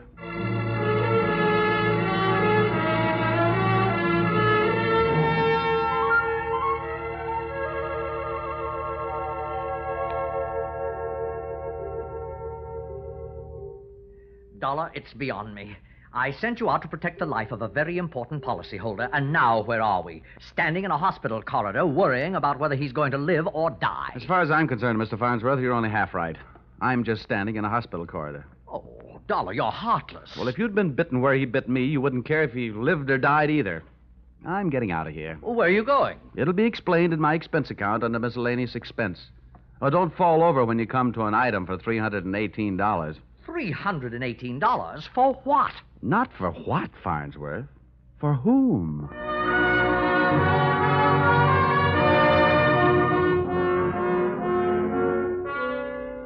Expense account total. And it all adds up to a little matter of $1,182.23. Which you may say, Mr. Farnsworth, is a lot of money for one man to spend in 2 days. But you must bear in mind that the amount at stake was $2 million. And you know the price of steak these days. It might comfort you to know that I just returned from the hospital. Brooks was strong enough to make a full statement, which you will find enclosed. This in itself should prove sufficient to establish evidence of attempted fraud against your company, allowing you to immediately avoid his policy. It boils down to one sentence, to wit. Brooks and Janelle wanted to get rid of Hatcher so that they could live happily ever after. Knowing those two, they never had a chance.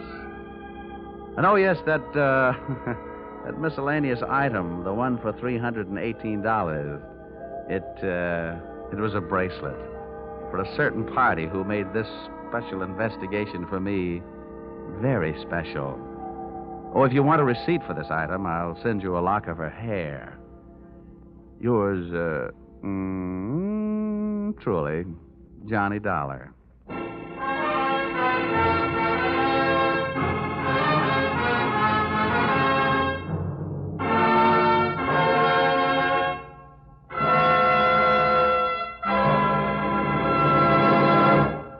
So, with the final signature on his expense account, Dick Powell as Johnny Dollar has just closed the books on his first adventure in this new CBS series.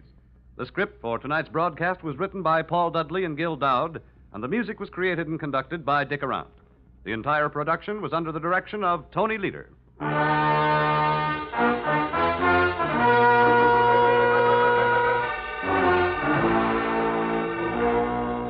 Be sure to tune in again next week when the expense account covers Special Investigation Singapore, another unusual adventure starring Dick Powell in... Yours, truly, Johnny Dollar.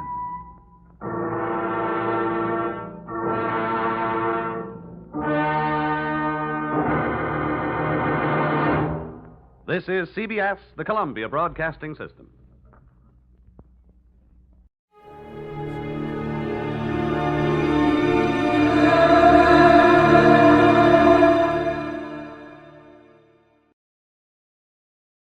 Dragnet.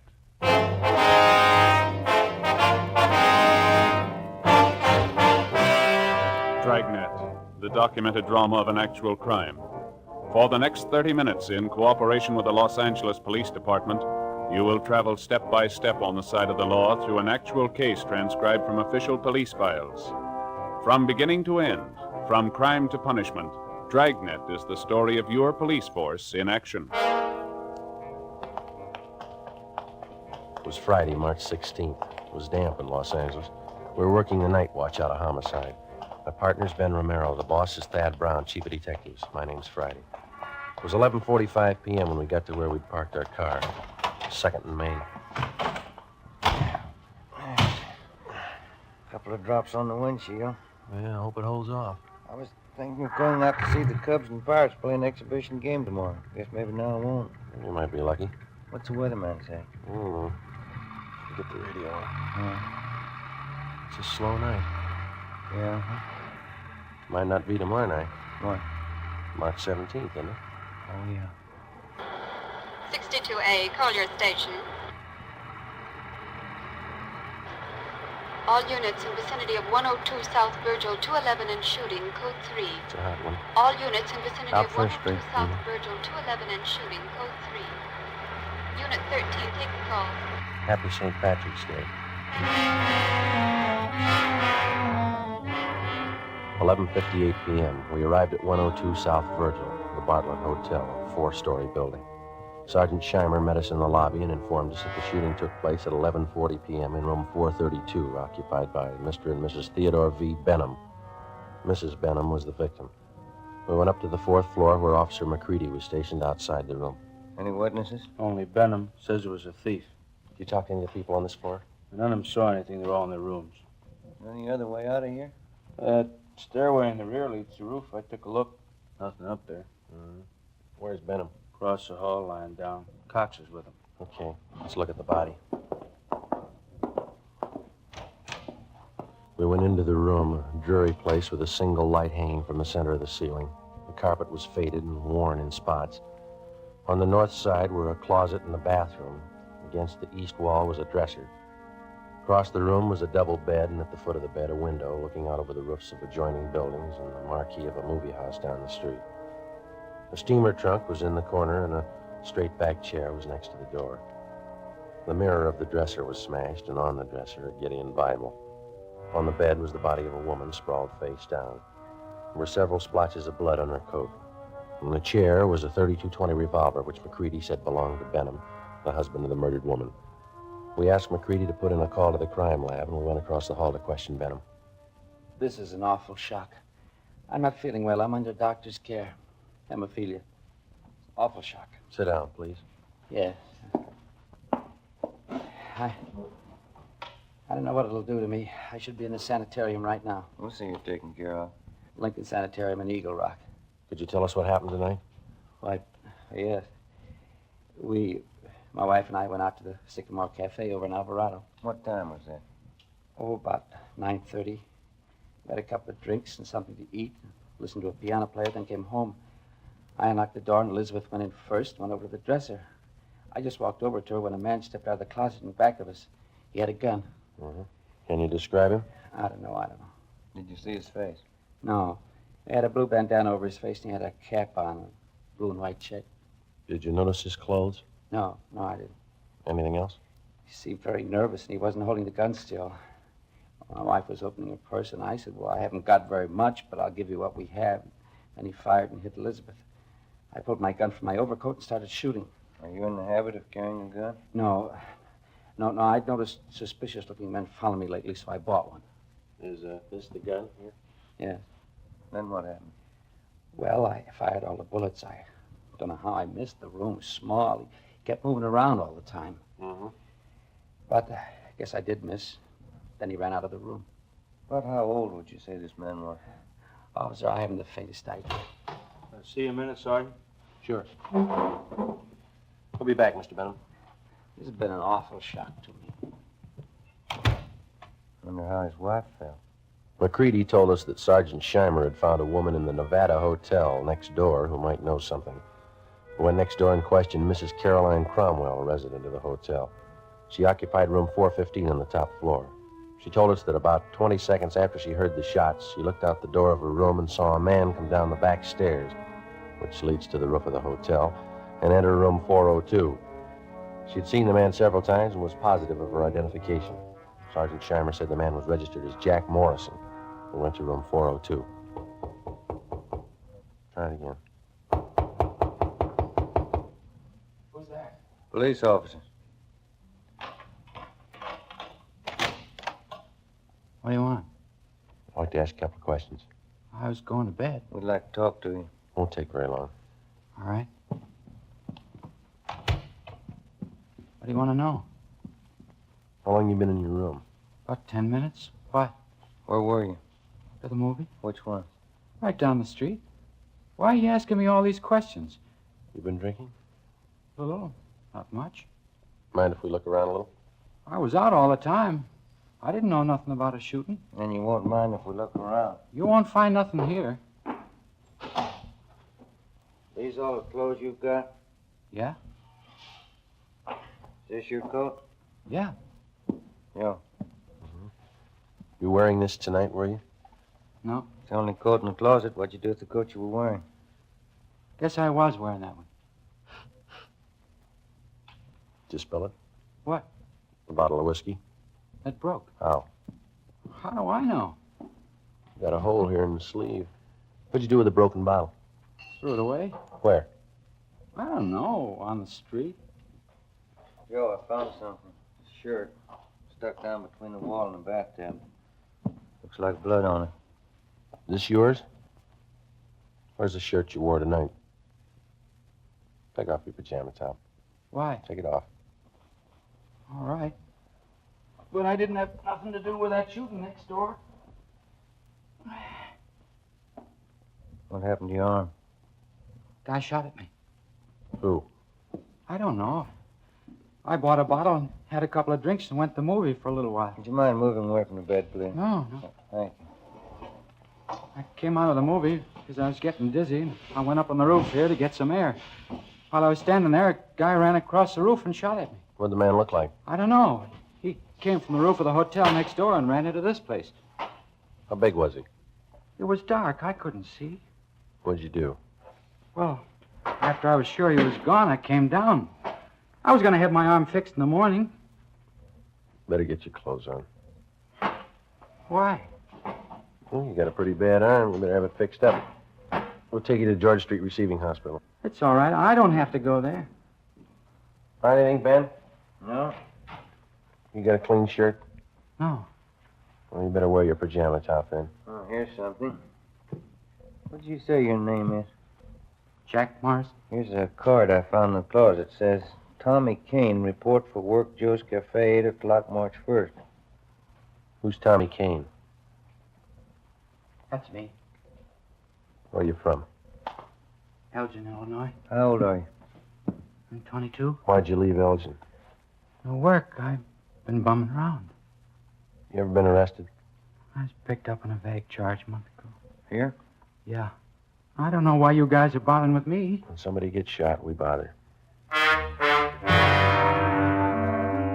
1:30 a.m. We took Kane to Georgia Street Receiving Hospital, where they found that a muscle in his upper right arm had been severed and the right side of his chest was bruised.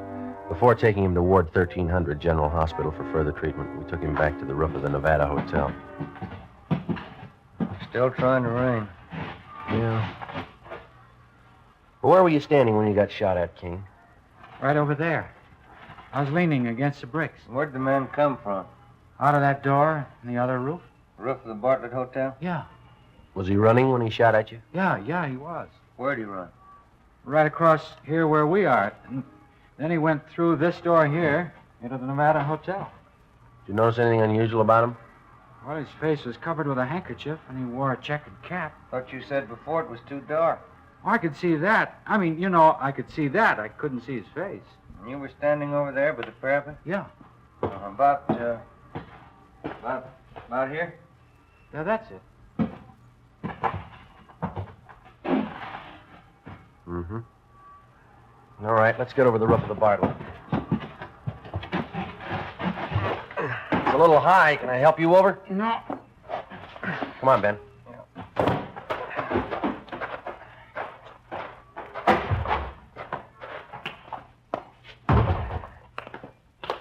You ever been in this hotel before, Kane? No.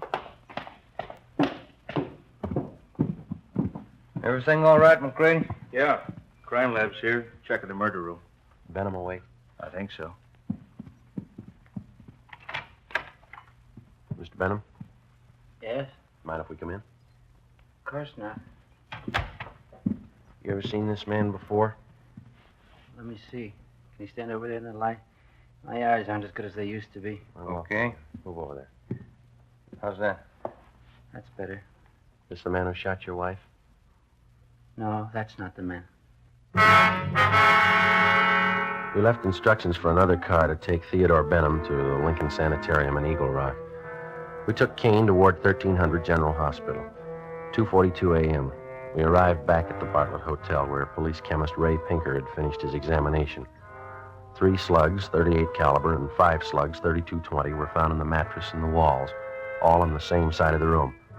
On the floor of the room were found a piece of white cloth and some brown threads.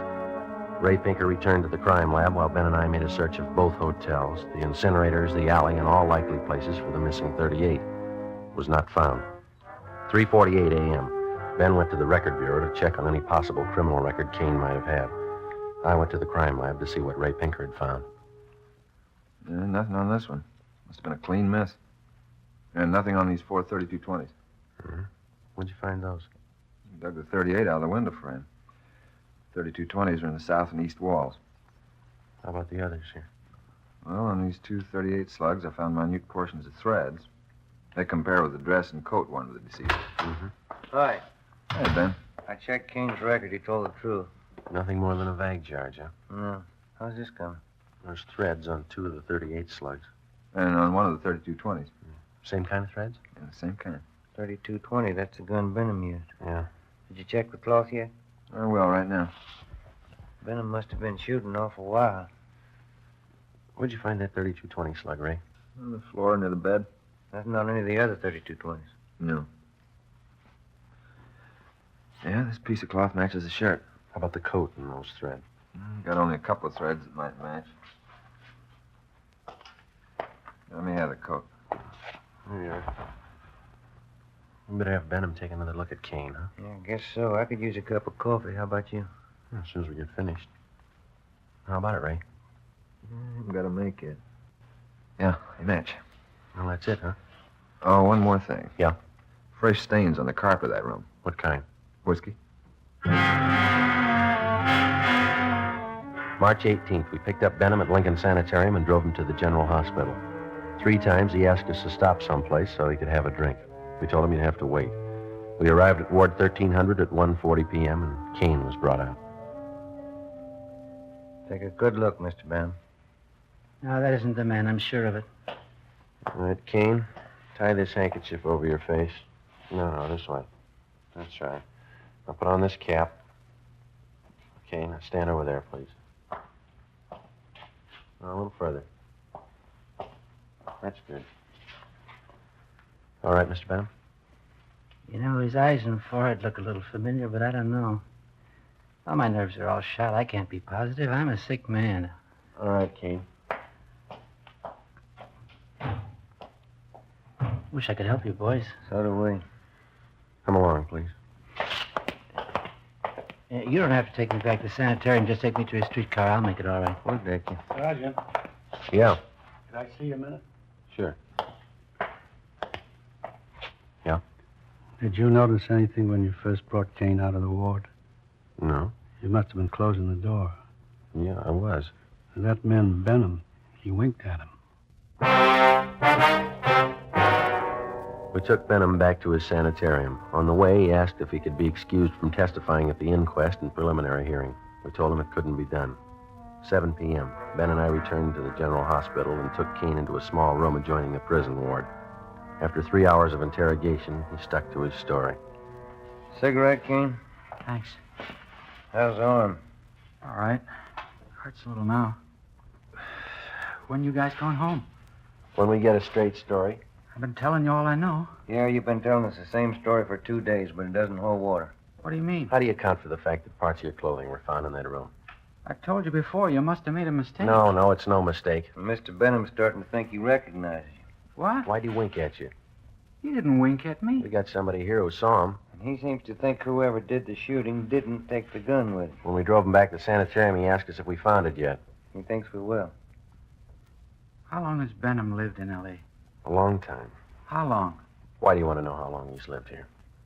Is the dead woman really his wife? Well, certainly she's his wife. Why?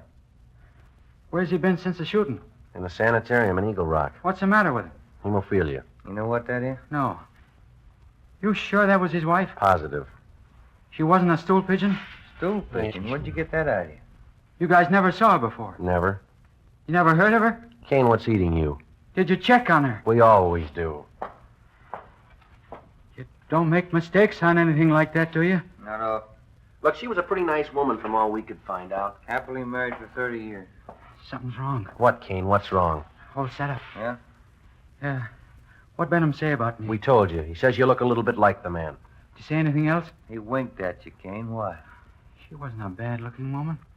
Wasn't she, Kane? All right, now how about it? You guys swear that was his wife? Yeah. Okay, I'll tell you where the 38 is. Where? The mattress on the roof of the Nevada Hotel. Benham cut a hole in it that day. He told me to hide the gun there after the shooting. All right, let's have a look. I don't want anybody to know I'm telling you this. Why? Benham's a real smart guy. He's got a gang. He's in on it as much as I am. Yeah? He double-crossed me. He tried to kill me. If I'm going to jail, he's going with me. Maybe he will. Kane told us that he had known Benham for about 2 months. During that time, Benham helped him along by giving him a couple of dollars every once in a while. On March 11th, Benham got Kane a room in the Nevada Hotel and gave him $20 to buy a gun, which Kane did. On March 15th, he gave Kane a blue bandana and a checkered cap. On March 16th, he told Kane that he'd been sent by a gang in Chicago to kill a woman who was a stool pigeon. He promised Kane $100 for his help. Early that evening, Benham told Kane how to enter their room and where to hide. When they came home, Benham stood by the door. Kane stepped out of the closet and, after a few words, shot the woman. As he moved toward the bed, Benham started shooting at him. Kane ran from the room and hid the gun in the mattress on the roof, then went to his room and flushed the cap and bandana down the drain. 11:15 p.m., Ben and I found the gun where Kane said it would be. .38 Special Detective Colt revolver, 2-inch barrel, number 381327. 11:52 p.m., we checked and found no evidence that Benham belonged to any kind of a gang. March 19th, 9 a.m., Ben and I reported into homicide and picked up Captain Steed. We went over to Dr. Wagner to learn his autopsy report. It showed that the deceased had been shot 3 times. 2 .38 slugs and 1 .32-20 were recovered from the victim's body. They were initialed for evidence. 8 p.m., Captain Steed, Ben, and I went to the sanitarium and told Benham that there were a few angles we wanted to clear up before the inquest next morning. Benham got dressed, and we drove back to the Bartlett Hotel. It was raining. I'm still trying to remember what happened. I was very shocked that night. Yeah, I suppose you were. Well, sometimes my memory comes back for a little bit. The red light. Yeah, I see. You know, the man who did the shooting knew you lived in room 432, and he knew you'd be gone that night. How do you suppose he figured that out? Well, I'd been noticing that a lot of men had been following me. Suspicious-looking men. I told that to Sergeant Friday, didn't I, Sergeant? Yeah, that's right. Must have been one of them. You ever give money to characters on the street so much they might follow you? Hey, that must be it. Many times I used to do that. I'd be nice to them, they'd try to make friends. You remember any of them? Yeah, I do. There was old man Dorsey, Jolly Swanson, and a fellow named Kane. Lane. Kane? Yeah, that's it, Kane. There you are. The young man you took me to see in the hospital. I'm thinking, I believe that's Kane. Are you sure? Quite sure. He's the burglar. What makes you think he was a burglar? Well, what else would he be?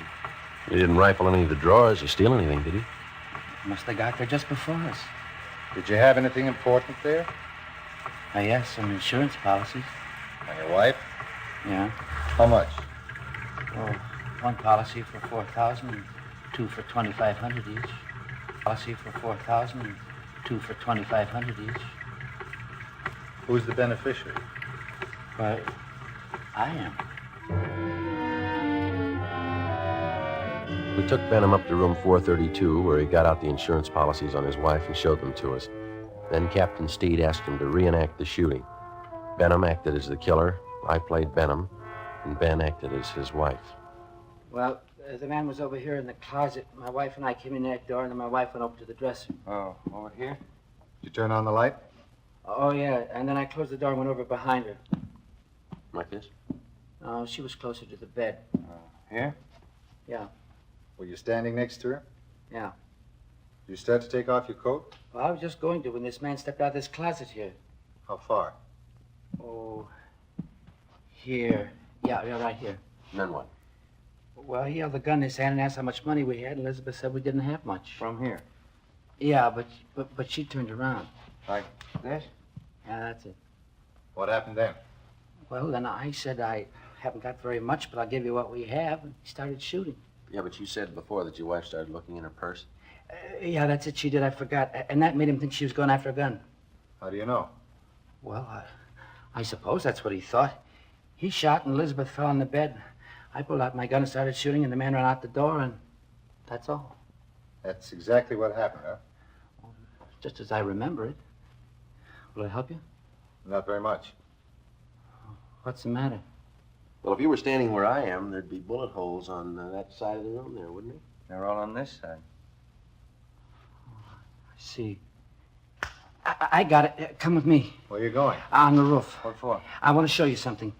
It's raining. There are 2 umbrellas in the closet. I'll get them. Why do you want to go up there? I think I know where that gun might be hidden. I'll bet it's there. Here, you take this umbrella. Thanks. We'll take this one, Captain. Let's go.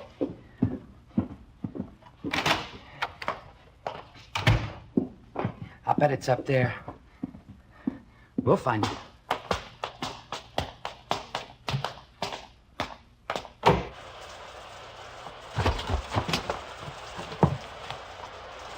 You got your flashlight, Ben? Yeah. Should be around here somewhere. What? A mattress. My wife used to take sunbaths on it. Where would it be? Well, just about here.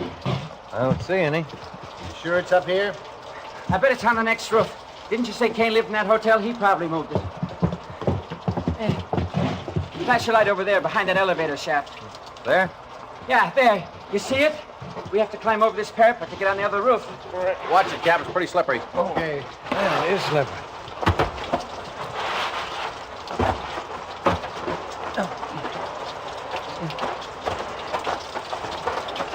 This mattress here?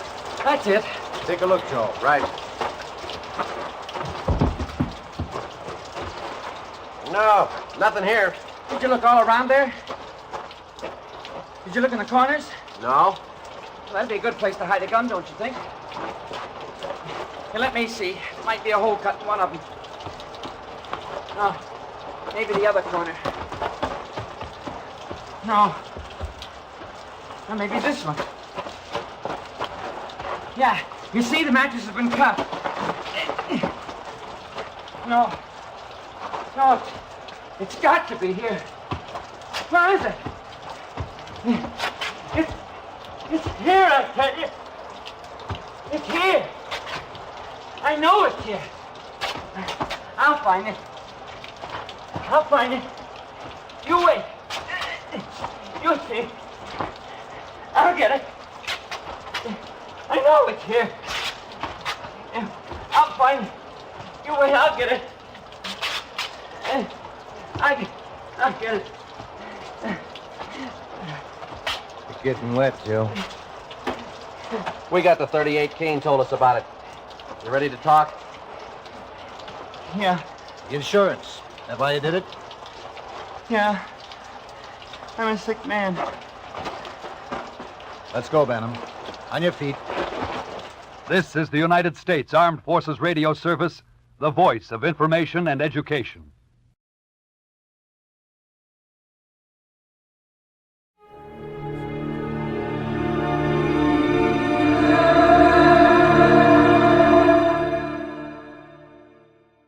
Time now for Edmund O'Brien as Johnny Dollar. Dollar, thank goodness I found you. Why? What's up? You've got to leave for New York, Dollar, immediately. A policyholder. He's afraid for his life. Here we go again. Who's he afraid of? Well, he wouldn't say over the telephone. All I know is, to us, he's worth $100,000 alive. Well, that makes it simple. He must be afraid of somebody to whom he's worth $100,000 dead.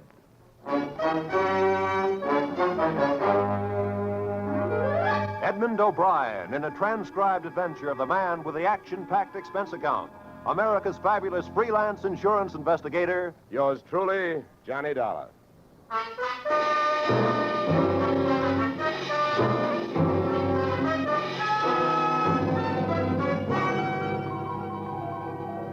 Expense account submitted by Special Investigator Johnny Dollar to Home Office, American Continental Life Insurance Company, Hartford, Connecticut.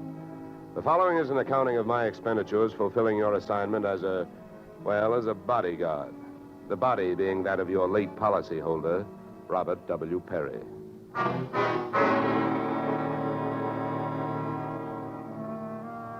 Expense account. Item 1, fare on night train, Hartford to New York, $3.65.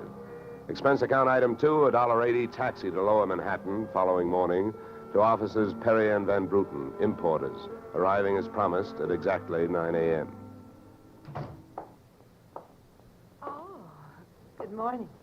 May I help you? Yes, you certainly can. My name is Johnny Dollar. I have an appointment with Mr. Perry for 9 o'clock. Oh, yes. From the insurance company. Well, you're right on time. Yes, they told me I'd better be, and I'm glad that I am. Mr. Perry just came in. He's alone and waiting for you. I'll buzz him that you're here. Thanks. Come on!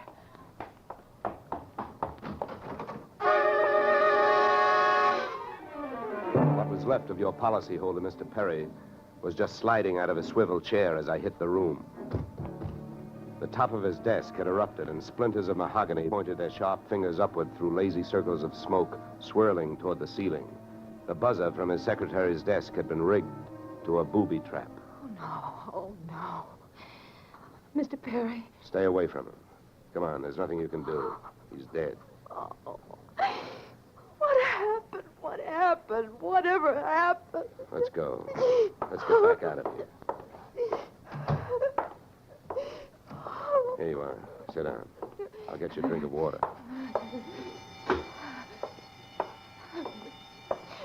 Come on, drink this.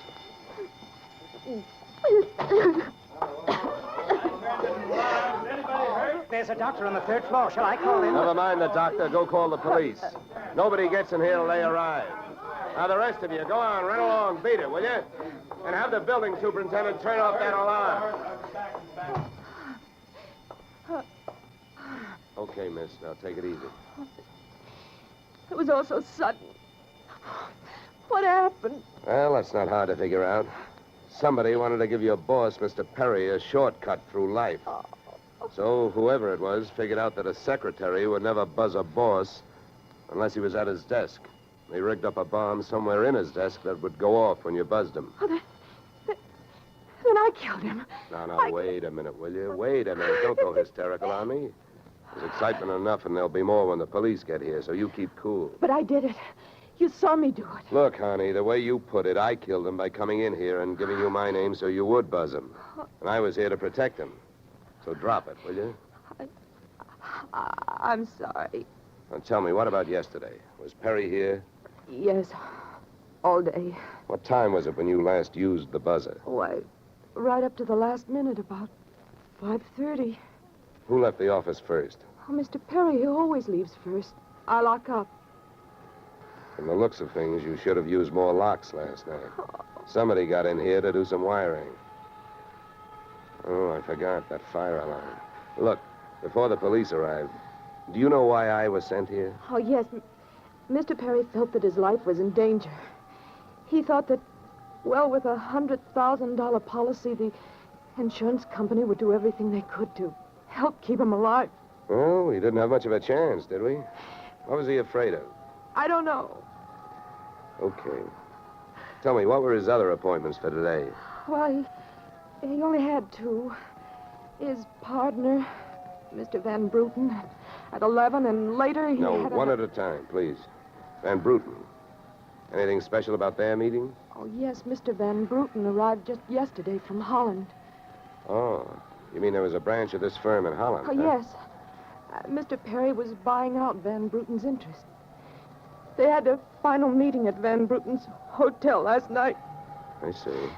Van Bruten was coming by this morning to pick up his money. Cash? No, a cashier's check.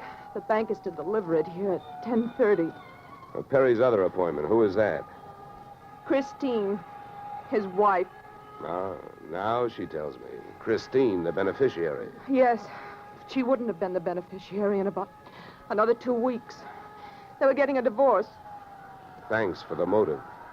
You don't like her. Well, I didn't mean it that way.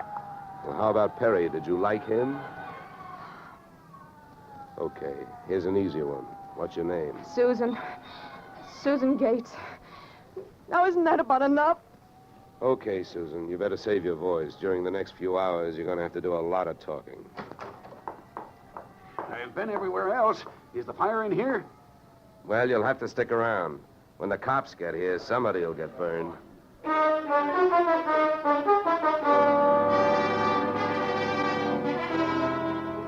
The firemen should have stuck around because the cops arrived in a blaze of glory. It was a very high-class investigation, 2 lieutenants. Finally, after about an hour, the police photographer ran out of flash bulbs, the office of the deceased ran out of fingerprints, and the lieutenants ran out of questions. So the on-the-scene phase of the investigation was closed.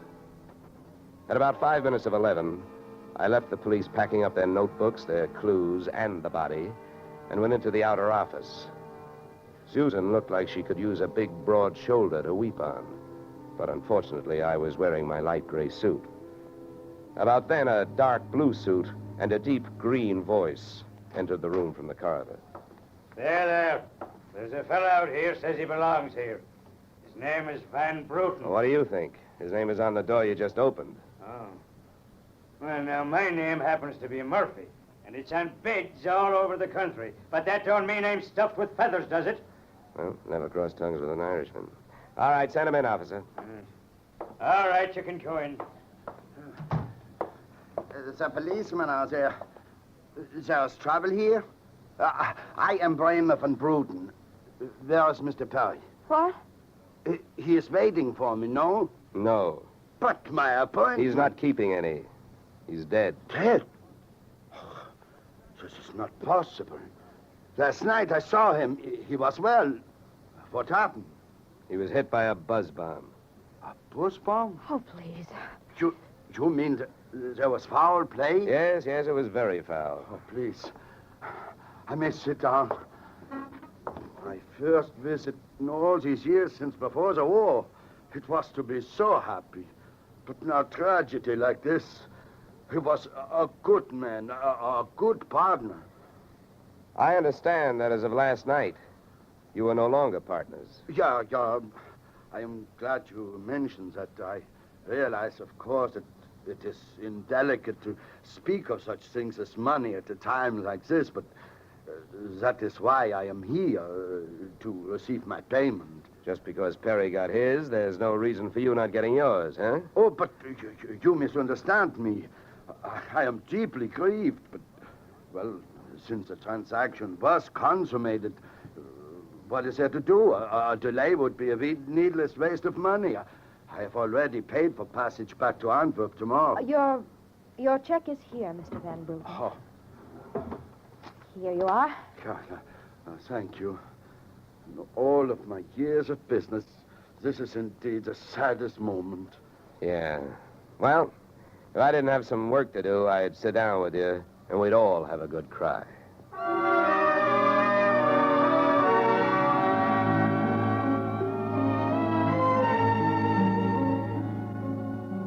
Expense account item 3, 90 cents. Phone call to the home office. Mr. Gordon's office. Look, honey, this is Johnny Dollar. I want to speak to Mr. Gordon. While I'm telling him what I've got to tell him, maybe you'd better sit there in his lap with some smelling salts. I'm not that type of a secretary. Besides, he doesn't have a lap. Hello, Dollar. How are you making out? Out? About $100,000. What's that? Yeah. You know, you should have sent me earlier. Somebody turned Mr. Perry into a firecracker just after I got here. He's dead. Oh, that's bad news. Big policy. Yeah, what I want to know is, shall I stay on the case? Well, certainly, Dollar, by all means. Is there a chance of proving suicide? There's a non-payment clause. Yeah, to make this one a suicide, there'd have to be a Santa Claus. Nobody could hate himself enough to do it this way.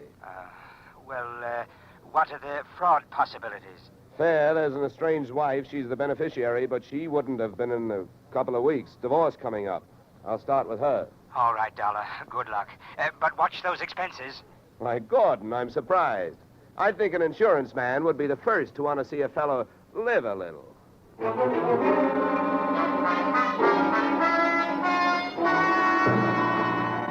Christine Perry's apartment was on Sutton Place overlooking the East River.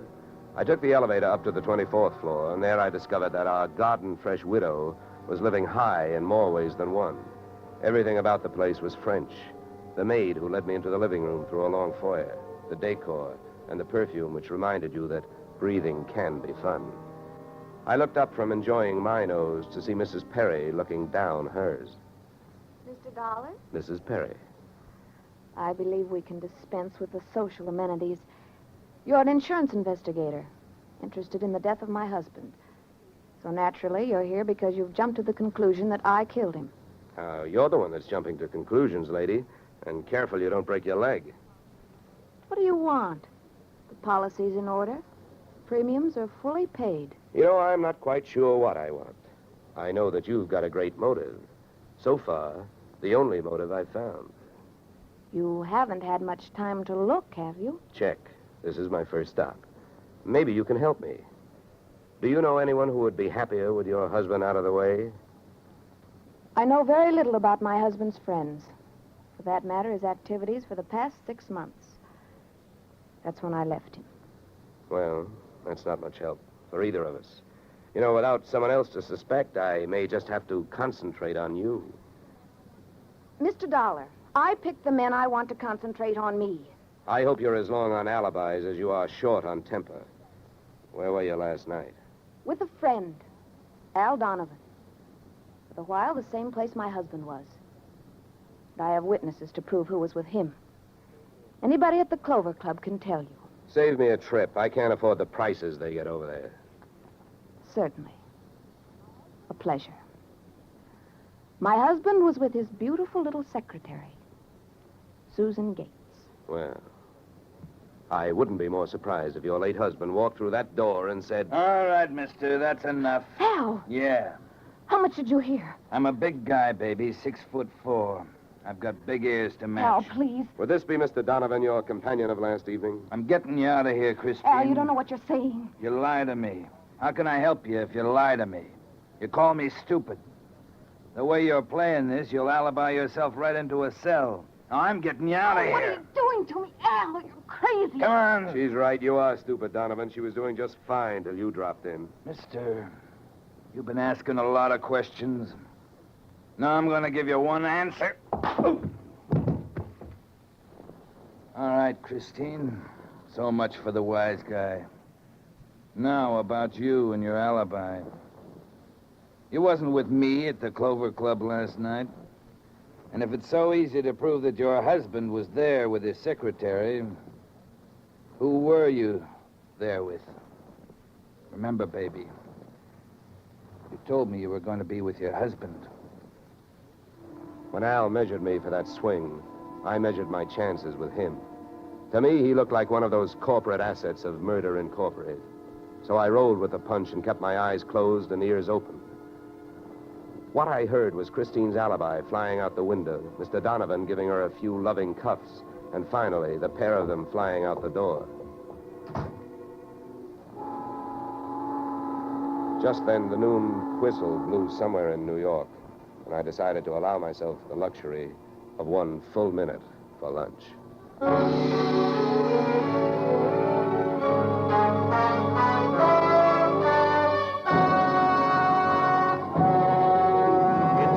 We'll return to the second act of Johnny Dollar. But first... And now we return to the second act of yours truly, Johnny Dollar, starring Edmund O'Brien.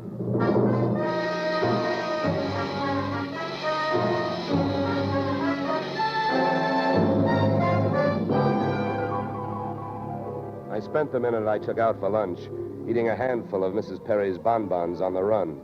I hit the street just in time to see Donovan pushing Christine Perry into a cream-colored convertible. When they got rolling, I piled into an even yellower vehicle with a meter on it and started off crosstown playing tag through traffic. At 57th and Broadway, things got complicated. My cab was 3 cars behind them when a red light flashed them to a stop.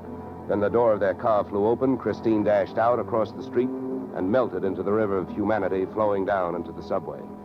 Since Al Donovan didn't follow her, I followed him. When he finally pulled to a stop, he took 2 chances. He parked in a no-parking zone and walked straight into the building beside it, a police station.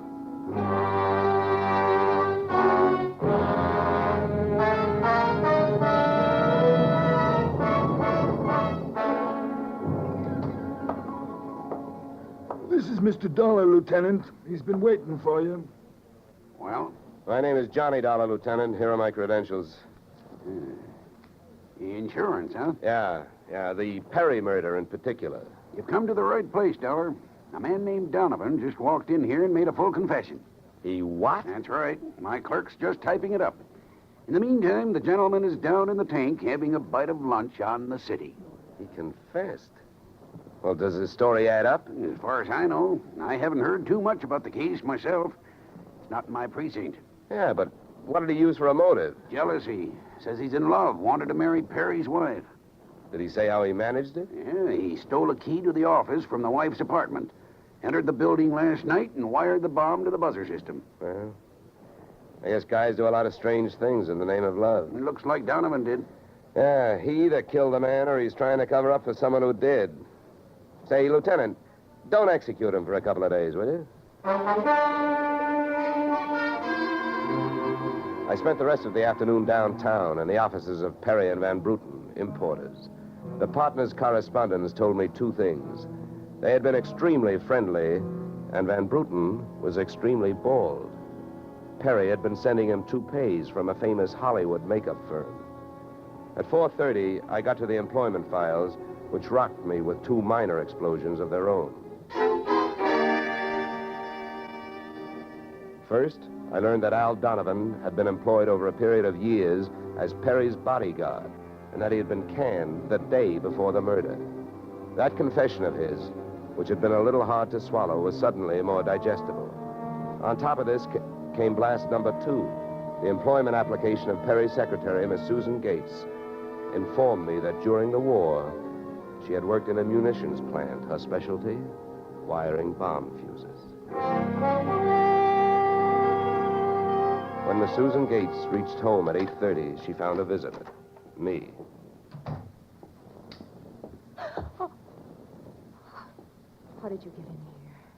Professional secret. Oh, you scared me. What do you want? Why did you come here this way? I wanted to bring you the good news. I heard on the radio that Al Donovan confessed to Perry's murder. Al? I can't believe it. Why not? Who do you like for the spot? Why, Christine. Al is covering up for her. Well, I'd like to agree with you. If it turns out that Christine wound up her husband's life with a bang, the company that hired me saves $100,000. But I don't know. She claims she has all kinds of alibis. One of them is you. Me? Yeah. Did you see her at the Clover Club last night?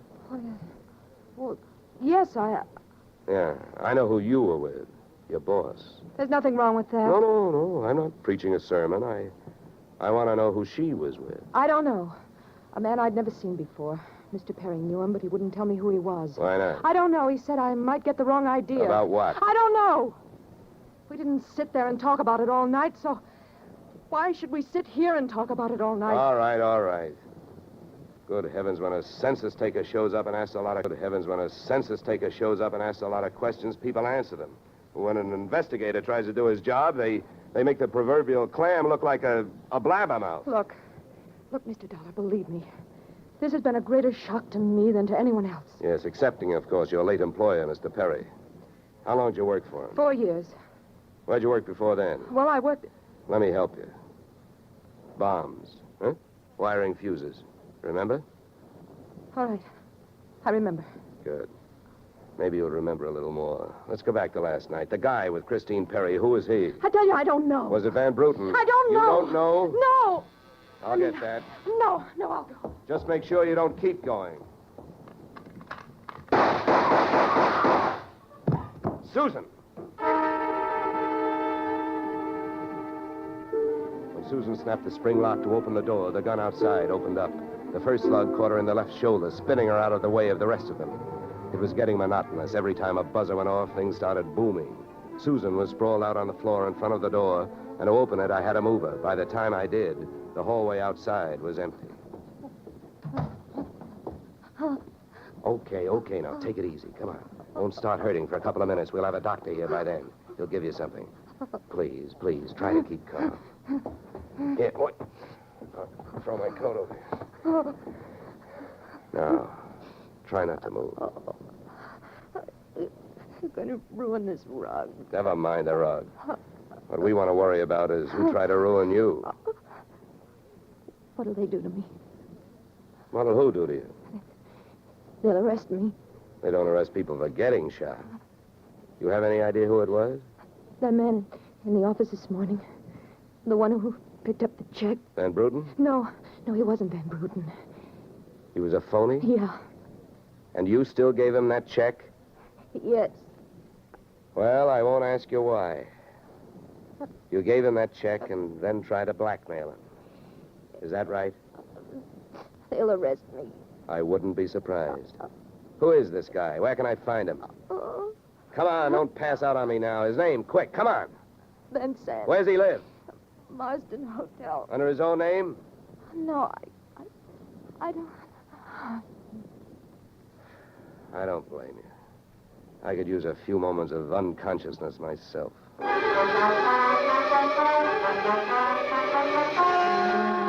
Marsden Hotel didn't have a Dutch name on the register, so I got a hold of the housekeeper and found out how many rooms her staff hadn't been able to make up all day because of no disturb signs on their doors, and then I went a-calling at those particular rooms. On the 9th floor, I wakened one old maid. On the 7th, I startled a bunch of poker players who thought they were being raided. And on the 4th, I struck the door of 427 and the jackpot. Who's there? Don't you see the sign? I do not wish to be disturbed. Sorry, I must have the wrong room. I started up the hall after the fire axe. When I got to it, I changed my mind. Out of the few things I learned about this guy, Van Sant, was that he loved to shoot people through doors. So I decided against trying to chop his down. Then I remembered the way those people came pouring out of those offices earlier in the day when they heard that fire alarm. So I picked up the little red hammer next to the big red fire axe, broke the little glass window, pulled the little brass hook, and set off a big brassy noise. And then I rushed back to 427. Fire! Fire! Hey, fire! Fire! There's the fire. Right here in my eyes, sweetheart. Why you come here? You wish you don't? Never mind the dresser. You're through shooting guns.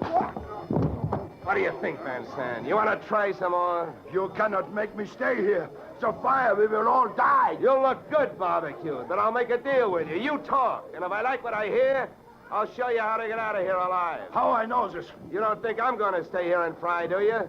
And if you don't start flapping that tongue in a hurry, I'll probably just tie you to a chair and run. So first, where is the real Van Bruten? You will find him in the bedroom. Yeah? He'd better be alive. He's out cold. What's the matter with him? He will be all right. He's under sedatives. Where did this identity switch start? Come on, hurry up, talk. I smell smoke. I knew Van Bruten from Antwerp. I know about the sale of his interests. I know the girl in the office here had never seen Van Bruten. Look, we go now. Don't get up. Come on, keep talking. I can feel it getting warm in here. Ah, the firefighters. We will be safe. Don't be too sure. They always start at the top floor and work their way down. Come on, I can hear those flames crackling. You know the rest. Last night, when the transaction was all finished with Perry, I gave to Van Bruten some sedative in his cocoa. So you set up that bomb so Perry'd get it before you showed up to pick up the check, huh? Yeah, I told you that. How the girl knows I am an imposter, I don't know. Well, let me tell you. She's been sending old Van Bruten toupees for the last 4 years. Gray ones, my red-headed friend. Oh, I can stand up now. We go out from here, no? We go out from here, no? Yes, out cold.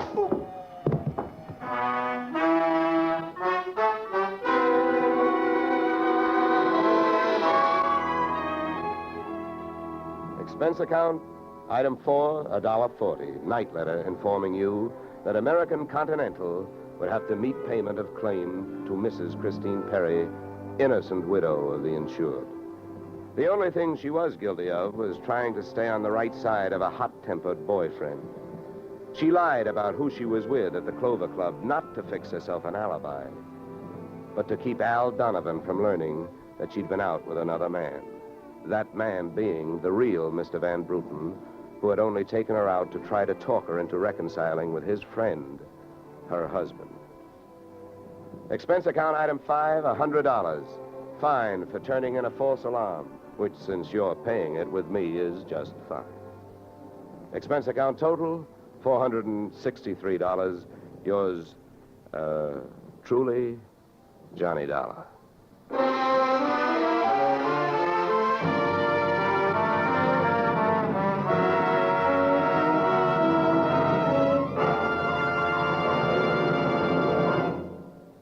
Yours truly, Johnny Dollar, stars Edmund O'Brien in the title role and is written by Paul Dudley and Gil Dowd, with music composed and conducted by Leith Stevens. Featured in our cast were Walter Burke, Gene Bates, Joe Duvall, Ted DeCorsia, Joyce McCluskey, and Raymond Burr. Yours truly, Johnny Dollar, is produced and directed by Jaime Del Valle. Beginning next week, we are moving to a new time and day, And we hope you'll join us on Tuesday evenings when Edmund O'Brien returns in another transcribed adventure of Yours truly, Johnny Dollar.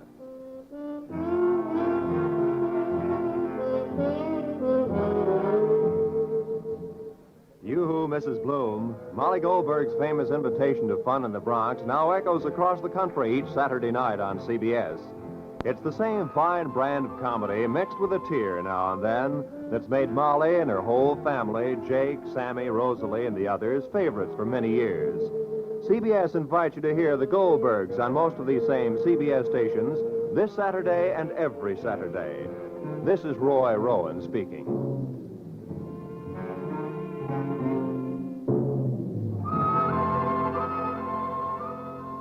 Disaster is no respecter of persons, and it can strike any time. But your Red Cross never sleeps. It has to be ready constantly in case of an emergency. This is your protection. Keep it strong. Now is the time to support Red Cross for your sake. Remember, for every dollar you gave before, this year add a quarter more. If you gave Red Cross $10 last year, this year give it $12.50. Give gladly. Join Red Cross.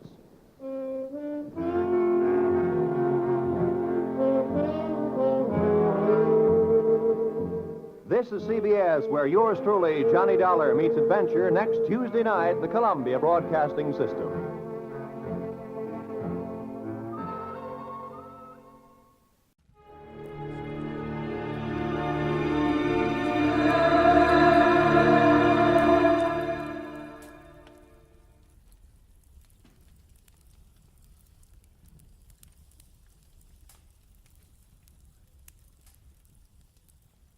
Somewhere in the cold, persistent rain that made the city itself seem a thing of evil, a girl had disappeared, and it was my job to find her.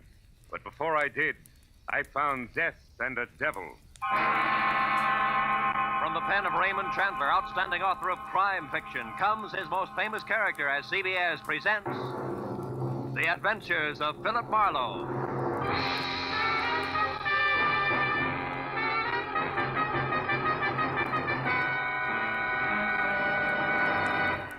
And now, with Gerald Moore, starred as Philip Marlowe, we bring you tonight's exciting story, The Black Halo.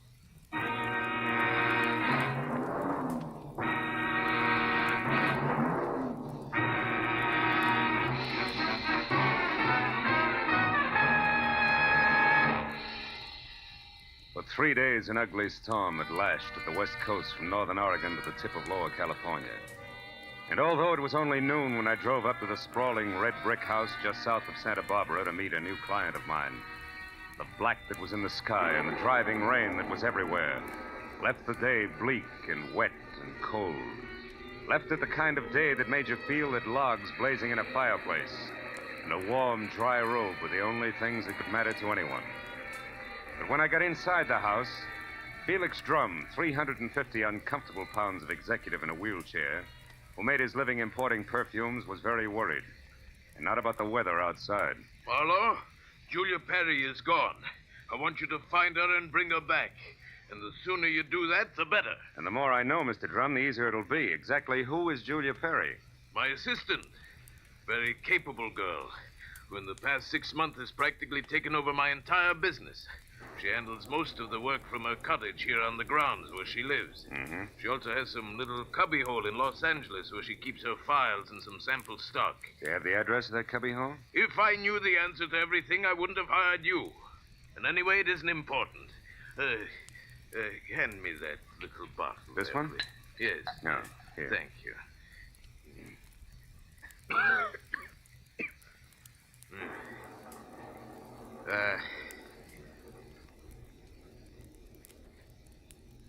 When did you last see Julia, Mr. Drum? 3 days ago. Oh, it was 3 days ago, when she left on one of her regular weekly trips down to Los Angeles to bid on perfumes. Usually she stayed away overnight, but the Beechwood Plaza Hotel most of the time, and she was back here by noon the next day. I suppose you've already checked the Beechwood Plaza, huh? Yes, of course. My man Ruby, the one who showed you in, has called the place a dozen times. But they only know that Julia registered there 3 days ago and hasn't been seen since. Well, what about the girl herself, Mr. Drum? I mean her background, friends, family, that sort of thing. Yeah, as far as I know, Marlowe, Julia has no friends, no family either. She's just a sweet but smart little girl from someplace in Kansas. Mm-hmm. No beaux, not even nice ones, huh? I don't think she had the time. You see, when Julia first came to work for me, she wanted to get ahead, and I gave her the chance. She made good. Mm-hmm. Today, she's as much my right arm as Ruby is my leg. Mr. Drum, did you notice anything unusual about Julia's behavior lately? Yes, and that's the reason I'm worried.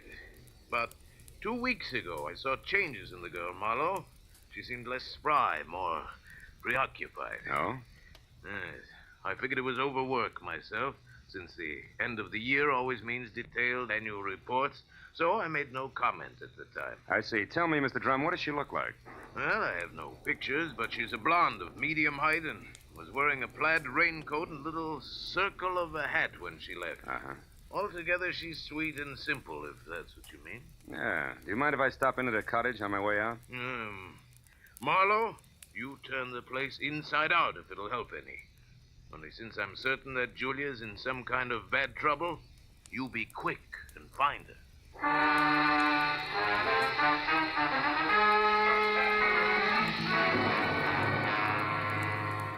Julia Perry's cottage was strictly the 50-50 arrangement that Drum had mentioned, with one room office and the other living quarters. In the office, I found everything in its proper place, so I moved to the other room.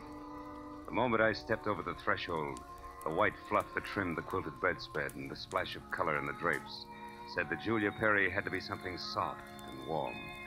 And the half a dozen quietly tailored suits that were lined up in the closet like a squad of soldiers facing right told me that she was also simple and neat. I ran through the pockets of her clothes and all the drawers and closets in the room, trying to find something that would give me a lead that I was sure I had to have.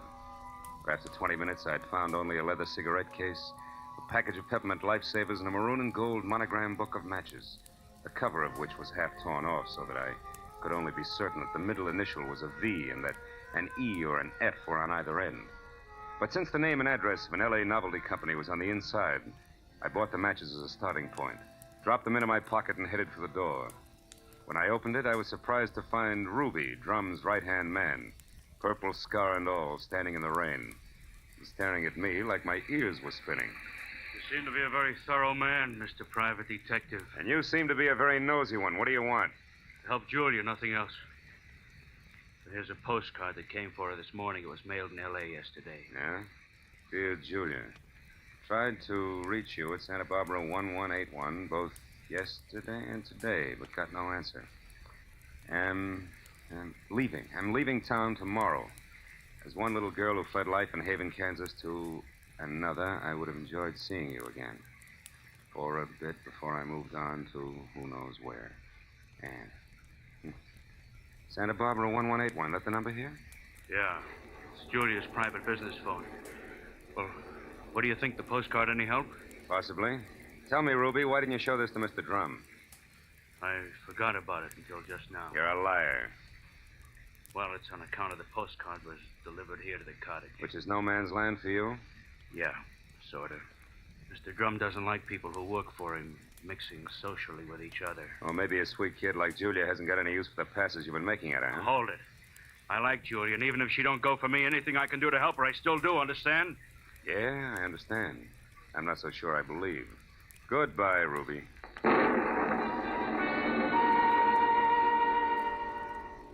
It was pushing 5 o'clock and still raining by the time I got back to L.A. and over to the novelty company.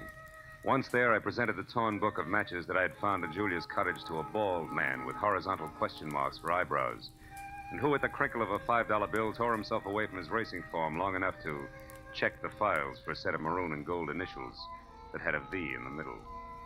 And it was 6 o'clock before I had the answer, which was EVE. And they weren't initials, but the front name of Mrs. Eve Bentley, who lived in a villa at the swank Sunset Terrace Apartments. And according to the gentleman who said he knew his oats, was a very classy filly. An hour later, I was at Mrs. Bentley's front door, and while I made with the chimes and waited, I wondered just how much a guy who loves the ponies could know about women. But when the door opened, I had my answer. Yes? What is it? Mrs. Eve Bentley wasn't beautiful, but she was everything else. including a shimmering yard of gold hair piled high on her head and held in place by a knot of pearls that no Boy Scout ever tied. Her face was wide blue eyes and open red lips on a backdrop of soft, fair skin. She wore a black silk jersey dress that must have been sprayed on. She smiled when I said my name was Philip Marlowe and that I wanted to talk. Talk about what, Mr. Marlowe? Julia Perry, ever hear of her? No, I haven't. So I'll try again. What do you know about Ann somebody from Haven, Kansas? Absolutely nothing. This torn book of matches says otherwise. I found them in Julia Perry's cottage. Julia Perry's missing. I'm a private detective who was hired to find her, and the matches turned out to be yours. Now, may I come in? Why, yes. Thanks. Now, Mrs. Bentley, maybe we ought to start all over. No, wait just a minute, Mr. Marlowe. I may be able to help you. Did this Julia Perry deal in perfumes? That's right. Now, how did you know that? Because I just remembered something. And now I'm sure I can explain why my matches showed up where Just they a did. minute. You know, whenever I'm talking to a beautiful woman, somebody's always creeping around in the kitchen. Who is it this time? Oh, really, Mr. Marlowe? There's a storm outside, and there are windows and trees. If you put those three things together, that noise could have been a branch scratching on a glass pane. Or somebody with squeaky shoes and a lot of curiosity. Somebody like Mr. Bentley, for instance. Huh? Oh, I doubt that, Mr. Marlowe. You see, Mr. Bentley's been dead now for 3 long years. Oh. Yes. Well, you were saying something about the matches. Oh, yes. This, Julia Perry must somehow or other gotten hold of him through my fiancé, Marvin Whitaker. How does that figure? Like 2 and 2. Marvin is in the perfume business. Ditto Julia. Also, I think he mentioned her name once. Said she was very clever for a girl who looked like somebody's kid sister. That fits all right. Where will I find said fiancé? At his favorite bar and grill. But won't you have a drink first, Mr. Marlowe? No, thanks, Eve. There isn't time. Now the bar and grill. The Blue Boar. Blue which? Boar, Mr. Marlowe. Yeah. It's a very English spot over on Wilshire, opposite Arthur Murray's studio. But before you dash, do you at least have a match? Yeah. Whole book of them, honey. Torn cover and all. And I want you to keep them. After all, they brought us together, didn't they?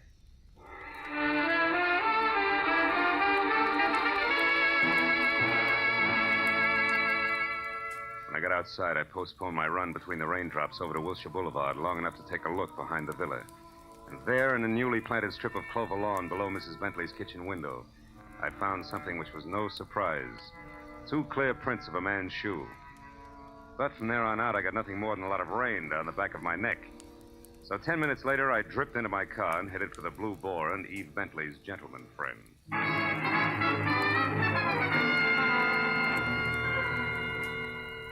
I located Marvin Whitaker, a handsome, hale fellow well met, in a white turtleneck sweater and riding breeches, behind a hot rum toddy in a corner booth that was pictures of steeplechase mounts against newly antique mahogany.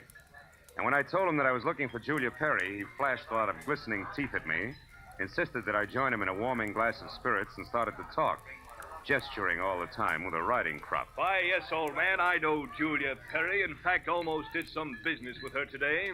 You mean you were supposed to meet Julia someplace? That's right. At 1881 Selma Avenue, to be precise. But she called me this morning and postponed the whole transaction indefinitely. Could you stop projecting long enough to tell me why? She didn't say. Of course, it's of no bother to me on a day like this. No sane man should be any farther away from a toddy than we are right now. So drink up, old boy. It'll do you a world of good. Yeah, I bet it will. Look, Mr. Whitaker, one more question. Did Julia ever speak of a girlfriend named Ann? Someone she knew years ago in Kansas? No, I don't believe she did, Marlowe. Matter of fact, Julia never talked of anything but perfumes. Now drink your drink, fellow, before it's chilled through. Thanks, but no thanks, old bean. I do have to run, really. It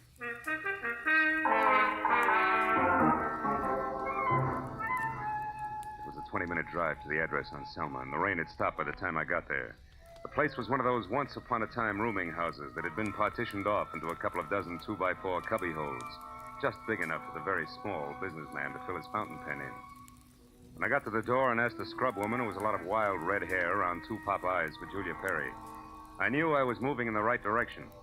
because the lady standing in front of me was anything but calm. And more important, she had just heard a pistol shot from the back of the house. Yes, that's right. A pistol shot not over 2 minutes ago. I'm sure that Perry girl had something to do with it. Because when I come from inside, I saw her rush out down these steps. Did she say anything? I don't know. She was gone out of sight before I could open my mouth. But I know it was her on account of that plaid coat and little hat she wears. Yeah. Now, which room is hers? Come on. Well, that one there with the light showing under the door. But it's locked. You won't be able to get in. I just tried. Well, we'll try again for luck. It's not the best lumber. Believe me. This is terrible. Nothing like this has ever happened to me before. It's a man. Yeah. A dead one at that, Granny. Do you know who it is? Uh-huh. From the mud and clover grass on the bottom of his shoes, I'd tag him as a guy who was looking in a lady's kitchen window about an hour ago. But from that purple scar on his chin, I can do even better than that. The name, Granny, is Ruby, a guy I thought was still in Santa Barbara.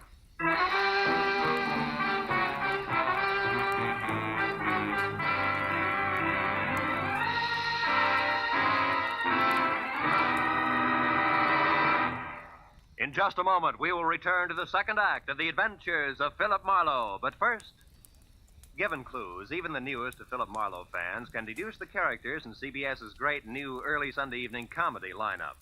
The washboard leads you to the one and only Spike Jones. The bumblebee? Well, of course, that's for America's most famous non-virtuoso violinist, Jack Benny, who follows Spike Jones on CBS. The two A's, Amos and Andy, who are heard on CBS immediately following Jack Benny.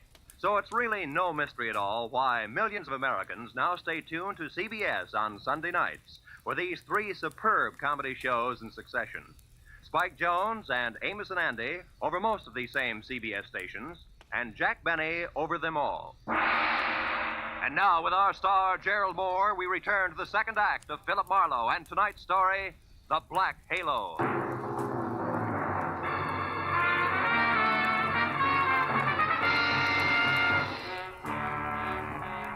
Ruby's body sprawled on the floor, and the girl in the plaid raincoat running away from it meant one thing.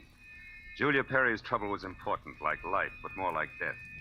A half sneer was congealed on Ruby's face, and his eyes, turned waxy, still held a look of mild surprise. I wasted some breath telling the scrub woman not to touch anything, and then I put in a call to my overweight client in Santa Barbara. He was glad to hear from me, at first. Marlowe. Well, now, I didn't expect a call from you this soon. You sure work fast, don't you, lad? Have you found her? Have you located Julia? Not quite. She's about 5 minutes ahead of me. Incidentally, Mr. Drum, she works fast, too. What do you mean by that? Let me ask the questions, huh? Number one, what was your leg man Ruby doing in L.A. tonight? Ruby? Yeah. Why, I sent him in to pick up some medicine for me. Why? Come on, Drum, you can talk straighter than that, and you better. I just found Ruby dead. Dead? Ruby's dead? What happened to him, Marlowe? He was shot. So forget the gags and tell me why he was snooping around. All right. I didn't trust you. No. It's my policy to trust nobody until he proves himself. I sent Ruby in to follow you and check on your progress. That was brilliant. You only made 3 mistakes. First, I don't need to be checked on. Second, you got your man killed. And third, you forced Julia's hand. Because it was Miss Perry herself who pulled the trigger on Ruby. Julia? Marlowe, I don't believe that. Which proves nothing, Mr. Drum, but skip it. Tell me, do you know a man named Marvin Whitaker? Whitaker? Yeah. No, should I? Well, he says he's in the perfume business. Well, I know everybody on the coast who bought more than 2 bottles of perfume at one time in the last 40 years, and I don't recall that name. I think the man must be a liar. So do I. Thanks for the help. And, Drum, if you've got any more expendable flunkies around, keep them out of my hair. I'll call you when I've got something.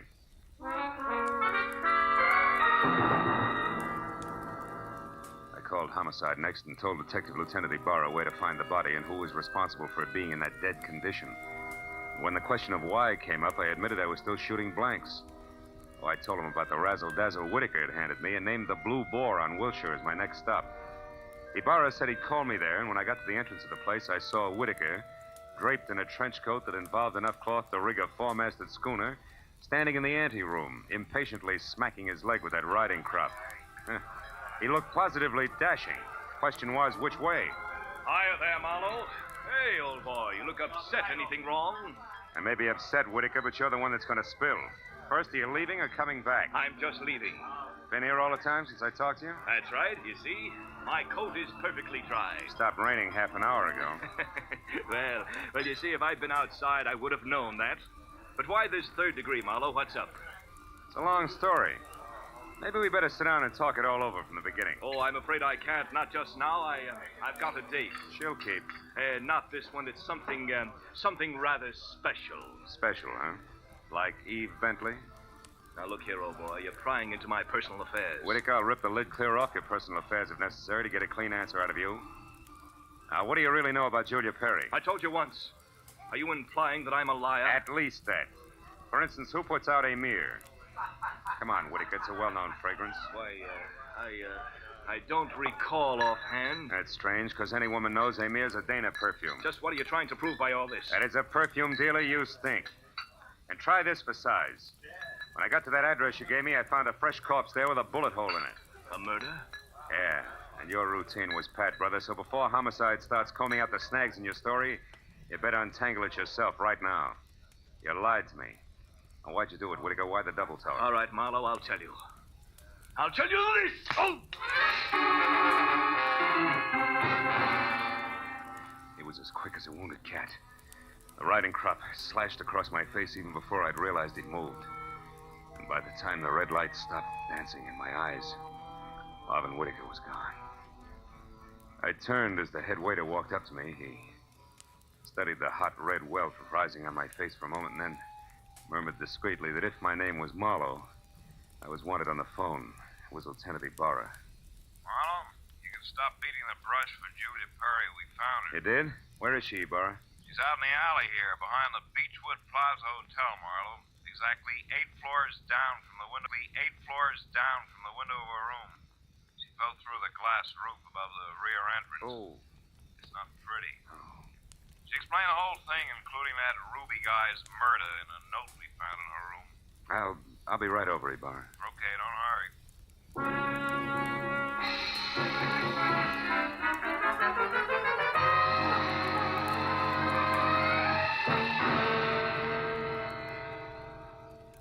The old story, Marlowe. When Drum finally got around to trusting her, he practically gave her his business. It was too much temptation. Mm-hmm. She'd been stealing from him in a big way for almost a year, her note says. And she decided to run for it when she knew she couldn't hide the thefts any longer, huh? That's right. That Ruby caught on some way, and she killed him, but I guess murder was too rich for her blood, so she came back here, thought it over, and then checked out. Yeah. All she left behind was a little plaid raincoat and a purse over there. Hey, she was wearing a dinky hat, too, Ibarra. Did you find that? Mm-hmm. Come over here to the window, Phil. See down there on that canopy, that little black circle? That's her hat. I sent Mooney down to get it. Can't leave any loose ends around, you know. Yeah. That a light, Lieutenant? Oh, sure. Here you are. Thanks. Hey, what happened to you? That welt on your face, Phil. Oh, I backed that horsey liar named Whittaker into a corner, and he slapped his way out with a riding crop. And speaking of loose ends, if I ever catch up with that... Ibarra, where did that stuff on the dresser come from? Well, this out of the pockets of Julia's plaid coat. Why? But that's impossible unless... Holy smoke.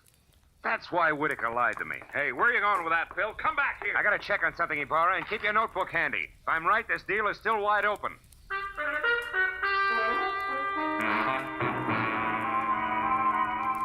All the way from the suicide's room in the Beechwood Plaza out to the widow's villa in the Sunset Terrace, my mind juggled a jumble of facts, trying to beat them into a brand new pattern.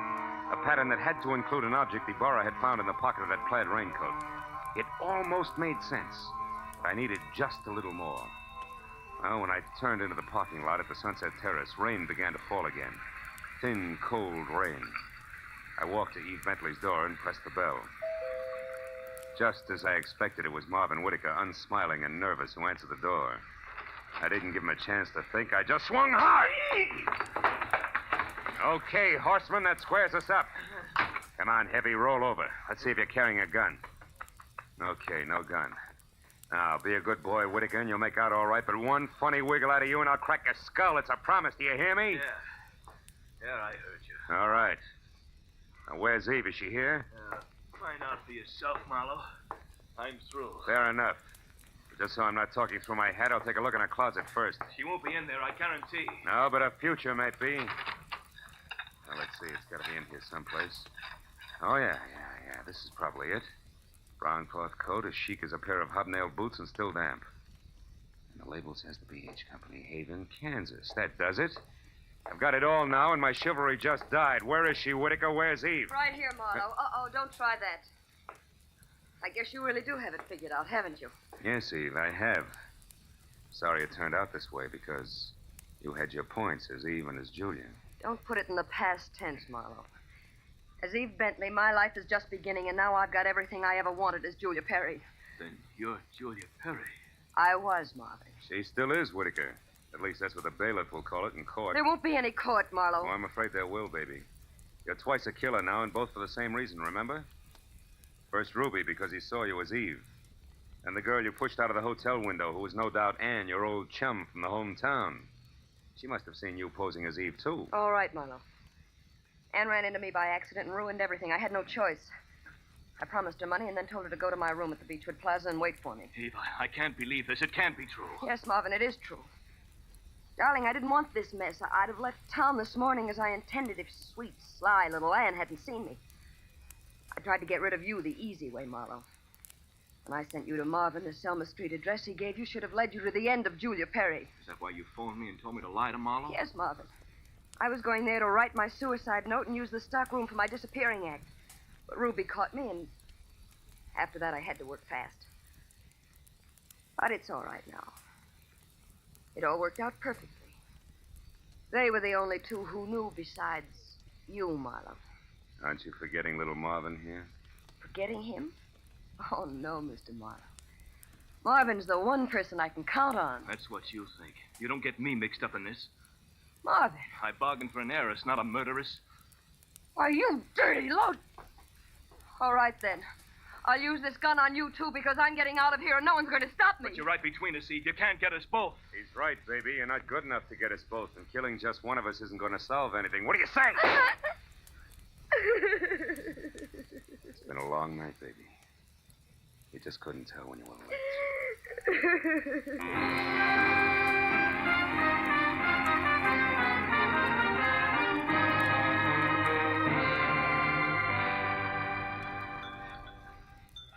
You want any more of this coffee, Marlowe? No, it's sludge, Lieutenant. I wonder what Julia Perry uses for a heart. You know, she planned the thing for 6 months when she first set herself up as Eve Bentley. Mm. And it probably would have... Want to check now? Oh, yes. Probably would have worked if everything hadn't closed in on her. Yeah, her friend Ann from Kansas, Ruby the leg man. And you with that torn book of matches. Incidentally, that was pretty fast figuring up in the hotel room there, Marlowe. Oh, not so fast, Ibarra. I knew Eve had those matches because I left them with her. So when you found the same matches in the pocket of Julia's plaid coat, it figured. Julia almost had to be Eve. And that left Ann to furnish the body for the suicide. Yeah. You know, I wasn't so sure about that until I found the brown coat with the Haven, Kansas label in Eve's apartment. Yeah. Well, I'd better wait on back to the office, Phil. Look at that rain come down. Think it'll ever stop? I don't know. I doubt it. Oh, by the way, here, it's her hat. Mooney finally got it down off that hotel canopy. Maybe you'd like it for a souvenir. Yeah. The military people call it a halo hat. Good night, Marlowe.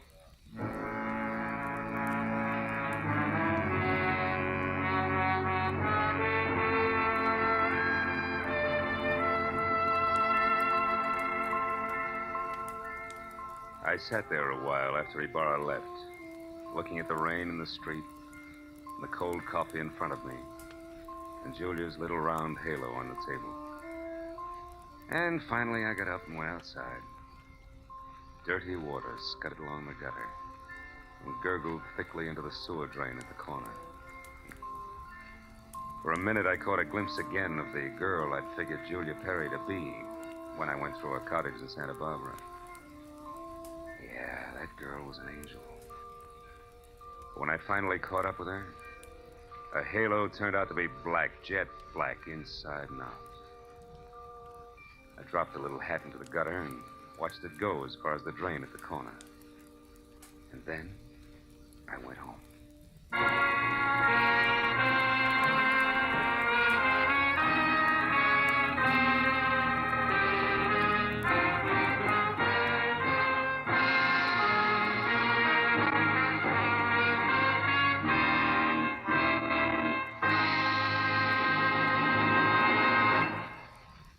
Adventures of Philip Marlowe, created by Raymond Chandler, stars Gerald Moore, and is produced and directed by Norman MacDonald. Script is by Mel Donnelly, Robert Mitchell, and Gene Levitt.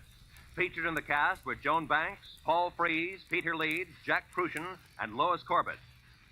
Lieutenant Detective Ibar is played by Jeff Corey. The special music was by Richard O'Run. Be sure and be with us again next week when Philip Marlowe says... A startled corpse, a blue-eyed woman, and a cryptic message, scrawled by a dingy man with the pieces of a Chinese puzzle that wouldn't fit together. Until I found out what was deadly about the orange dog.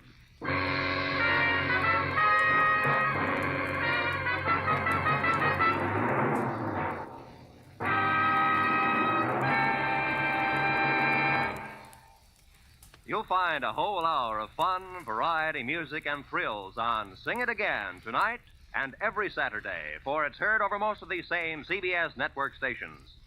Now, stay tuned for Gangbusters, which follows immediately over most of these same stations.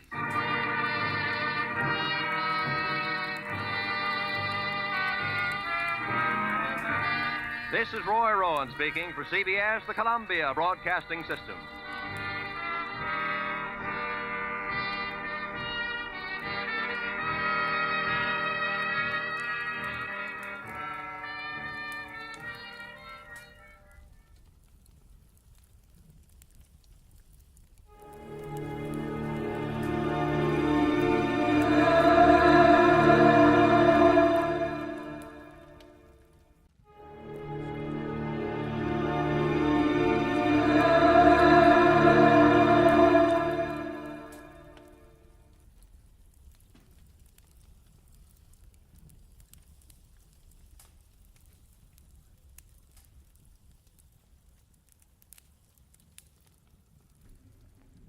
Get this and get it straight. Crime is a sucker's road, and those who travel it wind up in the gut of the prison of the grave. This time I was in the country where the night should have been nothing but peace and quiet. But a pair of angry eagles changed all that.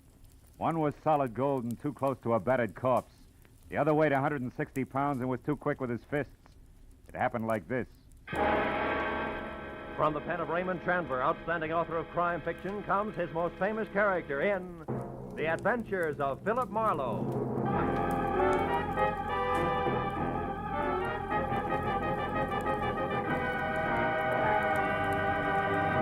Now, with Gerald Moore, starred as Philip Marlowe, we bring you tonight's exciting story, The Angry Eagle.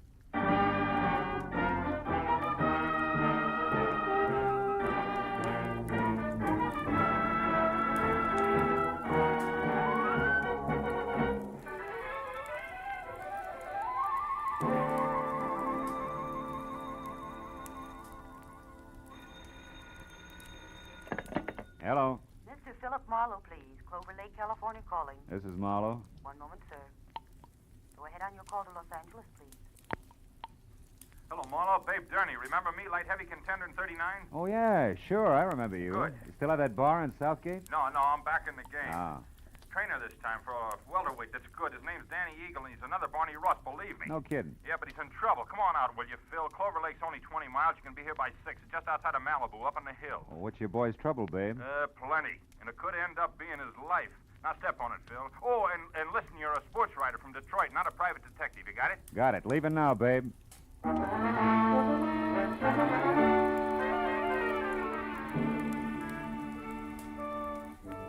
It was an hour's drive to Malibu Beach in a film colony where the convertibles outnumbered the hardtops 5-1. And another 30 minutes up into the mountains along a steep spiral of macadam which at every turn made more of the Pacific below and less of Malibu. Until finally I was at the top. To my right, there was a dirt road which a freshly painted sign said led to Clover Lake Training Camp, private. Raleigh Lance, owner. I drove on into what turned out to be a converted summer hotel marked office. A couple of buildings that had been stables and maybe 24 cabins spread out over a sloping green acre that led to a cliff's edge and the lake some 100 feet below. When I pulled in and parked in a gravel semicircle which was close to a roofed-over boxing ring where a lot of muscles and sweatpants was making a punching bag sound like a machine gun, I saw Babe Durney coming toward me in ducks and white T-shirt with an angry fighting eagle as in Danny on it. He was more bay window and less hair than last time, but still the same quick smile under a nose that spread over half his face, and an extended hand that could have passed for a catcher's mitt. Hiya, Bill. Glad you didn't take any longer. Things are worse. Oh? Danny got canned an hour ago, and he's burning up. Told Lance and his wife where they both could go, and I think he's going to personally see to it that they get there. Now, wait a minute. Who's this Lance? Oh, Raleigh Lance. He runs this place, Marlowe. Yeah. Strictly the big-time, big-shot manager. His seat at the fights has to be A1. His license plate the lowest number he can get. Yeah, half-pint in French cuffs and built-up heels. It's got 10 fighters there. Danny's one. And the wife? Oh, yeah. Myra. A lot of curbs, a lot of war paint, and never enough clothes on. Know what you mean. Yeah, well, also not much to keep her busy, and Lance hasn't got time to run around down in Malibu. Which means sheep's eyes at the boys, huh? Yeah, Danny Eagle included. Not that the kid ever did anything about it, mind you. Figured she was just being friendly. Come on, let's move on down by the lake like I was just showing you around. Hey, Jersey. Yeah? You can quit now. Do a mile in the shower. Okay, Big. See you later. Anyhow, Phil, this morning, Lance and the missus had a beef when the big shot got mad, read Myra off, and called Danny and tried the same thing on him. Didn't take, huh? No. So the boss canned him. The kid went back to his cabin and started kicking the fixtures around. That's when I called you. He's got a lot of temper, Phil. Yeah, but what do you want me to do? Help me get him out of here before he tangles with Lance. He said he wasn't going to get off the ground till things were squared away, and he... Oh, hold it. What now? Over there near the edge of the cliff. Friend of Lance's, just weatherwax. Well, that old man? Yeah, hayseed to look at or listen to, but he owns about every piece of land around here. Uh-huh. Rich, retired, and has just learned about prize fighters. Calls them gladiators. Also, he's got a mud fence-faced daughter he's real anxious to pass off. Yeah, also he's coming this way. Oh, hello there, son. Yeah, don't encourage gab. It's his specialty. Well, Babe, my boy. What shape are you in tonight? Oh, well, not quite fighting trim, Mr. Weatherwax. I was just showing Mr. Marlowe here around the grounds. He's a sports writer. Sports writer? Yeah. Well, glad to make your acquaintance, Mr. Marlowe. Thank you. Yes, yes. When I think about what I've missed all these years not following the ring... Mr. Weatherwax, excuse me, but we're in a hurry. I want Mr. Marlowe to see the lake before it's dark. We'll see you at dinner or up at the lodge later, huh? Yes. I look forward to that. Goodbye. Yeah, bye, son. The original windbag. Yeah. But, Marlowe, like I was saying, I gotta have your help. Yeah, but what can I do now? The kid's through, babe. Sure, but look, Phil, I know other managers. I also know the makings of a champ when I see him, and Danny Eagle's got the stuff. And? Okay, I like him. Phil, you gotta get next to Lance. If he thinks you're doing a feature on him, he'll be your best friend in a couple of hours. A little Napoleon. Uh-huh, and when I'm buddy-buddy, I steer him away from ordering his muscle man to play pretzel with Danny while you're trying to get him out of here. Is that it? That's right. I already planted that you're coming up here, so all you got is... Hey, look. Huh? Up at the lodge on the porch there. That's him and Myra going in the office. My cue. Mm-hmm. Okay, but first tell me one thing, babe. Does Danny know about me? No. He'd turn against me if he did. He likes to settle his stuff his own way. That's why you gotta get to Lance. In or out of the ring, it still takes two to make a fight, Phil. Yeah. All right, babe. I'll do my best. Yeah, Philip Marlowe, Detroit Daily News. Wonder if there is such a paper. No, it doesn't sound too bad. Listen, Myra, I don't want any more trouble with you. I'm fed up. Oh, You're fine. fed up. You? Well, that's funny. You dragged me up here and Shut expect up. me to... And try real hard to understand this. I dropped 10 grand, 10,000 berries last night on that punk Steve Rocker. I'm not very happy. So you want a fighter who stinks. What's that got to do with me? I don't know. But if you'd let him alone, he wouldn't have looked so tired in there. Of all the cheap cracks you've ever made, that's about the... The what? Go on, say it. You never flirted. You never played up to it. You were only being friendly. Go on, spit it out, why don't you? Don't think I won't. When we're alone. Oh. Excuse me, I didn't mean to eavesdrop. I was looking for Mr. Lance. Raleigh Lance? That's me. What do you want? My name's Philip Marlowe, Detroit Daily News, Mr. Lance. Oh. Yes. Come in, Mr. Marlowe. Oh. There was a note here on my desk. Should expect you for an interview. Glad to see you. Oh, thank you. I don't believe I've, My wife, Mr. Marlowe. This is Lance. How do you do? Hello. From, Detroit, you said? Yeah. How are things at the Beaver Club? That's quite a spot, I hear. Oh, yeah, quite.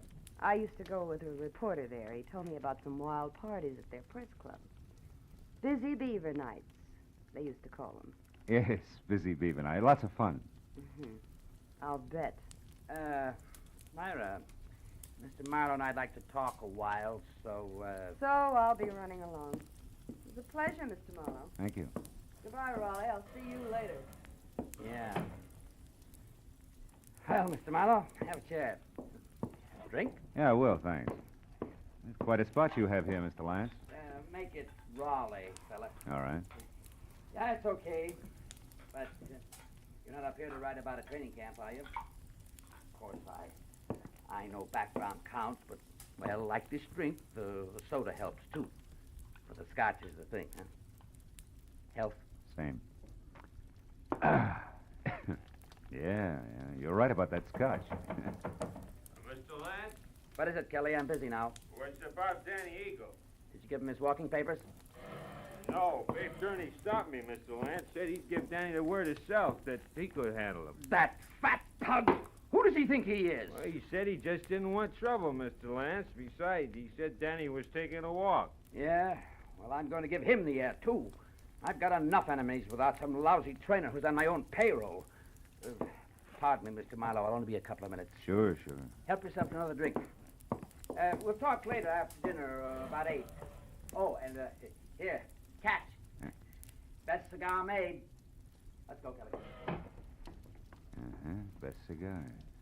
Seats marked A1. Yeah.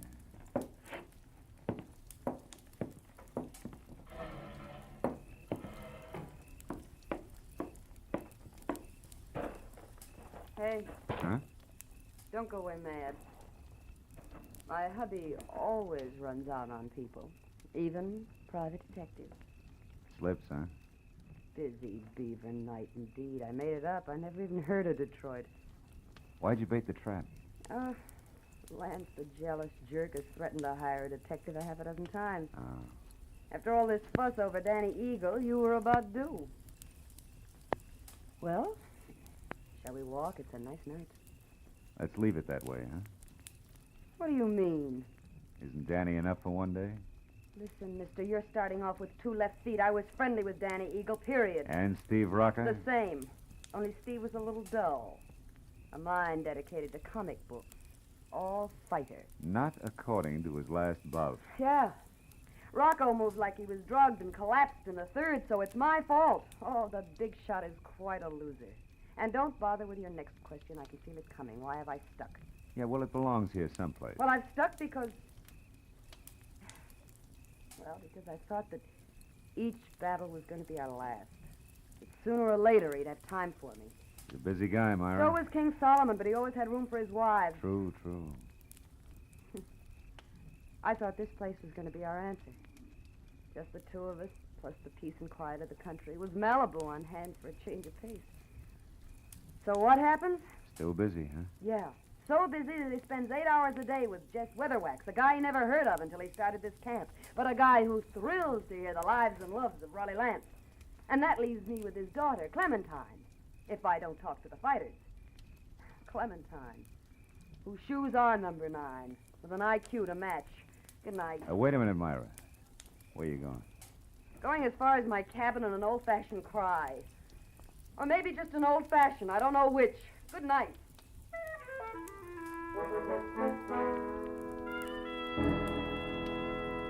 When Myra pivoted on a spiked heel and stomped off into the dark, I knew that I had to move fast because when next she and hubby met, the fact that I was a private detective was going to become public domain. And from there on out, I'd be of little use to Babe Gurney, and if Lance's muscle playmates caught up to me, of no use to anybody. I located Danny Eagle's cabin among half a dozen others, peeking out of a thick grove of pepper trees, showing light from a half-open door.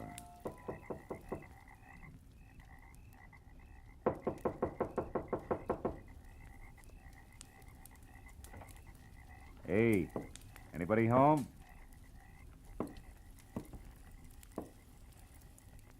Inside, there was a closed valise on the edge of the only bed.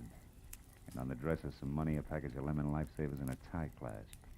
A gold one with a gold angry eagle on it that said Danny was still around. Then he got to talk for himself. I think you're in the wrong cabin, mister. I haven't vacated yet. Well, don't you think it'd be easy all the way around if you did, Danny? Right now, I'm not looking for the easy way, mister. I've been walking and thinking about that. That and a pair of people I don't like. A pair I want to square myself with. Mr. and Mrs. Raleigh Lance. Oh!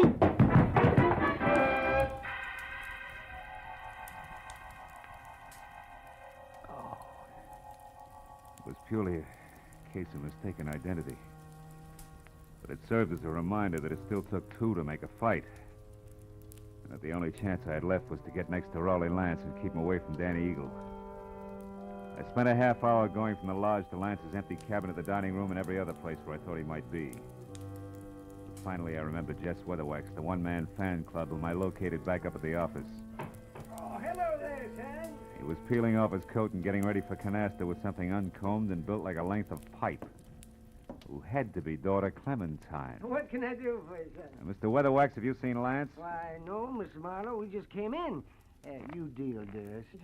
Is it important? Very. Daddy. Oh, excuse me, child. Mr. Marlowe, my daughter, Clementine. How do you do? Very fine, thank you. Mr. Marlowe, Daddy told... Hey, Marlowe, is that you in there?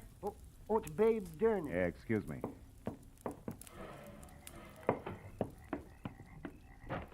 Phil, come with me, quick. What's wrong? Lance is dead, Marlowe. What? At the edge of the lake on the rocks. Accident? I don't know. Come on, Phil.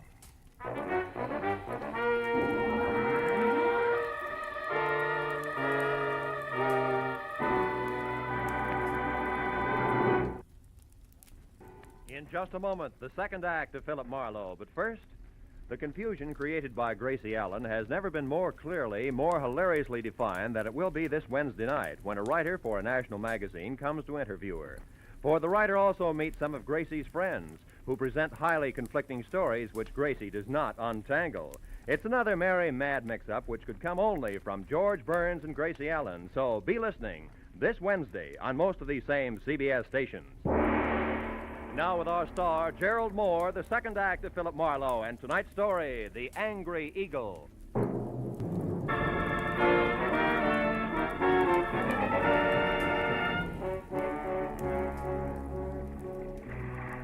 Sharp lakeshore stones, like countless fighters' fists, had hammered all the life out of Raleigh Lance.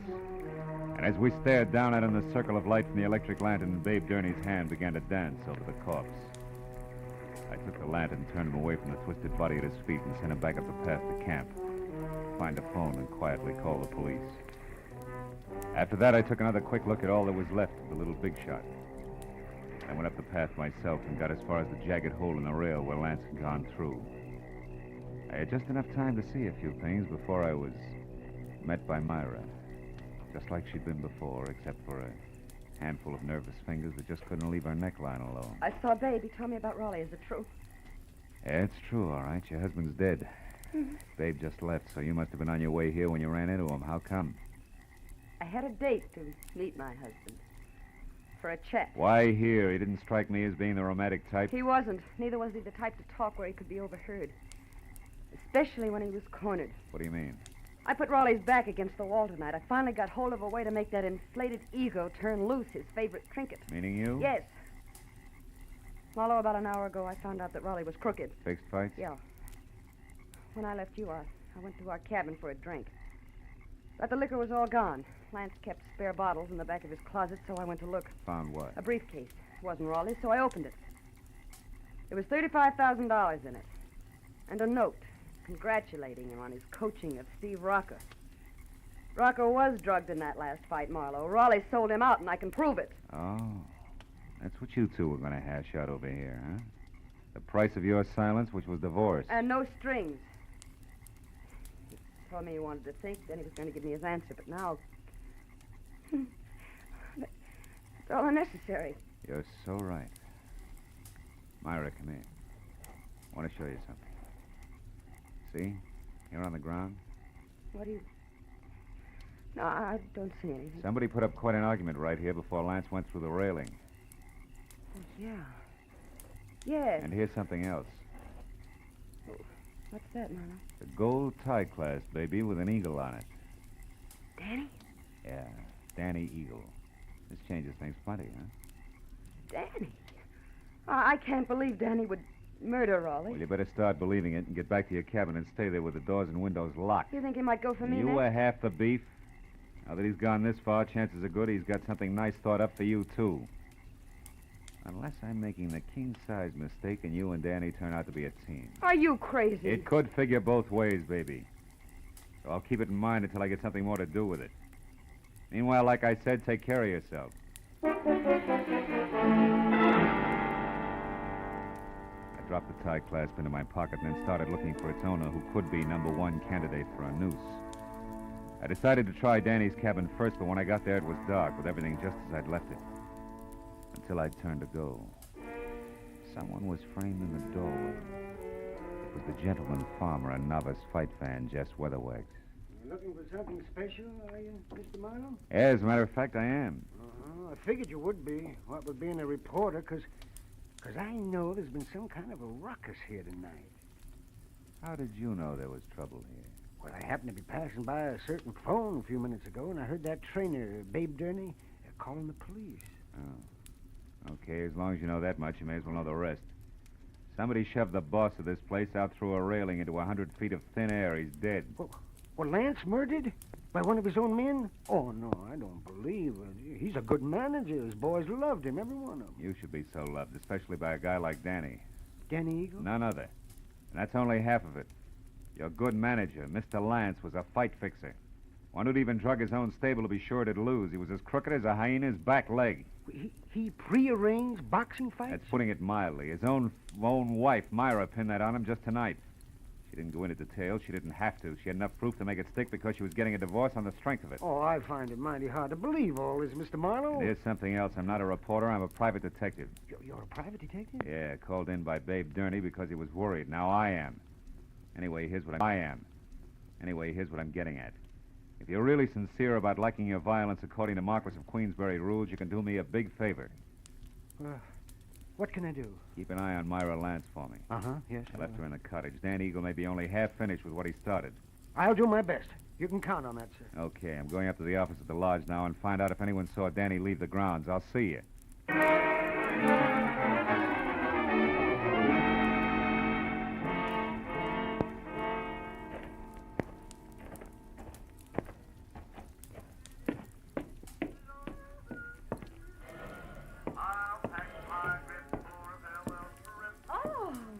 Hello there, Mr. Marlowe.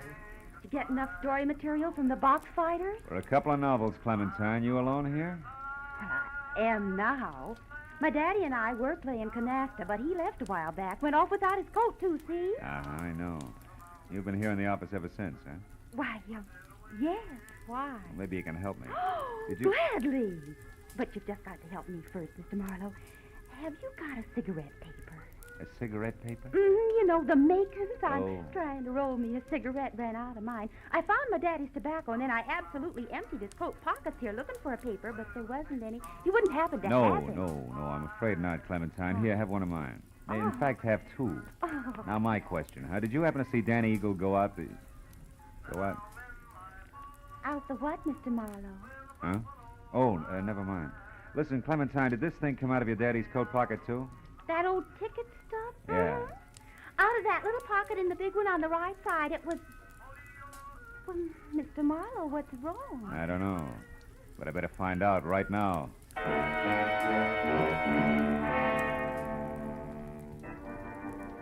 I ran out of the office and past the empty rope ring toward where the cabin stood, I was full of the conviction that Clover Lake Training Camp was due for a second corpse any minute. Only this time I knew that some fast adjectives I myself had tossed off and not a hot-headed fighter were playing cause and effect. As I made for the door of the Lance cabin, there was no help in the fact that my volunteer guard, Jess Weatherwax, was nowhere in sight. I called Myra's name twice and still got no answer. So I stepped back to go to work on the door with my shoulder when the lock turned from inside. What is it, Marlowe? What are you doing here?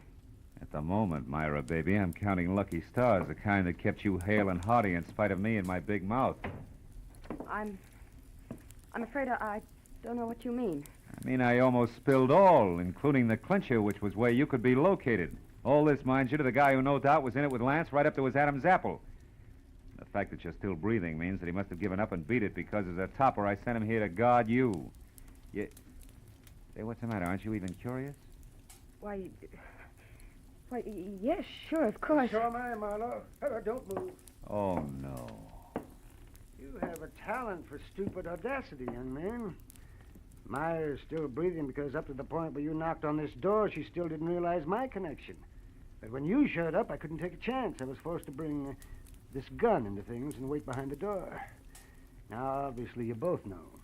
And I was so relieved you still had strength enough to open the door, Myra. I stepped in shin first and was happy about it. Well, I was afraid to warn you. Well, it's your move, Weatherwax. What'll it be? I have no choice. What? You'll have a lot of bodies to crawl out from under, Buster. It won't be too hard. Danny's already framed for Raleigh's murder. Framed by whom?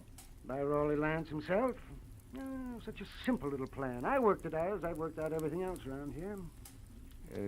Just for the record, how was it supposed to go? Once Myra knew about Raleigh, she became dangerous to me. She had to be killed. So I told him how to set up the whole thing.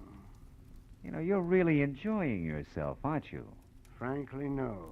Or I just don't intend to take the rap for my late partner's stupid clumsiness.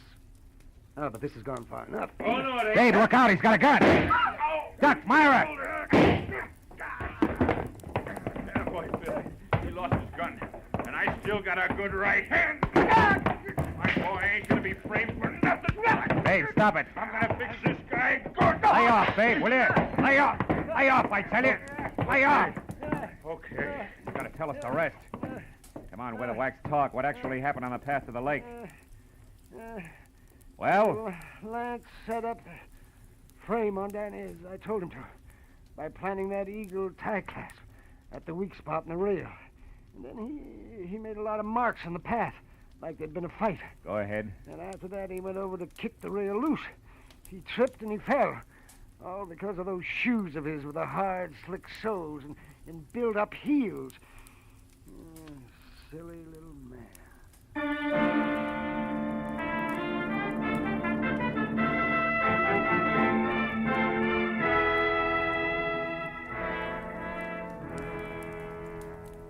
Well, it wasn't long until the boys from the sheriff's office arrived with a good doctor, a lot of open notebooks, and an endless supply of questions. But finally, all the pieces were fitted together. Very surprised Danny Eagle, who had done a lot of thinking, was back from a second long walk. And the whole thing had boiled down to me alone at the bedside of a heavy-jawed trainer, who had a happy look on his ugly puss for the first time that night. My boy's going to be champ now, Marlowe, thanks to you. Oh, thanks to you, babe. We were almost down for the count when you showed up.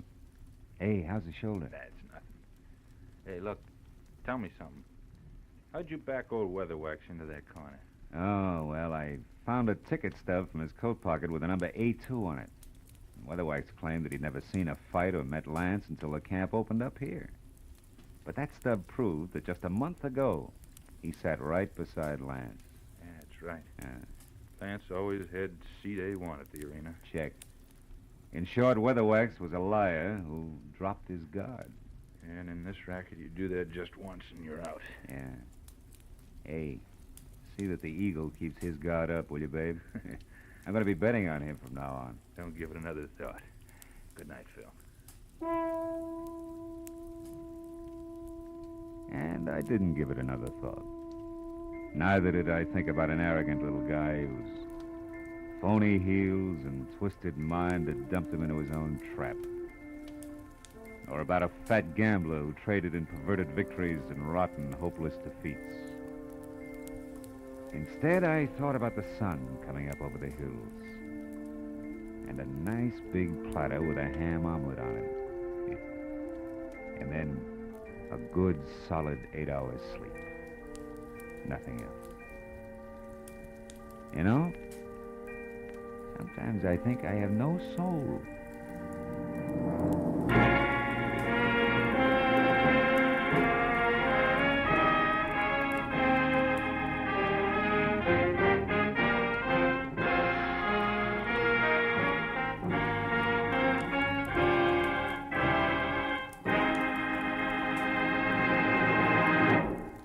Adventures of Philip Marlowe, bringing you Raymond Chandler's most famous character, star Gerald Moore, are produced and directed by Norman MacDonald and are written for radio by Robert Mitchell and Gene Levitt.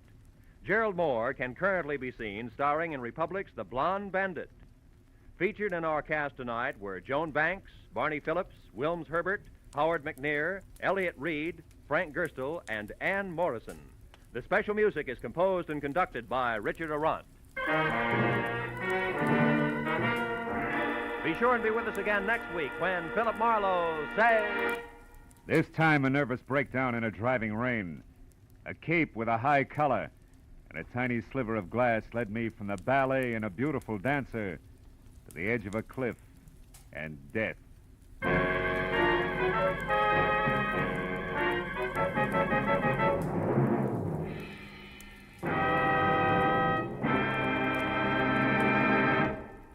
A few months ago, our newspapers and magazines were full of articles and pictures showing the progress we've made during the first half of the 20th century. That progress, brought about by the American way of doing business, means that today we enjoy the highest standard of living of any nation in the world. We can keep our standards high, and we can increase the benefits for all of us by continuing to produce efficiently under a free economic system. This is Roy Rowan speaking. Now, stay tuned for Pursuit, which follows immediately over most of these same CBS stations.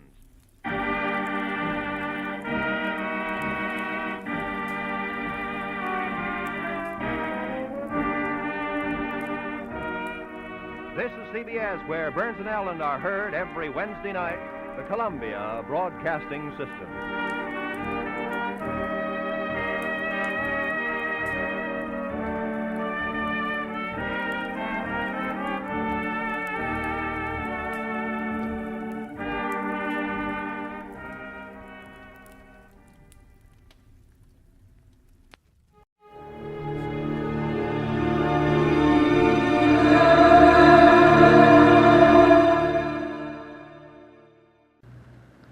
Here's another in NBC's great parade of new shows.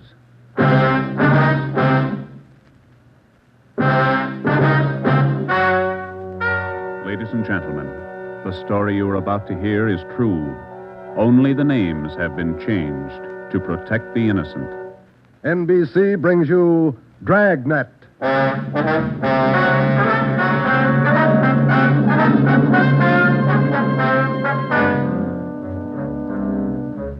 You're a detective sergeant. You're assigned to narcotics detail. For more than 2 months, doctors' offices have been burglarized, hospital pharmacies pillaged, drugstores robbed, medical supply firms ransacked, with one purpose in mind: the theft of narcotics. The criminals are expert, cunning, vicious. Your job, get them. Dragnet, the documented drama of an actual crime, investigated and solved by the men who unrelentingly stand watch on the security of your home, your family, and your life. For the next 30 minutes, transcribed in cooperation with the Los Angeles Police Department, you will travel step by step on the side of the law through an actual case from official police files. From beginning to end, from crime to punishment, Dragnet is the story of your police force in action.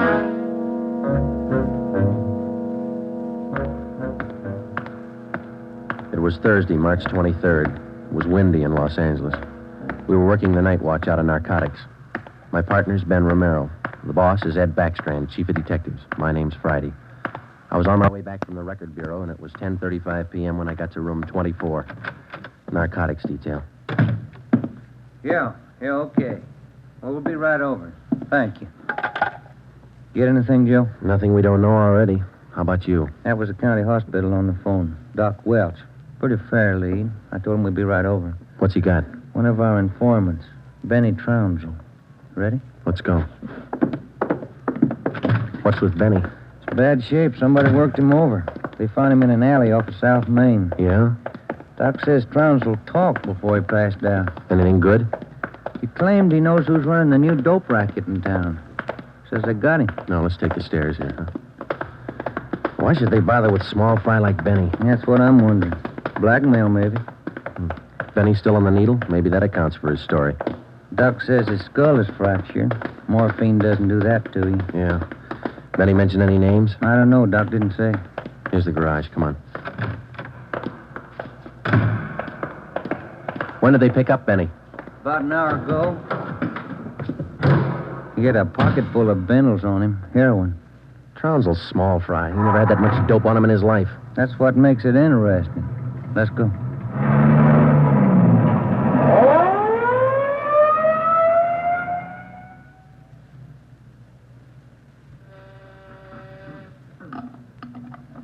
County Hospital?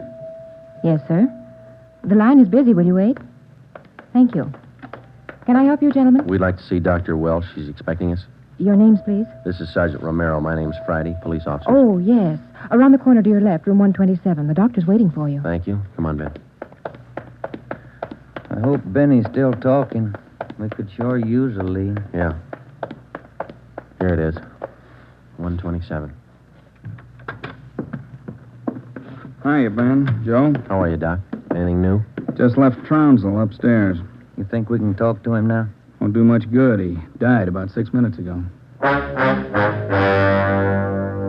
For almost 2 years, Benny Trounsell, an addict himself, had been one of the most valuable informants Ben and I had in the narcotic gangs. More than once, he had helped us solve a case, but this time, if Benny Trounsell had any direct leads to the nerve center of the newest narcotic ring, he took them with him. Besides his dying accusation that the ring had gotten to him, he left behind only 2 small scraps of information. First, when he arrived at the county hospital, Dr. Welsh reported that Trounsell repeatedly muttered the name Patterson. Secondly, among the few personal effects found in his pockets was a good amount of heroin and a small piece of white paper with 2 words scrawled on it, Tucker Building. Benny Trounsell's body was taken to the county morgue, and the next morning it was posted. At the coroner's inquest, the cause of death was listed as a brain hemorrhage induced by severe blows by a blunt instrument on the sides and base of the skull, inflicted by a person or persons unknown.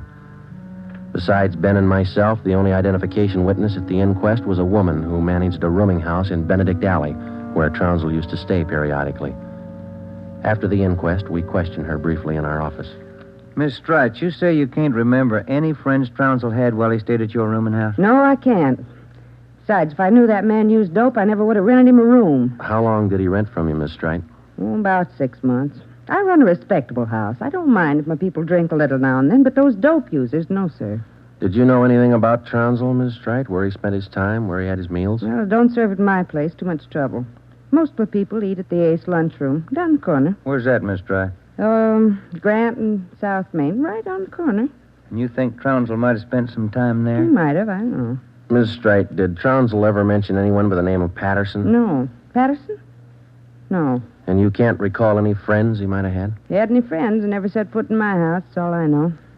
All right, Miss Strite, thank you. Here's a card, ma'am. If you come across any information about Trounsell, we'd appreciate it if you'd call us. All right. That all? That's all, ma'am. Thank you. Well, bye. Goodbye, ma'am. Big help. Yeah, not even a good identification witness. You got those listings we made on the Tucker Building? Yeah. Yeah, let's see. Here it is. Okay, let me have it, huh? Tucker Building, 7310 South Wilshire. I wonder what Benny Trounsell could have been doing out there. Shouldn't be too hard to check. It's a small building. Yeah. 6 listings for the whole place. A couple of law offices, real estate guy, dentists, architect, and a doctor. One dentist, one doctor could be a lead. Maybe. Pretty thin.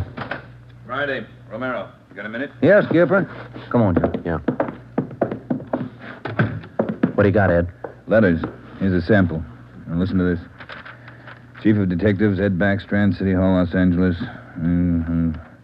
In view of mounting wave of narcotic robberies, strongly recommend that your efforts to curb this lawlessness be redoubled. They all like that? All of them. They're mad. Can you blame them? Not a bit. We haven't got much to go on, Chief. The gang's pretty smart. All right, then let's be smarter. There's no law against it. Doing our best, Skipper. Then make it better. I'm sick of that bunch, and I'm tired of these letters. And look at that record. In 2 months, 15 drugstore robs, 8 medical offices, 2 supply houses, 2 hospital pharmacies. Narcotics missing every time. Now, who's behind it? None of the old-timers. We've checked them out. Gone over every hype and mainliner we know of. All right, then get on the transients. New faces. Climb on every one of them that shoots the stuff until you get to that gang and break it. If you need help, holler. But get to that gang and break it. Do you understand? Okay, Skipper, we'll try. You dig up anything on that Trounsell case yet? Still checking out one lead. What? Slip of paper we found in Trounsell's pocket, Ed. Said Tucker Building on it, that's all. Just going to check it out when you called. All right, hop on it. Fast. We got a lot of pressure on us. Keep in touch with the office. was almost noon when Ben and I got out to the Tucker building. It was a two-story affair, comparatively small, very modern. We checked with the dentist in the building first, but he'd never heard of anyone by the name of Benny Trounsel. His records and appointment books proved it out. Well, that's one down, Joe. Yeah? Let's try that doctor's office now. What's his name? Let me see. Springer. Dr. Fred Springer. He's on the second floor. Okay. There's a stairway down there. Come on. Pretty close to lunchtime. Might not be in. Maybe. Somebody should be there. We haven't got much time to play with. Yeah. Chief sure was up in there this morning. Here's the office. Fred Springer, M.D. Good morning. May I help you, gentlemen? We'd like to see Dr. Springer, please. Do you have an appointment? No, we don't. Well, the doctor's not in at present. Would you like to make an appointment for later in the day? No, ma'am. We're police officers. This is Sergeant Friday. I'm Sergeant Romero. How do you do? I'm Miss Turner. I'm the doctor's nurse. Then you must take care of the appointment and record books for the doctor. Yes, I do. Well, maybe you can give us the information we're looking for, Miss Turner. Did the doctor ever have a patient by the name of Trounsel? Benny Trounsel? Trounsel? Mm-hmm. No, I don't think so. Just a moment. I'll check. Thank you. No. Trounsel, is that the way you spell it? Yes, ma'am. No. The name's not listed here. Let me check the account book. No. Wait. It's funny. What's that, Miss Turner? Here in the back of the book in the doctor's handwriting. Look. Trounsel, the black parrot. Certainly funny. I can't remember seeing that notation before. It must be fairly recent. Miss Turner, what kind of a clientele would you say Dr. Springer has? Oh, it's quite exclusive. Beverly Hills, Bel Air. That's where most of the bills are mailed. Can you recall seeing Trounsel in the office here, Miss Turner? Small man, thin, walked with a kind of a limp, not very well dressed? No, I don't think so. Doesn't sound like any of our patients. Would you show us the doctor's prescription lists for the last 2 months? We'd like to check them. Well, I'm afraid I can't. Dr. Springer keeps them in the safe. He's the only one who has the combination. How long you been with Dr. Springer? About 10 months. Ever since he started his practice out here. Where was he before that? Philadelphia. I don't understand all these questions. Is anything the matter? Just a routine check, Miss Turner. When do you expect the doctor back? About 4 this afternoon. He's out making home calls. All right. Here's our card. Would you ask him to call us as soon as he comes in? I'll do that. Thank you, Miss Turner. Bye. Goodbye. Bye. Oh, say, Miss Turner, there's one more question. Yes? Does Dr. Springer have a patient by the name of Patterson? Oh, yes. One of the doctor's first patients, John Patterson. He lives out on East Beverly Drive. When we left Dr. Springer's office, we called R&I. There was no make on John Patterson. Ben and I drove over to see him just on a hunch. It didn't pay off right then, but it showed a little promise. When the maid came to the door of the Swank apartment, she told us Patterson was out for the day. We asked her about Patterson's occupation. She didn't know. We asked her about his friends, his business acquaintances. She could remember only 2 people visiting the apartment. One of them was Dr. Springer, apparently a constant visitor. The other, a tall, dark man who spoke bad English. We asked the maid how long she had worked for Patterson. She said ever since he moved to Los Angeles, about 6 months before. A few things started to fall into place, but it was strictly a guesswork operation. Ben and I got in the car and headed for the south end of the city to check out some of the places Benny Trounsel was supposed to have frequented. We met a stone wall. From the Ace lunchroom near Benny's former rooming house to the Black Parrot. No one was willing to talk. Threats didn't work, and neither did promises. Ben and I gave up for the moment and headed back to the office. Pacific Ambulance 1, call to Alhambra is now code 3. Seems like Skid Row doesn't want any part of this one. Yeah, there's a bad feeling. Something's got him scared. Sure would like to know what it is, or who it is. Yeah, I'd like to know the answer to Unit that, too. 80K. Control 1 to Unit 80K. Us, Joe. Get it, will you? I got it. 80K to Control 1. 80K to Control 1. Go ahead. 80K. Call station 2511, code 3. 80K to Control 1. Roger. KMA 367. Wonder what that's all about. Well, let's find out. There's a drugstore. They ought to have a phone. Pull over, huh? You got a nickel? Oh, yeah, sure. Thanks. I'll be back in a minute.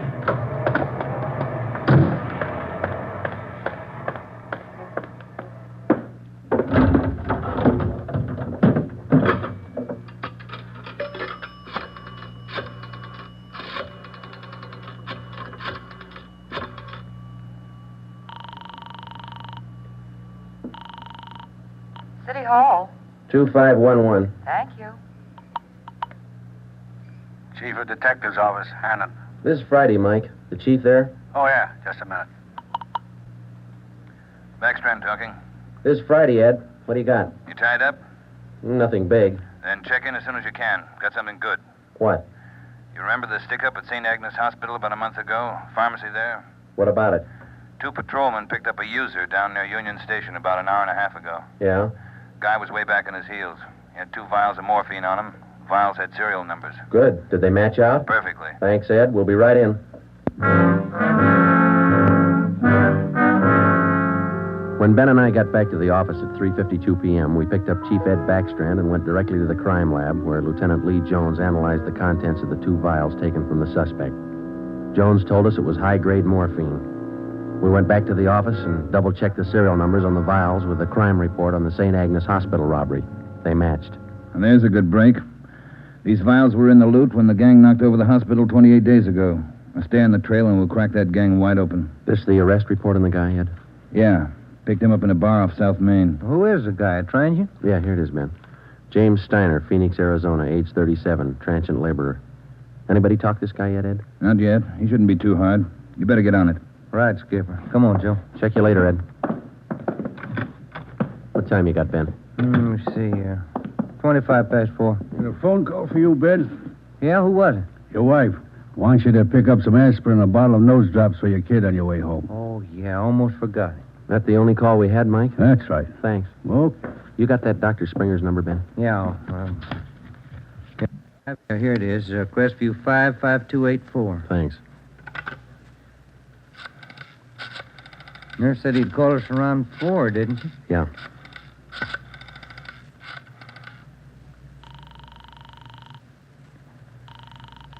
Dr. Springer's office? This is Sergeant Friday down at the police department. Dr. Springer there? Well, no, he isn't, Sergeant. He called in about 20 minutes ago, and I gave him your message. He said he'd call you.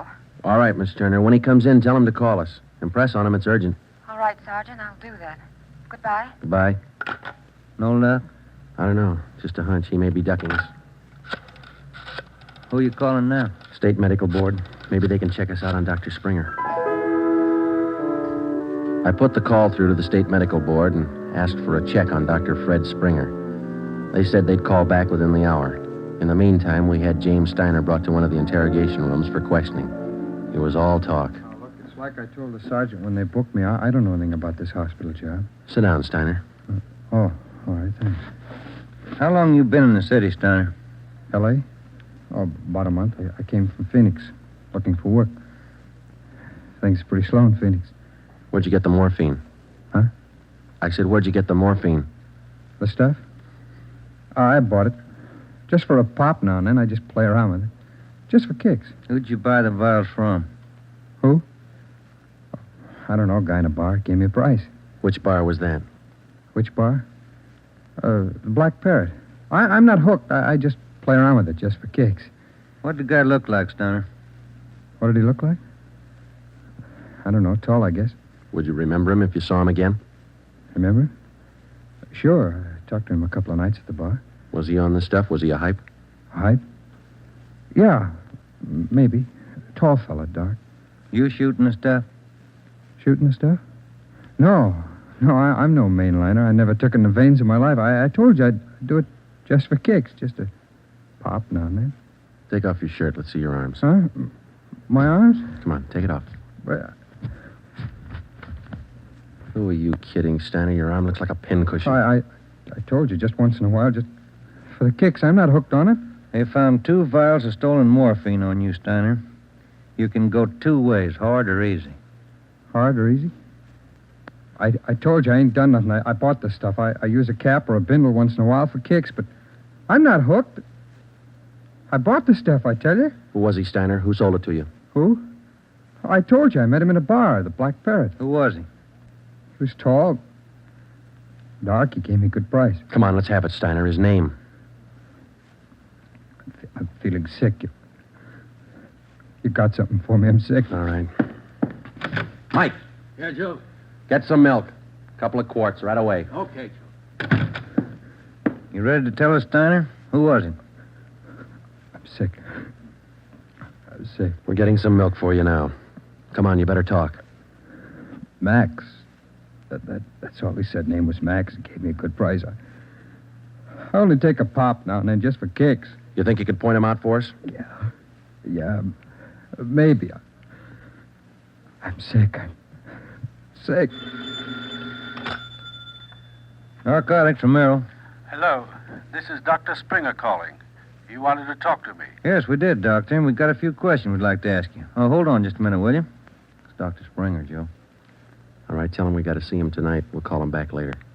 Dr. Springer? Yes? Sorry, Doctor. We'll have to see you later on tonight. You be at home? Well, I have an appointment this evening. Would you mind telling me what this is all about? Sure, Doctor. It's about a man named Benny Trounsel. Oh. I see. And if you don't mind, we'd like to check over your prescription list with you. Yes. I'll cancel my appointment. You can contact me here at home. 1538 South Road. I'll be here all night. All right, Doctor. Thank you. We'll see you later then. Yes. Goodbye. Goodbye. What'd he say? All right? Yeah, it's all right. I'll buy that hunch of yours now, Joe. Dr. Springer, he knows who killed Benny Trounsel. I bet he knows why. When Mike Hannon came back with the milk, we fed it to Steiner, and then we put him back in his cell. We put in another call to John Patterson out on East Beverly Drive, but there was no answer. We left word with Hannon where we were going, and then Ben and I headed out for Dr. Springer's home. It was 7:35 when we pulled up into the driveway at 1538 South Road, a low, rambling, ranch-type home.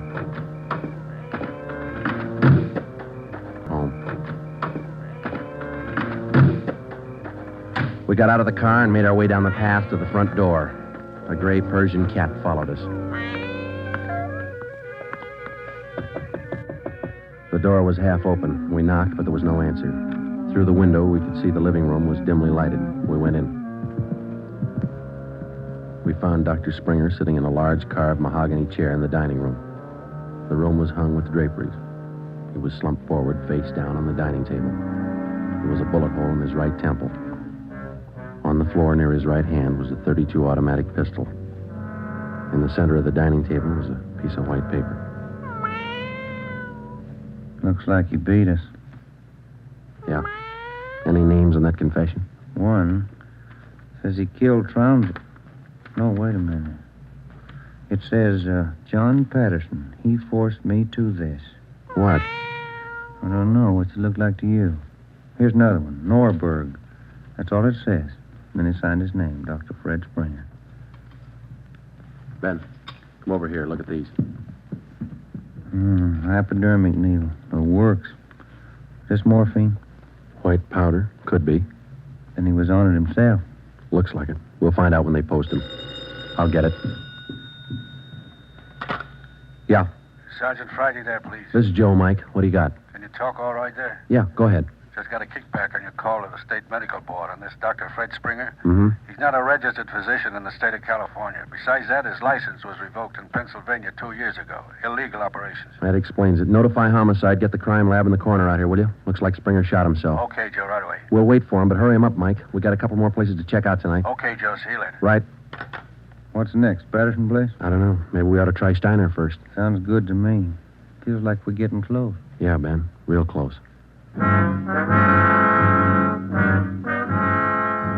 12 minutes later, homicide and the crime lab men checked in at the Springer house, and Ben and I checked out. We went back to the office and found Ed Backstrand waiting for us. We told him our story, and he sent 2 men out to keep an eye on the Patterson place.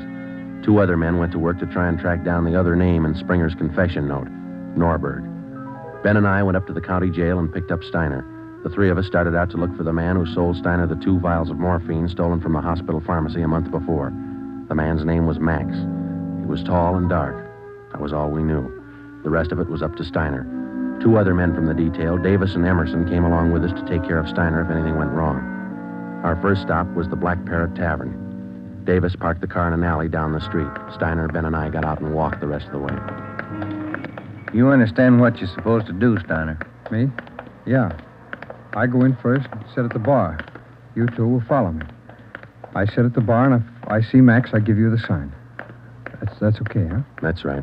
And you don't try to break for it. Break for it? Me? I told you, I'm squaring with you guys. All right, Steiner. Go ahead. Let's hope it works, Joe. Yeah, there he goes inside. Come on. Now, look, try to grab one of the booths along the wall if you can, huh? Right. Here we are.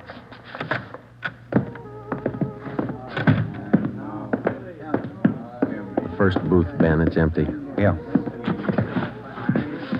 Fellas left to order at the bar. Waitress got a night off. Make it a couple of beers, will you? Couple of beers? Okay. Joe, so look at Steiner. Yeah, he's signaling. Must mean the guy putting on his coat over there. No, hold it, Ben. Wait till he gets past us.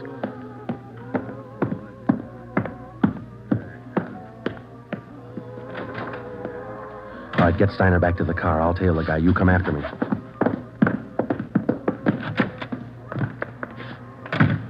I didn't know how right Steiner was or how much we could trust him.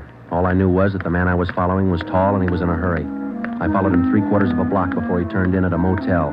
He went to a cottage at the rear of the lot, let himself in, and closed the door quickly behind him. A minute later, Ben and the others pulled up in the car. Got him staked out, Joe. Steiner says that was Max. Let's make sure. Come on. Which one's he in? The one down at the end here. Now be careful. You too. All right, here we are. Wait a minute right there.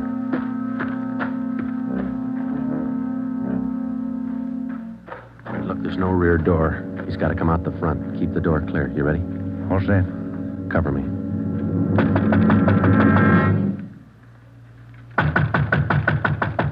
Open up in there. Who is it? Police officers, open up. Just a minute. All right, Ben, give it back to him. Don't shoot, we'll come out. All right, throw your guns out first, then come out with your hands behind your head and make it fast. Watch it, Ben, he's making a break. All right, mister, that's far enough. Get out of my way. Get out of Get him, Ben. That's good, Ben. You all right? Yeah. He didn't mean it, Copper. He didn't mean it. He didn't know what he was doing. Well, that must be a good excuse, lady. A lot of people use it. Come on, Ben. Let's take him in.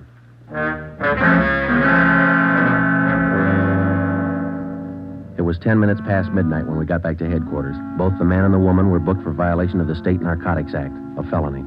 He gave his name as Max Jansen. In his luggage, we found 13 vials of morphine, large quantities of heroin, and a small amount of Panopin.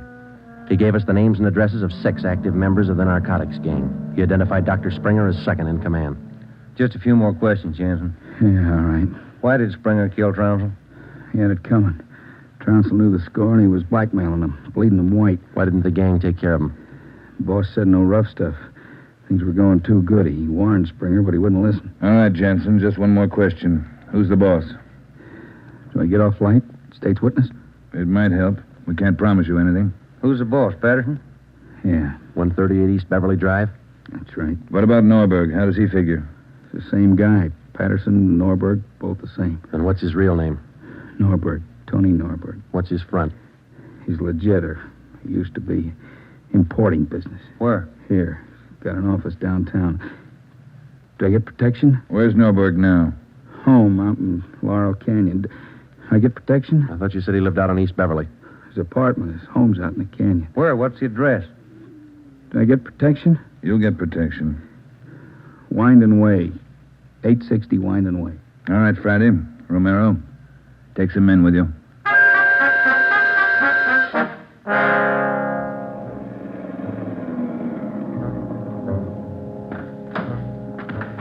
All right, Davis, cover the back of the house. Levine, you cover the front. Come on, Ben.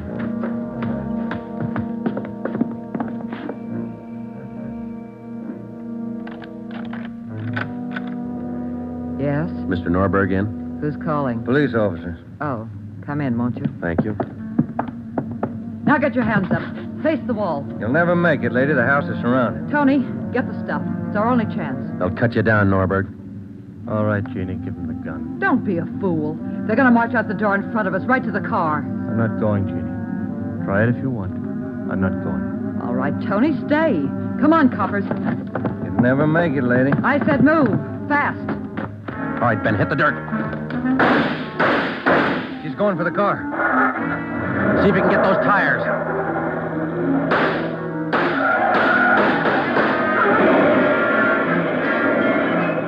Come on.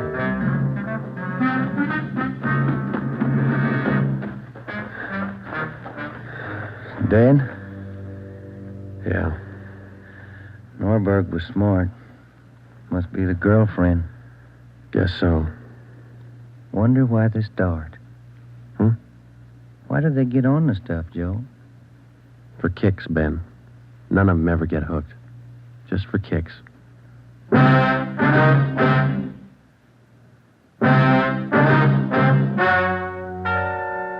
story you have just heard is true. Only the names were changed to protect the innocent. Tony Norberg, alias John Patterson, was tried and convicted for possession of narcotics, robbery, and conspiracy, and was sentenced to the maximum term prescribed by law, each count to run consecutively. He died 3 years and 11 days after his arrival at the state penitentiary.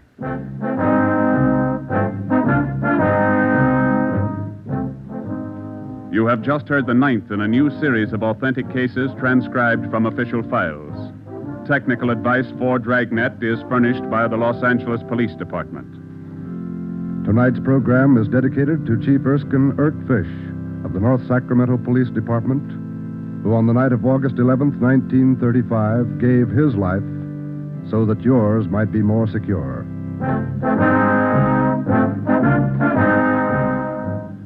Dragnet came to you from Los Angeles.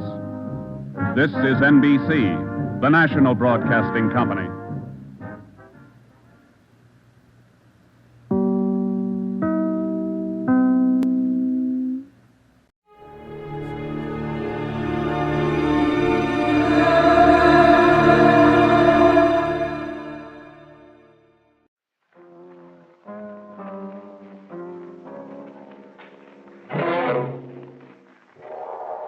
The Columbia Broadcasting System presents yours truly, Johnny Dollar.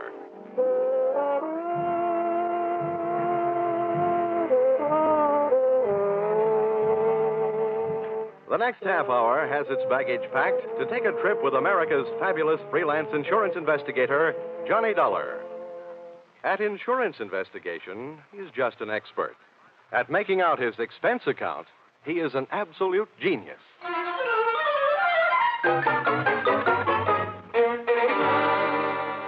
Expense account submitted by Special Investigator Johnny Dollar to Home Office, Honesty Life Insurance Underwriters, Terminal Building, Hartford, Connecticut. Attention, Austin Farnsworth, General Manager. The following is an accounting of my expenditures in the investigation of policyholder Milfred Brooks III for your company. Expense account item 1, 75 cents. Cab fare to your office in answer to your original hurry call. Tip to driver, $1. Expense account item 2, 25 cents. Shoe shine. You remember I got my shoes scuffed when I unsuspectingly walked through the private door to your office. Dollar, grab him. He's trying to jump out that window. Let go. Get off. I'll show you. Oh, no, you don't. Hey, let go, you fool. Get away. Had a nice try, sonny boy. Now pay attention to teacher. No. Class dismissed. Well, Mr. Farnsworth, why didn't you tell me what you had waiting for me? I'd have worn my boxing gloves. Dollar, this was all a complete surprise to me. Well, just in case your little chum on the floor there wakes up in a hurry, I think I'll close the window. Now. My goodness, Dollar, what are you doing? I'm sitting on his head. I don't care if this guy tries killing himself again. I just don't want him to try and kill me. After all, we haven't even been introduced. Dollar, that happens to be one of our largest policyholders. His life is insured with this company in the amount of $2 million. Oh, now I can see why you're so anxious to keep him from putting a dent in the sidewalk. Precisely. He'd also put quite a dent in your company's bank account. By the way, Dollar, aren't you in danger of smothering the boy sitting on his head that way? Maybe. Now, tell me, what's this guy's name and what's his story? That, sir, is Milfred Brooks III. As I said, we have him insured for $2 million. His mother and father left him with a paid-up policy for the sole purpose of enabling his heirs to pay the inheritance taxes on his estate when he dies. Unfortunately, due to the kind of life he's been leading, Brooks not only hasn't any heirs, he hasn't any money. He blew all his cash? That's right. Now he's trying to get some out of us by threatening to kill himself. And that policy pays off on suicide. In a mortuary, he'd be a millionaire, huh? Please, Dollar. Sorry, go on. 1/2 hour ago, Milfred walked into this office and changed the beneficiary in his policy. When that was done, he proceeded to demand, not request, mind you, $500,000 in cash. Oh, well, say, that's quite a touch. When I explained to him that there was no loan provision in his insurance policy, he threatened suicide. He said I could either give him the $500,000 cash or pay off the $2 million on his policy. So all you have to do is to keep him alive. And he's managed to make that no small problem. The man he named as his new beneficiary, just before he made his demand for the cash, is, well, it's downright frightening. Why? Who is it? One of the most notorious gamblers in the East. His name is Hatcher. Harold Hatcher. Oh.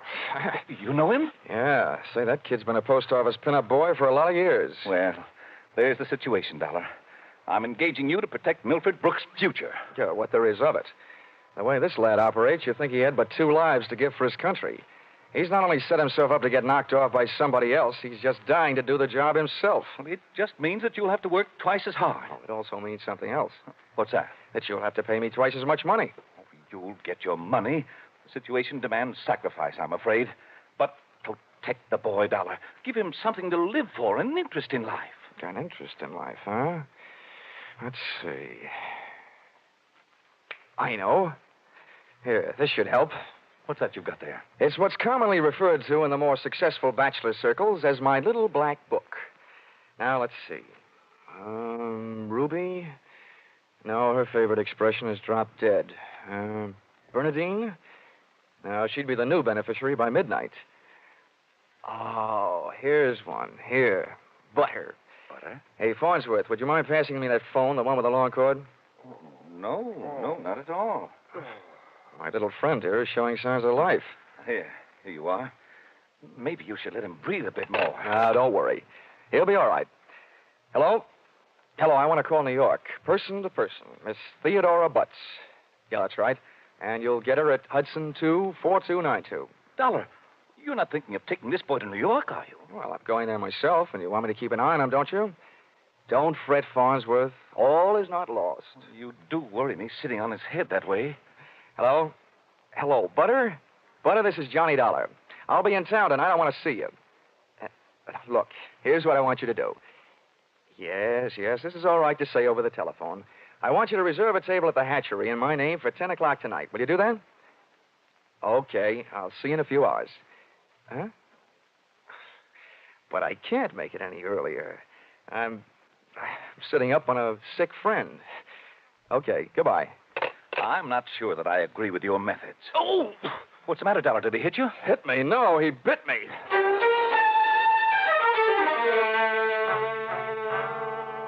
Expense account, item 3. Liquor, $18. Keeping Milford Brooks III peaceful seemed to be the immediate problem, and a bottle of rare old brandy seemed to be the immediate answer. I poured most of it into him, loaded him into my car, and we headed for New York. As we passed through New Haven, he opened one eye, looked up, saw the ale bowl, and gave 3 cheers for old Eli. Yeah, Ray. Old Yale would sure be proud of you. Why anybody would want to insure you for $2 million is more than I can figure. Yeah, well, my daddy loved me very much, and my mother loved me very much. Not only that, but I love somebody very much. And not only that, but I hate somebody very much. Hey, you want to know something? Huh? Next to one other guy, I hate you most of anybody else. Here, lover boy, it's cocktail hour again. Time for your bottle.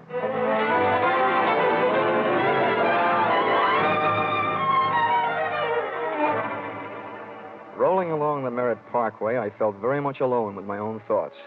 And believe me, they weren't very pleasant company. The way it stacked up for me, Brooks had built up a fat gambling debt to Harold Hatcher and had been forced to make him his beneficiary. The suicide threat that he was holding over Honesty Insurance Company was a little tougher to figure, unless he was trying to finance a trip for himself to get away from the man with a custom-tailored murder motive, Hatcher. My hungry little mind nibbled away on those unsavory morsels of food for thought all the way to Butter's apartment.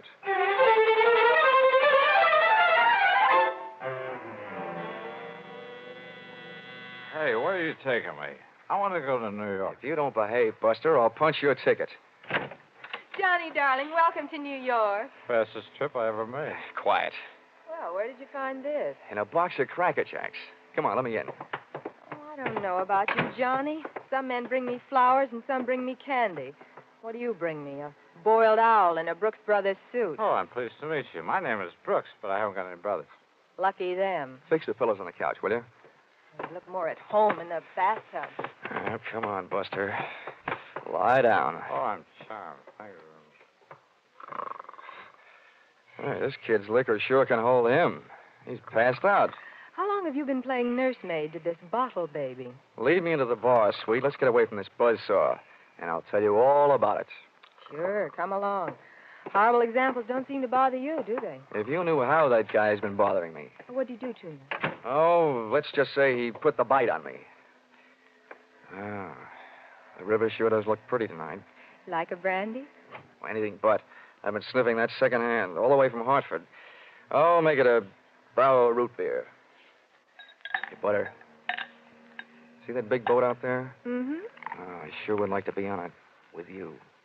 Sailing off to faraway romantic places.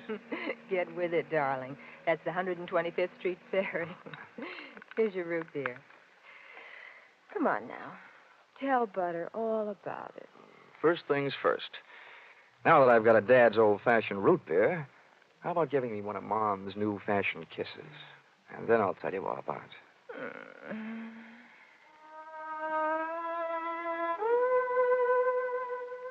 A few seconds later, I proceeded to tell her all about it, and it wasn't easy. Everything about her kept flagging down my train of thought. She was a sympathetic listener to my story until I gave her the answer to her first and only question. Where do I fit into all this? Well, baby, I thought you understood. My job is to give the poor, misguided boy something to live for. That's you. Well, he should live so long. Now, Butter, wait a minute. Well, don't butter me. Now, don't get excited now. You misunderstand. I really mean it. I thought if he just got a look at you, realized that things like you exist, you'd make any man glad to be alive. If you can't stand it, I'll take him away. But I sure need you, Butter. Come on, baby. Melt a little. I wouldn't let you get hurt. You know that. Did I hurt you? No, I'm getting used to it. People have been taking pokes at me all day. I'm sorry. Ah, that's better. Want some more root beer? I want some more of you. How about another kiss? Well, help yourself. Darn. I'll get it, Johnny. Okay, and if a man answers, hang up, will you? Oh, don't worry. Hello. Yes, this is Hudson 24292. Well, that depends. Who's calling? Oh, just a moment. It's for you, Johnny. Mr. Farnsworth. Huh? Oh, okay, I'll take it. Thanks. Say, while I'm talking, be a good girl, will you? And take a look at Milford in the other room. And while you're at it, get me in the root beer, huh? Oh, sure. The service is good around here. Hello, Farnsworth? Yes, Dollar, I'm glad I got you. How'd you get this number? It's the one you called from my office. I remembered it. I have a photographic mind. I hope you haven't got a picture of what I'm thinking. What do you want? I want to know how Milford is. I mean, is he still alive? Of course he's alive. Good, good. Do you suppose I could talk to him? I mean, do you think he'll talk to me? Well, the last time I saw him, he was sound asleep. I'll take a look. Hold the phone. Oh, Butter. Oh, Butter. Hey, Butter. Hello, Farnsworth? Yes, yes. Do you have any aspirin there at your house? Why, of course, Dollar. Why? Well, you better take a handful. Milford Brooks III just took a powder. I'll call you back. You let anything happen to him, and you'll need the aspirin. I've already got a headache. When Milford left, he took my girl with him.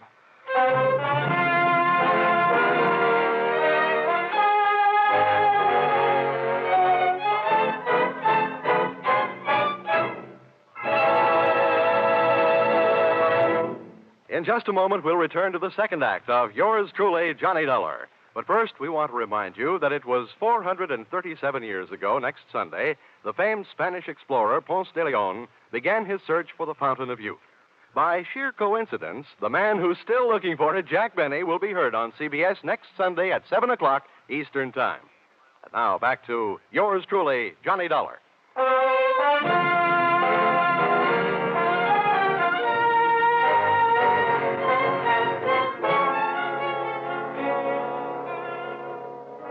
Well, nobody could say I wasn't working fast. I had only been in town for an hour, and I had already succeeded in not only losing your $2 million baby, Milford Brooks III, Mr. Farnsworth, but in losing my $1 million baby, Theodora Butts. I tried to put myself in Milford Brooks' $40 shoes, but they wouldn't fit. You can't outthink a maniac. The best I could do was figure either that he was on his way to commit suicide, or that Harold Hatcher, the man who now stood to collect $2 million in the event of Milford's death, had snatched him out of Butter's apartment. With birds of that type flocking together, Butter stood a good chance of being a dead duck. I spent an hour unsuccessfully shaking down the neighborhood for them. I questioned cab drivers, harness bulls, bartenders. Then I decided to ask for help from higher up. And I don't mean that I said a prayer. Expense account, item 4, 5 cents, phone call. Police headquarters. Give me missing persons. Any particular one? Don't be a wise guy. Lieutenant Fisher. Yes, sir. Hello, Dollar. What did you lose? Practically everybody. Let's start with a girl, Theodora Butts. You mean you lost your girl? Why didn't you call Dorothy Dix? Don't waste time being clever. Just check your reports, will you? Hold on. Buddington, Bumpus, Byers. Nope, nothing on her, Dollar. Okay, well, try this one. Brooks, Milford III. Bullseye. Brooks, Milford III. He hasn't been reported missing, and we haven't found him yet. But, we think we know where he is. Oh, this kind of a question I always hate to ask. Where? The Hudson River. At 11:15 tonight, his top coat, complete with identification, was found taking a ride on the 125th Street ferry. Anything else? Nothing much. Package of matches was found under the coat, monogram. You don't happen to know anybody whose initials are H.H., do you? H.H.? Well, there's always Horace Height. Thanks, Fisher. I'll check back with you later. I'll be here.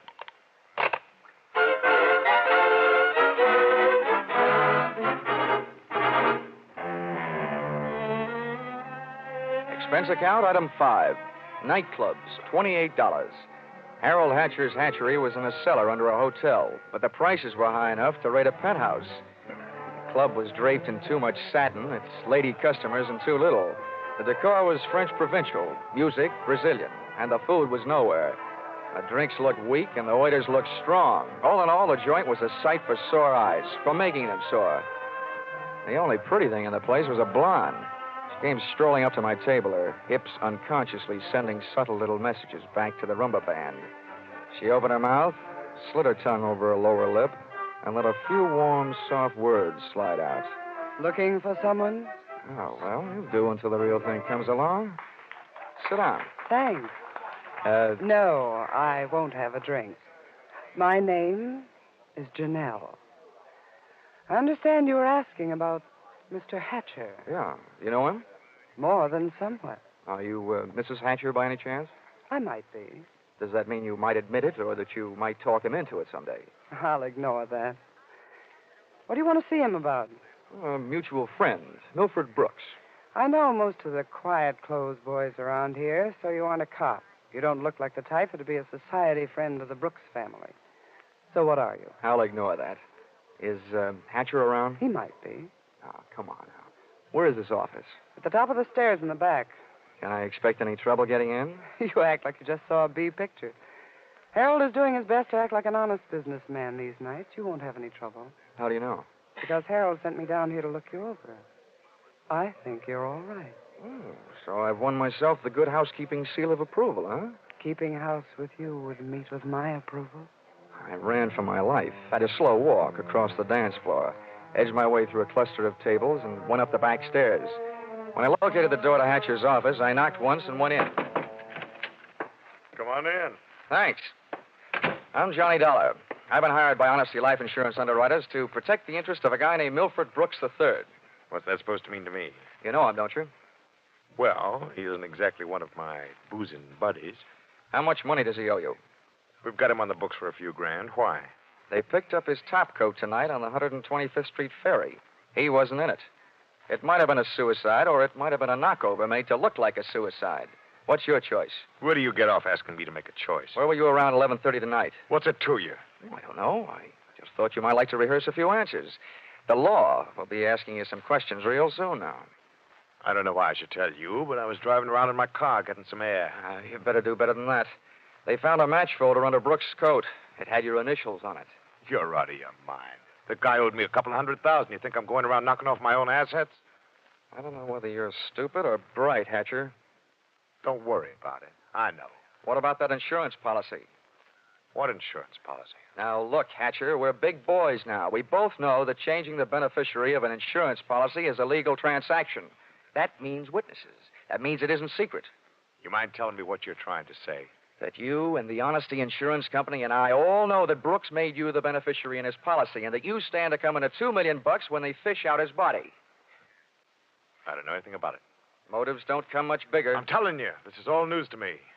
You or nobody else is going to move me off that story. I feel the same about mine. It doesn't take a genius to know that Brooks didn't love you $2 million worth. There's only one logical reason for his making you the beneficiary that I can see. You forced him into it. Who'd believe anything else? Who cares? They'd have to prove it.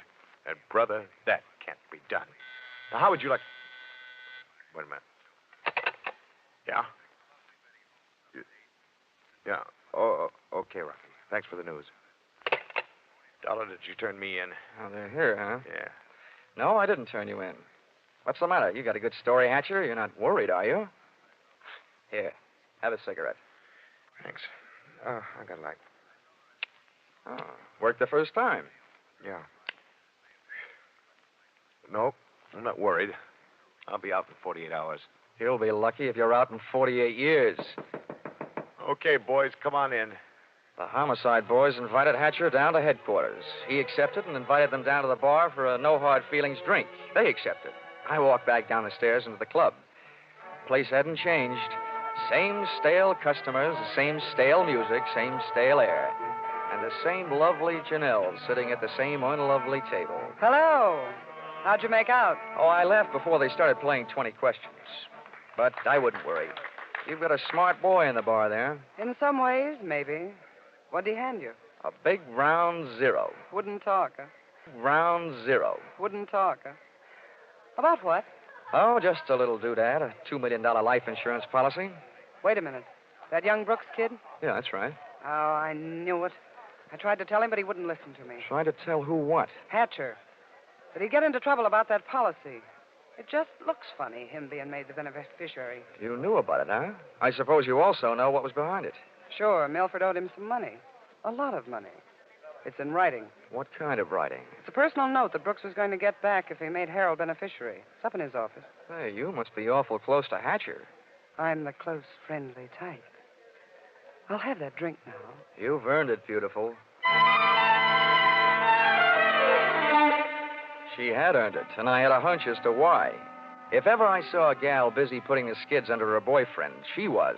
Even if she helped send him up on a murder rap. I would have bet a quick 50 that she'd tipped him to the police. It's happened before if the boyfriend is the murdering type, and it's a nice, neat legal method of disposal. Janelle led me back up the stairs and into Hatcher's office. I sent her back down to watch the bar to divert Hatcher in case he decided he'd forgotten something. Brooks's personal note made out to the gambler was easy to find, lying neatly in the middle of the top desk drawer. But I found something even more interesting when I went through his wardrobe closet.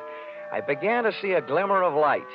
And then, encouraged by not too much thinking on my part, it turned into a veritable bonfire, which I hoped wouldn't be too hot for me to handle.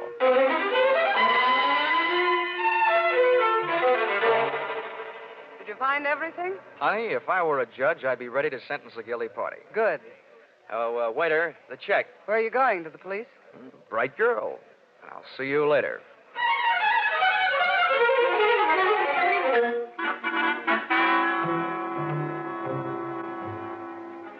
Expense account, item 6.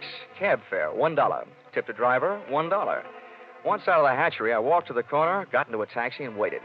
In just a few minutes, my favorite suspect came out of the club, jumped into a taxi, and the chase was on. We nuzzled our way through the traffic over to 2nd Avenue and headed downtown. Then he took a right turn on 45th Street over to Lexington and headed uptown. But they didn't lose us. At 72nd, the cab ahead turned right and pulled to a stop. My driver was on his toes, and his toes were on his brake. We stopped, too, half a block behind. You want I should wait? Oh, here you are. Keep the change.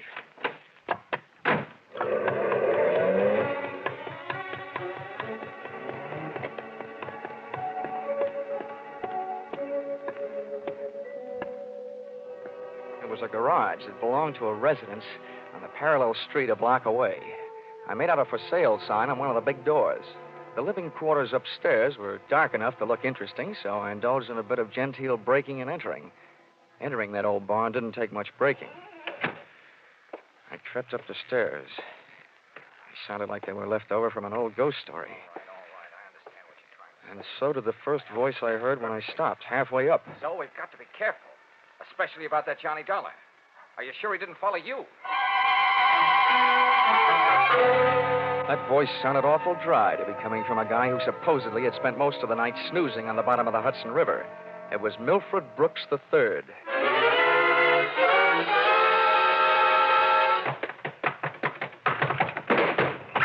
Get up on your feet, Brooks. Now, wait a minute. No! I started this thing slugging you. I might as well finish it the same way. Leave him alone. He's mine. Pull in the claws, Angel, and sit on his lap. Oh, you Connecticut hick. I'll kill you. Look, I'm the last guy in the world who enjoys physical violence, give or take. But believe me, you two are coming mighty close to changing my whole character. Now settle down before I really lose my head. Get off of me. I should have known better than to get mixed up with a low-class nobody like you. Cut. We've pushed the lady around enough, Brooks. Tell me to be careful. Why didn't you think of that before you led him here? Wipe your nose, big boy. Now, don't you go getting fat-headed gorgeous. Neither one of you is exactly what I'd call a mastermind. When you planted that match folder underneath the topcoat on the ferry boat, you both should have been more careful. Huh. You think so? You bet I think so.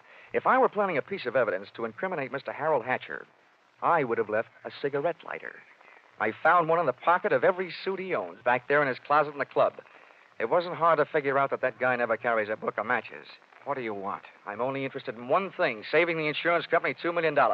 And, Buster, I think you've done it for me. Wait, look, Dollar. This is insurance fraud. It has been ever since you put on that fake suicide attempt, trying to extort $500,000 out of the company for you and Janelle. Wait a minute, Dollar. So much for the company. Now, something a little more personal and a little more serious. Where is my girl? Well, she's all right, Dollar. I couldn't help it. I had to get out of that apartment. She caught me leaving. I had to take her with me. Where is she? Well, I didn't mean to hurt her. I was afraid she'd yell. Oh, you miserable... I'll tell you where she is, Dollar. I put her in a cab and sent her to the emergency hospital. Get up. Oh, no, Dollar, please, I'm let me give you the beating Wait a yell. minute, Harold. Hatcher. You had your fun, Dollar. Now I want mine. How did you get here? New York City, world's most efficient police force, remember? When they think maybe a guy's jumped off a ferry boat and nobody's seen him do it, they check the turnstile counters at each end. In the case of Brooks here, as many people got off that boat as got on. Yeah, it makes sense. They'd hardly hold a guy for murder just because somebody else lost a topcoat. How'd you know we were here? You know me, Janelle. You never go any place that I don't know about. Okay, Brooks, you felt like explaining. Now I feel like listening. Get it up. I don't know what you mean. I know what you mean, Hatcher. One, he gave you a big, fat $2 million motive for murder. And two, he did his best to make it look like you did murder him with that broken-down match cover plan on the ferry boat. Why? Well, they wanted to get rid of you and live happily ever after. The big mistake they made was in trying to shake the insurance company down for some ready cash. And you, baby. Harold, you please. put him up to it, didn't you, you cheap little muscler? No, Harold! Calm down, Hatcher. You don't need a gun around here. They're tame. You don't know me very well, Dollar. I'm going to teach all of you amateurs a lesson. How these things are really done. Come on, Brooks. No, Hatcher. You can have everything I've got. For a second, it looked like Hatcher was going to take everything. But I hadn't gone that far to see Brooks knocked off with me as a witness. Hey, maybe I wasn't going to be a witness. Maybe I was going to be a victim, too. When that thought hit me, that's when I flew across the room and hit Hatcher in a do-or-die flying tackle from behind. Oh. Hatcher went down shooting. I went down kicking, and a lucky boot knocked the gun out of his hand. I beat him to it and swung it straight into his skull. Oh! Half the people in the room were lying there bleeding. Brooks from a gunshot, Hatcher from the gun butt. Janelle and I both stood there panting. But believe me, not for each other. We stood that way until the police arrived.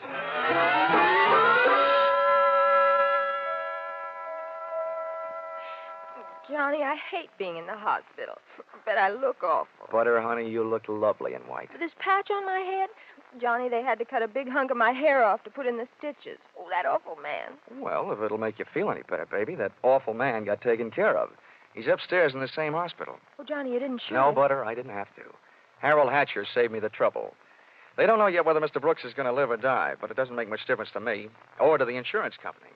He signed a statement admitting attempted fraud. Serves him right hitting a lady on the head. Oh, Johnny, what am I going to do? My hair will look awful. It'll take months for it to grow out. Now, don't worry, Butter. I'll buy you something to cover it up. I know a guy over on Fifth Avenue who claims he makes something that looks prettier on a woman's head than her hair. Expense account, item 7. $640. Ladies' hats. To cover the lump on lady's head. Expense account, item 8. $20. Tip to nurse for reminding butter on the hour every hour that accidents will happen. Expense account, item 9. $7. Mileage driving back to Hartford. Expense account total, $1,182.23. Which you may say, Mr. Farnsworth, is a lot of money for one man to spend in a day and a half. But you must bear in mind that the amount at stake was $2 million. And you know the price of steak these days. Signed, yours, truly, Johnny Dollar.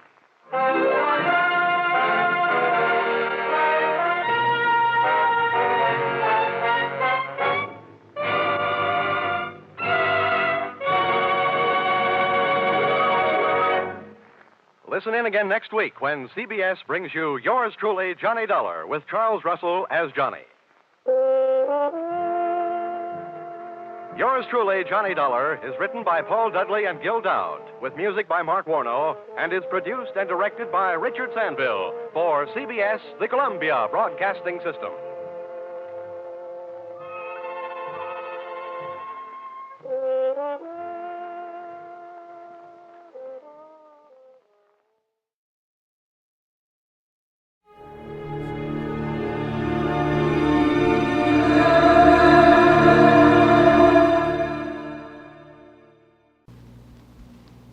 Here's another in NBC's great parade of new shows.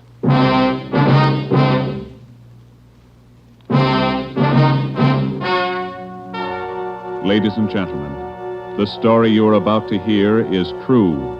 Only the names have been changed to protect the innocent. NBC brings you Dragnet.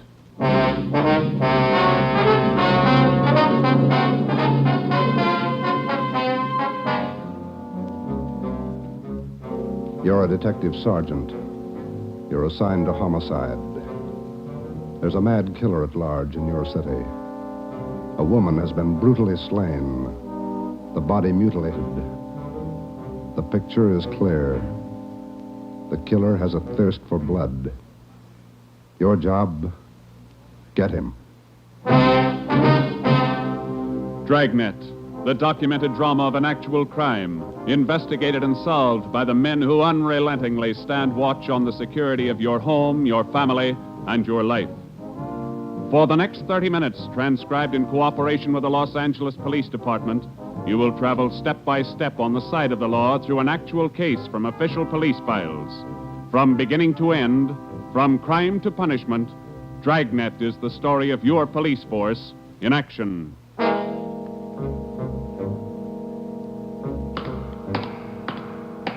It was Wednesday, January 12th. It was raining in Los Angeles. We were working the night watch out of homicide. My partner's Ben Romero. The boss is Ed Backstrand, chief of detectives. My name's Friday. I was on the way back from the morgue, and it was 11:23 p.m. when I got to room 42. Homicide. Hi, Joe. Chief wants to see you. He's in there with Romero. Thanks, Chandler. How's the wife? Fine. How about your mother? Better, thanks. Hi, Joe. Hi. Friday, sit down. Did they post the body yet? In the morning. Pretty messy. Strangled and mutilated. The guy's a maniac, Skipper. The body shows it. A murder like this, anybody's a suspect. The coroner looked at the body. He says the weapon was a long, sharp instrument. Found her in a hotel down on East 3rd Street. Manager's son discovered her about 7:30. You talked to him? It was too much for him. He passed out. Manager wasn't home. We'll check with him before midnight. Close to it now, Joe. We better get going. All right. The boys from the crime lab check the room? They're still down there, Ed. The place is a mess. And get back as soon as you can. We're working straight through on this thing. That's a hot shot. I'll get it. At the Lux Hotel, room 219, corner of South Grand and Cordova. Dead body. Possible homicide. The Lux Hotel, room 219, corner of South Grand and Cordova. A dead... What is it, Friday? Lux Hotel, possible homicide. Busy night. Yeah. You coming, Ed? Right. Let's go.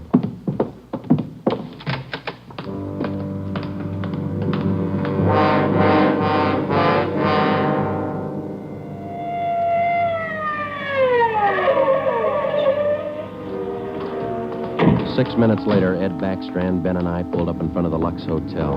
The manager met us at the door and led the way up a narrow stairway to the second floor. The room number was 219. We were prepared for the worst. We got it. You're right, Romero. The guy must be a maniac.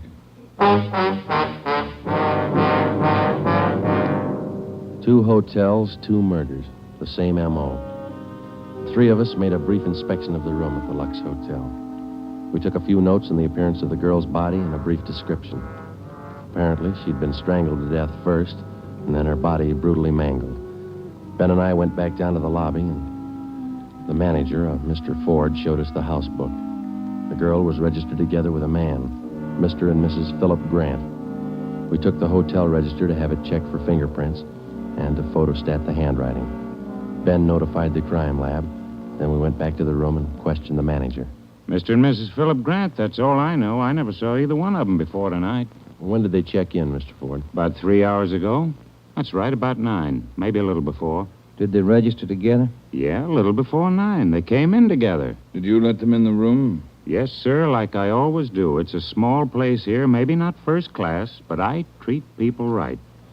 What did the man look like? You remember? I think so. Kind of tall.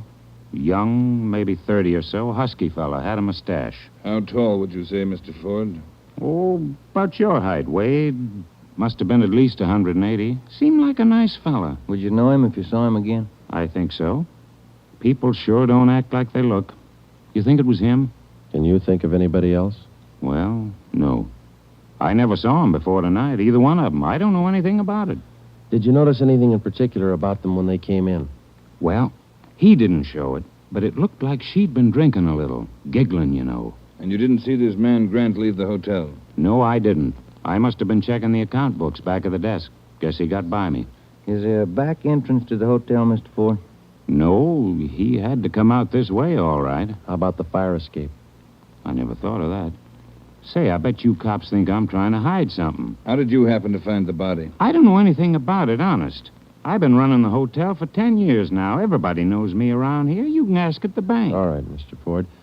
Now, would you mind telling us how you happened to find the body? I don't want a lot of lousy newspaper publicity. Give the place a bad name. Can you blame me? The newspapers won't get your name from us. All we want to know is how you happened to find the body. Well, I told you. It's a small place here, but I like to treat people right.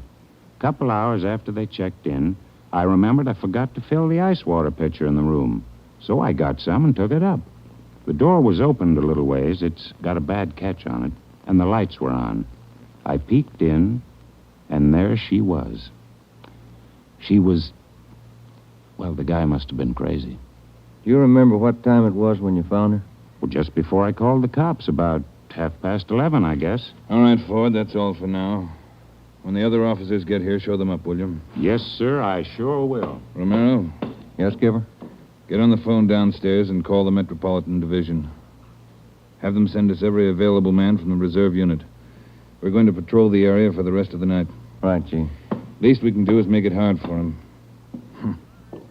2 murders in 7 hours. Yeah, both of them in a 3-block radius. Yeah, same pattern. It's got to be the same guy. All right, we got a description. What do you think? Well, when the reserve unit shows up, have them cover this whole section of town. Pick up everybody who even comes close to that guy's description. All right, Ed. It's got to go fast. We can't lose a minute. 1 hour either way, it might mean another body. Like this one. 9 minutes later, at 4 minutes past midnight, the men from the crime lab showed up. It started to drizzle. They went over the room in detail. They dusted everything in the room for fingerprints, the walls, the doors, the fixtures in the bathroom, the lamps, chairs, everything. They took samples of the girl's blood and her lipstick. Small pieces of flesh and human hair were found under the girl's fingernails. The nails were scraped carefully and the contents put in an envelope, marked and sealed. Ed Backstrand ordered pictures taken of the room and the girl's body from different angles. Every object in the room that could have any possible tie-in with a murder was photographed. It was raining. The rear of the hotel where the fire escape was overlooked a vacant lot. Ben had a hunch. While the lab men were at work, we left the hotel and circled around into the lot for a look at the ground directly underneath the fire escape ladder. It was raining hard now. Must be an easier way to make a living. Mud's almost up to my knee. Mine, too. Watch your step. You see any prints? No. Wait till my wife sees these new shoes. Put it on your expense account. Oh, real funny. Ben, get that light over here. Look. Yeah. Good set of prints. Lucky that rain didn't start turning to wash them out by now. Yeah, hand me that cover from the trash can over there. I'll cover them. Wait a minute. What? Here, on the edge of the fire escape ladder. Small hunk of cloth. Man suit? Well, looks like it. Might have caught himself in that sharp corner. I got it. All right, come on, let's get back. Yeah, out of this mud bath. Joe. Huh? Let me have a light. You catch anything? Hunk of wrapping paper in that trash can. Stains on it. Open it up. Look. Yeah, a butcher knife. We went back to the Lux Hotel, room 219. The lab men were tearing the room apart. It was 10 minutes to 1. We gave the blood-stained knife and the piece of cloth we found on the fire escape to Lieutenant Lee Jones, head of the crime lab. We told him about the footprints just below the fire escape ladder. The knife will help us, so will the cloth. I don't know about the footprints. You say you covered them? That's right, Lee. They still look in pretty good shape. Maybe we can do something if the rain hasn't broken them down too bad. Bracken. Yeah, Lieutenant? You and Sloan get downstairs and take a look at those prints. If they're good enough, get a torch, dry them out, and make a cast, right? Okay, Lieutenant. Come on, Sloan. That's about all I can do for you now, Ed. I think we got everything there is to get. All right, Jones. I'll follow you back to the lab in a couple of minutes. Okay, Ed. Good luck, fellas. Thanks, Lee. We're going to need it. All right, Friday. Romero, it's your baby for the rest of the night. Lee, get anything? A few prints, a woman's purse under the bed. Don't know if it's hers or not. No identification. You going to be at the crime lab, Ed? All night. As soon as we find anything, I'll let you know. Yeah? A gang of cops just came in the lobby. They asked for you. Must be the reserve men from Metropolitan. Tell them we'll be right down, Ford. Okay. You want us to handle it, Ed? That's right. Do just as I told you. Spread them out over the whole area. Cover the streets, the alleys, the flop houses, restaurants, bars, everything. You got a description to go on. Find the man that fits it. Right, Skipper.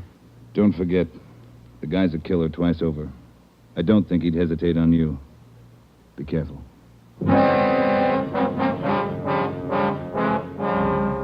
We went down to the lobby, and Ed Backstrand gave the reserve men their orders. Then Backstrand left, and Ben and I took over. We picked up another half dozen men in addition to the men in the reserve unit. They were deployed over an area of a dozen square blocks. It was one of the toughest sections of the city. With a general description of the suspect, some of them were to travel on foot, some in cruiser cars. A few minutes before 1 a.m., there was a steady downpour. Visibility was bad. At 3 minutes past 1, the manhunt was on. For the first 30 minutes, Ben and I cruised the general area between East 3rd and College Streets and Alameda and Figueroa. No sign. The rain kept on. We sat and listened to the calls come in. 12A, Collier Station. 12A, KMA 367. Attention, all units. Recovered license plates in the 6th column. 4 Young, 7690. 41R, 788 Standard Avenue at 373. 41R, KMA 367. Unit 71 at 2816 West La Cienega, a 507 party. What do you think, Joe? Any hunches? I think he's still around, somewhere inside these 12 blocks. I'd bet on it. 5? All right, you're on. Want to check out a couple of these bars along here? Getting on to closing time. It's a good idea. Pull over, huh? All right, let's check him for the next couple of blocks, huh? Right. For the next 6 blocks until closing time, Ben and I checked every bar and every informant we met along the way. The questions got to be automatic. Have you seen a man answering this description? Tall, dark, about 5 feet 11, 180 pounds, well-built, mustache, about 30 years old. The answers got to be automatic, too. Sorry, officer, I haven't seen him. No, can't remember him. Try the place down the street. We kept on checking the bars until they closed for the night. Then we started on the all-night restaurants and coffee counters. We did plenty of legwork for the next hour. Not a trace. About 2:30, the rain let up a little, and then it started in heavy all over again. That finishes that block. Yeah, I better get the radio on. Yeah. Beautiful weather. By the bucketful. You want to smoke? Thank you. Control 4 to Unit 80K. Is Your that a match? location, please. Yeah. 80K, your location. KMA 367. That's us, Joe. You want to take it? Yeah, I got it. 80K to Control 4. 80K to Control 4. Our location, corner of Alameda and Commercial. KMA 367. 80K, stand by. Something doing. Maybe. No, hold on a minute. Control 4 to 80K. Go to the crime lab, code 2. 80K to Control 4, KMA 367. Crime lab. Maybe those prints paid off. Well, I hope so. Let's go. That killer sure picked fine weather to work in. Feels like I just been swimming in these clothes. Yeah. I hope those guys in the crime lab have the heater on. A hot bath and a warm bed lead me on. Attention, all units. Hold it. Let's get the radio. All units. At 420 St. John's Place, a woman screaming. At 420 St. John's Place, a woman... All right, double around, Ben. Hit the siren. I'll get the light. Right, hold on. Left turn on to Market, is that right? Yeah, watch out for those car tracks. They're wet. Hold on again. The alley up ahead to your right, huh? All right, pull up, Ben. Put the street light over there. There you are. All right, come on. Let's go. Officer, over here! All right, what happened? Let's have it. This girl, Rita, she was coming home up the street. A man, he tried to grab her. He slashed her coat. Look at her. I saw him as he ran under the street light. Where'd he go? Down that way, down the alley, over that fence there. A big man. Davis, you there? Yeah, Joe. All right, Ben, go with Davis. Circle behind the alley. See what you can find. I'll call in. All right, come on, Dave. Yeah. Officer, look at her face. What's wrong with her? Severe state of shock, it looks like. Get her in the house, huh? I'll call an ambulance.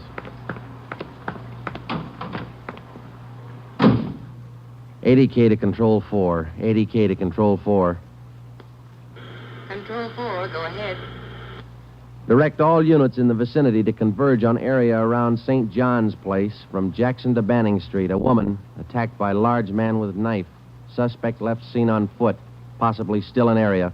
Request ambulance. KMA 367. 80K, roger, stand by. Attention, all units. Attention, all units. Converge on area around St. John's Place, Jackson to Banning Street. 80K reports woman attacked by large man with knife. Suspect left seen on foot. In 3 minutes, the area around St. John's Place was surrounded. For the next hour, the men combed the neighborhood back and forth. Every building, every storehouse in the 2 square blocks was searched from basement to attic. No trace. The girl, Rita, was hysterical. She could give us only a bare description of her attacker. At 3:45 a.m., a detail was assigned to patrol the area and the rest of the cars, and men were deployed again in the general area from Figueroa to Alameda Street and East 3rd to College Street. The manhunt went on. So did the rain. At 3:54, Ben and I checked in at the Old City Jail building, 2nd floor, the crime lab. Chief Ed Backstrand and Lee Jones were waiting for us. Heard about the call. How'd he get away? Not sure it was him, Skipper. How do you mean? Well, the girl wasn't hurt bad for one thing. No attempted strangling. For another thing, the guy stole her purse. That doesn't sound like the man we're after. Did you get a description from the girl? Didn't jibe too well, what she gave us. She was pretty hysterical. And you raked the neighborhood good? Every corner. Not a sign. You find anything? Yeah. Jones? Yeah, Ed. Fill him in, will you? Not one print on that knife you found, boys. Blood, but not a print. Your killer's crazy like a fox. And how about the scrapings from the girl's fingernails, Lee? Didn't help too much. Rarely do. Not enough to go on. Gotta have a fair-sized bit of flesh to run it for papal ridges. All we found under the girl's fingernails were small bits of skin. Yeah? She probably scratched the guy up some. Might have drawn blood. We had more luck with the footprints. You get an impression? Dried out the ground with torches and cast them. About size 10B. That's fine, Lee. But how about the prints? Only good one was a thumb. Real good. Got it off the wall near the light switch in the bathroom. Did you classify it yet? Yep. Found it in our single fingerprint file. The print belongs to a man by the name of Long. Robert Long. You got a record, Ed? Yeah. Misdemeanor. 2 arrests for drunkenness last October. Petty theft in December. The mama sheet shows a dishonorable discharge from the United States Coast Guard in 1946. Age 29, 192 pounds, 5 feet 10 inches, dark hair, dark eyes. That's close enough. We got even closer, Joe. Long works as a counterman at the Cottage Cafe down on South Flower. Started there last week on the early morning shift, but he didn't show up for work last night. Good. Where'd you get the tip? The knife you boys found. It didn't have any prints, but it had a brand on it. We ran it down. It was taken from the Cottage Cafe. Mm-hmm. Any address on this Robert Long, Ed? Yeah, got it from his boss. Rooming house on East First. Landlady says he hasn't been home in 2 nights. Yeah, now we wait. Rooming house is staked out, and so is the Cottage Cafe, just in case Long decides to show up for work this morning. What time you got, Romero? 6 minutes past 4. All right. We've got every indication that Robert Long's the man we're after. His description, fingerprints, the knife, the footprint, his size. Maybe we're wrong. I don't think so. How about a motive, Ed? I think Robert Long likes to kill. He's thirsty for it. None of the victims were criminally attacked. They were strangled. Bodies mutilated. How about robbery? No. 2 of the women he killed had money in their purses. He didn't touch it. Well, what's next, Skipper? Back on the street? Figueroa to Alameda, East 3rd to College Street. Keep a net around that area and work it back and forth until we're positive he's not inside. I think he is. Until we're positive he's not inside. I think he is.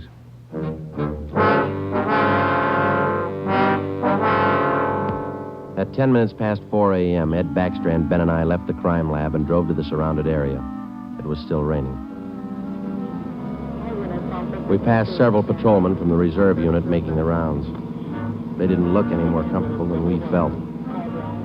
At Broadway and Alpine Street, Ben and I got out and started patrolling on foot again. Backstrand followed in the car to maintain a radio check. We must have covered 24 blocks and a half a dozen coffee counters before we got to the Criterion Restaurant and Donut Shop, a few blocks up the street from the Cottage Cafe. Hey, Skipper, you want to take a minute for some hot coffee? I'll keep an ear on the radio. You two go ahead. You look drenched. Yeah, we are. Can we bring you some back in a paper carton? Fine, thanks. Cream. No sugar. All right, Ed. Come on, Ben.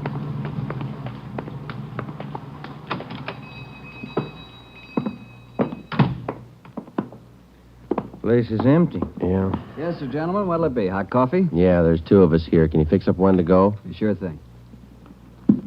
Say, on that one to go, cream, no sugar. Right. Say, you fellas cops? Yeah, why? No offense, just wondering. Here you are. Thank you. Cop in uniform was around a couple hours ago. Wanted to know if I'd seen some guy he was looking for. Tall, about 190 pounds, mustache, about 30 years old. Yeah, that's the description he gave me. He was looking for the guy. So are we. Say, that's good. That other cop came in right at my busiest time, a little after 2 when the bars closed. You know, it gets pretty rushed, and I didn't have much time to think, so I just said no. Then after the cop left, I remembered. You saw a man answering that description tonight? Yeah. I would have told the cop, but I was rushed. You know how it is. No time to think, and then I remembered. Are you sure? Oh, I'm sure, all right. Whoever he is, he's a lady killer. What do you mean? No offense. There was a sharp-looking dame down the end of the counter, and this guy breezes in and picks her up. Talks to her about 20 minutes, buys her a cup of coffee, and they walk out together. Do you remember what she looked like? Oh, nice-looking dame. Not beautiful, you know, more on the cute side. Ben, you got that morgue shot? Oh, yeah. Here it is. Thanks. Here's a picture. This the girl? Let's see. Yeah, that's her. Who is she? I don't know, mister. Down at the morgue, they call her Jane Doe, number 7. Just by accident, we'd come across a concrete lead on the killer's method of operation. The picture we showed the man in the donut shop was a shot of the strangler's first victim the night before.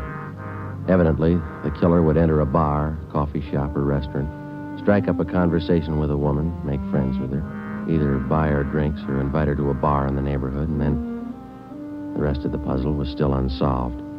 We went back to the Cottage Cafe and checked with the men on stakeout. Not a sign of him, Chief. How are you men covering the place? Baxter up in front in the booth across from the cash register. Lyman's back with the dishwashers. I'm at the counter. When's Long due to report for work, Dave? At 5. About 20 minutes to go. You're lucky you're inside. It's wet out there. You'll look it. All right, Davis. We'll be around about 5. Right, Chief.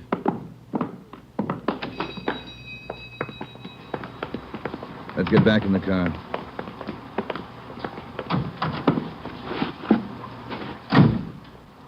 Where to, Skipper? Cruise the next 2 blocks, but don't go too far. If Long shows up for work this morning, we want to be around. The next 10 minutes dragged by. The rain kept on. Backstrand chewed nervously on a cigar. At South Flower and First Street, the sewers were clogged with street refuse. The rain backed up and filled the intersection. A group of aircraft workers huddled together in a doorway on one corner, waiting for the bus. It was cold and damp. I opened one of the back windows in the car to get some fresh air in. Off in the distance and close by, we could hear the sounds of a big city waking up slow to a rainy January morning. It was 8 minutes to 5. Attention all units. Attention all units. At 780 East Main, a restaurant. Man answering description of murder suspect. All right, Romero, step on it. Right, Skipper.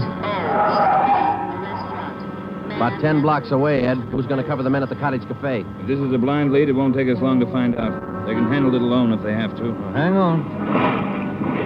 Look out. We're skidding. That was a close one, Ben. Yeah. If this is the guy, I owe you $5, right? Yeah. Attention all units. Additional information on your call to 780 East Main. Officers in pursuit of suspect. Suspect is on foot. Step on it, Romero. 2 more blocks, Skipper. Watch it, Ben. Next one to the left. Got it. That's the joint up ahead there. All right, watch your step and don't take chances. Don't play with him. Right. Here we go.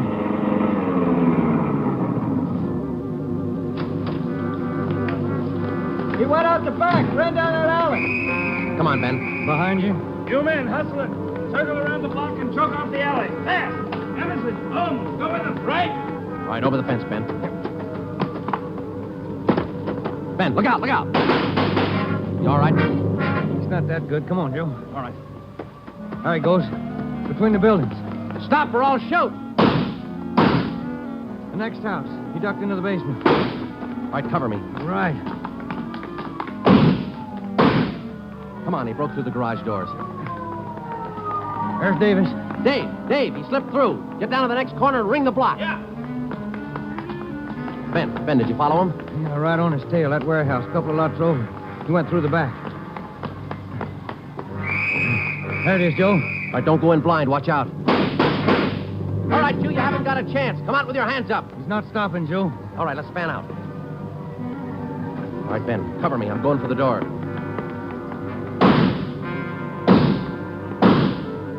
All right, Ben, come on. You're clear.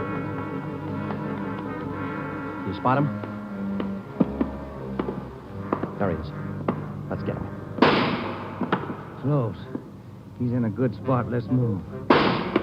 He's up in the loft. Come on, let's head for the stairs. Will you? Easy. You spot him, Ben? No. Not a sign. Ben, look out, that packing tape.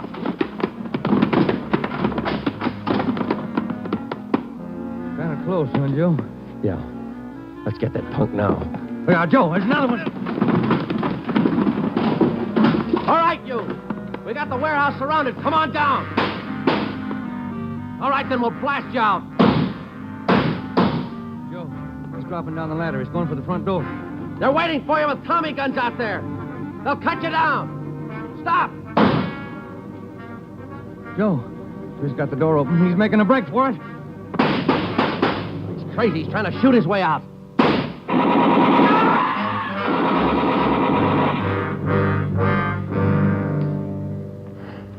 Well, he asked for it. Yeah. Let's take a look.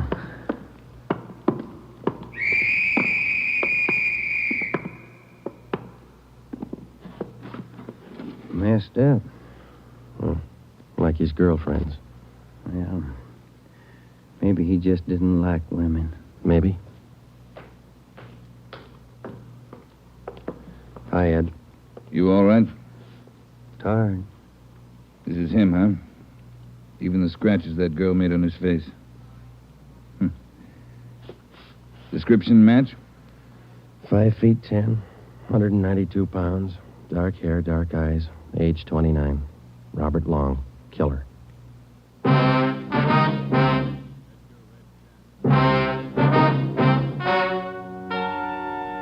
story you have just heard is true. Only the names were changed to protect the innocent.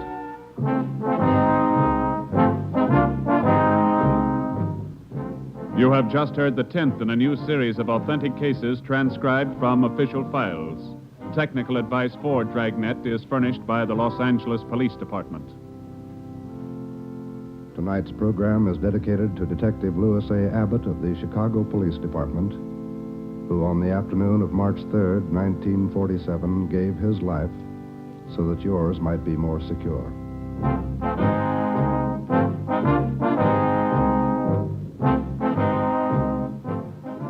Dragnet came to you from Los Angeles.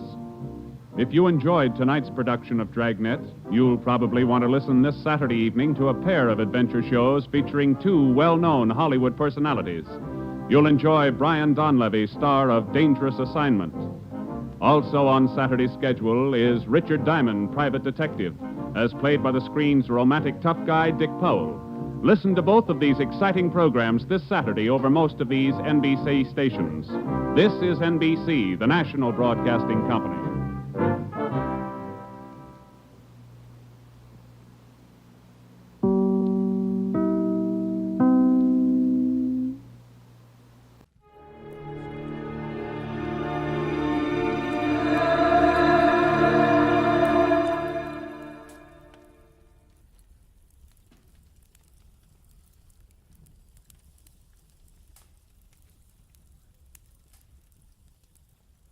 Get this and get it straight. Crime is a sucker's road, and those who travel it wind up in the gutter, the prison, or the grave. The lady tourist was a school teacher out after glamour, and she got it. But only after she learned that in Hollywood the 3 R's could be reading done in a dark room, writing found in a dead man's pocket, and arithmetic that added up to murder times 2. From the pen of Raymond Chandler, outstanding author of crime fiction, comes his most famous character in The Adventures of Philip Marlowe.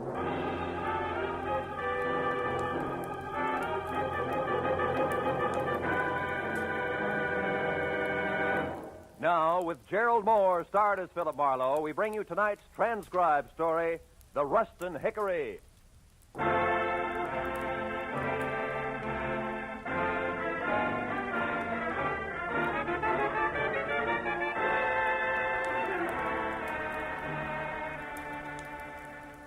It was hot in my apartment, even at 10 o'clock at night. The sultry wind blowing through curtains at the far side of the room didn't help a bit. It was the kind of night that made me wish I was something else, a butcher, baker, candlestick maker, anything.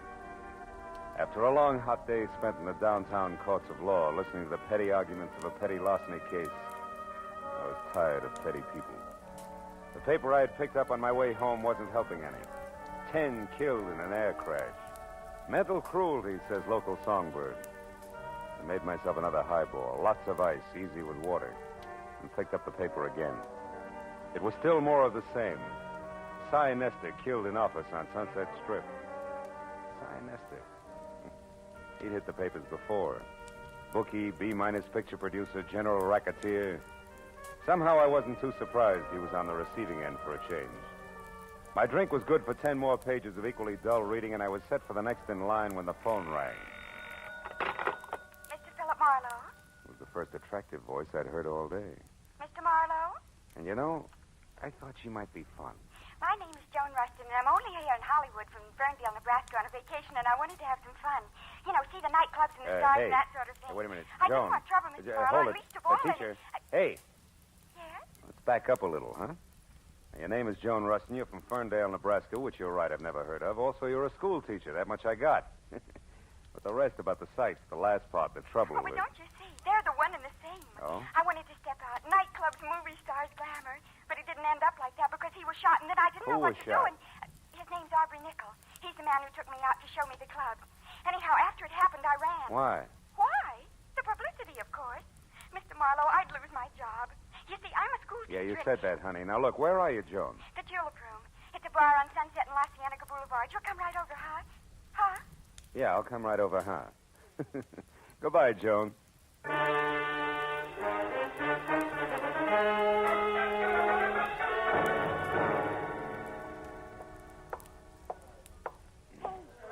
Mr. Marlowe.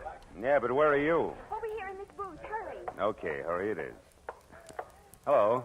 Now tell me why all the secrecy and you... Oh, And what? Oh, what are you staring at? you. I expected braids, Joan. Horn rims, calico, maybe. Not ice blue satin, draped plunging, and, Yes? yes. Start at the top, honey, and slow this time, huh? Well, yesterday I met this man, this Aubrey Nickel I mentioned. Oh, he's really nice, Mr. Marlowe. He's a photographer, has a darling place up on the Sunset, Sunset Strip. You went there to have your pictures taken? Uh-huh. I wanted something, well, something glamorous. That's easy. And look here what I got. Oh, by the way, I ordered a drink for you, a Scotch drink. Here. You like Scotch drinks, don't you? Yeah, Scotch drinks are my favorite drinks, Joan, thanks. You're welcome. Now, isn't it wonderful? The picture, I mean. I'll say it is. I'd never say school teacher. No, that's the idea. Just like a model in a fashion magazine, isn't it? Aubrey took it from inside his photo shop while I was outside on the street looking in his window. You know, like a smart career girl just strolling along the avenue. Mm-hmm. And see how he faded out the background? That way I'm the focal center. Focal center. Isn't it nice? Oh, yes, it is, yeah. But look, Joan, the rest of the story now. The man was shot. You don't want publicity, remember? Oh, yes, of course. Well, we made a date, Mr. Marlowe, for tonight. I was to be at his place, his shop on the strip at 8, which I was. But when I got there... He was gone. Well, no. He might just as well have been for all the attention he paid to me. Oh? He had something on his mind. Acted as though he didn't even expect me. Why, I had to mention his picture here twice before he got it out of a drawer for me. But then, just like that, he changed. Said if I wanted glamour in nightclubs, why not? Oh, by all means. Why not? And off we went to Cyrano's, no less, and sat at a table with 2 men and a woman who was actually Irmgard Fury. Actually, who? Irmgard Fury, the starlet. Oh. Don't you read the papers? Oh, golly, her picture's been in every theater section and magazine for the last 6 months. Of course, she hasn't made a movie yet, but she probably will. Wait a minute. Irmgard Fury. She has red hair, a figure, lots of each, huh? That's right. Oh, and so sweet to talk to. Well, believe it or not, when we were in the powder room and she couldn't find her lipstick, she used mine. Now, that's really democratic. Look, Joan, there was a shooting. You remember that. Now, you were sitting at a table with 3 men, and this Irmgard Fury? That's right. Well, go on. What happened next? Well, when Miss Fury and I got back to the table, Mr. Lacey and his friend were gone. And then a minute later, Aubrey excused himself to make a phone call. And then? And then a waiter brought me a note from Aubrey which said I should go back to my hotel and wait there till I heard from him. Then it happened. Look, Joan, if I'm going to help you on this, you got to tell the whole coherent story. Well, suddenly there were some shots, maybe from outside, and people were yelling. It was terrible. I was scared to death. And I ran outside. People were crowded around someone. It was Aubrey. He was dead. What'd you do then? I took the first taxi I could get to my hotel, the Beverly Crest. I started for my bungalow, but didn't go inside because there was a man hanging around. I'd seen him before someplace, and I didn't like his looks and turned away, and he called to me. Oh, he was awful, Mr. Marlowe. Awful looking like a frog, maybe? Sloping shoulders, bulging eyes? Yes, and when... Mr. Marlowe, how do you know what he looked like? Promise not to tell. Promise not to... Oh, Mr. Marlowe, he's here, isn't he? Mm-hmm. Been watching us for quite a while. Oh, holy smokes, and I didn't get away from him. Oh, Mr. Marlowe, I had nothing to do with this shooting. What can I do? I simply can't be mixed up in this terrible business. Oh, please, Mr. Marlowe, I'll pay you anything, only get me out of this, please. We'll talk about that later, Joni. Now, look, when we get up, keep talking and don't look away from me. Then when we're outside and around the taxi stand there, duck away from me fast and get in close to the building and stay there till the frogman is gone. Then head for your hotel bungalow and wait there till you hear from me. Now, you got that? Oh, yes, but I don't understand why he's going to leave us. You will, if our little coup works. Come on.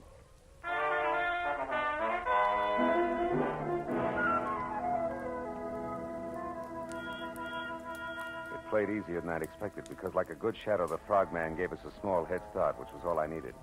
The second Joan darted away from me, I moved quickly up to the first cab in line, opened and slammed the rear door fast, said goodbye out loud to Joan, who was not in the back seat, then slipped the driver 5, winked hard, and practically shouted a very far-away address at him.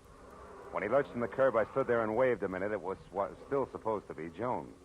Then, even as I saw the frogman dart across the street, pile into his own car and take off after the cab, I walked slowly back into the bar where I had another Scotch drink and did some fast checking on the current location of Aubrey Nichols, which was the Dawson Memorial Hospital. Then I started outside for my car after stopping en route at the booth where Joan and I had been sitting to pick up a pair of gloves and glamour portrait. My new little client had left on the seat. The school mom had been upset indeed.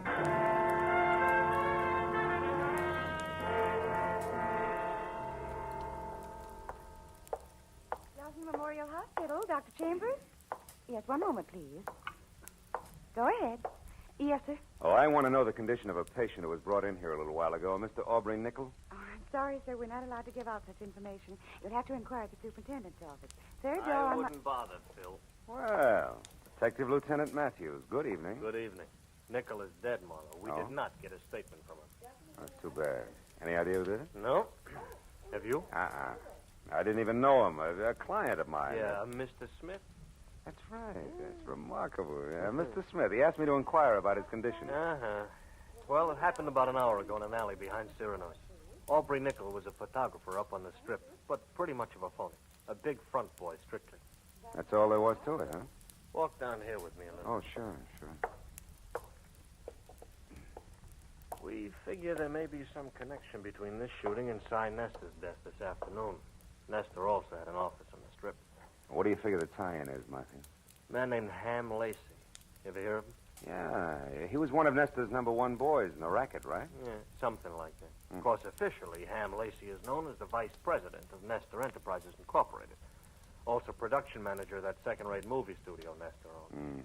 Well, anyway, Lacey, another man, and Aubrey Nickel were at Cyrano's tonight with a starlet named Irmgard Fury, and another gal we haven't been able to tag yet. Now, tell me, wait a minute, Phil, Lieutenant. When Nestor was killed, did it look like the usual mob tactics? No. Nestor was beat up by fists. Not sapped, not cut up with brass knuckles. Your death was caused by a blow to the temple from a poker that was standing next to a phony fireplace in which he could have hit his head when he fell. Well, probably not Lacey and Associates, huh? Probably not. He's got an alibi. Yeah? Besides, we already got a fair line on who did it and why. We found a note in Nestor's pocket signed D. Tobin, which threatened Nestor with a beating if he didn't stay away from the undersigned's wife and send her back home at once. Nestor, you may or may not happen to know, had this Irmgard Fury or something under contract to him, saw lots of her. So, again, the two deaths more or less tie together. Yeah, you've already talked to, oh, by the way, her name is Irmgard Fury. No, I ain't talked to her. I figured I'd wait till I knew a little more. Also, I didn't figure Nickel would die without saying anything. No. Well, now it's your turn. We found this negative in the alley near Nickel's body. This is a night shot of the Sunset Strip and nothing more. Means anything to you? No, why should it? Now, look, I told you before, Lieutenant, I never even met Nickel. Yeah, and I listened, didn't I? I noticed. Yeah, but now let's level a bit, huh, Phil? Who your client is and what he or she has to do with this is one thing as long as we're both on the same side. But playing dumb when it might count is quite another. Now, once more, Phil, huh? The picture? Still 0, Lieutenant. Honor bright. Anything else? Yeah, just to save you a little time, Phil. Yeah, let's do. Irmgard Fury's address, 441 West Bedford Drive, Beverly Hills. You got a pen? 441 West Bedford. Now, play it close. Be sure to call when you think it's time. And if you're wondering about why all this help from me, try this. What you know and won't tell, plus what I know and will tell, might do the trick.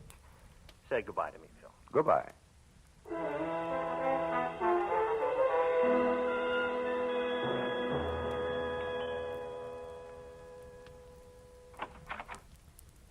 Yes? Miss Fury, my name's Philip Marlowe. I must talk to you at once.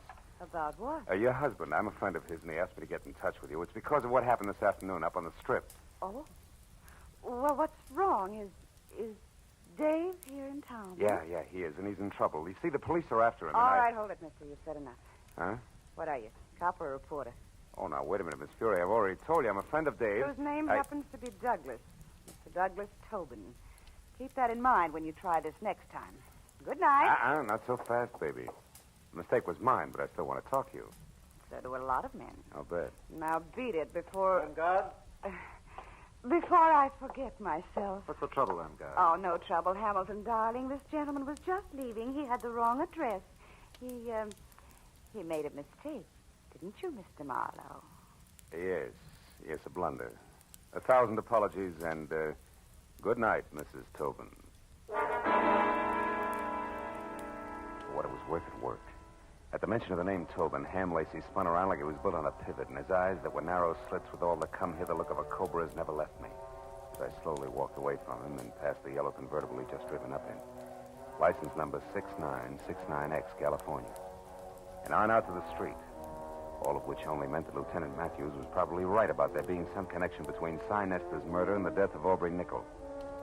When I opened the door of my car and started to climb in under the wheel, the voice in the night helped not at all. If you don't do as I say, I'll kill you. Okay. Knock it out.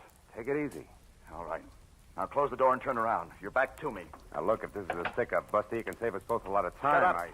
I'm not a hold-up man. Now, move over there, close to those trees. Go on. I want to ask you a question.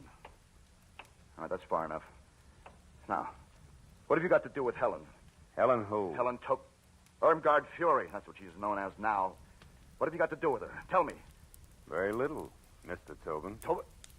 You know who I am? And so do the police. So why don't you call it quits while you're still in one piece? No, not quits.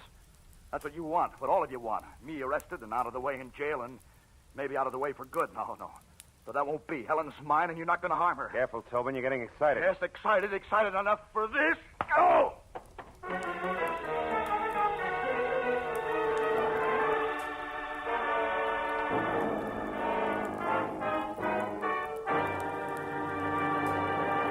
In just a moment, the second act of Philip Marlowe. But first, a thrill-a-minute, high-tension suspense from the word go. Dramatic excitement that builds and builds until it explodes in a smashing climax.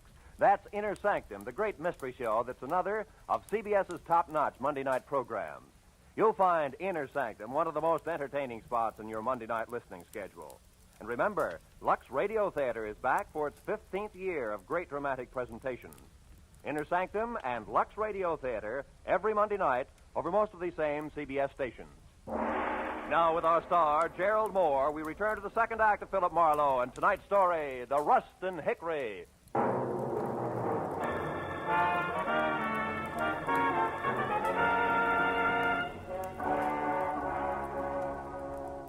When the whirling pinwheels of light slowed down to being street lamps again, Douglas Tobin had pounded shoe leather on enough sidewalk to be safely out of sight.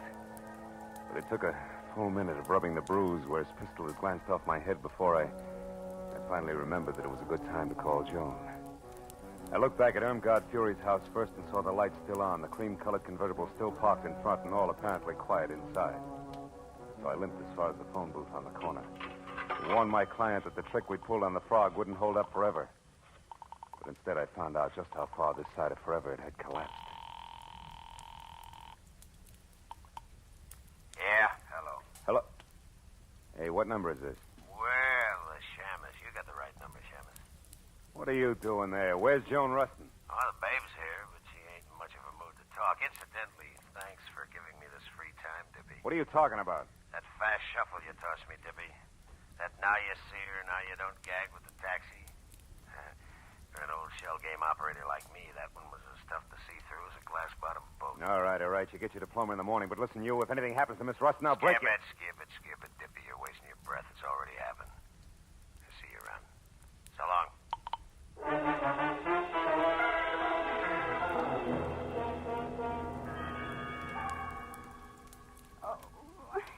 Joan, come on, baby. Come on, snap out of it. Stay away from me. Hey. Get out of here, Hey, you hold ain't it. It's leave me, alone. Joni, Marlowe. Marlowe. Yeah. Oh, Marlowe. Come on, honey. What happened? Are you hurt, Joan? That man, the one with the gruff voice. Yeah? He forced his way in here, Marlowe. He was looking for something. I tried to stop him. I was going to scream, but I guess that's when he put the bite on me. That's slug, baby. Well, anyway, he hit me hard. And I've never been treated that way before in my whole life. You've never been buddies with murder before, either. Come on, honey. Get up off the floor, huh? Easy now. There. Hey, he turned your place inside out, too, didn't he? What was he after, Joni? Oh, I don't know. He just told me to quit stalling and hand it over. I didn't know what he meant, so he shoved me. Then he pulled out all the books there, tore up the rugs. He was looking for something small and flat like a... Wait a minute. Sure. The cops found a negative near Aubrey Nickel tonight, but it was worthless. There must have been another one, an important one. And Lacey and Froggy, who no doubt is Helmbay, must think you've got it. Me? Well, that's impossible. All I had was my picture, and, well, I don't even have that now. No, but I do, out in my car, and it gives me a great idea. Come on. Well, where, Marlowe? I don't get it. What's my photograph got to do with this? Maybe plenty. You see, When Aubrey printed that picture of you, he faded out the background almost completely. You remember? Uh-huh. That's a stunt in fashion photography to make a subject stand out.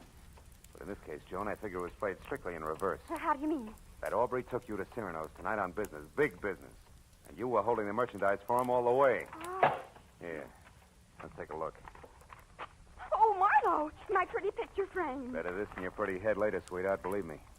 Uh-huh, yeah, here it is. Look, see? A negative the size of a postage stamp.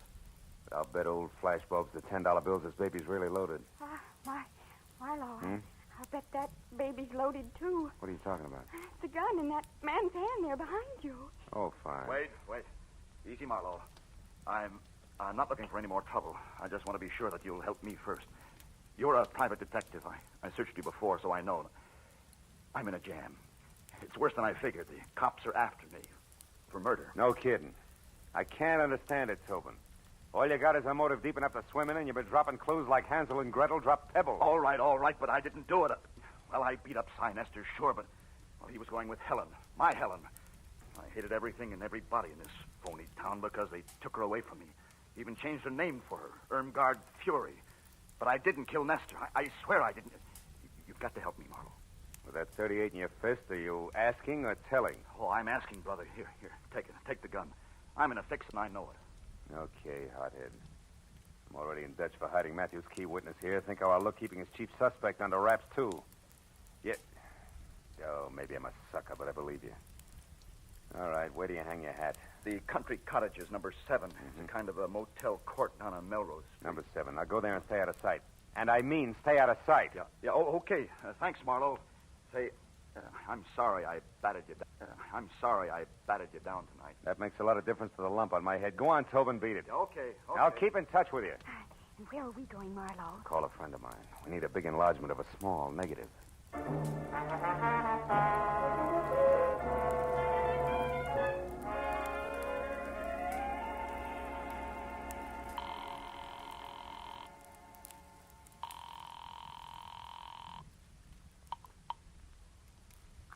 Chronicle Photo Lab, Sherman speaking. Hiya, Shermy. This is Phil Marlowe. No kidding.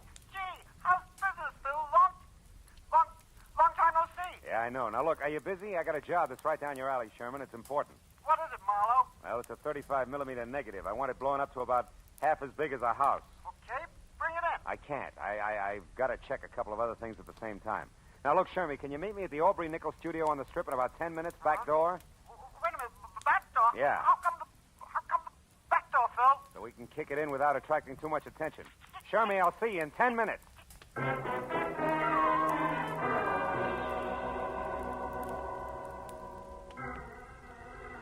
piled Joan into the car, drove down the Strip, and once past Nickel studio, which was enough. Joan had posed for a picture in front of the place, and directly across the street, behind her, just as I knew it had to be, was the neat plastic sign reading Cy Nestor Enterprises on the diminutive but glossy imitation Swiss chalet where Nestor's body had been found.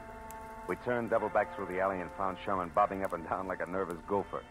5 minutes of not-so-subtle persuasion got us past the lock and inside Aubrey's studio where something else checked. The walls were practically papered with pictures of Irmgard Fury, taken from every conceivable angle, including some that were not. Things were beginning to make a lot of sense. Marlowe, is this all right? Coming in here, I mean, it's sort of uninvited and all. Breaking and entering, lady. You can get 5 years for it. I sure hope you know what you're doing. Yeah, this must be the dark room. Yeah. Now, here's the negative, Shermy. Do your stuff. Well, what do you really expect to find on the film, Marlowe? A murderer, baby. It's got to go one of two ways. Douglas Tobin for jealousy or Ham Lacey for ambition. Aubrey Nickel caught one of the two in the background when he took your picture. And he was familiar enough with all parties concerned over there to think he could put the screws on somebody. How's it coming, Shermy? He can be out in a minute. 15 by 20, okay? Yeah, it's good. If there isn't a man in the background, I'll eat it. Better get the salt and pepper, pal, because it's nothing but a car. It can't be. Oh, brother, that's more than a car, Shermy. It's a yellow convertible that belongs to Ham Lacey. Look, you can even see the license, 6969X. 696. Oh, now how do you suppose... What's the matter, Marlowe? I just thought of something. Without this picture, both Tobin and Lacey are suspects. But with it, we have proof Lacey is implicated.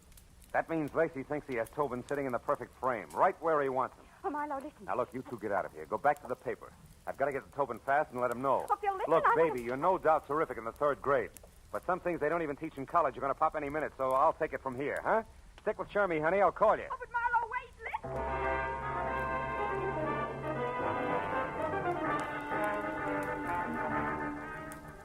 I made it from the strip down to Melrose and then east to the cluster of dusty lean-tos with baths known as country cottages in something under 10 minutes. Parked down the street and cut back through the alley on foot. I got to the door of cottage number 7 with about 30 seconds to spare. No. Wait a minute, mister. You got me wrong. Oh, no, I haven't, pal. You can tell me you didn't knock off Sinester, and I'll believe you. Nobody else will. I've got you right where I want you. Now, wait a minute. Because of your note found in Nestor's pocket. You're the jilted boyfriend, the hick from back home, who came to Hollywood with murder in your heart and knocked off the guy who stole your wife. Now, look, and then you went after the cheap photographer who gave her her scarf. Oh, yeah? And after that, you knew you couldn't escape, so you blew your brains out. And by the time I leave here, that's the way it's going to look. Not tonight, Ham. Yeah, stand still, Lacey. Toss the gun over on the bed. Go on. That's better.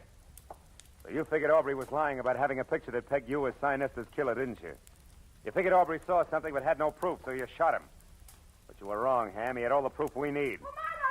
What's Joan, who's out there? Oh, Phil. Joan. Phil. Joan, are you all right? Jerry, I hit her. She's the one who killed Sinester. I tried to tell you that. I followed you here to tell you, but instead I saw her with a gun pointed at you. I grabbed the first thing I saw, this broken rake handle, and I hit her with it. I hit her awfully hard, Phil. But she isn't moving. You don't think she's... Dead? No. She's probably thinking over the big lesson you just taught her with that stick there. What? Oh, what's the matter? Hey, Teach. You know what that rake handle's made of? What? It's hickory, isn't it? Yeah. What else could it possibly be but a hickory stick?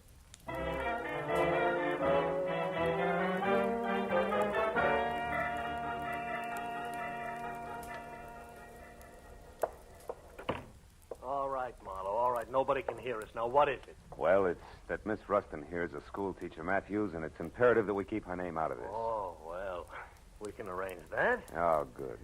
You know, Matthews, it's funny how one step leads to another. Yeah? Ham Lacey never would have gone so far as to kill Nestor on his own.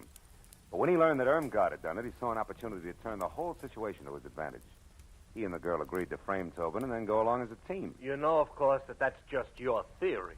Just a minute. Now, What do sit you down mean? over there and be quiet for a change while Miss Rustin and I wind this up. Matthews, listen. Quiet, please. Pulling rank, huh? Phil. Now, Miss Rustin, in solving this case... Just you, a minute. She didn't solve the case. Miss Rustin, if you hadn't solved it, and right when you did, you'd be talking to this guy exclusively via Ouija board from now on, let's face it. Oh, what a corny pitch. Now, tell me, Miss Rustin, how did you peg Irmgard Fury? Well, when we got the picture of the yellow convertible, I remembered that I'd gone to the powder room at Cyrano's with Miss Fury to freshen our makeup. But she couldn't find her lipstick. She emptied her purse looking for it, and she finally had to borrow mine, you know. Oh, how democratic. I said that. So now you own it? Now tell me, Miss Rustin, how do you figure the lipstick figures? Oh, it wasn't a lipstick. I happened to notice among the things from her purse a keychain chain with car keys on it and an identification tag in the form of a little license plate. Oh, and the numbers were... 6969X. That's right.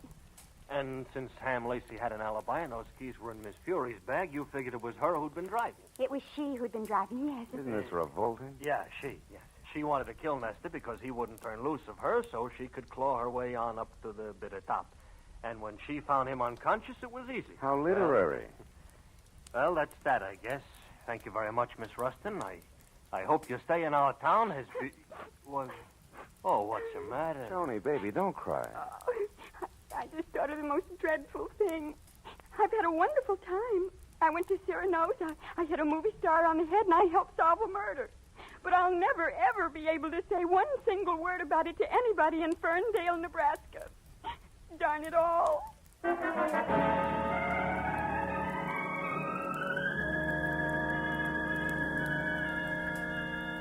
It took a few minutes to put on a new touch of mascara and get the pink off her nose, but she was smiling again when we said goodnight to Matthews and stood on the steps at headquarters and looked at the glittering lights of Hollywood. There was still plenty of time for supper and even a dance or two, and she wanted to go. But suddenly, from somewhere, there was a smell of autumn in the air, of dry leaves on the ground and ripe red apples for the teacher. She shook her head wistfully and spoke of an appointment she had bright and early next Monday morning. It's a very important appointment, Phil. So, I took her to a hotel, said goodbye. All the way home, for some reason, I kept wondering, whatever happened to Skinny McDonald? The only kid in school who could shoot a better spitball than Marlowe. Has it really been that long ago?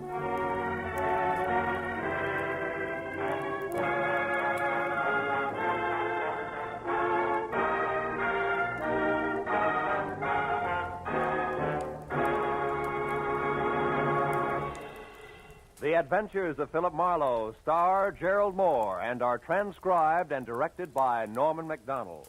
Script is by Mel Donnelly, Robert Mitchell, and Gene Levitt. The special music is composed and conducted by Richard Arant. Be sure and be with us again next week when Philip Marlowe says... There was a tapestry found under a tomb. They were all after it. The worried importer, the man with half a face, the Englishman in an L.A. slum, and the lady wearing a green veil. But before it was over, none of them had it, and 2 of the 4 were dead.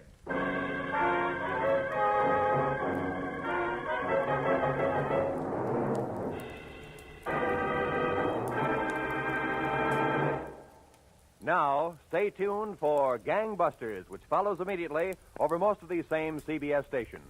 This is Roy Rowan speaking.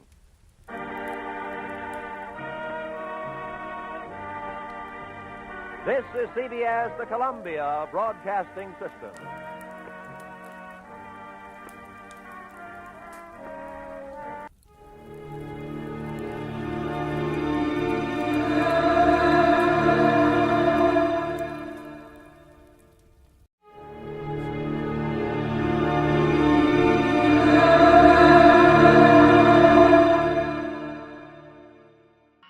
Autolite and its 96,000 dealers present Suspense.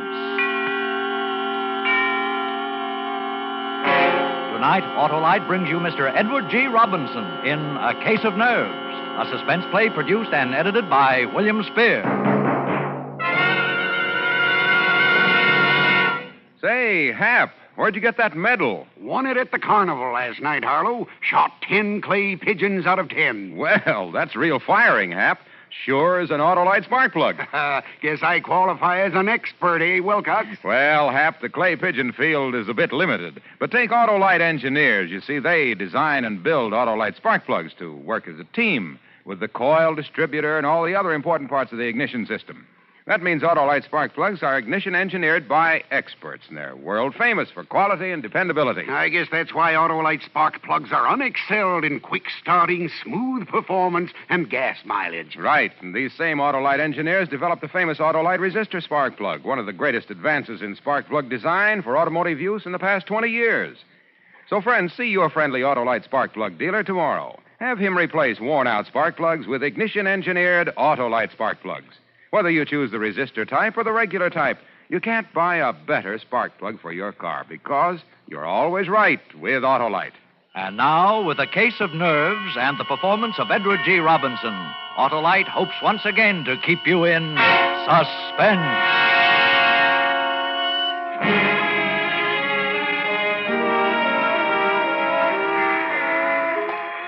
I got off the train in Toledo and walked through the station to the street. I passed up the waiting taxi and swung aboard a bus. Taxi drivers are likely to remember you, and I couldn't take a chance on that. I hadn't paid any attention to the bus. I didn't know what the line was or where it was going. It didn't make any difference. I didn't know Toledo very well anyway. I watched out the window, and when I came to a likely neighborhood, I got off. Strange, unfamiliar quarter of the city, and yet familiar because every city has neighborhoods like it. Drab, faceless houses looking almost alike. And then most of them drab men and women anxious to make $1 by renting a room. Now, this here is a nice room. It's the best one I got. There's windows on 2 sides. There's a nice soft bed. Well, I'll take it. How long you figure on staying? Oh, just overnight. I'll pay you now. Oh, well, that's $2, please. Yeah. Oh. What's the matter, mister? Are you sick? Yes, I'm very sick. Is there a doctor near here? Say, you are sick. Yeah, I think I'll go to bed. That doctor. Oh, yeah. There's Dr. Martin just around the corner. He's young, but he's good. Well, would you call him for me, please? Ask him to come right up. Oh. Yeah, sure. Right away.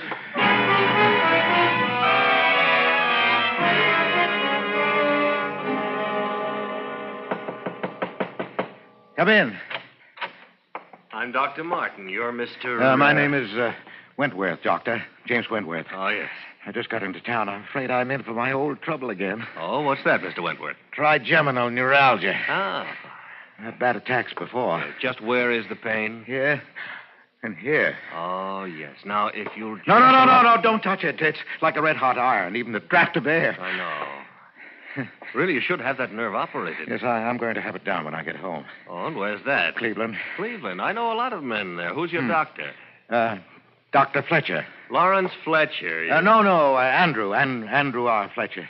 I don't recall him. Well, he's waiting to clear up a heart condition before he operates. Oh, yes, very sound. Now, how did this attack come on? Oh, the way they always do. I was shaving, and I touched a nerve with the razor. Oh, yes, the trigger point. It's very typical. Well, that doesn't help me when that nerve starts jumping. When will you be back in Cleveland? About 3 days. I'll give you a prescription. This is morphine, quarter grain. You've taken it before?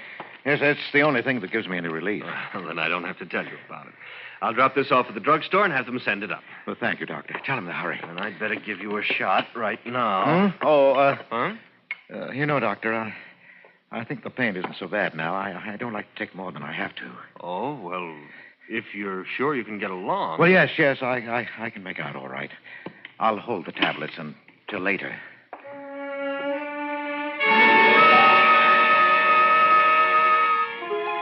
I paid Dr. Martin, young Dr. Martin of Toledo, and he left. I waited for the package to arrive from the drugstore. Then I stayed the night so the landlady wouldn't think it was peculiar. In the morning, I got on the train and went back to Cleveland, to the hospital with the little white tablets in my pocket. The little white tablets with which I would kill Louise.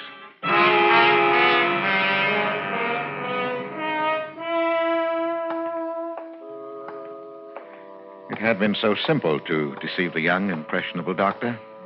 So simple to counterfeit the symptoms that I'd seen Louise react to for 4 years now. It would keep her in bed for 4 years more. Great. For 20. I'd live with the tic douloureux, a painful nerve so long. Too long indeed. Dr. Bantua had to come every day now. The nurse had to be on hand day and night to combat Louise's attacks, to quiet the raging nerve with morphine. Yes, but not for long. In my pocket were the little white tablets that would bring her peace. I went into the hospital kitchen. Oh, hello, Mr. Baker. Oh, hello, Nellie. I'd like to bring Mrs. Baker a milk. Of course. I'll just give it a touch of the fire to take the chill out. I've missed you. Been away, I hear, Mr. Baker. Yes, I had to go out of town. And you ask me it's a good thing. For you, I mean. You needed a change. The hospital day after day was telling on you. Oh, I don't think so. Yes, it was. I could see. You're a good man, Mr. Baker. Believe me, it's like a saint you're bearing your trials. Not like some others I could mention. Well, isn't the milk ready, Nellie? It is. There we are. Spoonful of sugar. Just the way Mrs. Baker likes it. Well, thank you, Nellie. And give Mrs. Baker my regards. Yes, I'll do that, Nellie. Now, it was just a matter of stepping into an alcove on the way to Louise's room, dropping the white tablets into the warm milk. Sugar would mask the bitter taste. Oh, here. An ideal spot. Mr. Baker. Huh? Oh, nurse. Did I startle you? I didn't mean to. No, of course not. Oh, bringing Mrs. Baker a milk, I see. Well, I'm going up there myself. May I keep you company? Yes, of course. Nurse White walked beside me to Louise's room. The chance for the night was gone. Another night of pain for Louise. I felt the sudden anger of the nurse. And a moment later, I realized how unreasonable it was.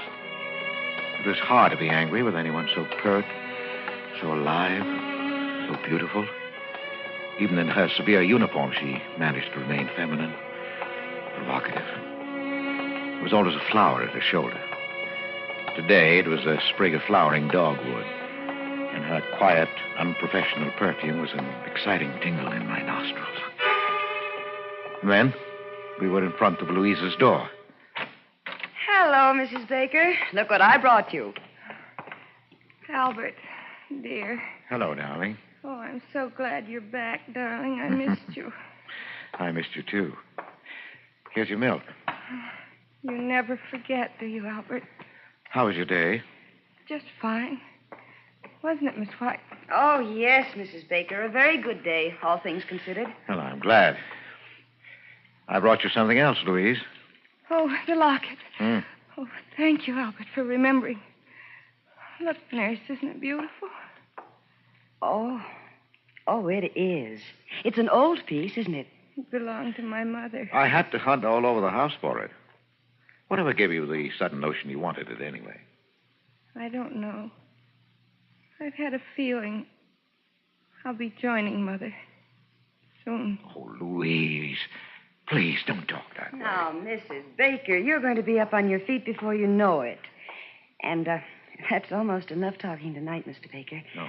Mrs. Baker, do you want me to leave a tablet for you? Yes, thank you, dear. Here you are. I hope you don't need to take it. Well, good night. Good night, Miss White. The tablet. You've been taking it every night? Well, I try not to. But lately, the pain... Yes, I know. Oh, Albert, dear, you deserve something better than this. Please, dear. Now, your nose to the grindstone to pay for the doctors and nurses. Oh, don't worry. A little handball at the club, and then this room. Yes, but you're going to get better, dear. You must believe the doctor. That's what Pauline says. Pauline? The nurse. Oh, yes, of course. Oh, is she looking out for you all right? She's a dear. And very pretty, don't you think? Pretty? Yes, I suppose so. I hadn't noticed. I used to be pretty. You used to embarrass me sometimes the way you looked at me. But you're still beautiful, Louise. You'll always be. I'm sorry, dear. I won't talk like that again.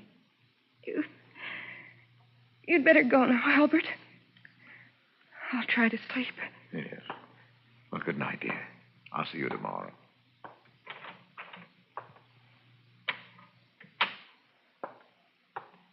Mr. Baker. Oh. Miss White. I thought you'd gone. I wanted to talk to you, Mr. Baker. Yes? It's about Mrs. Baker. She worries me. Her mental state is very low. You heard how she talked about her mother, the locket. Yes, I heard. She needs something, I don't know what, to snap her out of this mood. I just thought I'd mention it to you. Yes, thanks. Oh, where are you going? To put the morphine away. You know, I don't see why Dr. Van Tour doesn't give her more of that stuff. She needs it. Yet you ration it out as though it were poison. Well, it is poison, Mr. Baker. That's why I'm particularly careful about Mrs. Baker. But you don't think she'd actually... Oh, well, usually the ones who talk about it don't do it, Mr. Baker, so I wouldn't worry. Well, good night. Wait a minute. Yes? Miss White. Pauline, isn't it?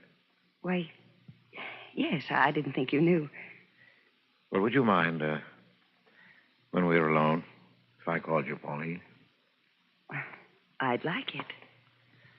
Thanks. Well, you know, this is an awful thing to ask, but, well, you know, it's been pretty lonely for me. Oh, yes, I know. That is, I can guess. Well, would you let me take you to dinner this evening? Why, thank you, Mr. Baker. I'd love it. I'm off duty at 8. Well, I'll pick you up then. And, Pauline. Yes, Mr. Baker. My name's Albert. At 8, then. Albert.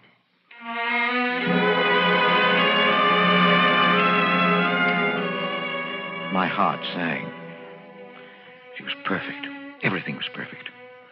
I had my poison. I had my witnesses. Louise had said just the right things in their presence, talking about her locket, making her veiled hints at suicide. How beautifully everything fell into place. I started toward the lobby door when I heard my name. Oh, Baker. I say, Baker. Oh, Dr. Van Tour. How are you? Oh, fine. Say, I want you to meet someone. This is Dr. Martin of Toledo. I looked at him, at the man who stepped forward to shake hands with me. and my mouth went dry. This was Dr. Martin of Toledo who had given me my murder prescription. The eager, bumptious young man who stood there now looking straight into my eyes and saying, Hello. How's that bad nerve of yours?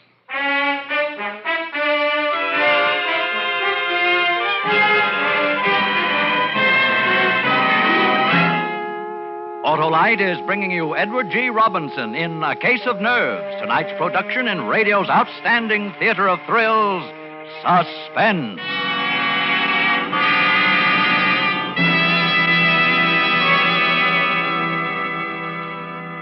Say, Harlow, I had my fortune told at the carnival, too. Oh, that's so. What'd the gypsy see in the crystal ball, huh? Well, he said I would soon consult with an expert about... Ignition-engineered Autolite spark plugs? Yeah. Well, they're built by experts because Autolite engineers are the experts who design and build complete ignition systems used as original factory equipment on many makes of America's finest cars.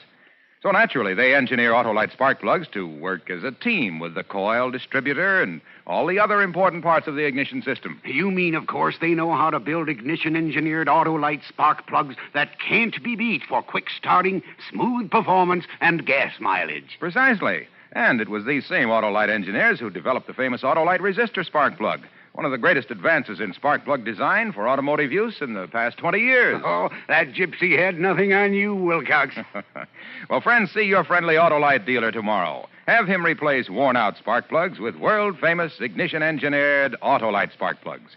Whether you choose the resistor type or the regular type, you can't buy better spark plugs for your car because you're always right with Autolite.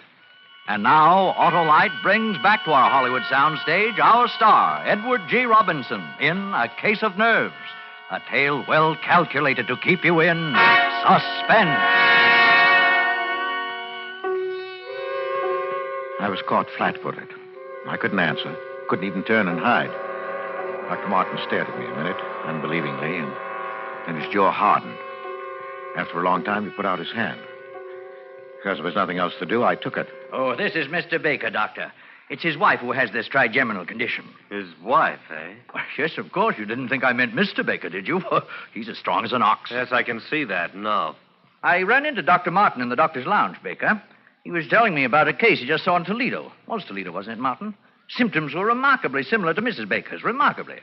I thought he might like to look in on Mrs. Baker. You don't mind? She's sleeping, I think. Oh, it's too bad. Well, another time, perhaps, eh, Doctor? Oh, yes, certainly, Doctor. Well, I've got to run. Glad I ran into you, Martin. Have lunch sometime, eh? Yes, glad to. I'll see you later, Baker. Yeah, sure, Doctor, sure. I'll have to be going myself now, Mr. Baker. Wait, Doctor. I want to talk to you. Don't see that there's anything to talk about. Yes, but there is. I want you to know that what happened in Toledo yesterday. You don't have to explain. I understand. You understand? You didn't say anything, Dr. Van Tour. Well, why should I?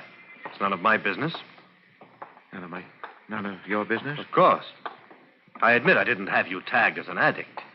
Addict? Yes. You don't look like one, and that trick of refusing an immediate shot, well, I've got to hand it to you. You fooled me completely. And using your wife's symptoms. Very clever. I don't doubt you can get a supply whenever you need it with that routine. Oh, no. I assure you. Please, don't bother to lie to me. I guess I ought to thank you for teaching me that trick. It won't work again on this baby, believe me. And now, if you'll excuse me, Mr. Baker, or Mr. Wentworth, I'm heading for a spot of handball. Oh, wait. Yes? No hard feelings? No, of course not. Look, Doctor, if you really mean that about no hard feelings, and if you haven't got a partner, well, I play a pretty good game. Now, that's what I call a switch, anyway. All right, hop in.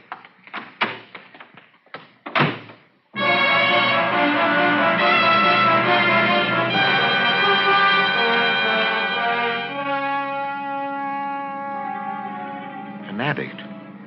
He took me for an addict, working on any dodge I could to get a supply of dope. Yes, but later, when he heard of Louise's death, he'd remember. I had no idea what I was going to do. I only knew that I couldn't let him go. He drove me over to the athletic club. He wasn't a member, but he held a courtesy card from a Toledo club, and he signed me in as his guest, laughing as James Wentworth. He was a fast man on the court, younger, too. I'd have had a hard time keeping up with him in any circumstances, but as it was, he beat me easily.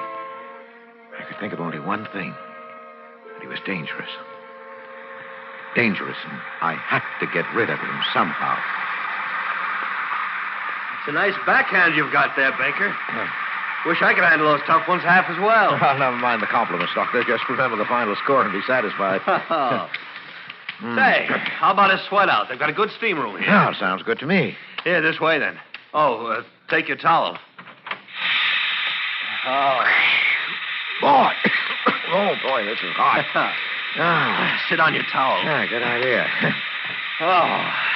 That was lucky for me you came along. This place is dead today, not a soul here. Well, I enjoyed it. Oh, hot, isn't it? Yeah. Say, Baker, I misjudged you. Sorry. Oh, that's all right. Forget it.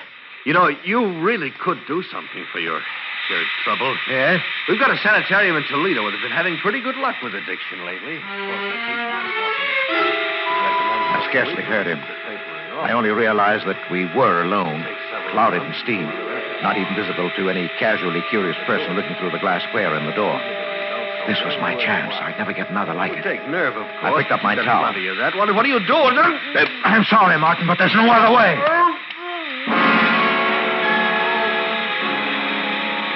I whipped my towel over his head and got behind him where his flailing arms couldn't reach me.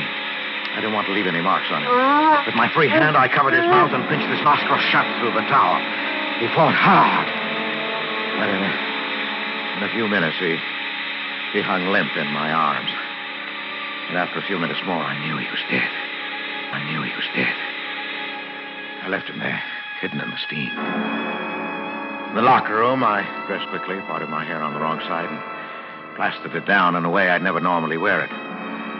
The man at the reception desk barely glanced at me as I passed him. Later, when they found Martin, they'd look for a man named Wentworth. They'd never find him because he didn't exist.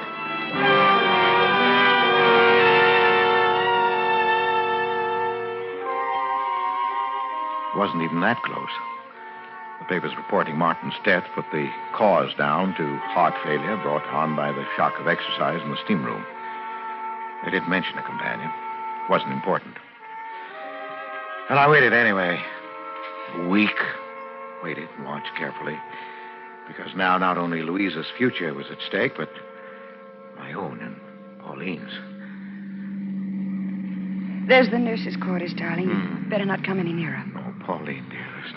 I know, darling, I know.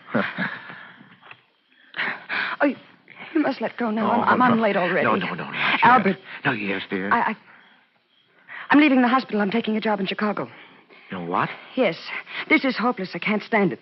Taking care of your wife, smiling at her, seeing the two of you together. But you can't do it. I couldn't live without you. Now that I found you, What do you think this is going to do to me? But I can't. When are you going? I'm giving notice tomorrow. Tomorrow? Oh, my darling. Goodbye. Pauline!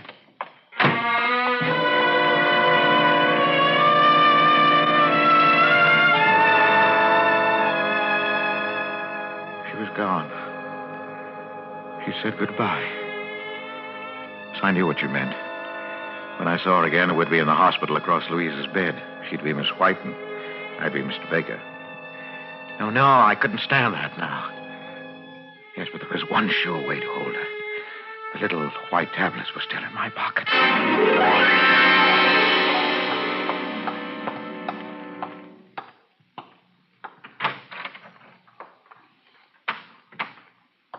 Louise, Albert, dear.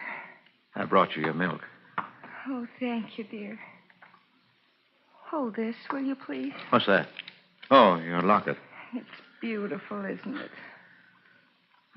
Who shall I leave it to, I wonder? Miss White. She's a sweet girl. Oh, Louise, now don't talk that way, Louise. You're not going I'd to... like her to have it. I'll take the milk now, Albert.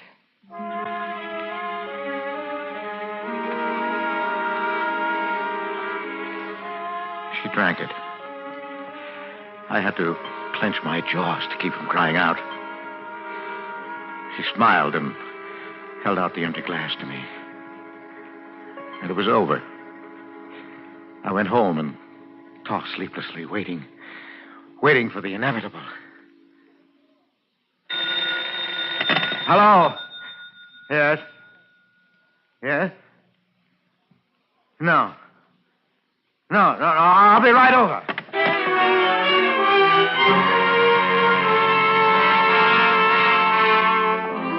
Dr. Van Tour was outside Louise's room, and a white-faced Pauline and Nellie from the kitchen as I hurried up the corridor. Oh, Baker. Oh, Doctor. Doctor, can I go in? No.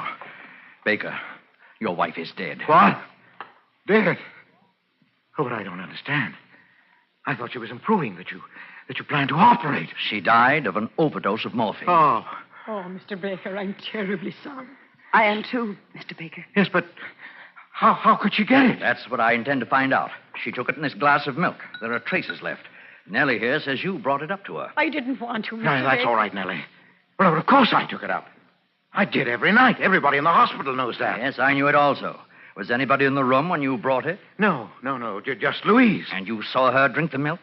No, Doctor. She didn't drink it then, not until after I'd gone. She did that frequently. Well, that's right, Doctor. Yes, I know that, too.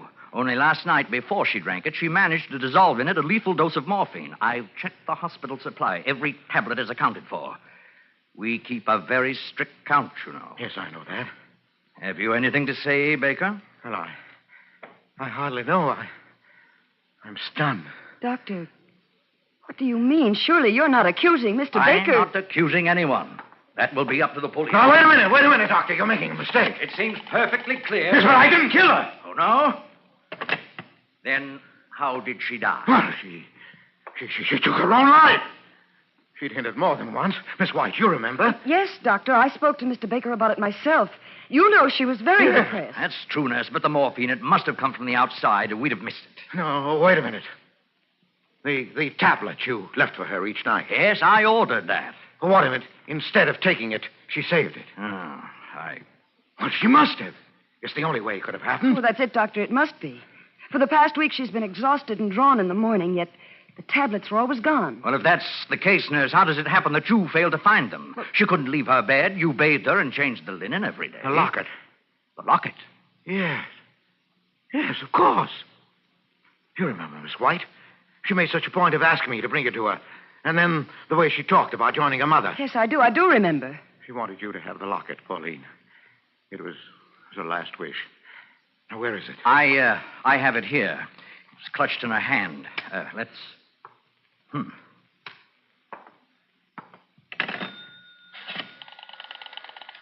Police headquarters, please. You have to notify them? Yes, I do. Police headquarters? Give me homicide. Homicide? Yes, I'll wait. Are you out of your mind? I just got through explaining everything. Yes, you explained everything, including what still puzzled me. You see, Baker, you were right about this locket. Your wife did have a reason for wanting it. Look, I'll open it. You see? It's full. 1, 2, 3, 4, 5, 6, 7 quarter-grain morphine tablets that she saved at the cost of 7 nights of agony. And she would have taken them last night. Only you beat her to it.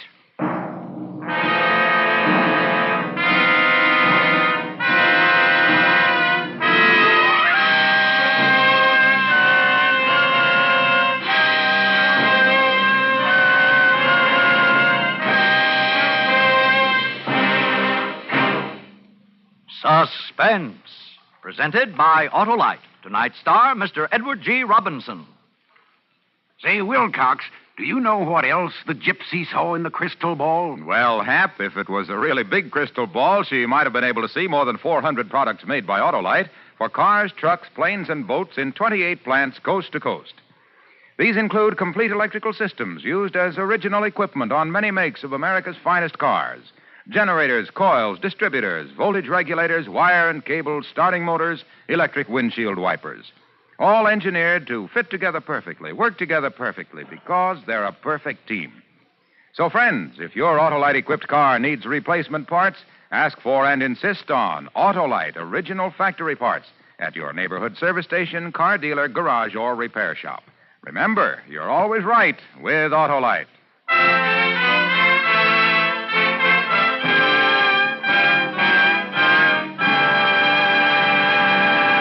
Next Thursday for Suspense, our star will be Charles Boyer. The play is called The Case of Henri Vibard. And it is, as we say, a tale well calculated to keep you in suspense.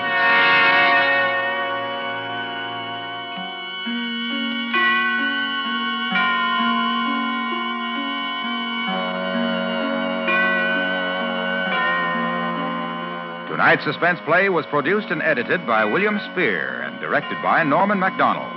Music for Suspense is composed by Lucien Morawek and conducted by Lud Bluskin. A Case of Nerves is an original play written for radio by Lawrence Goldman. Edward G. Robinson may soon be seen in My Daughter Joy, an Alexander Korda production for London Films.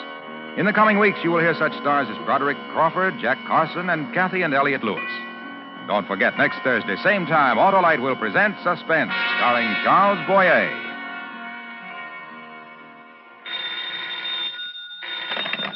You can buy world-famous Autolite resistor or regular spark plugs, Autolite stay-full batteries, Autolite electrical parts at your neighborhood Autolite dealers. Switch to Autolite. Good night. Autolite, sponsor of Suspense, is proud to acknowledge receipt of the National Safety Council's Public Interest Award for exceptional contribution to highway safety. This is the second consecutive year that Suspense and its sponsors have been so honored. This is CBS, the Columbia Broadcasting System.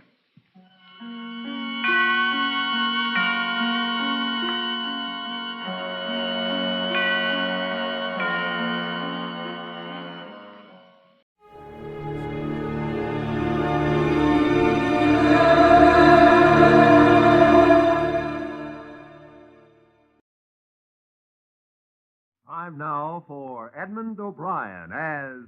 Yours truly, Johnny Dollar.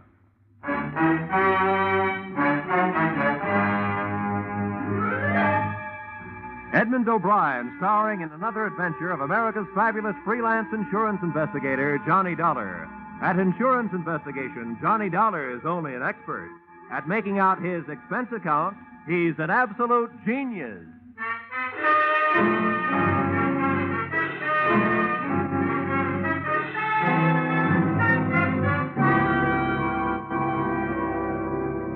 Expense account, submitted by Special Investigator Johnny Dollar to the Great Columbian Life Insurance Company.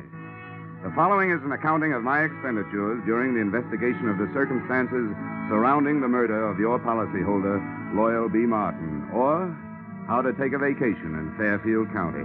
Expense account, item 1.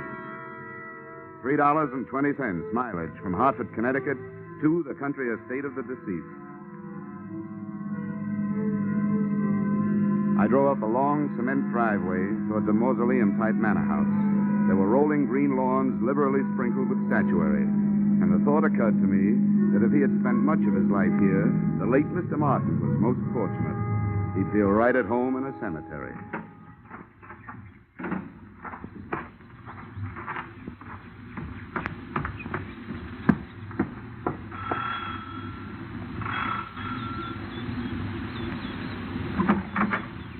Yes? My name is Dollar. I'm here to see Mrs. Martin. Oh, yes.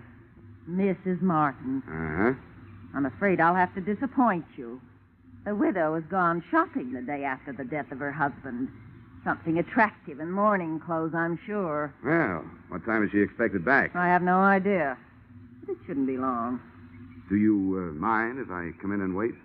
You'll forgive my asking, young man, but just what is your business here at Loyal Haven?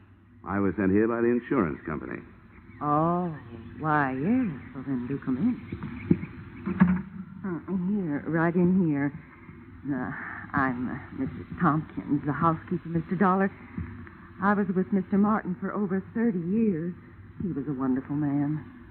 This furniture also looks like it might have been with Mr. Martin for over 30 years. Victorian, isn't it? Yes, pure. Loyal... Mr. Martin, that is, was an expert on the Victorian period. Please sit down. Thank you. Mr. Dollar, I suppose you'll think it's indelicate of me at this time, but about Loyal's insurance, his policies, did they... Yes, Mrs. Tompkins, they did. One of his policies leaves you a nice, sizable amount. But before you start counting it, maybe you and I had better have a little understanding. Yeah? Well, I'm not here to represent the payoff department. I'm here to investigate the murder. Oh, I see. Yes, before the company pays off, they want to make sure that among the beneficiaries, they don't pay off the murderer. Because they really don't have to do that. Oh, I didn't realize. No, neither do a lot of people. You know, that's the way quite a few good murders are wasted.